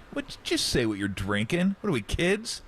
Like, hey, kids, what do you drink? How about this one? How about what are you drinking, Dad? An adult beverage? Say beer. That's what I hate. Beer. That's it, beer. I'm drinking a goddamn beer. It's a melon ball.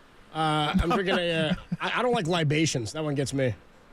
Libations. Get the hell away from me. Libations. How much is Bud? You know what I mean? Just tell me. Tell me how much. My buddy that was ordering the melon balls back in the day, he's graduated to Crown and Coke. Oh, good. That's his drink of choice. I'm like, bro, I can't do it. Like, we go golfing next week. We'll go to Tahoe. He'll bring his own like bottle of Crown, and it'll be done by the time the week is over. Attaboy. Crown and Coke, man. Crown and Coke Zero, I think it is. I'm like, oh, you're saving on the calories on that end, huh? That's what he drinks. That's what he drinks. Yeah. I think Crown is probably taking care of all the caloric needs that you're going to have, because that does not come cheap when it comes to calories. So yeah, he's a Crown and Coke guy. Got another guy who's straight vodka guy. Likes vodka, Red Bull, which I never really understood. A downer vodka and Red upper. Bull is just gnarly. Yeah. And then vodka and cran. That's his big thing. The other guy will drink vodka straight. Are these guys like 22? Like what? How old are all What's these that? Guys? Are these guys like 22? How old are No. No, they're all my age. The other guy's old fashions. Yeah, okay, that's good. Now, you know he's serious. Yeah, he's all And business. not only does he drink old fashions, my man has bitters in his golf bag. Yeah, see. Bitters. Like, I'm like, you travel with bitter? This was like a while ago. You travel with bitters? For his hangovers, too. Bitters and soda, too. Yeah. He goes, in this zip pocket right here, I got maraschino cherry. I was going to ask I'm like, okay, that's enough of you. that's enough of you. And then me and my brother, we just bring the beer, and if anybody wants beer. But the same guy that drinks the old fashions, Todd, great dude. He was first introduced me to the making margaritas on the course. He has a blender, and it has a clamp, and it hooks onto the golf cart, and it's a hand crank. And you get some ice from the cart girl, and then he had the the tequila and the margarita mix. He even had the salt. So he put the salt. I'm like, you're. I think you have a problem. He asks like you salt, no salt, and you're like the you're the seventh tee box, dude. You're like, I don't know, man. Just if you're making them, you're making them. Yeah. It is pretty awesome though when you're out there in the middle of the fairway and you hear this. It's like, oh, Todd's making margaritas over there. Cool. You're trying to chip one on, dude. I'm looking for an up and down here. Let's go grab one. Todd's over there blending. Tolbert and Copes with you on a Friday afternoon. Our guest today, we are going to catch up with JT Snow. Haven't talked to JT in a couple of weeks. He was on a lot of Giants teams that made a lot of acquisitions come deadline time. We can talk to him about what they're looking at here out of the All-Star break. Peter Hartlaub, one of our favorite guys, the pop culture writer for the San Francisco Chronicle, joins us at 3:50, and we have a Giants pregame at 4:40. Kyle Harrison is on the hill. By the way, award-winning Diamond Notes today also. Tim wanted me to remind you. They are coming back for the second half. But Kyle Harrison's been named the starter for tonight. We don't know about tomorrow or Sunday. Where do they go with the rotation after this? This isn't what we expected, I don't think. For tonight's game, I think we were looking at a Blake Snell, man. You were getting it. All right, Lou needs to eat. We'll get into some of this with Kyle Harrison as the. I think she heard you as the opening starter here out of the All-Star game, and we'll look at what the rotation could look like on the back end of this road trip. That's next. Tolbert and Copes Friday on the Sports Leader.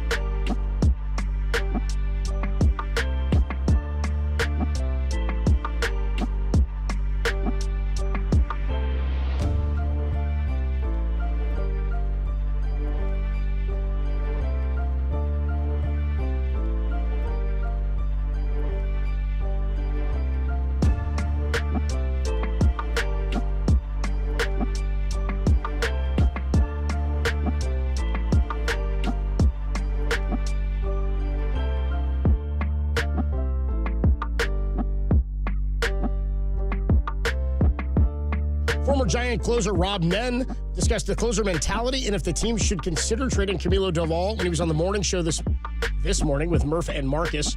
Check out that podcast and all of our podcasts, KNBR.com and the KNBR app.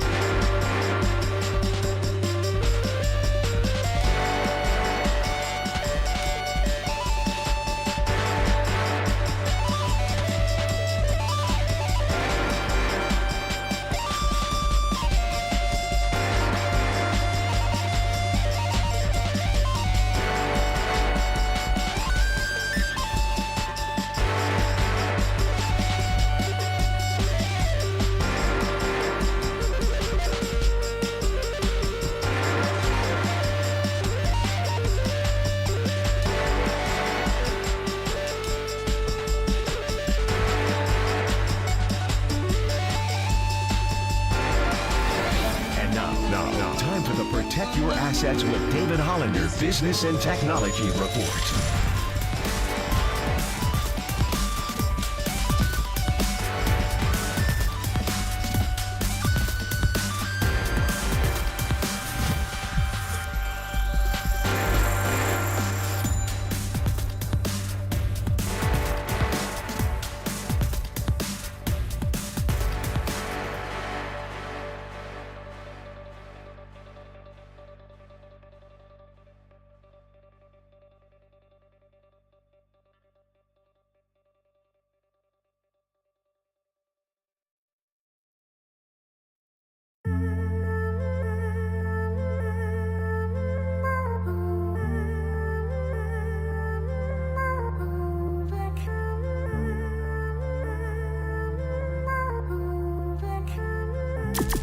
Wherever you are, we're streaming 24/7 at KNBR.com. This is Tolbert and Copes. Tom Tolbert and Adam Copeland on KNBR 104.5 and 680, the sports leader.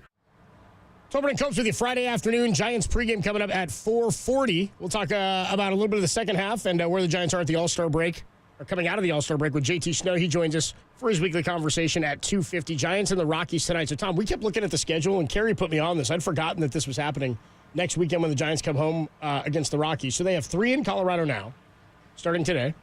They have 4 in L.A., and then it's not 3 against the Rockies, it's 4 against the Rockies. The Giants have a scheduled doubleheader next Saturday, July 27th, at Oracle Park. So it's 11 games before the All-Star break, and it's 7 of them against the Rockies, 4 against the Dodgers. Well, seems like a good recipe, doesn't it? You would hope so. You would think so. And you get the Dodgers. Well, look where the Dodgers are now. No, well, I don't know when's Betts coming back.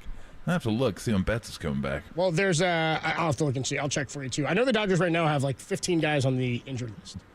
They've had more injuries to starting pitchers than any team in baseball. Check this out: Glasnow, Yamamoto, Buehler, Kershaw, Gonsolin, Dustin May, and then I forgot about this guy until I saw his name today. Our dude Ed Sheeran. Ed Sheeran, I saw he's out for the year. Emmett Sheehan is his name.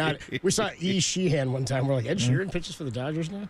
That's sort of weird. And Ohtani, of course, is not pitching this year for them.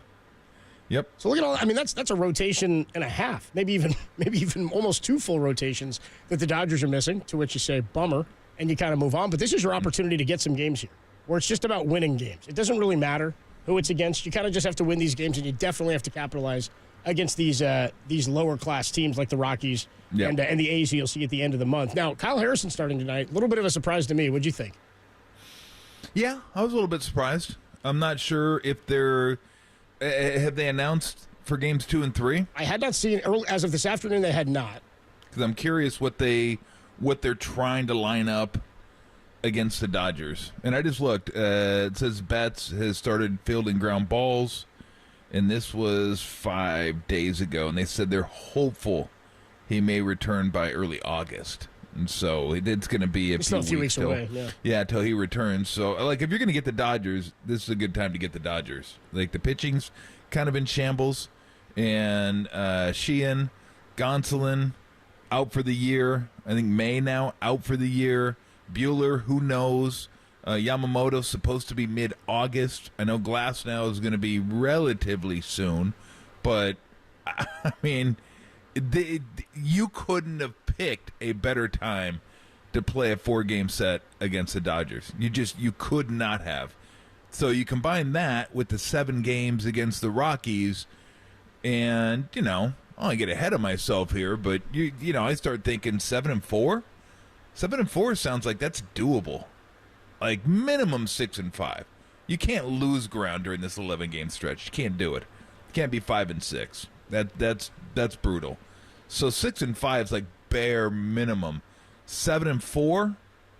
Maybe if you get hot, 8-3. Like, it seems to me like this 11-game stretch is like it's go time. Now, baseball, you can't just say that. All right, let's go. Let's do it. It's not like football or basketball where it's like, hey, let's dig in. Let's get after it. In fact, I think adrenaline works against you in baseball more so than it does the other sports. But this, it is go time. It's like, okay, you got to get off to a good start here in the second half. And what do you want? What else do you want? Like, what do you want? You got the Rockies for 7, who stink, and you have the Dodgers, who are about as vulnerable as a Dodger team could be for a 4-game set.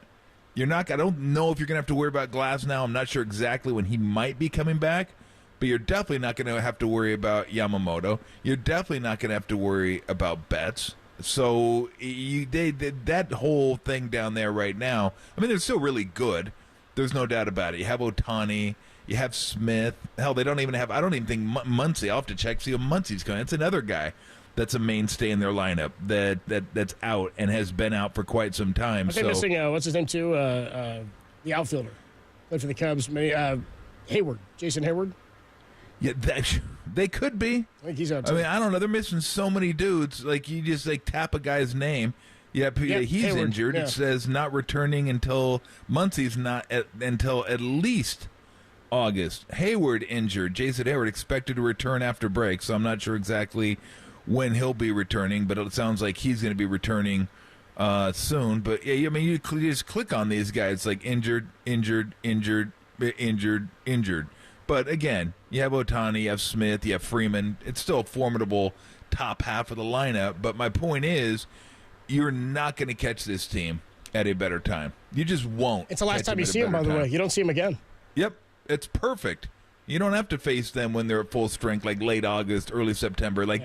They are catching a break, not having to play them in September. The schedule sets up, if they can get themselves in position, schedule sets up perfectly for them. Diamondbacks are going to be around them, facing them twice.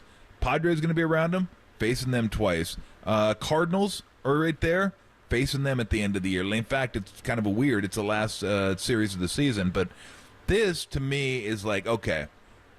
And maybe that's what Farhan's looking at. You got 11 games, show me. This is like, if you're, what would you, let me ask you this. If you're, now they're not the Dodgers, they're not the Braves, they're not the Phillies. We know they're not that. But let's just go extreme here.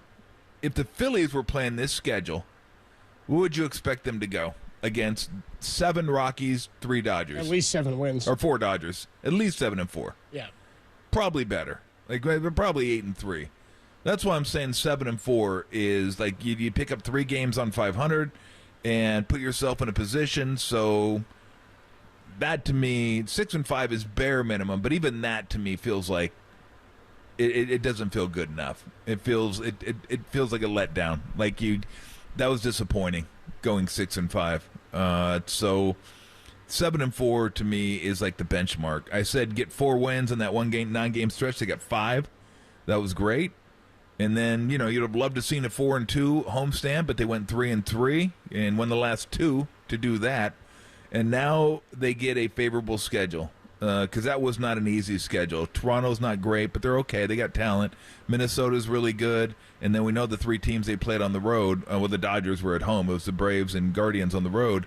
That was a rough stretch. And they got through that pretty well. Now it's time to, look, here you go. If you're the team you think you are, if you think you're a playoff team, if you think you're a team that can compete with these guys, Ray's coming back, Snell's pitching well.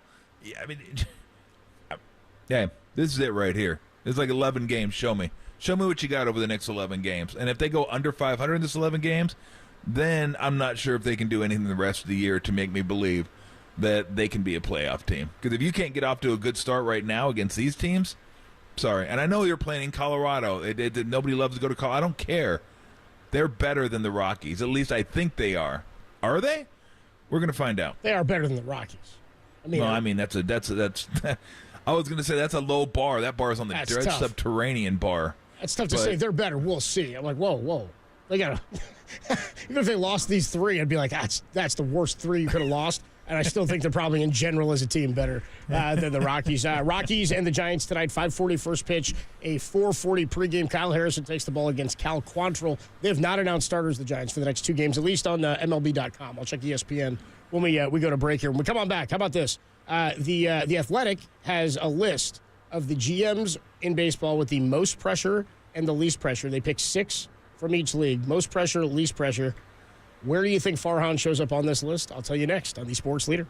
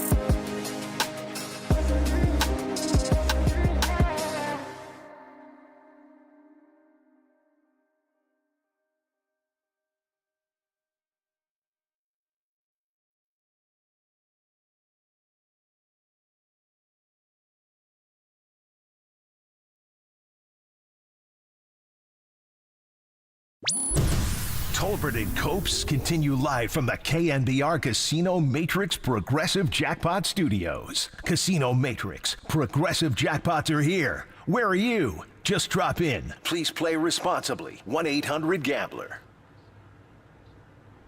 Tolbert and Combs with you Friday afternoon. JT Snow joins us in about 15 minutes for his weekly conversation. It's a Ska Friday. Always good to have a Ska Friday when the sun is out. Nice out there.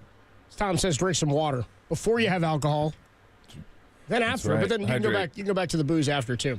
The Athletic has a piece out by Jim Bowden about the general managers entering the trade deadline here as we get close to the trade deadline with the most pressure and the least pressure. And it's kind of across the board in terms of, the Yankees are on the list every year. Cashman has pressure every year. You're expected to win every single season when you're in New York. The Dodgers have pressure too because of the injuries that they have and the money invested on the roster. So I said, where does Farhan show up on least pressure, most pressure? What do you think? If you had to pick one. Well, I'm going to go least pressure just because he just signed a 3-year deal. So I'm going to go with that. But that's just a guess. I don't know. It could be most pressure. I mean, I can make a case for either one of those. I think Giants fans would say there should be some pressure applied. Yeah. Kerry and I talked yesterday, and Kerry was saying, look, they don't make the playoffs, and they fall flat this year. This is year 6. And I was saying that, I think, to you last week or a week and a half ago, like, show me another GM or a president in any other sport of the 4 major who's had that big a period of time or that much rope and leash, especially for a major franchise, and has not had success and has gotten extensions. So I would have to err on the side that you're on, least pressure, only because he wasn't even on the list. He wasn't? He didn't make most or least pressure. So I don't know what that says about the Giants. I don't know if that says, hey, they know he's got an extension.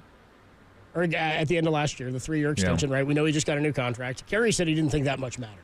And I said, I don't know if the Giants have been in the business in paying lots of guys to go away. And they did that with Kapler, right? I mean, they're on the hook for the Kapler money. So in terms of pressure on Farhan, I don't know that there's pressure. I also, it's tough to say there will be, it's like you can't fault him for last year's deadline when there was nothing available anyway. What is I still don't really know what the market's going to look like. We know that there's some teams that are going to be sellers. But you're probably competing with, I mean, if the Giants want to go get Jazz Chisholm, for example, and Jim Bowden writes in this piece, this is kind of interesting. The Marlins president of baseball operations, Peter Bendix, is one of his most pressure guys because he needs to get some young players back, prospects for Jazz Chisholm, Josh Bell, and Tanner Scott. But he says that it's unlikely the Yankees or Phillies get Jazz Chisholm because evaluators question how he'd perform in those markets or fit in their clubhouses. Instead, most executives think he's going to end up with the Pirates, Mariners, or Giants. You're competing with a lot of these teams that are going to be looking for the same kind of help. Yeah, and I mean, I guess the question is, what do the Giants have to give up? And I would say young pitching is what they have to give up. Now, how much of that is expendable? What mean expendable, Rambo? I don't know. You don't know if Snell's going to be here. Ray, I think, will be here. Like, I forget who we talked to a couple months ago saying, like, Ray's here. He's not going to get the same amount of money that the Giants are going to pay him after this year because he has an out after this year. I think Slessor told us that the other day. She thought he would be back. Yeah, and then he has 2 more after that. Yeah. So he'll probably be around for the long haul. So you have him, you have Harrison, you have Webb. So that's 3. I don't know. Cobb's on a 1-year deal, I think, or the last year of his deal. And then, okay, his Birdsong figure. Does Black figure? Does I don't know who's the lefty down in the minors that Wisenhunt, yeah. Does he figure? Like I don't know, but like I think they have guys they could give up that people be really intrigued by. But how many of those guys do you want? Because that's like gold, having like pitchers that are good and like young controllable pitchers. I mean that's, but. I mean, if you have deficiencies in other areas, that might be some a road they go down. Susan mentioned Duvall, too, that he could be involved in something. So, but that's one thing I think they have. Like, that's the one leg up they have on other teams is the depth of pitchers that they have. Now, how good are they? I don't know. I mean, Black was okay. His stuff doesn't really wow you. Like, maybe a mid-rotation guy, maybe. Birdsong has stuff. Like, there's no doubt about that. But we still don't know. We haven't seen Wisenhunt. Very early. Wisenhunt's having a tough year, too. He's not. He's is he? Okay. Yeah. So, who knows? But, I mean, those guys would still be attractive in trade. So, I think they're going to have a decision to make. And, okay, how bad do we want somebody? And what are we willing to give up for him? Because I think they're going to have, like, when they went after Soto that year, I think it was Washington goes, no thanks. Yeah. Right? That was the report. Nah, and, like, I think they were willing to move Webb at that point. Yeah, and they even looked in the cupboard and said, nope, we're good. And they even have maybe Luciano, too, is a guy that's attractive to teams. And he still might be attractive to the Giants. There's people, just reading reports on him that still think his bat's going to play at some point. Like, he's going to be a guy on this team. So we'll see. But, yeah, I mean, I wouldn't be afraid to move some starting pitching, some young starting pitching for a guy that maybe you can have for a couple years, at least a year after this year. Like, not a pure rental. Because I don't know if they're in a position to do that. They're not in a position to where one guy is going to make a huge difference, and it's still a pretty crowded field in terms of wild card. So I don't know. It's going to be fascinating though, because you never know how many moves are going to be had because there's so many teams that feel like they're in it, which is good. There's a lot of people vying for the same players.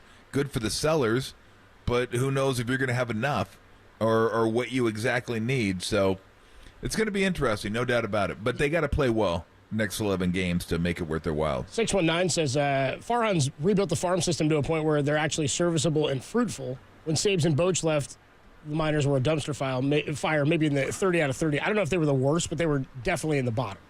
Now, yeah, I'll take the 3 championships. I need it to be fruitful at the big league level enough. And don't get me wrong, there have been a few. Patrick Bailey and Kyle Harrison, I guess, are the 2. But these are guys you're relying on heavily at this point. And they got here pretty quickly. But the rest of the guys got to filter out, too. He's found some pieces in the minor leagues or across baseball. I mean, he found Lamont Wade Jr., and that was a great plug, stuff like that. But this team's 3 games under 500. 808 KNBR, 415-808-5627. Mike's in San Francisco wants to talk about the upcoming 11. 7 against Colorado and 4 against the Dodgers. Mike, you're on the Sports Leader. Hey, fellas. How's it going? Good, man. How are you? Doing fine. Tom, you hit the nail on the head. We have pitching. Farhan's been drafting pitchers for the last 6 years, practically. One other position we carry a heavy load of talent in is center field. We have Bond Brown, Wade Meckler, and Grant McCray all the way up through the minor leagues. And they've all produced at some point in their careers. Could be trade pieces. Mm-hmm. But I want to get to what you were saying earlier. We've got, if we wind up under 500 before the deadline, I have a solution, and I'm not either way on this, because I'd rather see us win. Who could be our acting team president if he's up for it the rest of the season, which would only mean 54 games out of him? I believe Buster Posey could step in and might already have. The Giants spent a first-round pick on a Florida State player, which you guys already know. It's where he went to college. Tibbs, in one of his first interviews, mentioned that he had already talked to Buster Posey in his life, leading me to believe, or at least theorize, that our former catcher walked in the draft room and said, I want him. So it only makes sense to me if we lay an egg before the deadline and have to sell if Farhan gets the axe, keeping him from making any foolish moves in panic. That might be a move. Now, I don't want to ask you guys that personally because I know you. Mike, I'll jump in here, and Mike, we appreciate the call. I don't think Buster has stepped into any presidential role or anything like that. I don't think we've got like a puppet. He's an owner. He's part owner, and I believe that part of the reason he's part owner is because they want to hear what he has to say. His voice is heard, like they're listening to him. He's in on this stuff, and yeah, if there's a Florida State guy and the Giants get him, you better believe Buster Posey's going to call him. That's where he went. He's a first-round pick. Like that's all fine and good. They're not dumping Farhan midseason. It's not happening, right? Yeah, and look, he doesn't need to change titles. No. To exert some force. Right. I mean, he can exert whatever force he wants to. So and look, I've never got the feeling that Buster Posey wanted to do stuff day to day.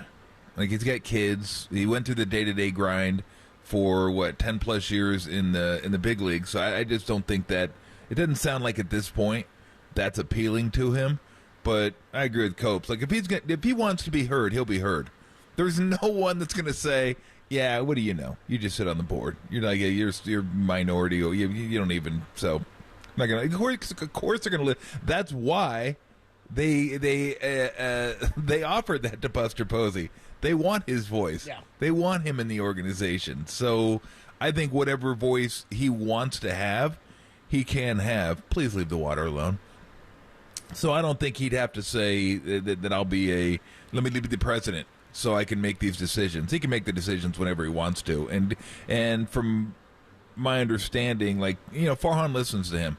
Like, if he that's the reason they brought him on board. He's freaking Buster Posey. That's why you have Buster Posey be a board member. So he doesn't have to do the day-to-day stuff, but he keeps up with stuff.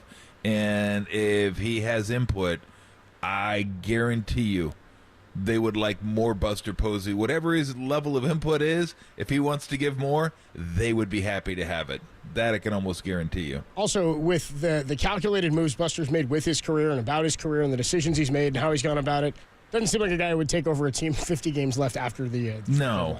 Even if that were something he were going to do, like, I feel like that's something you do with a clean slate. Give yourself an opportunity to set yourself up. He's involved as it is, so I don't think it needs to be, to your point, doesn't need to be a change of title. JT Snow, former Giants first baseman, joins us every week throughout the baseball season. He will do so, talking some trade deadline and second half ball next on the Sports Leader.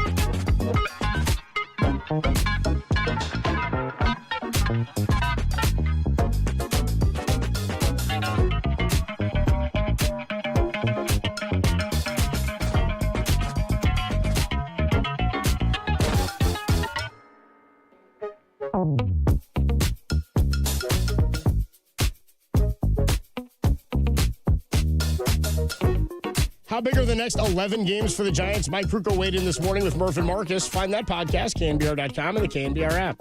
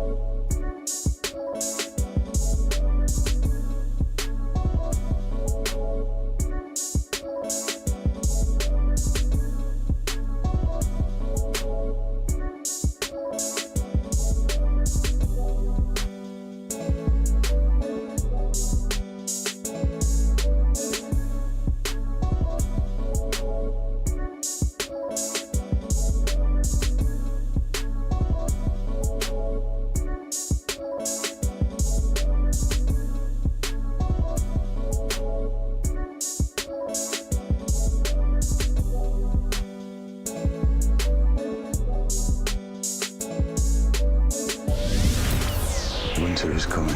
They say it doesn't snow in San Francisco. Snow swings, high fly ball to right, hit to the corner, to the wall. We beg to differ. It's gone! Oh, no. It's gone! Snow has homered, and we are tied! Here's Forever Giant JT Snow with Tolbert and Copes on KNBR 104.5 and 680, the sports leader.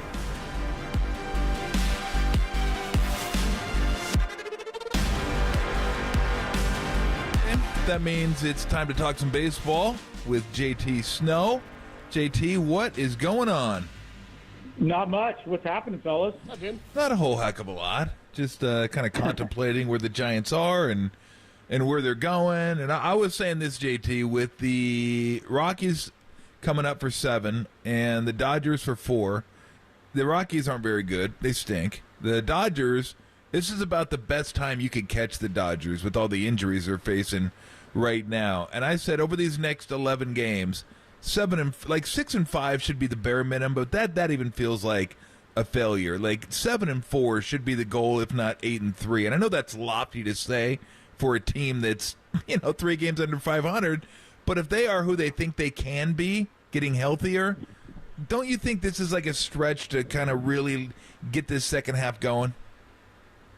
I do. I think you're right. I think that I think 8 and 3 is a good mark because, like you said, in Colorado, anything can happen. You expect to win there. I know when we played there, I think one of the reasons the Rockies have trouble there because when visiting teams come in, they're automatically better, right? The players feel better. Maybe the pitching's not right, the breaking balls and stuff, but as hitters, the hitters get better, and the Rockies kind of stay the same. So when you go into Coors Field, you gotta win a series, and of course you take it one at a time. But and like you said, the Dodgers are down, so I think 8 and 3 is not out of the question. And the weird thing now is we've played 97 games, right? We're coming back from the All-Star break. It used to be the All-Star game was literally like the midway point, right? 81 games. So now you're past that, and it's time to go. I'm looking at the wild card standings right now, and 3 games back along with the Reds, but there's 3 or 4 teams ahead of you, and those teams all have to lose on that day, and you got to win to make up a game. So it's not easy, but you know what? Maybe they're catching the Rockies and the Dodgers at the right time, and now you play every game like it's your last one, and from a managing side, you do whatever you can every night to try and win that game. Yeah, literally, I think playing the Rockies at any time is playing the Rockies at the right time. Yeah. Oh, we're catching them at the right time. Oh, yeah, they're the Rockies. Of course we're catching them at the right time. So what kind of mindset as a player because it's so weird, right? Basketball, football, or adrenaline sports. You can say, look, you got to run a little bit harder on defense. You got to dig in a little bit more. You got to box out more. You got to block harder. You got to, whatever you're doing, just do it a little bit harder and a little bit longer. Baseball's different because adrenaline almost works against you in that sport. How do you what do you tell yourself when you know you need to go on a run, but it is one game at a time, and it isn't a sport that really lends itself to adrenaline? How do you focus up a little bit more, or get the team to focus up? Is it all about hey, don't worry about yourself, worry about the team, do the right things, don't give up 90 feet, hit it to the right side, get the runner, do the little things that may not benefit you but are going to benefit us? I don't know. How does that work in baseball? Yeah, I think you're right. I think it comes down to fundamentals, right? I think at this point of the season, like I said earlier, you do whatever you can to win every night, but you got to be sharp. Number one, defensively, right? You can't, and we've watched the Giants all year, and they seem to give teams an extra out per inning or a goofy play here or there, a lack of concentration on defense every now and then.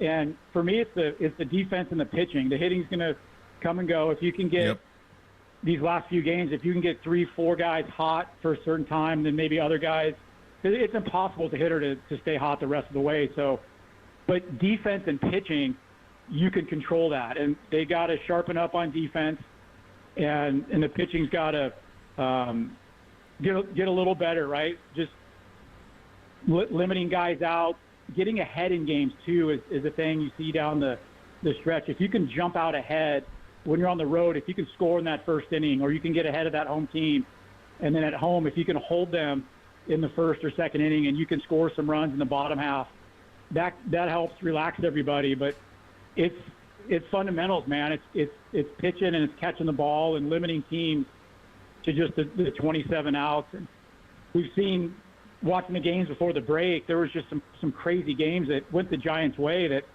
were pretty crazy. The last one when Yastrzemski hits the league inside park home run, and they won against the Cubs on a wild pitch, bouncing the dirt, or the Blue Jays, whatever it was. But you got to have that stuff too. But you got to just tighten it up a little bit, tighten the screws, and get a little better defensively. Winning ugly's fun. I like winning ugly. Talking to JT Snow on the UMA guest line. JT Snow, sponsored by the Hayward Police Department. Visit joinhaywardpd.com today to learn more about how you could be the difference. I wonder, we had talked to Farhan every couple of weeks. He was on with us last week, JT, and he said, really, it's what happens in the next couple of weeks that's going to determine whether or not they're buyers or sellers. I always wonder, from a player's perspective, like when a team has been invested in already and maybe a team is underachieved to this point like the Giants have at 3 games under, do players feel like we need to go all in, like they need to get us some help? Or is it the thought that we just ourselves need to turn it around? I think you need to prove to the front office as players to make a push this next week or two. It's really important. And if you come out, like we're saying, if you go 8-3, and as a player, you always welcome them making a move, maybe getting another arm. You maybe get a guy that's a specialist. In 2002, we got Kenny Lofton, which was a huge pickup. He had speed, he had defense. So you're always welcoming that. And the Giants have always done that as an organization. They get down to the end, and they're looking to make a move. But it's up to the players. It's up to those 9 guys in that lineup every night to go out and set the tone and win and start ripping off some games. And then you know what? Put the pressure on the front office to go make a move, because you can always get a little better somehow. And there's going to be teams, if they're not out of it now, they will be out in a couple weeks, and they may want to move some guys. And it sends a message to the players, if they do make moves, that, hey, they think we can do it. And with the way it is nowadays with all the wild card spots, all you got to do is get in the playoffs, right? And anything can happen. And Blake Snell looked like he's throwing the ball better, and Logan Webb's going to be Logan Webb, and whoever they get back. And it all comes down to the pitching in the playoffs. So if you can just push and make that run, and who knows, maybe you pick up another arm. You hope that the bullpen isn't taxed this far, and that those guys are rested with these 4 days off. So, but come out of the gate strong here, rip off 8-9 wins, and then put the pressure on the front office. Was there anybody on your teams, JT, that if they had to get up and speak in front of the team to kind of shake things up, wake people up a little bit, that they would do that? I don't know who that would be on this team. Maybe Webb. I don't know if it needs to be a position player. I don't know if a pitcher can pull that off. Maybe he can. But was there a guy like on your teams that was that guy that if things started going a little sideways or guys weren't doing what they needed to do, that would have a word with the team instead of the manager? Yeah, and I think that's key. I think a lot of guys, and usually that comes from a veteran guy that has respect from a lot of the younger players, or that's been around and been in situations. I know when I was on the Giants, we had a pretty veteran group of guys. So guys would step up, and the players-only meetings are pretty good, actually. And I remember Ellis Burks was one of those guys that was great at it because everybody respected him. Marquise Grissom was another guy that you don't need to say much, but it's just like, hey, guys, let's just tighten it up. Let's play hard. Let's run 90 feet. Let's make the plays. Let's be mentally into the game and see where it goes. So, yeah, we definitely had guys. And I think it's a great forum when, Tom, you've been in locker rooms and clubhouses when the doors are shut, and it's just the players. And you're not afraid to get something off your chest, or if the players respect you enough, they're going to listen. But it also comes from within. Guys need to just, in baseball, take it upon themselves just to try to do a little better each day, have better at-bats, like I said, on defense, make the plays, and pitchers throwing strikes. So, those things can be big as you come down the stretch, those players-only meetings. And they happen more often than not in baseball. They don't get out of the clubhouse a lot because guys don't talk about it a lot, but they do happen, and they're pretty good. Yeah. Yeah, I was going to guess Barry probably wasn't the guy that was telling everybody to run 90 feet. He didn't speak a lot in players' meetings. He's He's over there conserving power. I'm guessing he didn't. By the way, you mentioned Marquise Grissom. How many rolls of tape on the knob of his bat? Oh man, he might have. Maybe a roll per bat. I mean, he was. I tell you what, that guy was so great. Yeah. I mean, he just quiet, but it's those quiet guys that when they speak, you're like, wow, people listen to you. And he was one of the best. And guys that play the game the right way, that play it hard, that give 100% every night, can get up there and talk because guys don't have anything to come back with them at. So it's that respect factor. And like I said, Ellis Burks was awesome. We had a lot of good guys. Richie Aurelia was like that. We had some of the pitchers, and it was a good group of guys. How do you get yourself? We were talking about this earlier before the break, JT, about Wilmer Flores, and I'm not sure. I don't know if he's healthy, not healthy. I'm not sure. I just know he's really been scuffling this year, and we're past the halfway point that he's been scuffling this year. And he had such a good year last year, you just didn't see it coming. As a player, what are you looking for? Like when you're scuffling that bad, are you looking for just something in your swing? Are you looking for 1-2 games to kind of get your confidence back so you feel good going to the plate? Like, I'm just curious, like, because I still think it's in there for him, and he could be a big part of the second half, but something's got to click. Like, what's a player who might be scuffling a little bit? What are you looking for to get you going? Well, the first thing you want, any player in baseball wants is reps, right? You want to be in the lineup. You want at bats. You want timing. Baseball's so hard when you sit. And to me, Wilmer's a guy that he is that. He needs daily at bats. And when he's on, he's on. And it's hard as you get farther into the back end of your career when you're not playing every day. It's really hard to go up there and pinch hit or play once every third or fourth day and find your timing. You want to do something positive. You want to get some hits. You want to hit a home run. You want to drive in some runs. But, yeah, you're right. There's been little spurts of it this year, and then it kind of fades off. But it's timing. And at this point, you got to go with the guys that are producing and give them the at-bats. So it's hard. And he's a quiet leader. He's a good bat. He's been there in the past. And it's really not easy. I did it towards the end of my career, and it's really hard. It's like when you're used to playing every day, and even when you go for 4, maybe hit a couple balls hard, make a play on defense, and then when you start not playing every day, there's only so much you can do in the batting cage and extra batting practice. You need to be out there in front of the crowd, under the lights, and game speed. So hopefully, I just think for him it's just timing and reps. I'll get curious, since we just got done with the All-Star break, what did you usually do during the All-Star break? My move was Tahoe. Always went to Tahoe during the All-Star break. I had to wait the extra day just to make sure I didn't make the All-Star team. I didn't every year, so then I went to Tahoe. Did you have a go-to place you'd like to go to during the All-Star break? Yeah, me and you both. I was always hoping and praying, and at the time I was playing. Somebody asked me the other day. I said I never made an All-Star team. I made the Topps rookie All-Star team, but I go, when I was playing, first base was probably the hardest position to make. Yeah, it was pretty crowded. Oh, my God, it was like McGuire and Frank Thomas and Mo Vaughn and John Olerud and Tino Martinez. And then the National League was Jeff Bagwell and Mark Grace and Will Clark. And I was not a very fast starter. I was more of a second-half guy. But, our go-to place was down in Carmel and Pebble Beach. Go down there and just hang out for 3 days. The All-Star break, when I played, it was only 3 days. You got Monday, Tuesday, and Wednesday off, and you played.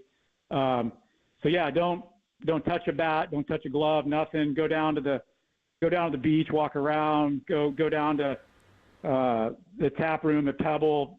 Not even play any golf, but just relax and detox and just get your body right and your mind right, and then come back and jump right into the thick of it. The only thing you're hoping after the All-Star break is you hope that you start off at home, because then you get that extra day. You don't have to travel. Yes. But when I was with the Giants, it was Carmel and Pebble Beach was the place to go.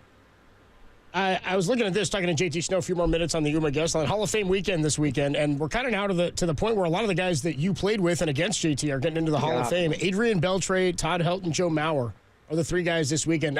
My first, I'll ask you about Adrian Beltre. He came up with the Dodgers. I was so stoked when they got rid of him. I was like, dude, this guy's an absolute monster. I think he had 40-something homers one year, 47 maybe with the Dodgers. Anyway, just your thoughts on those three guys getting into the Hall. Yeah, I never played against Joe Mauer, but always respected him, right? Switch hitting catcher, catching probably the hardest position to play and be a good hitter at. And then played against Beltre and Helton. And Adrian Beltre was just a silent killer, right? You never heard much from him. He was never in the press. He just put up numbers year in and year out, played a great third base. And then when he went to Texas, I think that atmosphere and that ballpark helped him offensively. But he was just a great player under the radar. Played against Helton for all those years. And I think Coors Field helped him a lot. If you look at his numbers, you look at his splits, his home and roads are pretty staggering. And but he was a great player. He was a great competitor. Played college football at Tennessee, right? Was a quarterback. And the one thing I always remember about Helton was when he came up, I think the last couple of years at Candlestick, and then we moved to the new ballpark. And when he would get down to first base, he would always look at me, whether it's Candlestick or Pac Bell back then. He would just shake his head and say, "How in the hell do you hit here and play here every day?" And I would say, well, beggars can't be choosers. But he did not like playing in San Francisco. But I always admired the way he played the game and went about his business. He was a tough player, no excuses, and a great guy. Like, the first base is kind of a little fraternity, and I'm happy to see him go in because he put up some great numbers. And he's a good dude. So I'm happy for all those guys, and it's a good class. So I haven't asked you this before. Every once in a while we get baseball guys on, and I like to do a little trivia for them about them because you guys have such long careers. You played 16 years in the big leagues, and I'm going to ask you: did you have more triples or stolen bases? Man, they're probably pretty close. I think I had about I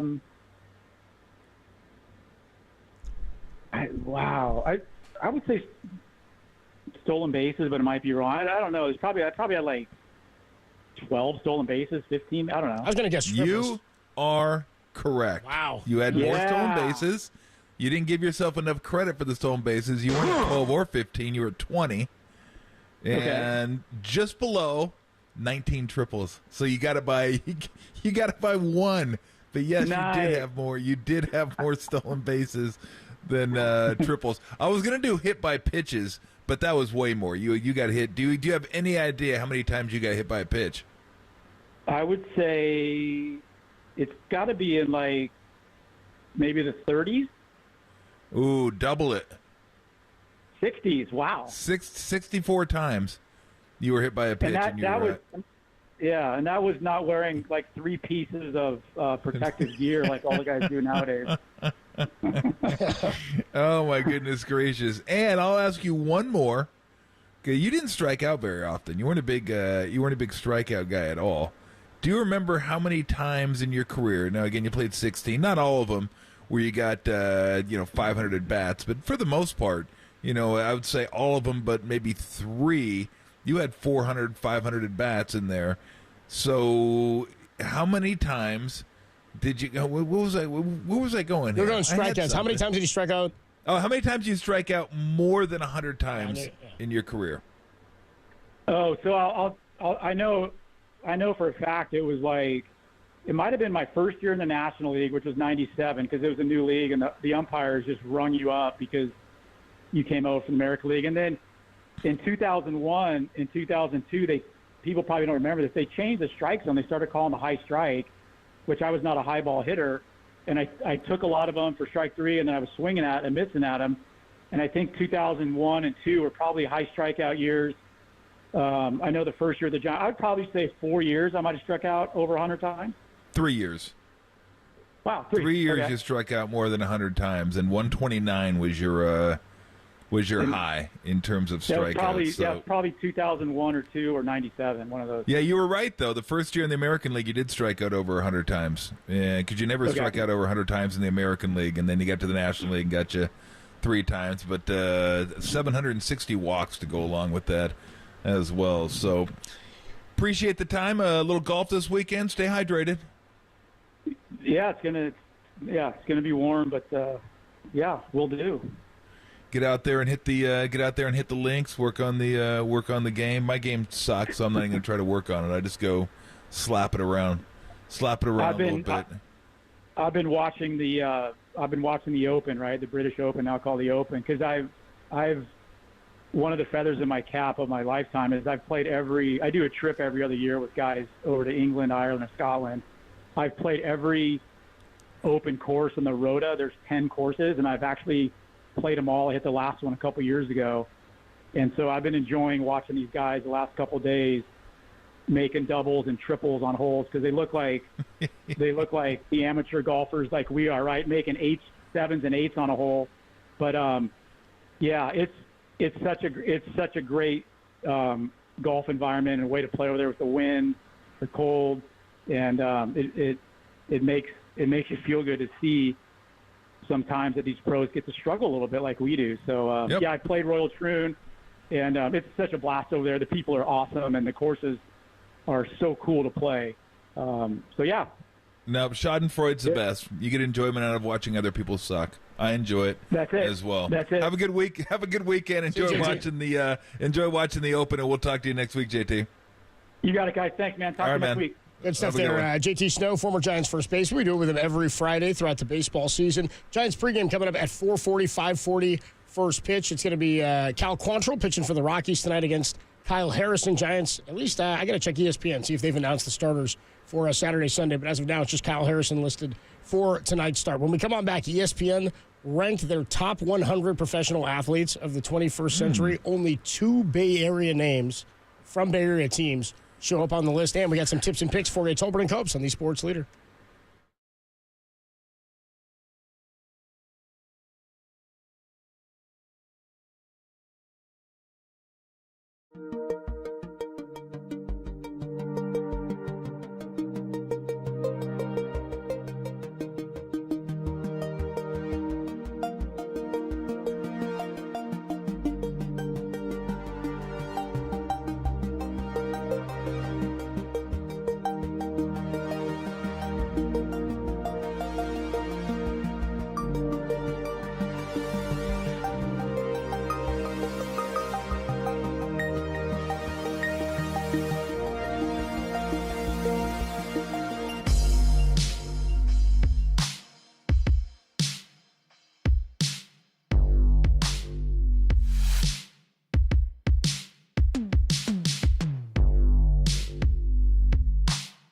ESPN released and ranked its top 100 athletes, professional athletes of the 21st century. Where does Tom Tolbert show up on the list? We'll tell you next on the Sports Leader.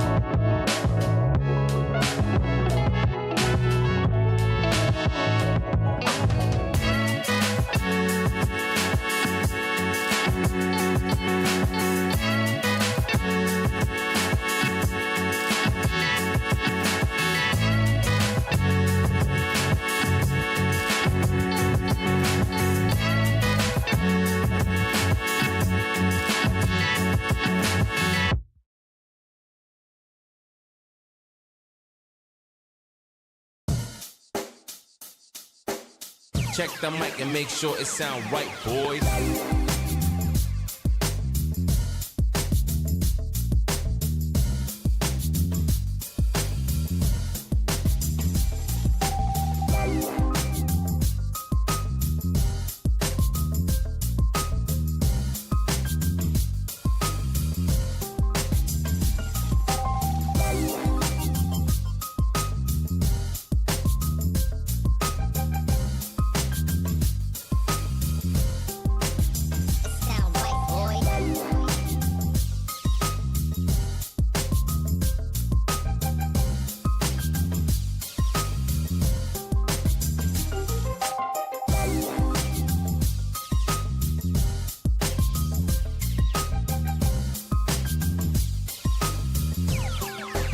It sound right, boys.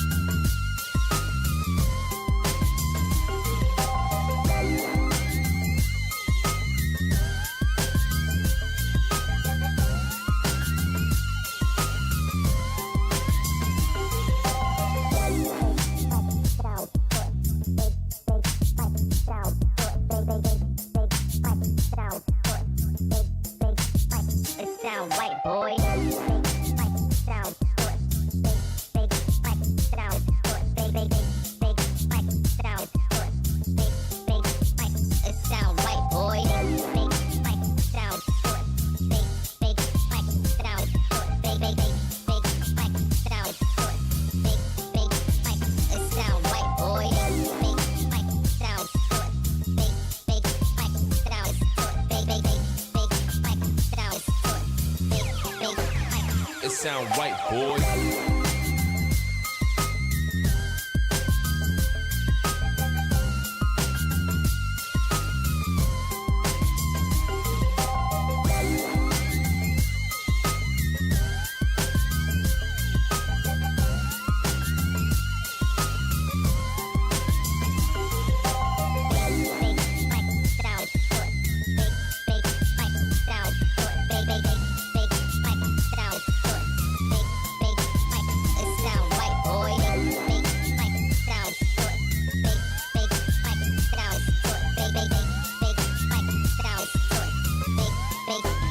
It sound right, boy. Time to make those weekend wagers. Who you want to bet your Benjamins on? We got you covered with tips and picks. Sponsored by Twin Pine Casino and Hotel. Now here's Tolbert and Copes on KNBR. Tolbert and Copes with you Friday afternoon. Giants pregame coming up at 4:40 for a 5:40 first pitch. There's some tips and picks here. It's always fun to do tips and picks. Haven't had any games yet, but we'll pick something here. I got some stuff for you, Tom. Tips and picks sponsored by Twin Pine Casino and Hotel. Celebrate Twin Pine Casino and Hotel's 30th anniversary all year long in Lake County, California, where every visit is a winning experience. Stay cool up in Lake County today, but it's a super hot one up in that part of the state. I'll get to some Giant stuff with you for some tips and picks near the end of this segment, but ESPN put out their top 100 best professional athletes of the 21st century. Unfortunately, Tom didn't play in the 21st century, so he doesn't show up on the list. It's unfortunate. The number, how do you want to go about this? There's two guys from the Bay Area, two Bay Area sports athletes who show up on the list. Number 38 is Barry Bonds. Okay. And Tim goes, he's 38, he should be higher. And he goes, well, he only won 4 MVPs after 2000. Only won 4. He's better from then on than he was in the first part of his career even. Number 14, Steph Curry. Wow. That surprises me. He's that much higher than Barry Bonds. Well, I would say... I guess a lot of Barry's career was in the 90s, but he was still pretty good in the 2000s, so... How about global notoriety, changing of the... I mean, really what Steph did for the I game. guess from that standpoint, yeah. Barry didn't evolve the game itself. You know what I mean? He was a product of what was happening in the game at the time. Yeah. Number 1 on the list, and this doesn't surprise me, you'll get a lot of Olympic athletes and stuff on here. Michael Phelps is the number 1. Yeah, I would have thought of LeBron. I would have thought of Ronaldo and Messi. Serena Williams. So Serena's 2, and Serena would have been my number. Is she 2? She would have been my number 1 Okay. greatest athlete of the 21st century. I mean, her dominance was there was nobody. I mean, Federer was like that for a bit, but then what Federer did was raise the bar. Federer came and blew by Sampras and Agassi and those guys, and then raised the bar to where now he's behind Nadal and Djokovic, right? I mean, those guys are it's wild how many of those guys have won in terms of Grand Slams. Serena number 2, Messi number 3, LeBron 4. Okay. Tom Brady 5. Oh, Brady, yeah, of course. Roger Federer 6, Simone Biles 7. Okay. Tiger Woods is 8. Tiger should be in there high. Yeah, Usain Bolt is 9. 8-time Olympic gold medalist, world record holder, only sprinter to win Olympic 100-meter and 200-meter titles at 3 consecutive Olympic Games. Okay, And yeah. dude, and remember he was like posing and pulling up before, like setting world records. And he was like, Dude, that guy was wild, man. Remember that? That dude was fast. Like, he just, once he straightened up and those strides got going, I was just like, see ya. Goodbye. Yeah, setting records when you pull up, it's like, that's wild. That is wild. Like, I'm just so fast, I'm good. I'm going to set a record anyway, and I don't even need to, I'm not going to do the lean. I'm just going to Cadillac it through the line and still kill everybody. It's like, it's almost like a 50 meters, everybody was kind of there, and then it was see ya. Then it was just, he hit the nitro, or the, what do they call it, the NOS button. It's like that extra shot of NOS. Look at that extra shot of NOS, didn't blow the valve on the intake. Yeah, shout out to Fast and Furious 1. Yeah, I guess Marcus and Murph were having this discussion this morning about a lot of these, and Marcus was upset because of what he deemed a sport. What do you mean? I guess he didn't think some of these guys should have been considered. Like who? The guys in the bullpen were telling me he wasn't down with, because they were asking me to define a sport. When I got here, they didn't tell me what this about. They're like, hey, Copes, what's a sport? I was like, oh, man, this debate. I was like, well, I think sometimes where I draw the line is kind of like at choreographed things that are decided by a judge. Like, I know there's a debate about cheerleading, and I'm not trying to take anything away from anybody. It doesn't matter. You would define it however you want to define it.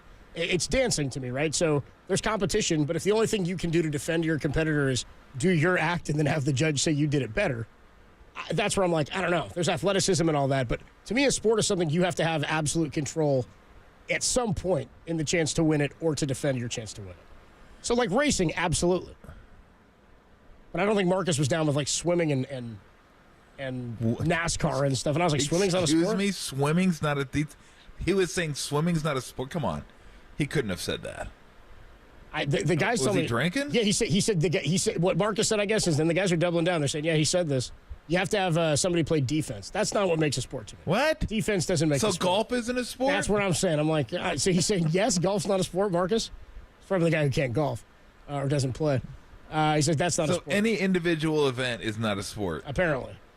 So you sprinting, can't defend. Usain Bolt, not an athlete. That's not a sport. That's my thing is you don't have to have to me, it's like defense is a factor in it, sure. But also, if you have the ability to train and be better, also like people, I guess like where my criticism comes in is probably ice skating or something like that. But then it's like you're still doing you know what you have to get, right? You're trying to beat a score of somebody else. And you know what you can score for. And I know it can work the same way for, I'm not familiar enough with cheerleading and dance competitions per se.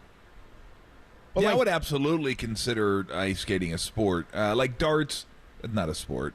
No, that's a bar game. Is curling a sport in the Olympics? Yeah, that kind of gets a little like... It's not the Olympic sports, though. It's the Olympic Games. Yeah, exactly. You know? Bowling, that's the one where you're kind of like, okay, if it is, that's right on the line. No bumpers and a ball over like 11, yeah. Yeah, if you want to say it's a sport, then okay. But it's close. It's close to that line of not being a sport. Wow. But it's kind of intimidating to be in the presence of so many great athletes. Well, how about, but the fact swimming and golf, like not sports, I mean, come on. What are we doing? If bowling weren't a sport, then why do we get a moment like this? Who do you think you are? I am. I mean, dude, that's not Pete Weber, dude. He had shades on inside. We'll always have that. He had shades on inside. He had the NASCAR shades on. 801 checks in and says, yeah, swimming is not a real sport. I'm not like saying, you're not like, if you go for a swim for exercise, I don't think you're playing a sport. You know what I mean? But Michael Phelps is racking up gold medals like this. Yeah. I'm good with that. Yeah, swimming's a sport. I mean, come on. What are we doing? I guess you were saying NASCAR wasn't either. I mean, I'm not familiar enough with it. I'm just not going to go down that route. I'm not going to crap on a whole fan base. You can play defense in NASCAR, can't you? Oh, yeah, you driving, definitely can. Yeah, absolutely. Ricky Bobby They're did. on teams, yeah. Shake and Bay. Thank you. And maybe I was thinking maybe one time I was shaking you Bay. I was like, yeah, no. I don't think so. Rafa Nadal's number 12 on the list. Ronaldo. Kobe was number 10. Who was? Kobe. Okay. Yeah, okay. You wouldn't have like Ohtani up there? God, well, he's only been probably further down. He's been here, 7 years now? Jeez. It's his 7th year, right? He was with the Angels for 6. I was a little Holy cow. a little bit surprised about Kobe being that high. Yeah. I don't know. Where'd you have Ronaldo? Ronaldo was like 14 or something, 12, 14. I would have thought Ronaldo would have been ahead of Kobe. I would too. The global popularity of soccer. Djokovic is behind Kobe at 11. Is he? Yeah. I think Kobe's getting some love. It's ESPN too. Shaq's on there. Shaq's behind Kobe. Mahomes is on here at 18. Aaron Donald at 20. He's the next football player that shows up there. Sidney Crosby makes the list. Kevin Garnett. Albert Pujols at 24. Crosby. Floyd Mayweather. Yeah. Mayweather. Peyton Manning. Randy Moss. Nikola Jokic makes the list. Michael Schumacher. Marcus is out on him. How about Clayton Kershaw being higher than Barry for the 21st century? 31. I mean, I guess because his whole career has been in the 21st century and Barry's wasn't.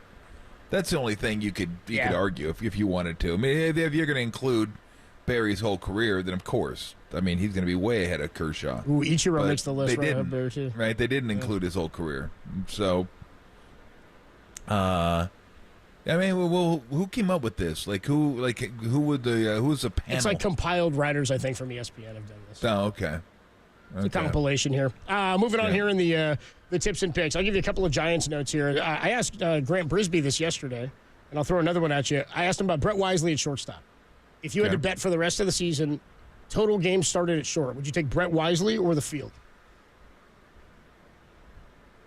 65 games. I'll go Wisely, but I don't feel good about it. There's nobody else there. That's kind of why I'm like, I don't know who else they're going with unless. Yeah. I mean, Kerry was still pretty confident that we're going to see more Luciano this year. I don't know, at short. And I was like, I don't know. At short? Sorry, not at short. He said at second, is what he said. Okay. Said, who knows with Tyron near the end of the year. How about this one? More save opportunities for the last 65 games. Is it Doval or the field? Opportunities. And to go back to Wisely, I mean, I guess the field would include trade, too. So that's that's definitely a possibility. So Doval or the field? I'll go Doval on that one. Okay. I'll go to, and then again, the trade's the only thing that can mess that up. But I think if he's on the team, he's going to be the guy. He is. But I don't think he's a guy that Melvin's going to hand him the ball anymore and say, hey, you got it. We're riding with you. I think you could see whatever played out in Minnesota or against Minnesota play out again. Where if he doesn't have it, it's like, nope, we're not. Because these games are, I don't want to say they're any more important than the ones before the break, but by definition, the closer you get to the end of the season, those games become more important because you've already played all the other ones. So I don't think he's going to be messing around at all. He realizes how important these games are, and if they have a chance to lock down a win and things get a little hairy in the ninth inning, then I think you could see him go out there and get the ball again from Doval. And I know he's, Tranquilo, Camilo, and all that, but I don't know. He's never really had to deal with that. I don't know how he'll deal with that if it happens a couple more times where he comes out there and says, you don't have it tonight. Because closers want to be the guy. Like, I got the ball, I'm the last line of defense, and if I don't get it done, it's on me. But I don't want to give up the ball.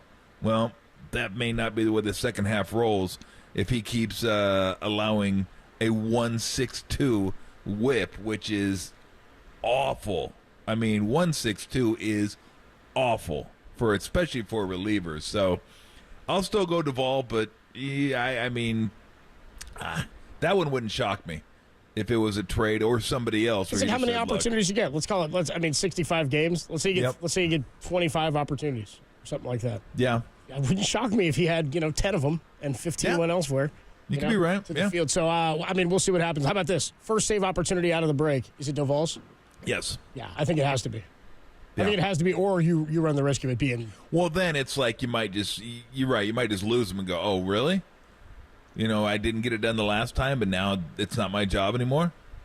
I think he gets the first one, but I think it's a good question because it could be forget the trade avenue because we don't have any data that's going to suggest one way or the other he will or won't. But it could be a situation where it's like, hey, take the ball, and then if he can't get it done, I mean, I can't overstate enough how bad 162 is. That is so bad. I mean, that's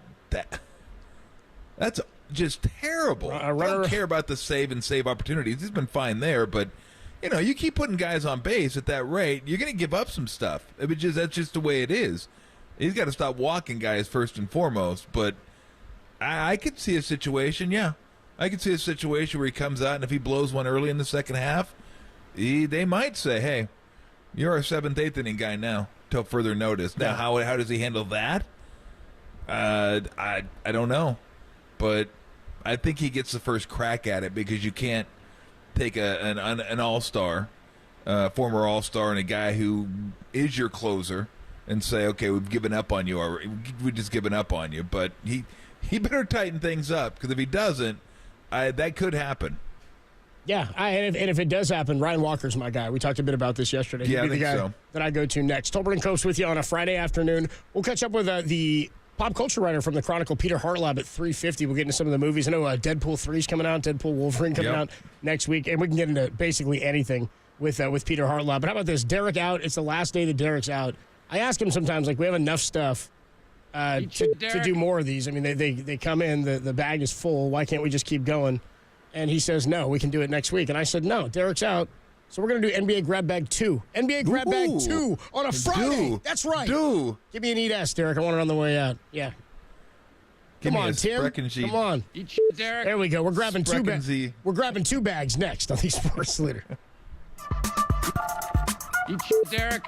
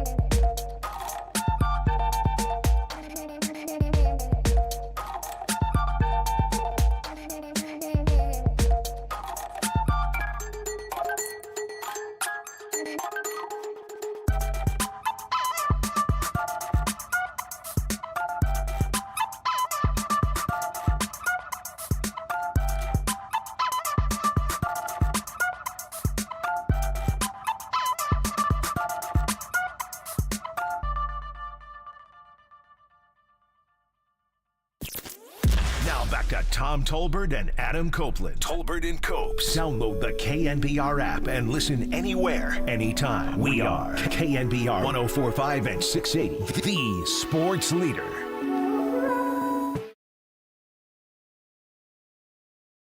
Derek, sprechen Sie. Tolbert and Combs with you Friday afternoon. Usually, grab bag gets filled up by Tuesday. It shows them in the mailroom. Big old like potato sack looking thing, and it's stenciled NBA grab bags like spray painted on there. We filter through it. And we bring you the stories for said NBA grab bag. We got a second one today. Filled up a second time with Derek out. Who'd have thought in a week that was so slow for sports that we were going to end up with 2 full NBA grab bags? NBA grab bag. Ran into a guy yesterday actually up at Showdown in North Beach. Was talking to him. He's a listener of the show, and he said I usually catch you guys Monday to Friday. He's like I listen every day. I said I usually catch you guys like from he said about 3 o'clock until about 5 or 5:15 or something. So I said, oh, so you get the NBA grab bag. He lost his mind. He loved the grab bag. He's like, sounds like so funny. So NBA grab bag. So everybody knows, Derek tries to keep it away from you guys. I'm here to give it to you guys. Hey, Derek, sprechen Sie. I come bearing grab bag. Let's start. Where else? The hardwood in the NBA grab bag. NBA grab bag. And I know Tom loves to check in on this, usually daily. Bronny James. LeBron James Jr., the 55th pick. Was he 55? Is that what it was? Yep. In the NBA draft. He is now... I call it the Sammy Hagar pick. How about this? The odds to win the NBA Rookie of the Year for this coming season have shuffled since the start of Summer League. Zach Edey is now the consensus betting favorite in sportsbooks, okay?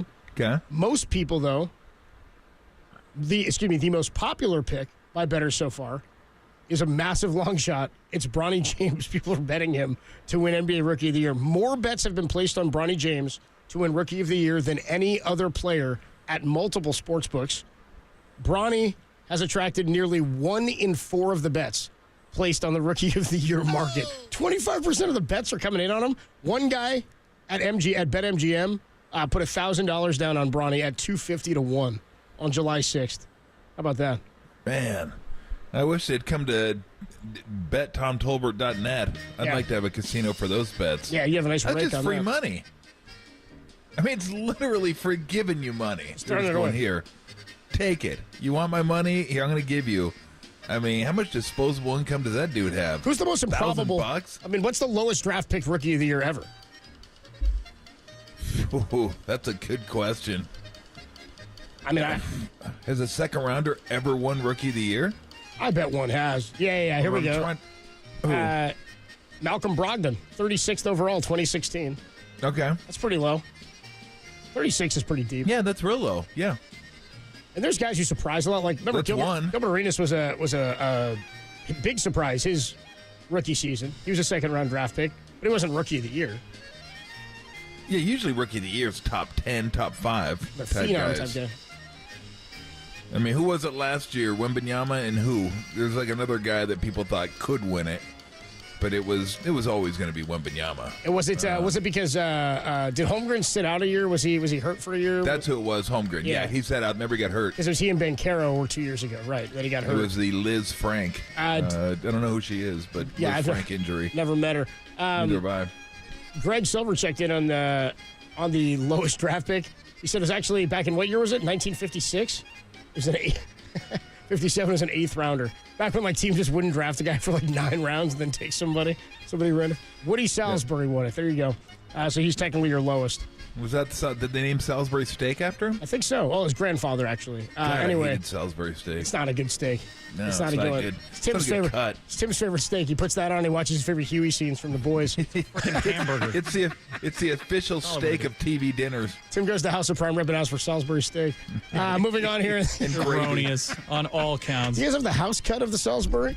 The grab bag rolls on here. Grab bag 2 on a Friday afternoon. NBA grab bag. How about this one? This one's a ridiculous and hysterical story.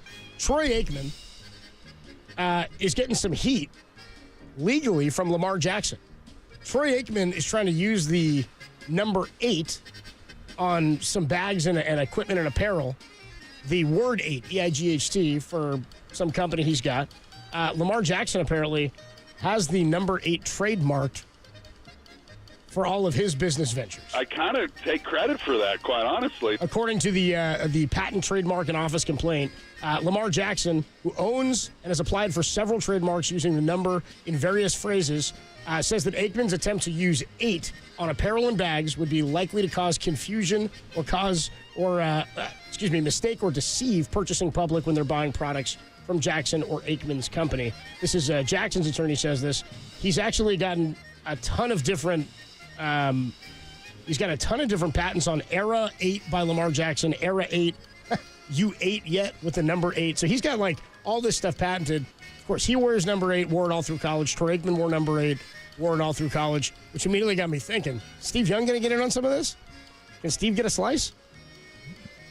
I think Steve's doing okay. I think Steve's all right. Yeah, he probably. Yeah, I'm gonna get confused when I go buy my 8 gear. Is this Lamar Jackson's or is it Troy Aikman's? I don't know. I can't figure it out. It just who cares? I mean, I'm not buying any of it anyway. Yeah. I'm guessing they probably aren't selling to the same clientele. Could be wrong. The instant reaction from everybody is, "How do you own a number?" You can own anything. Yeah. You know, it's ridiculous, but you can. Law professor of intellectual property expert at American University said, truth is, you can own almost anything you think of as a trademark. You can own a smell, you can own a sound, you can own a single color, you can own a single number. Lamar Jackson fighting back for his number 8. What was you wore 3, you wore 40, what else did you wear? 34. 34. 39. Pedro Feliz. I wore. So I think those were the numbers. Moving on. Should have stuck with 3. Moving on here in the NBA grab bag. That last segment we talked about the top 100 players, athletes that ESPN had selected. Yep. There's somebody who was left off the list and they're infuriated. They tweeted about it. Who? Ric Flair, dude. Go 49ers. Woo! The Nature Boy Ric Flair tweeted this yesterday. How in the hell on God's green earth is Ric Flair not considered to be one of the top 100 athletes in the world? Woo! I should actually be in the top 10. Woo! 16 world titles. Woo! Actually 22. Woo! 1,200-hour matches. Woo! 15 years without a day off. Woo! A cultural icon and worldwide sensation. Woo! Good Lord, so many people have lost sight of what greatness truly is. I never pulled out with a calf muscle strain. Woo! Oh, how the times have changed. What a bunch of bees. Woo! He spells it out, of course. I get Tom Brady and all that, but come on, let's get serious. Says the Nature Boy. Our guy John Curley, producer of the morning show, he was trying to get Ric Flair for us today. Tried to get him on. He shot him a text. He said, I'm on a plane. I can't do it. But he's going to connect with us at another time, so we'll get Ric Flair. He responded like quickly. So he said I can't do it today, but he'll get on with us at some point. Go 49ers. Were there any wrestlers on there at all? I don't think there's any pro wrestlers at all. No? No, Roman Reigns didn't make the list. So who would it be in the 20? Because there's a lot of wrestlers I don't know. And I don't even know if I'd include Flair in there. If you're going to include wrestlers, overall, yes, of course. I don't know that he's done much in the 21st century. But it'd probably have to be, even though this is 90s, I don't know how far his career went into the 2000s, The Rock. Rock, he's probably. Rock is the guy. John Cena, definitely. He would be in there. And then who else is there like that I'm not... there's got to be guys that I haven't really followed in the last 10, 15 years that would be up there. But those are like the two biggest ones I remember. I mean, Stone Cold, but I think I was more 90s than anything. Triple H, I don't know if he would be a guy. All those guys are like Attitude Era. They're like 90s into 2000s. So they kind of crossed that threshold. But, I don't know. KNBR, should pro wrestling be considered in the pro athlete arena? I don't know. I mean, that's... I wonder where Marcus, the water boy, comes down on this. Like, is he more in on this than... He's like, they're playing defense. They're actually physical. They just know the result before they get out there. I mean, they're athletes. They're athletes, and it's physical. And I always say, don't be confused with, scripted and not athletic. I mean, what these guys do is incredible. And the bumps and bruises that they have, the bumps that they take, bruises they have, I mean, and all the injuries, that stuff's real. It is scripted, so you can't consider that a sport, even though these guys are super athletic. I think you can't have a sport where the outcome is scripted. That's not a sport. That's what it is. Sports entertainment. Not sports entertainment. So athletes that are in a scripted sport, to me, is not sports. 669 checks and says, dude, Flair won championships that were predetermined. Like, what am I? Yeah, because it was written that way. I love touting it like that. I'm a 16-time champ. Like, yeah, they decided you would be a exactly. 16-time world champion. Speaking of world champions in pro wrestling, you saw who showed up last night at the RNC, right? Your boy Hulk. Your boy Hulk Hogan. Man. The Hulkster showed up. The Hulkster. By the way, we have audio of him. Here he is live at the RNC. Here's the Hulkster. Thunderlips is here. In the flesh, baby. Oh, my God. The ultimate male versus the ultimate meatball. Nice. Played a great heel. Thunderlips there. Pretty good heel last night, I thought, too. By the way, he was only one of he was only one of 3 speakers last night, Hulk Hogan, at the RNC, to have been stone cold stunned at some point in their life, dude. Trump was up there, and so was Linda McMahon spoke, dude. She opened it up. I was like, did she? I was like, how many people got dropped a kick into the stomach and a face on the shoulder, dude, by Stone Cold? And then got the double bird. Yeah. Beer poured all over him. Pretty good. The double bird in the beer. I'm down with that. I like that. Moving on here in the NBA grab bag. Hit it, Tim. Come on. NBA grab bag. NBA grab bag 2 rolls on. Okay, so brand new foods coming to ballparks the second half of the season here. A whole bunch of crazy foods in the second half. I think the wildest one is probably this one out of Kansas City, Tom. The Royals fans in Kansas City at Kauffman Stadium in the second half of the season, they're going to enjoy what they're calling a K taco. A taco? K as in strikeout, a K. K taco, okay. It's described as a charred hot dog. Okay. That's not a taco already. Wrapped in a cheeseburger. What? It's the first one. Charred hot dog wrapped in a cheeseburger quesadilla and topped with a barbecue brisket, French fries, shredded romaine, pickled red onion, sriracha Cracker Jacks, and 816 sauce. I'm out. Out on that? It looks pretty gnarly, too. The Cracker Jacks aren't real appealing looking on it. I'm out. Tim, what do you got? This is like we said before. It comes with a side of diarrhea. Yeah, right. Thank you, Tim. Thank you. Yeah, you eat it on the toilet. Save yourself some time. In Philadelphia, Phillies are going to get a city churi sandwich, smoked chicken thighs, cumin mayo, chimichurri sauce, pico de gallo on a bakery brioche roll. I kind of like the sound of that. I'm in. I'm in on that one.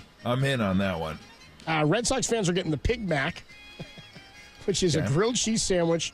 Why do they always do this? Why do they stuff crap with mac and cheese? Mac and cheese is fine on its own. There's no other side dish that they just want to shove into other dishes like they do with mac and cheese. Would you agree? Yes. It seems like it's cheap. Well, it's like there's spaghetti and stuff, too. They just shove this crap. It's mac and cheese balls. We fried them up. It's mac and cheese burger. So I guess it's a grilled cheese sandwich, mac and cheese, pulled pork, bacon strips on sourdough bread. Sounds okay. I don't need the mac and cheese in there. Yeah, I don't need the mac and cheese pasta in it either. Yeah. Yeah, maybe. That finishes ahead of the one in Kansas City, but behind the one in Philadelphia. And then one more here, the Berg Bacon Sundae in Pittsburgh at PNC Park. Not the damn Berg Bacon Sundae. Belgian Pearl Sugar Waffle. They make it sound better. Yeah. Oh, the Pearl Sugar Waffle. It's Belgian. Oh, it's Belgian. It's from Aramark. What are you talking about? Some kid who got hired 3 weeks ago is warming it up. What are you talking about? It's been you just shipped it in. It was frozen. It was the break. They didn't have any Belgian pastry people in there working on. What the hell is this? Pretzels, caramel sauce, and house-made maple bacon. All go on top of this thing. There you go. Nope. There you go. Brand new items. Only one of those off the list I enjoy. Do I like? Let's get into NBA grab bag. Some summertime movie stuff. The pop culture writer from the Chronicle, Peter Hartlaub, will join us when we come on back. And then less than an hour away from the second half of the season, Giants at the Rockies, a 4:40 pregame. We'll have it for you right here on KNBR. Hartlaub next on the Sports Leader. Woo!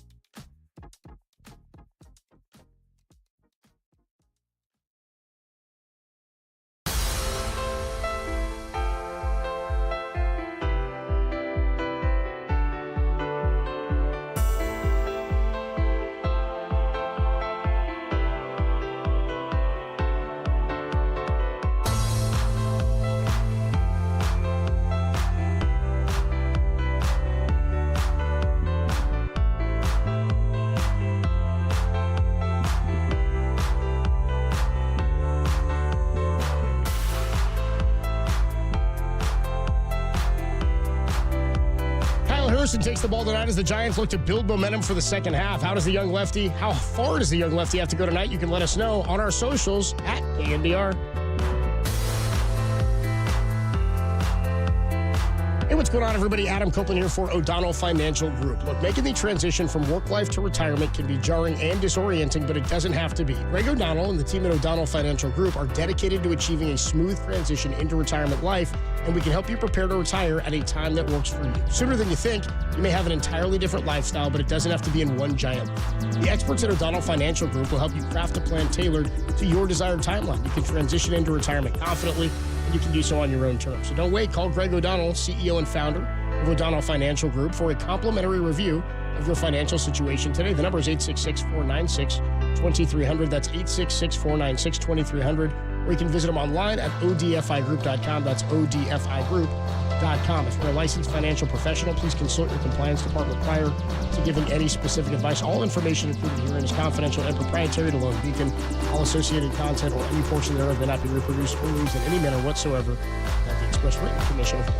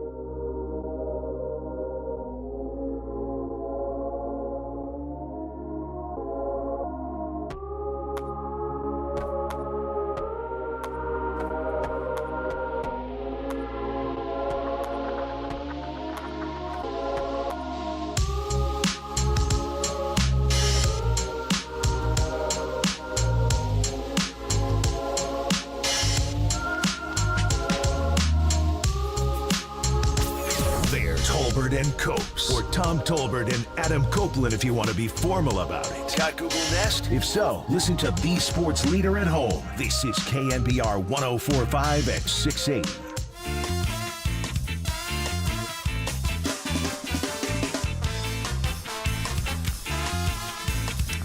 Adam Copeland, Tom Tolbert with you. It is always a lot of fun to have Peter Hartlaub of the Chronicle on with us to talk all things pop culture. Usually get into movies and TV, and we'll get into our favorite subject around here, the Posey Tube, at some point. Peter, what is going on? Happy Friday. Happy Friday to you. How's everything going there? Fantastic. All right, first we got to get this out there because it's something I talked about a couple days ago. and I gotta say, I gotta know if you've seen this movie. Have you seen Bone Tomahawk? I have seen parts of Bone Tomahawk, and I really have no excuse for not seeing the whole thing. I see a lot of movies, but that was one that I almost felt like put it down, drink 3 to 4 Pabst Blue Ribbons, and then pick it back up. Like I wasn't consuming it right. Are you a fan? I liked it. I mean, it caught me off guard. I told everybody, if you're gonna watch it, it's very dialogue driven, right? And Kurt Russell was really good. Matthew Fox was in it. I forget the guy's name. The stepdad from Step Brothers was in it, and it was like I Patrick Wilson in it. So I liked it. It wasn't a lot of action. There was some, but the dialogue was cool. But boy, the ending, whew, the scene. And after I saw it, I was like, whoa, what the hell was that? That was gnarly. I said, yeah, very rarely am I sitting in the room by myself watching a movie and I'm like verbalizing what I'm feeling to the TV, and all I was saying was, oh, come on, stop. That's enough. Come on. And like with my hand almost up, like, come on, stop. So I typed in Bone Tomahawk in Google, and sure enough, one of the things that came up was Bone Tomahawk cave scene. I was like, you don't say. Because nobody that I knew had seen it. It's 9 years old. It just came out on Netflix. I go, oh, I'm in the mood for a Western. I'm gonna watch that. I just wasn't prepared for that. Like I wasn't, and it got me. And God dang, that was a rough 20 seconds of cinema. I got to tell you. Yeah. Well, first of all, I think one of the greatest trends in this century of cinema is when Quentin Tarantino and Rodriguez put out that Grindhouse movie. Yep. And it had a bunch of commercials in it. And just for the next 15 years, they've been making movies out of those commercials. Now, I don't know if that's what Bone Tomahawk was, but that's kind of in the spirit of it, that we've just been getting these random Grindhouse films, Machete, and there was a Thanksgiving one last year. Also, I mean, if you like to get in that headspace where it's just absolutely, bonkers, over the top violence, there's a lot of foreign cinema that is just kicking our butts in this. Did you see the film Sisu? It is a Finnish historical action thriller. I did.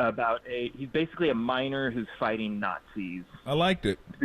Yeah, spaghetti western, incredibly violent, incredibly gory. Perfect movie to just, again, whatever amount of Pabst Blue Ribbons it takes you to get there and then check out. Sisu, S-I-S-U. I'm seeing PBR definitely a part of your movie enjoyment. In some, I guess, in some movies, I get right. It's like, does it fit the menu? You can't just throw it in there in any movie. Yeah, no, definitely. Like Horizon, I would have just fallen asleep. That's definitely more of a Red Bull and vodka movie, just to keep your blood going. I didn't dislike Horizon, but I couldn't have gotten through all 16 hours of it. I don't know, it was long.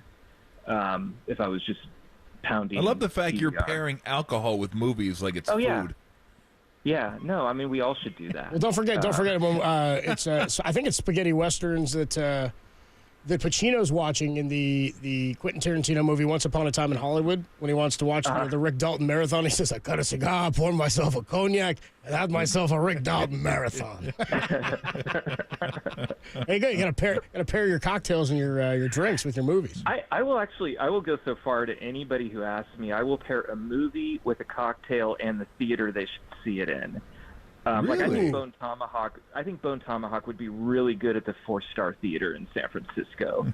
The Parkway isn't around anymore, the old Parkway. The new one is great, but it's a little bit too soft for Bone Tomahawk. It's kind of more of a go see Labyrinth with your kids theater.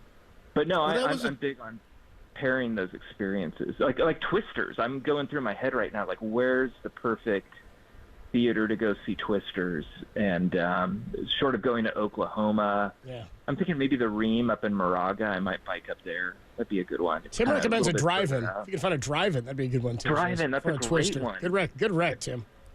Yeah. Yeah, I don't think you want to. I mean, I don't know. Is Enid, Oklahoma, even showing that? I don't think so. Probably, I think their drive-ins were those. destroyed in the first Twister. There's actually a scene in the first Twister where the drive-ins obliterated. Yes, it was absolutely Close to home. I remember that. Now, this isn't cinema, but it's TV, and this is also another show where I'm like, come on, do you really have to do this? Is The Boys? I don't know if you watch The Boys. Once an episode, once. Like I don't want to meet the people who write this. I don't. They're depraved. They're sick, and I don't know why. I know it comes from a comic, but still, I mean, again, come on. Some of the scenes in there, just like really. And then if you're gonna do it, do it. Don't make it last 13, 14, 15 seconds. Like get it off the screen. I got it. I know what you're going for here. You don't need to wear me out with it. Do you watch the show? And if so, do you feel the same way? I haven't watched a lot of it. Okay. Like a lot of shows, I've watched enough of it. Like I've watched 5 episodes, so I could kind of talk about it and be clued in on what's going on in pop culture. But even like Succession, which I loved, I needed breaks. Like I couldn't just watch 3 seasons back to back to back. I found myself like watching 5 or 6 episodes and just like, go to a botanical garden or something and just get my faith in humanity back. And that's what I felt like with The Boys. I'm just like, I feel really bad about humanity right now. I need to, go to, I don't know, Children's Fairyland. I don't think they let you in there without a kid. But, go with a kid. Yeah, I got the key. That won't be creepy you at and I all. can go. Me and you can both go, Peter. I got a key still. Cruise Fairyland. Yeah, I still one of those storybook keys. We'll hear it all. Actually, true story. I did a story on Children's Fairyland years ago after my kids had just aged out, and I had to go off hours. Even as a journalist, I could not go in there without a kid. So they're sticking to that. That's a good rule, and they're sticking to it. Great rule. You should post that rule. Yeah, it's a good rule. It's a great rule. We're talking to Peter Harloff, nice enough to join us. One other thing I want to ask you. I was going to throw this out to you, Copes. I don't know if you've seen it, but I'm going to recommend this. Again, I'm catching these late, which I don't mind, because if there's a lull in my shows, I'll just go back and go, I heard this was good. I'm going to watch this. And this is like 7 years old already, but did you ever watch the Western Godless on Netflix? Yes, and I thought it was really, really good, and I was surprised it didn't get more love. I think its biggest problem is that it had a lot of Deadwood vibes, but it wasn't as good as Deadwood. But like, what is, And you're not going to fault a mobster show because it's not The Sopranos. But it came so close on the heels of Deadwood that I think a lot of people just kind of compared it, and it didn't get the love it deserved. Really good lead performances in that, and very like good, like kind of Walter Hill style violence to it. I mean, if I'm going to see a Western, I want like, I like it when the bullets are like, just exploding barns and stuff. I want it over the top. Open Range was another good one, a movie, the Costner one, which is better than Horizon. Yeah, I'm not. I can't do the Horizon one. That's too much. That's like 3 hours, and then they go, oh, it's only part 1. Like, well, I don't. No, you're not sucking me in, because then I'm going to feel like I have to see part 2. But what if part 1 stinks? Then I still kind of want to see how it ends. It wasn't bad. I saw it, and I think actually a lot of the summer movies, everybody's talking about the horse race and the box office and kind of the existential threat to the studios and theaters. And quietly, this has been a really good summer for movies.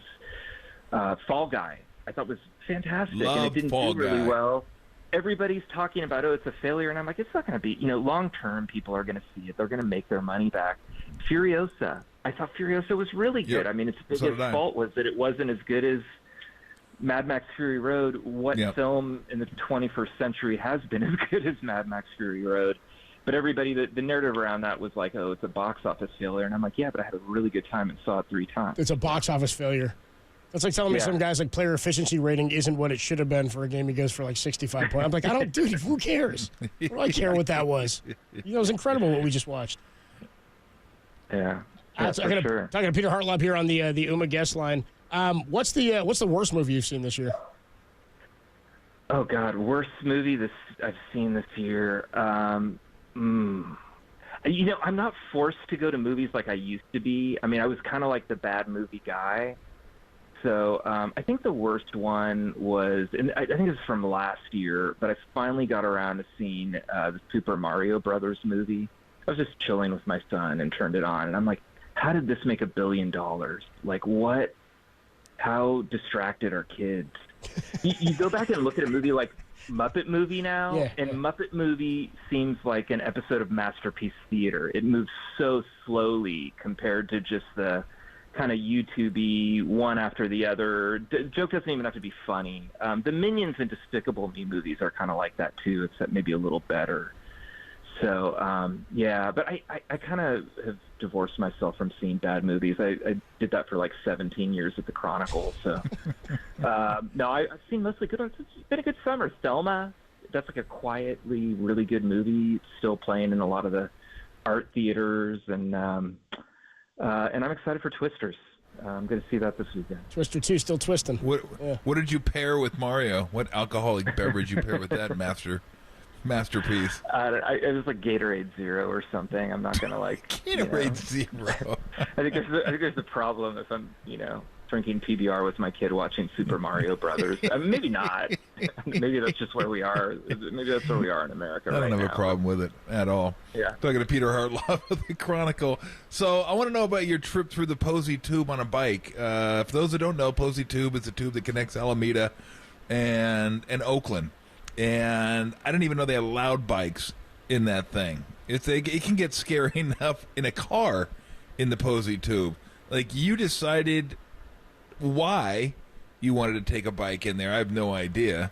Yeah, but... I mean, I don't either. But, no, I did it like anybody else. I mean, I ride my bike pretty much everywhere. I don't take my car much. I do a lot of bikes and public transit. And I'm in Oakland, and the first time I was interviewing John Travolta at the Chronicle. He's coming to the Chronicle to, appear on my podcast, and I missed the ferry. And the next ferry's in an hour. I'm going to miss John Travolta. My choices are to go through the Posey Tube and get in the Lake Merritt station, and I'll have time to get to the Chronicle and buy Vincent Vega a coffee if I do that, or I wait for the next ferry and I'm late and it's a big thing. Have the wolf so make I'm on it, my bike flying through this tunnel. But I should describe, this tunnel was built in 1928. It was built to have a pedestrian walkway, but it's only 37.5 inches wide. And your bike frame is like 29, 30 inches wide. So you have like 4 inches on either side for 0.7 of a mile. And you meet someone coming toward you, you're going to get to know that person really well. It reminds me of like the trough urinals at Candlestick Park where you're just a little too close to someone. It's like that, but like 10 times worse. And first time I did it, someone was on a Lime bike. He was kind of high, wasted, and the Lime bike was probably like 100 pounds. And I had to carry my bike and lift it into traffic to get by this guy. So it's this absolutely horrible, horrible passageway, but if you live in West Oakland, you don't really have another option because the next passage by bike or by foot is 3 miles away. So that's a 40-minute detour that you can turn into a 5-minute ride through the depths of hell, through Mordor, whatever you want to say. So, but it's creepy. Like, you go to the bottom, and right at the bottom, you're 50 feet under a tunnel with an estuary above it, and there's just a regular door there. And I'm talking like a door you would buy at Home Depot, like the door to your high school gymnasium. It's just there, and I'm like, what the hell is on the other side of this door? I mean, it could be anything. It could be like Bane's there preparing to blow up the city. It could be below it, right? Anyway, yeah, it's below the city. So I wrote about the Posey Tube, and we have a new water taxi now going between Alameda and Oakland, which hopefully means fewer of us will have to go through this hellhole. Or it could be, you know what? If you open the door, there might be the newest craft brewer down there. There might be brewing beer down there. It might be a nice surprise. I got to be honest. I've been there through there 6 times, and then for the story, I did a round trip twice because we hooked up GoPro cameras and stuff, a remote camera to my bike to get some video. And I have not had, I've seen way too many horror movies. I did not knock. I did not try to open the door. I just did a Hail Mary and went past it each time. Dude, that's a great article. Go in the door and see what the hell's back there. Yeah, no. That would be incredible. You kidding me? No, that's for... The door in the tube. That's for someone braver than me.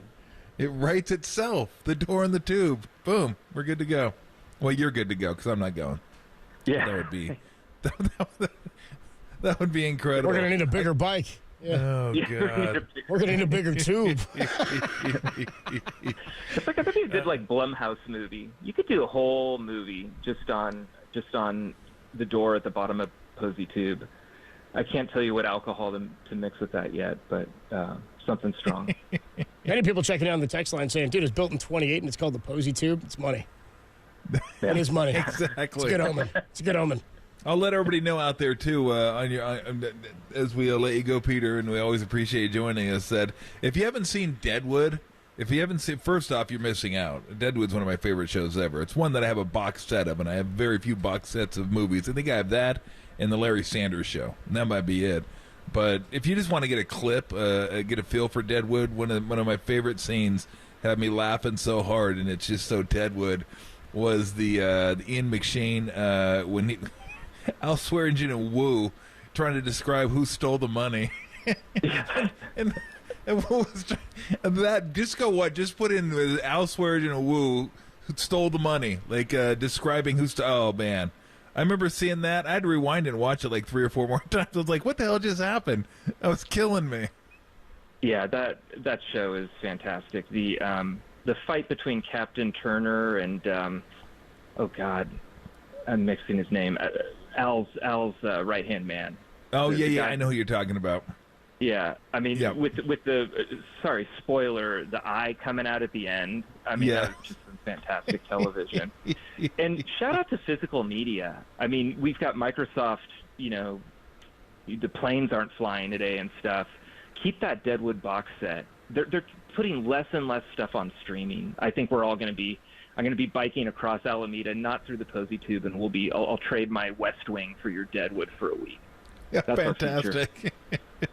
I'll sublet it. Hey, Peter, thank you so much for joining us. Hopefully, we'll hear from you again soon. If not, we'll go look for you in the tube.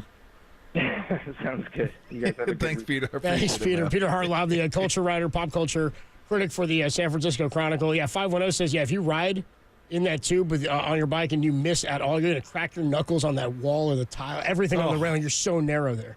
I've never even thought about it. I wouldn't even think about riding my bike in that tube. No way. not a chance. We're going to need a bigger tube. Tolbert and Copes with you on a Friday afternoon. Giants pregame in about 25 minutes. Kyle Harrison takes the ball tonight for the Giants against Cal Quantrill. Paul Quantrill's kid for the Colorado Rockies, the worst team in the National League West. Giants have 11 games here before the trade deadline, which goes down on July the 30th. 7 of them are against the Rockies, and it starts tonight. We'll get more into that in pregame at 4:40 on the Sports Leader.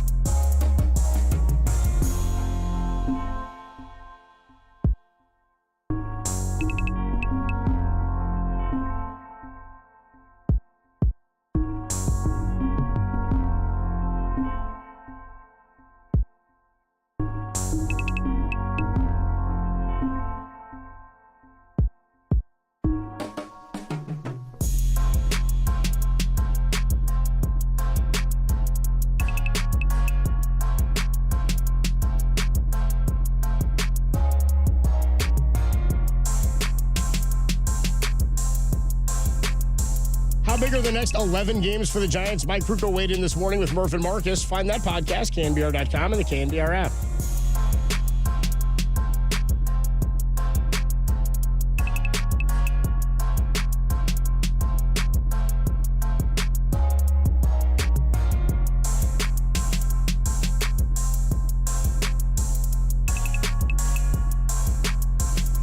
Hey everybody, Mr. T here for Xfinity. Want to save on some of the biggest names in streaming on the network made for streaming? X marks the spot. Now through September 21st, get 150 megabit Xfinity Internet for 12 months with a 1-year contract, and for just $15 a month, add the new Stream Saver. That includes Peacock, Apple TV Plus, and Netflix. Ooh, some of the big boys. Xfinity Internet and Stream Saver, just $35 a month. All your favorites all in one place. Only from Xfinity. If you want to binge some shows, you want to stream some movies, and save money all at the same time, X marks the spot for more watching and less spending.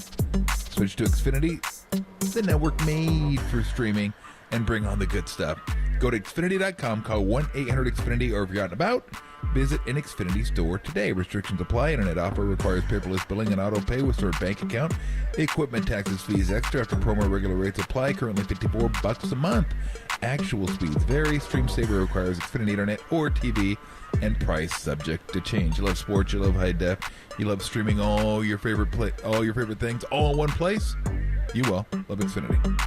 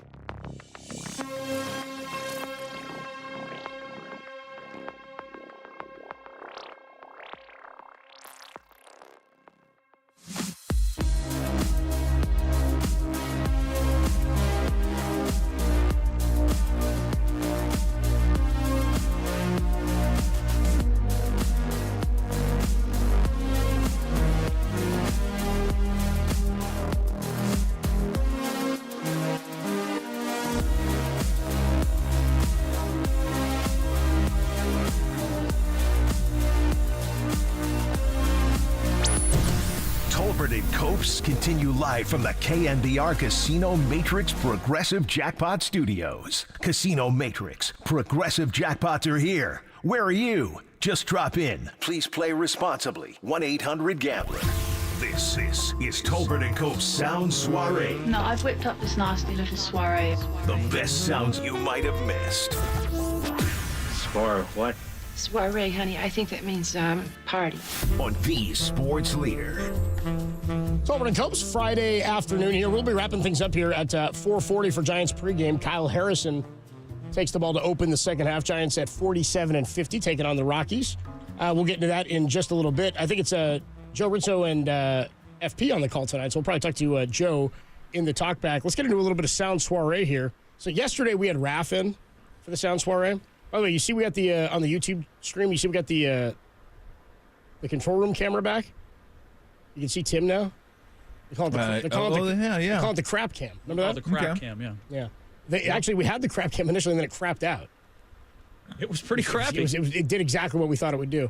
Now it's just showing us Tim all the time. So we get Tim and unfortunately Derek when he's back. Anyway, we had Raph in there yesterday, and there was like no sound for anything. We were looking for stuff. Raph did a pretty good job putting together a Raph soiree of like this date in history. Yesterday was the anniversary of the day Shaq signed with the Lakers.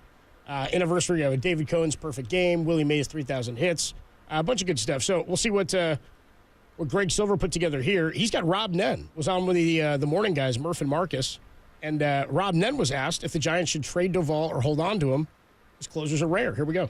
Well, I don't think they're rare. I just think it's a tough position because there's some people that can handle it and some people can't. I mean, it's all how you deal with failure and going out there and you know the one thing that last thing that everybody remembers is the closer and getting the last out, whether it's whether you save that game or you blow that game. I mean, and there's a lot of stress and a lot of anxiety that goes along with that. So if you have a guy that's built for that and mindset can do it and the stuff to do it, you try to keep them as long as possible. Like I said, I don't know what they have in the minor leagues and as far as up and coming kids or guys that can mentally do that. But yeah, I mean, you got Duvall who's proved himself to do it. Do I say keep him? I don't know. That's up to the organization. But that definitely, when you have a guy that can do it, you kind of hold on to that for as long as you can until you can't. And, I think time will tell on what the Giants do and what he does and how it works out. Grant Brisbee yesterday was saying that he's like, I think Duvall's a really good closer. I don't know that he's ever going to always be that guy. Like, you can be a really good closer and have a great – and he said you can win a World Series with a closer who's pretty good and maybe inconsistent. Giants won 3 of them with 3 different guys. I mean, Romo wasn't a wipe-you-away closer. Neither was Casilla, and Wilson had some good years in there, but – none of them reached the status even that like Rob Nen had reached, right, in terms of how long they were able to do it in the game. So I thought that was interesting. What are your thoughts on that?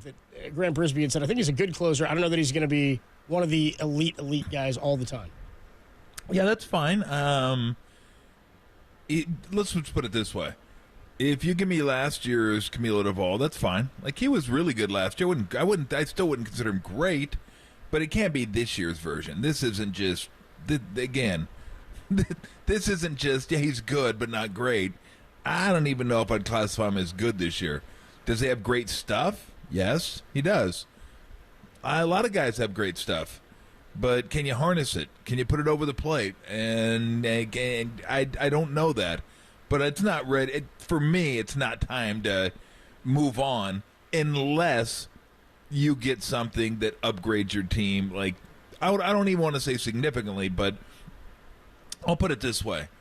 If somebody wants a closer and you can get a really good piece back, don't let that get in your way. Like, no, we're not giving this guy up. Like, yeah, I think he's not that good. He's not that closer. So, yeah, I absolutely think you can win with him if he's better than he was in the first half, which I think he more than likely will be. But he's not a guy that I look at and say, oh, he's one of our building blocks. Like, we want him here for 4 or 5 years and be the closer of the future. I don't think he's come close to earning that yet. No, I don't think so. 650 checks in on the Golden State Lumber Building Materials text line, says, Copes Casilla never closed a World Series. Bumgarner won Game 7. No, I know, but he was the primary closer that season. I think that was the point, was, yeah, when you get to the playoffs, you go with whatever arm is best for that situation at that time. And I think that's the point, is he was not the elite guy, that you'd want at the end of a game. So they went to Bumgarner, who was, in fact, the elite guy. I mean, you saw it with the D-backs in 2001. Randy Johnson closing it out for Arizona. By the way, Santiago Casilla in 2014, number of saves, he had 19. 15, he had 38, then 31. So he did primarily become the guy. 2 years before that, in 12, he had 25 as well. Let's get into more soiree here. Chris Rose was on with Silver and Silver, Greg and Mike yesterday. He did a Bruce Bochy impression. Here's Chris Rose. Real quick before you go, what would Bochy say about this father-son duo of a show today? Well, the old man, he's kind of lost his fastball, but the young kid, he's somebody to watch now. He's good. He's talented, and I'll be excited to see him and his future. So good. Damn, that was good. Who was that? That was Chris Rose. That was good. That was damn good doing Boch. Very solid. Man, I like that. We usually do it with more rasp, but that was the cadence, the pace, the depth, how he dropped his voice down. And Rose doesn't have well, the old man, he's kind of lost his fastball, but he kind of lost his fastball. I need a Noonie in there. Yeah, we're going to give Noonie a day. 503 Jackson says closer. Just met her. By the way, I got to give credit to the texter earlier who we were talking Jazz Chisholm. Said Chisholm, just met him. More from the Sound Soiree. Let's go to, why don't we go to Tyler Booker here? Tyler Booker, he's a lineman at Alabama. Nick Saban, I guess, was making picks for who he thought was going to the SEC title game. Didn't pick Bama. Yeah, I saw that. Saban didn't pick Bama. So they asked Tyler Booker about it, and here's what he had to say about his former coach. He would get mad at me if I felt the way about what he said, because he always used to say, don't let some guy that lives in the house, live in their mom's basement, determine how you feel. So I'm not going to let a guy who play golf all day determine how I feel. That's funny. I feel like Saban would like hearing that. That's funny. I feel like Saban's like, good, don't listen to what I say. What I say doesn't matter. He would probably say, what I say don't matter. Does not matter one bit. That was good. Here's let's jump down to a Lane Kiffin now. Anything with Kiffin. Hey, Owl Nation. This is Coach Kiffin. What an exciting time. Go Owls. It's so terrible. So Lane Kiffin was on with Paul Feinbaum, and they're discussing why he was fired or his firing from USC. So here's Lane Kiffin and Paul Feinbaum on Lane Kiffin's firing from SC. I'll steal your line, but I was going through deep depression over this incorrect guilt that you tried to lay on me, which preceded that move. Had something to do with Southern California. Oh, yeah. When you got me fired at USC, I got myself fired at USC, but you didn't help. It's a better story if I got you fired. You really did. Because it is a true story that the athletic director and the president were on that trip. We were playing that night.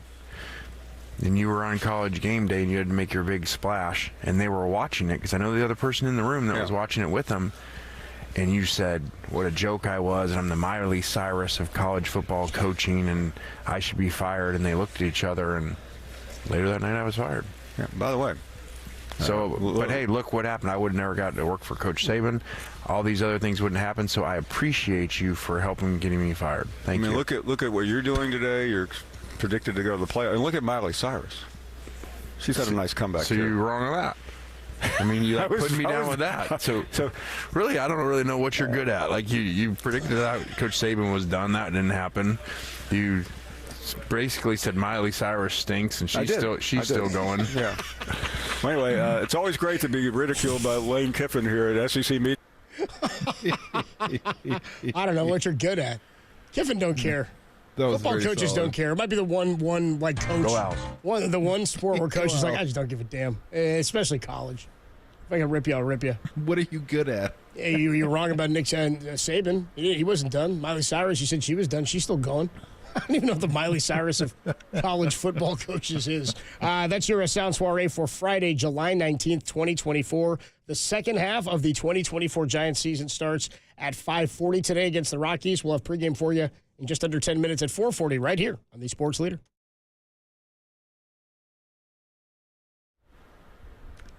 Hey everybody, Mr. T here for Alex Kugelman and the Kugelman Law Team at sftaxteam.com. That's where you can reach him, the Kugelman Law Firm. You have IRS problems. Do you have IRS problems? I hope not. But if you do, don't go it alone. tax laws are complex, and it's just a pain in the butt to try and handle them. Let someone who knows what they're doing, has years of experience, handle it. That's where you enlist Alex Kugelman and the Kugelman Law Team. They deal with all these issues. It could be criminal.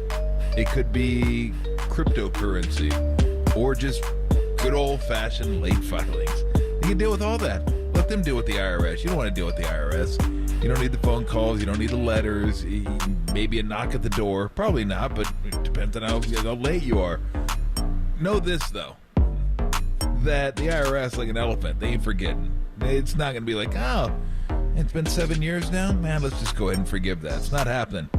And the clock keeps ticking and the meter keeps rolling. You're just going to owe more and more money. So the sooner you set up that consultation with Alex Kugelman and the team at Kugelman Law, the quicker you can get this resolved. They're very transparent. They'll tell you the game plan, how much it's going to cost, and then you can decide if you want to go that route or another one. But set up the consultation so you're at least taking that step to try and get out of that hole, get it taken care of, all squared away with Uncle Sammy, and then move forward. Again, sftaxteam.com. That's sftaxteam.com. Resolve your issues. Get them taken care of and move on. It's Uncle Sammy in the rear view. Thanks for coming.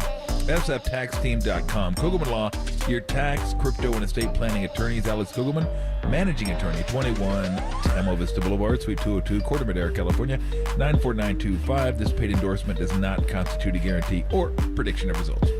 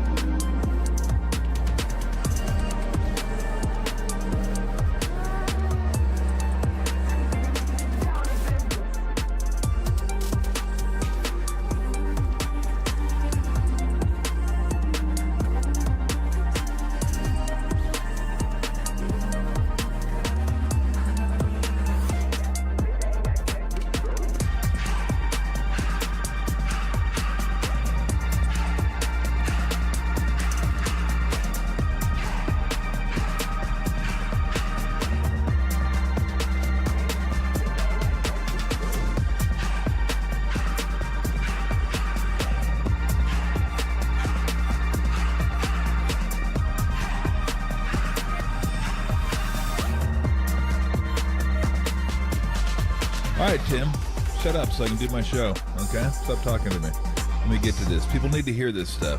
Okay? I can't give them this type of information. We're just chit-chatting, all right? People want to know about the swingers convention that's going on in England, in case you happen to stumble across it. Maybe you're going across the pond, and you want to go there. I've been in a few years. Maybe myself. You bought a ticket. I don't know if you bought a ticket. Now, the people that are around the surrounding areas aren't super thrilled with it. Who wants to go to bed with screaming and moaning? Anyway, I don't. I don't need that. I mean, I can think of worse sounds, but I really don't need it. But they got the permits. They're all set up, and there is. It's like 250 pounds too for a ticket, man. This stuff ain't cheap. So if you want to go there and enjoy, they got play tents, foam parties, whatever the hell that is, pole dancing, got that one, hot tubs, mobile dungeons is a little bit. Mobile dungeons? Mobile dungeons, yes. I can take my dungeon home with me? Yep. Well, I don't know if or any given they prisoner? move it, you move it. Yeah, I don't know. I do not know what that's all about. But I have a better idea of what mobile dungeons are than I do this one. Has anybody in our audience that's still listening ever played butt plug bingo? Give it to me, Big Daddy. Butt plug bingo? Anybody?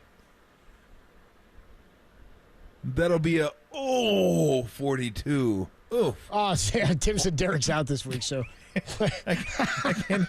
I'm trying to like. I don't know. Do I want to look it up on my phone? Do I not want to look it up on my phone? What butt plug bingo is? Like I don't even know how you would. I mean, oh crap! It just hit me. What if they have a guy up there and they take like 5 ping pong balls and stuff them up his ass? Wait, where did this come from? The butt plug bingo. Is there another story? And then he squats, and a ball like drops out of his butt, and then like somebody with a glove picks it up. I-14. Dude I-14? stands up, and then he bends back down again. Pop, and then it just lands in a dude's hand. 72. Yeah, this game we're playing 4 corners, everybody. 4 corners. Yeah, maybe that's it. I doubt it. Maybe that's it. I doubt it. Well, you get a better idea? Well, where did this come from? Well, no, it's part of the festivities. Oh, it's part of the festivities. It's a swing-a-thon. It's a swing-a-thon is what it is. Yeah, butt plug bingo is part of the, like I said, butt plug bingo, play tents, pole dancing, mobile dungeons. That's all included. That's all included in the price of the ticket, Copes. You get the price of the ticket, baby. Then you can. It's like going to the fair. Yeah. You pay up front, and then whatever the fair is. Well, you want to go on that. You want to go on this ride, that ride. It's included. This is all like okay. So you just want to know what you're getting. I get to go to I can get on every ride by getting into by paying my ticket. So you're telling me the airline company and the resort fees could learn a little something maybe from this. Yeah, resort fees are a little different gathering. here. They're not all inclusive. They're a little bit different here. They're called dungeon fees. Now, I could click on butt plug bingo, but the only like words that are like highlighted are butt plug, and I don't want to click on that. If it was bingo, I would click on it to see how you play it.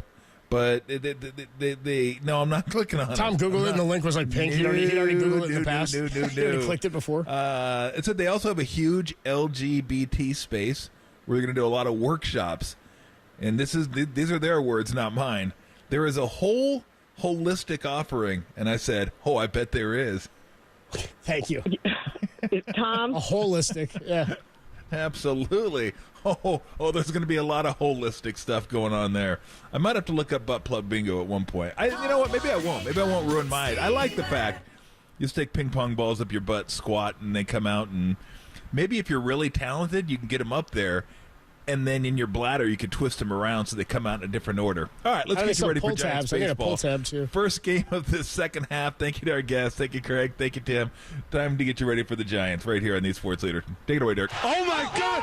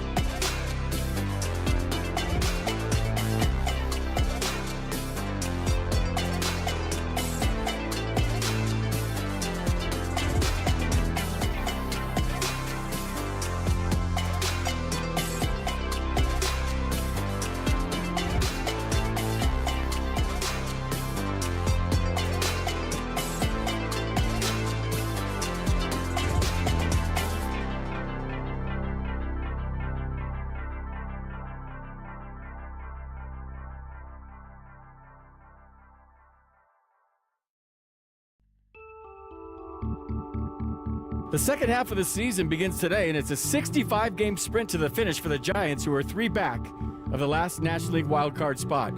Welcome to downtown Denver and Coors Field for the first of a 3-game series against the Colorado Rockies. The Giants are going to send Kyle Harrison to the mound tonight, who pitched 7 shutout last time he was here on May 7th. He'll face off against Rockies right-hander Cal Quantrill. I'm FP Santangelo here with Joe Rizzo, and we'll bring you all of the mile-high action. It's go time for the Giants, and the pregame show starts right now.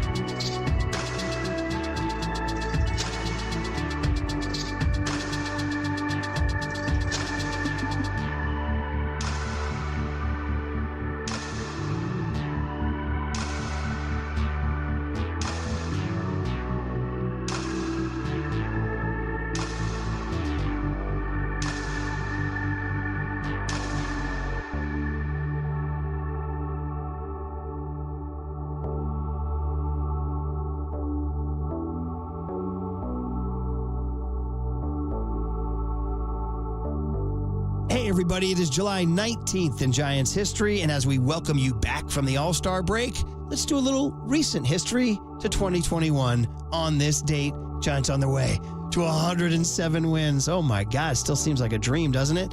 On July 19, 2021, they're at Dodger Stadium. And if we're going to Dodger Stadium for a highlight, that's a good thing. The Giants were opening a 3-game series at Dodger Stadium with a Major League Baseball best record of 58-33. It was just crazy. What was even crazier was they only led the Dodgers by 1 game. So the Giants get off to a fast start against Dodgers starter Tony Gonsolin. Lamont Wade Jr. leads off the game with a double. Mike Yastrzemski strikes out, and then here comes Buster Posey in his farewell season. 3-2 Posey. Gonsolin to the plate. And Posey rips one down the left field line. Headed to the corner. It is gone! Up over the left field wall. Welcome back, Buster Posey. A laser beam over the left field wall. His 13th home run of the year, and the Giants lead 2-0. You love to hear those boos at Dodger Stadium. They're so salty. And guess what? We're probably going to hear more. Because next up is Wilmer Flores, and he likes what Buster did, so he's going to do it himself. Go to Wilmer Flores with still only 1 out. Now a swing and a high drive left field. Wilmer got this one on its way. Gone! Halfway up the bleachers. Back-to-back homers for the Giants. 3-0. That was a bomb. 10th home run of the year for Wilmer Flores. All right, back-to-back bombs at Dodger Stadium are awesome. Now, the Dodgers would answer with back-to-back homers of their own in the bottom of the first from Max Muncy and Justin Turner off of Kevin Gausman, but that was all the Dodgers would get, and the Giants would add 4 runs in the 7th inning, and they'd win 7-2. That's awesome. Gausman only went 3 innings in an odd start, but how about this group of relievers? Zach Littell, you weren't expecting that. Harleen Garcia, you weren't expecting that. Dom Leone, maybe you were expecting that. Jay Jackson, you were not expecting. And Jake McGee, you got to remember. They all combined to allow just 1 hit in 6 innings of relief. The 2021 Giants were a heck of a thing, and they beat the Dodgers on July 19, 2021. And this has been Brian Murphy with this date in Giants history.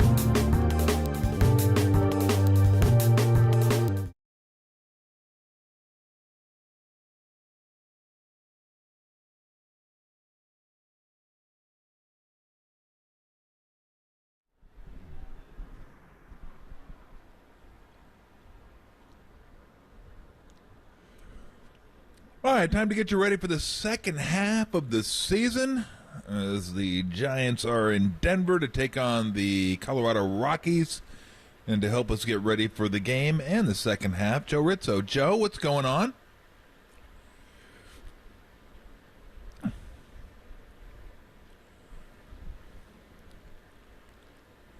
So we're talking about this big picture. No, not big picture, but not just this game.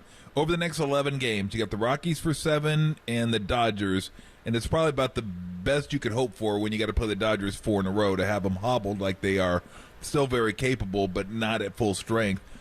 What do you think is, like, I don't want to say the goal, because you can't think of it that way as a player. It's game in, you play the next game, but big picture, those 11 games for me. I was saying 7-4, 6-5 at worst, but that even feels like it wasn't successful when you're playing the Rockies and the Dodgers. Like, what do you think this 11-game stretch would be successful in your eyes, and what do they need to do to maybe convince Farhan this is a buyer, not a seller? Yeah, I think something like 6-5, where you're barely above 500 in this stretch, is kind of just surviving right now, and the Giants are kind of past survival mode. They've done that. I mean, with the lack of starting pitching depth and that whole month of May where position players were getting hurt every couple of days, that was the survival part of the season. And I think everyone is disappointed that we sit here coming out of the All-Star break and the club is still 3 games under 500. But look, they did survive because the wild card race is wide open.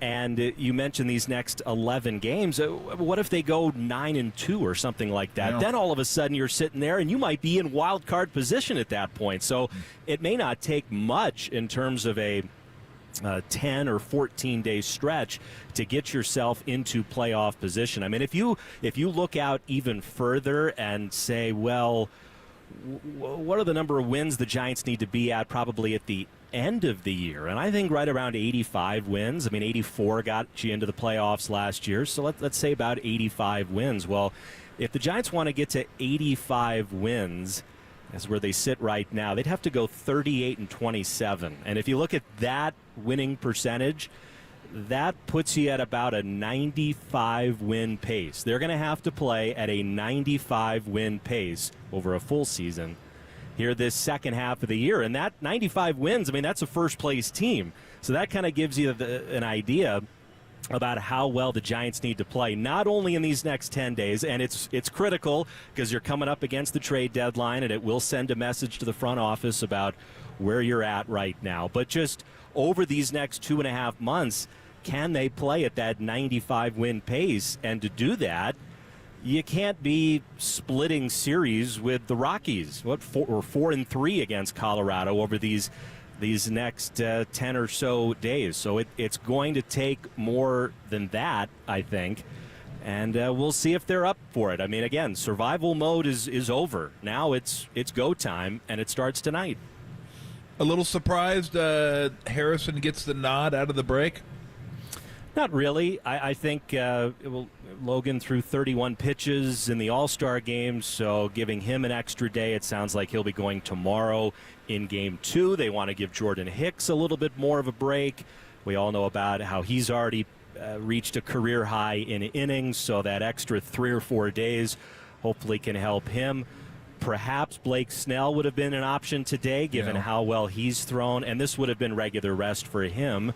But same deal. I mean, he's only 2 starts back since coming off the IL, so give him a couple of extra days. And I think also the Giants are also looking forward to the next series with the Dodgers, and then when they get back home, this is a chance as you come out of the All-Star break to just totally reset your starting rotation so you can put guys in the order that you want them to be in. You know, maybe you want Blake Snell pitching right after Logan Webb, and then where does Robbie Ray slide in? Do you want a right-hander before Ray? Do you want to load up all lefties? So while Bob Melvin and Farhan haven't tipped their hand yet about how they're going to put the order together once everybody is back maybe in the next week or two, all part of the consideration. And I think Kyle Harrison, he got some extra days off. I mean, it's been a week since he's thrown, so they feel confident with him, and then you go from there, and perhaps you get some of those injured pitchers back as soon as the next series. We'll take a quick break. We'll get back out to Coors Field with Joe Rizzo right after this.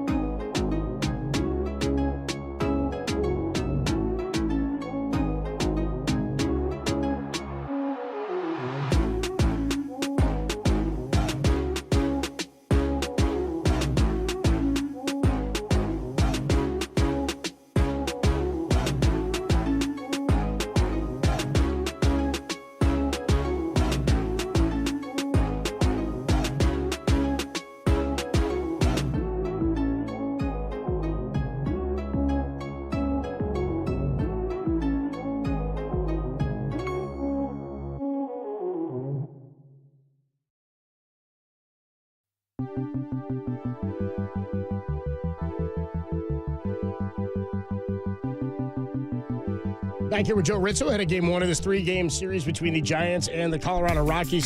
Giants, by the way, 5-1 against the Rockies so far this year in 2024. I think just based on how they've played inconsistent throughout the first part of the season, you go, okay, you got to beat these bad teams. They have played well against Colorado. They have played very well against Colorado. They had the sweep at home in May, and their success here at Coors Field actually goes back to 2021. I mean, I remember all those years through the 2010s, even some of the great Giants years in the first part of that decade. They couldn't win here. Even if the Rockies were one of the bottom feeders in the National League, it didn't seem to matter. I mean, there were some years where the Giants played 9-10 games. They'd win once, maybe twice in an entire season here at Coors Field. So it's been nice to see that reversed. It's a 20-9 record in this ballpark over the last 4 seasons, and this is it. This is the last trip they have here at Coors Field, so you want to take advantage of it. I thought it was interesting. We all know the struggles for the Rockies this year. They are, 29 games under 500.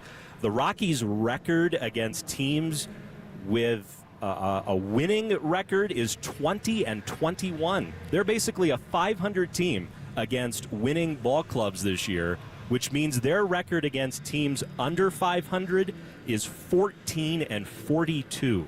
I mean, that's just awful. And hey, the Giants right now are a sub 500 team, so maybe that that trend will continue.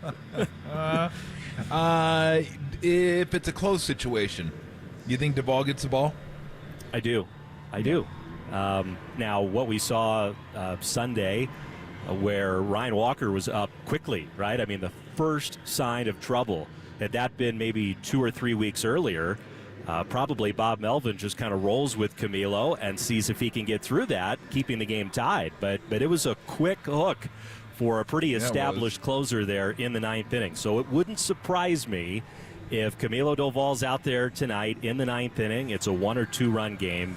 If there's somebody in the bullpen, a high leverage guy, and maybe there isn't anybody available at that point because he had to use him to get to Camilo Doval, but if there is somebody that's available, that they're going to be on high alert to come into the game. I mean, look, with Camilo, who's actually throwing the ball pretty well before things went sour for him on Sunday.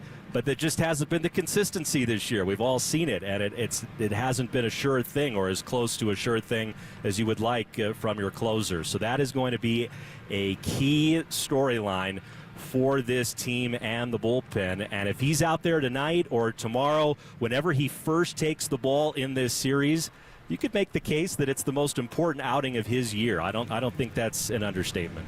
Yeah. 3 games under, 3 games out, and we start the second half with 65 left to play as of tonight. We'll go into tonight's game. Have a great call, Joe. All right, thanks, guys. All right. Well, we'll do award-winning Diamond Notes next on the Sports Leader.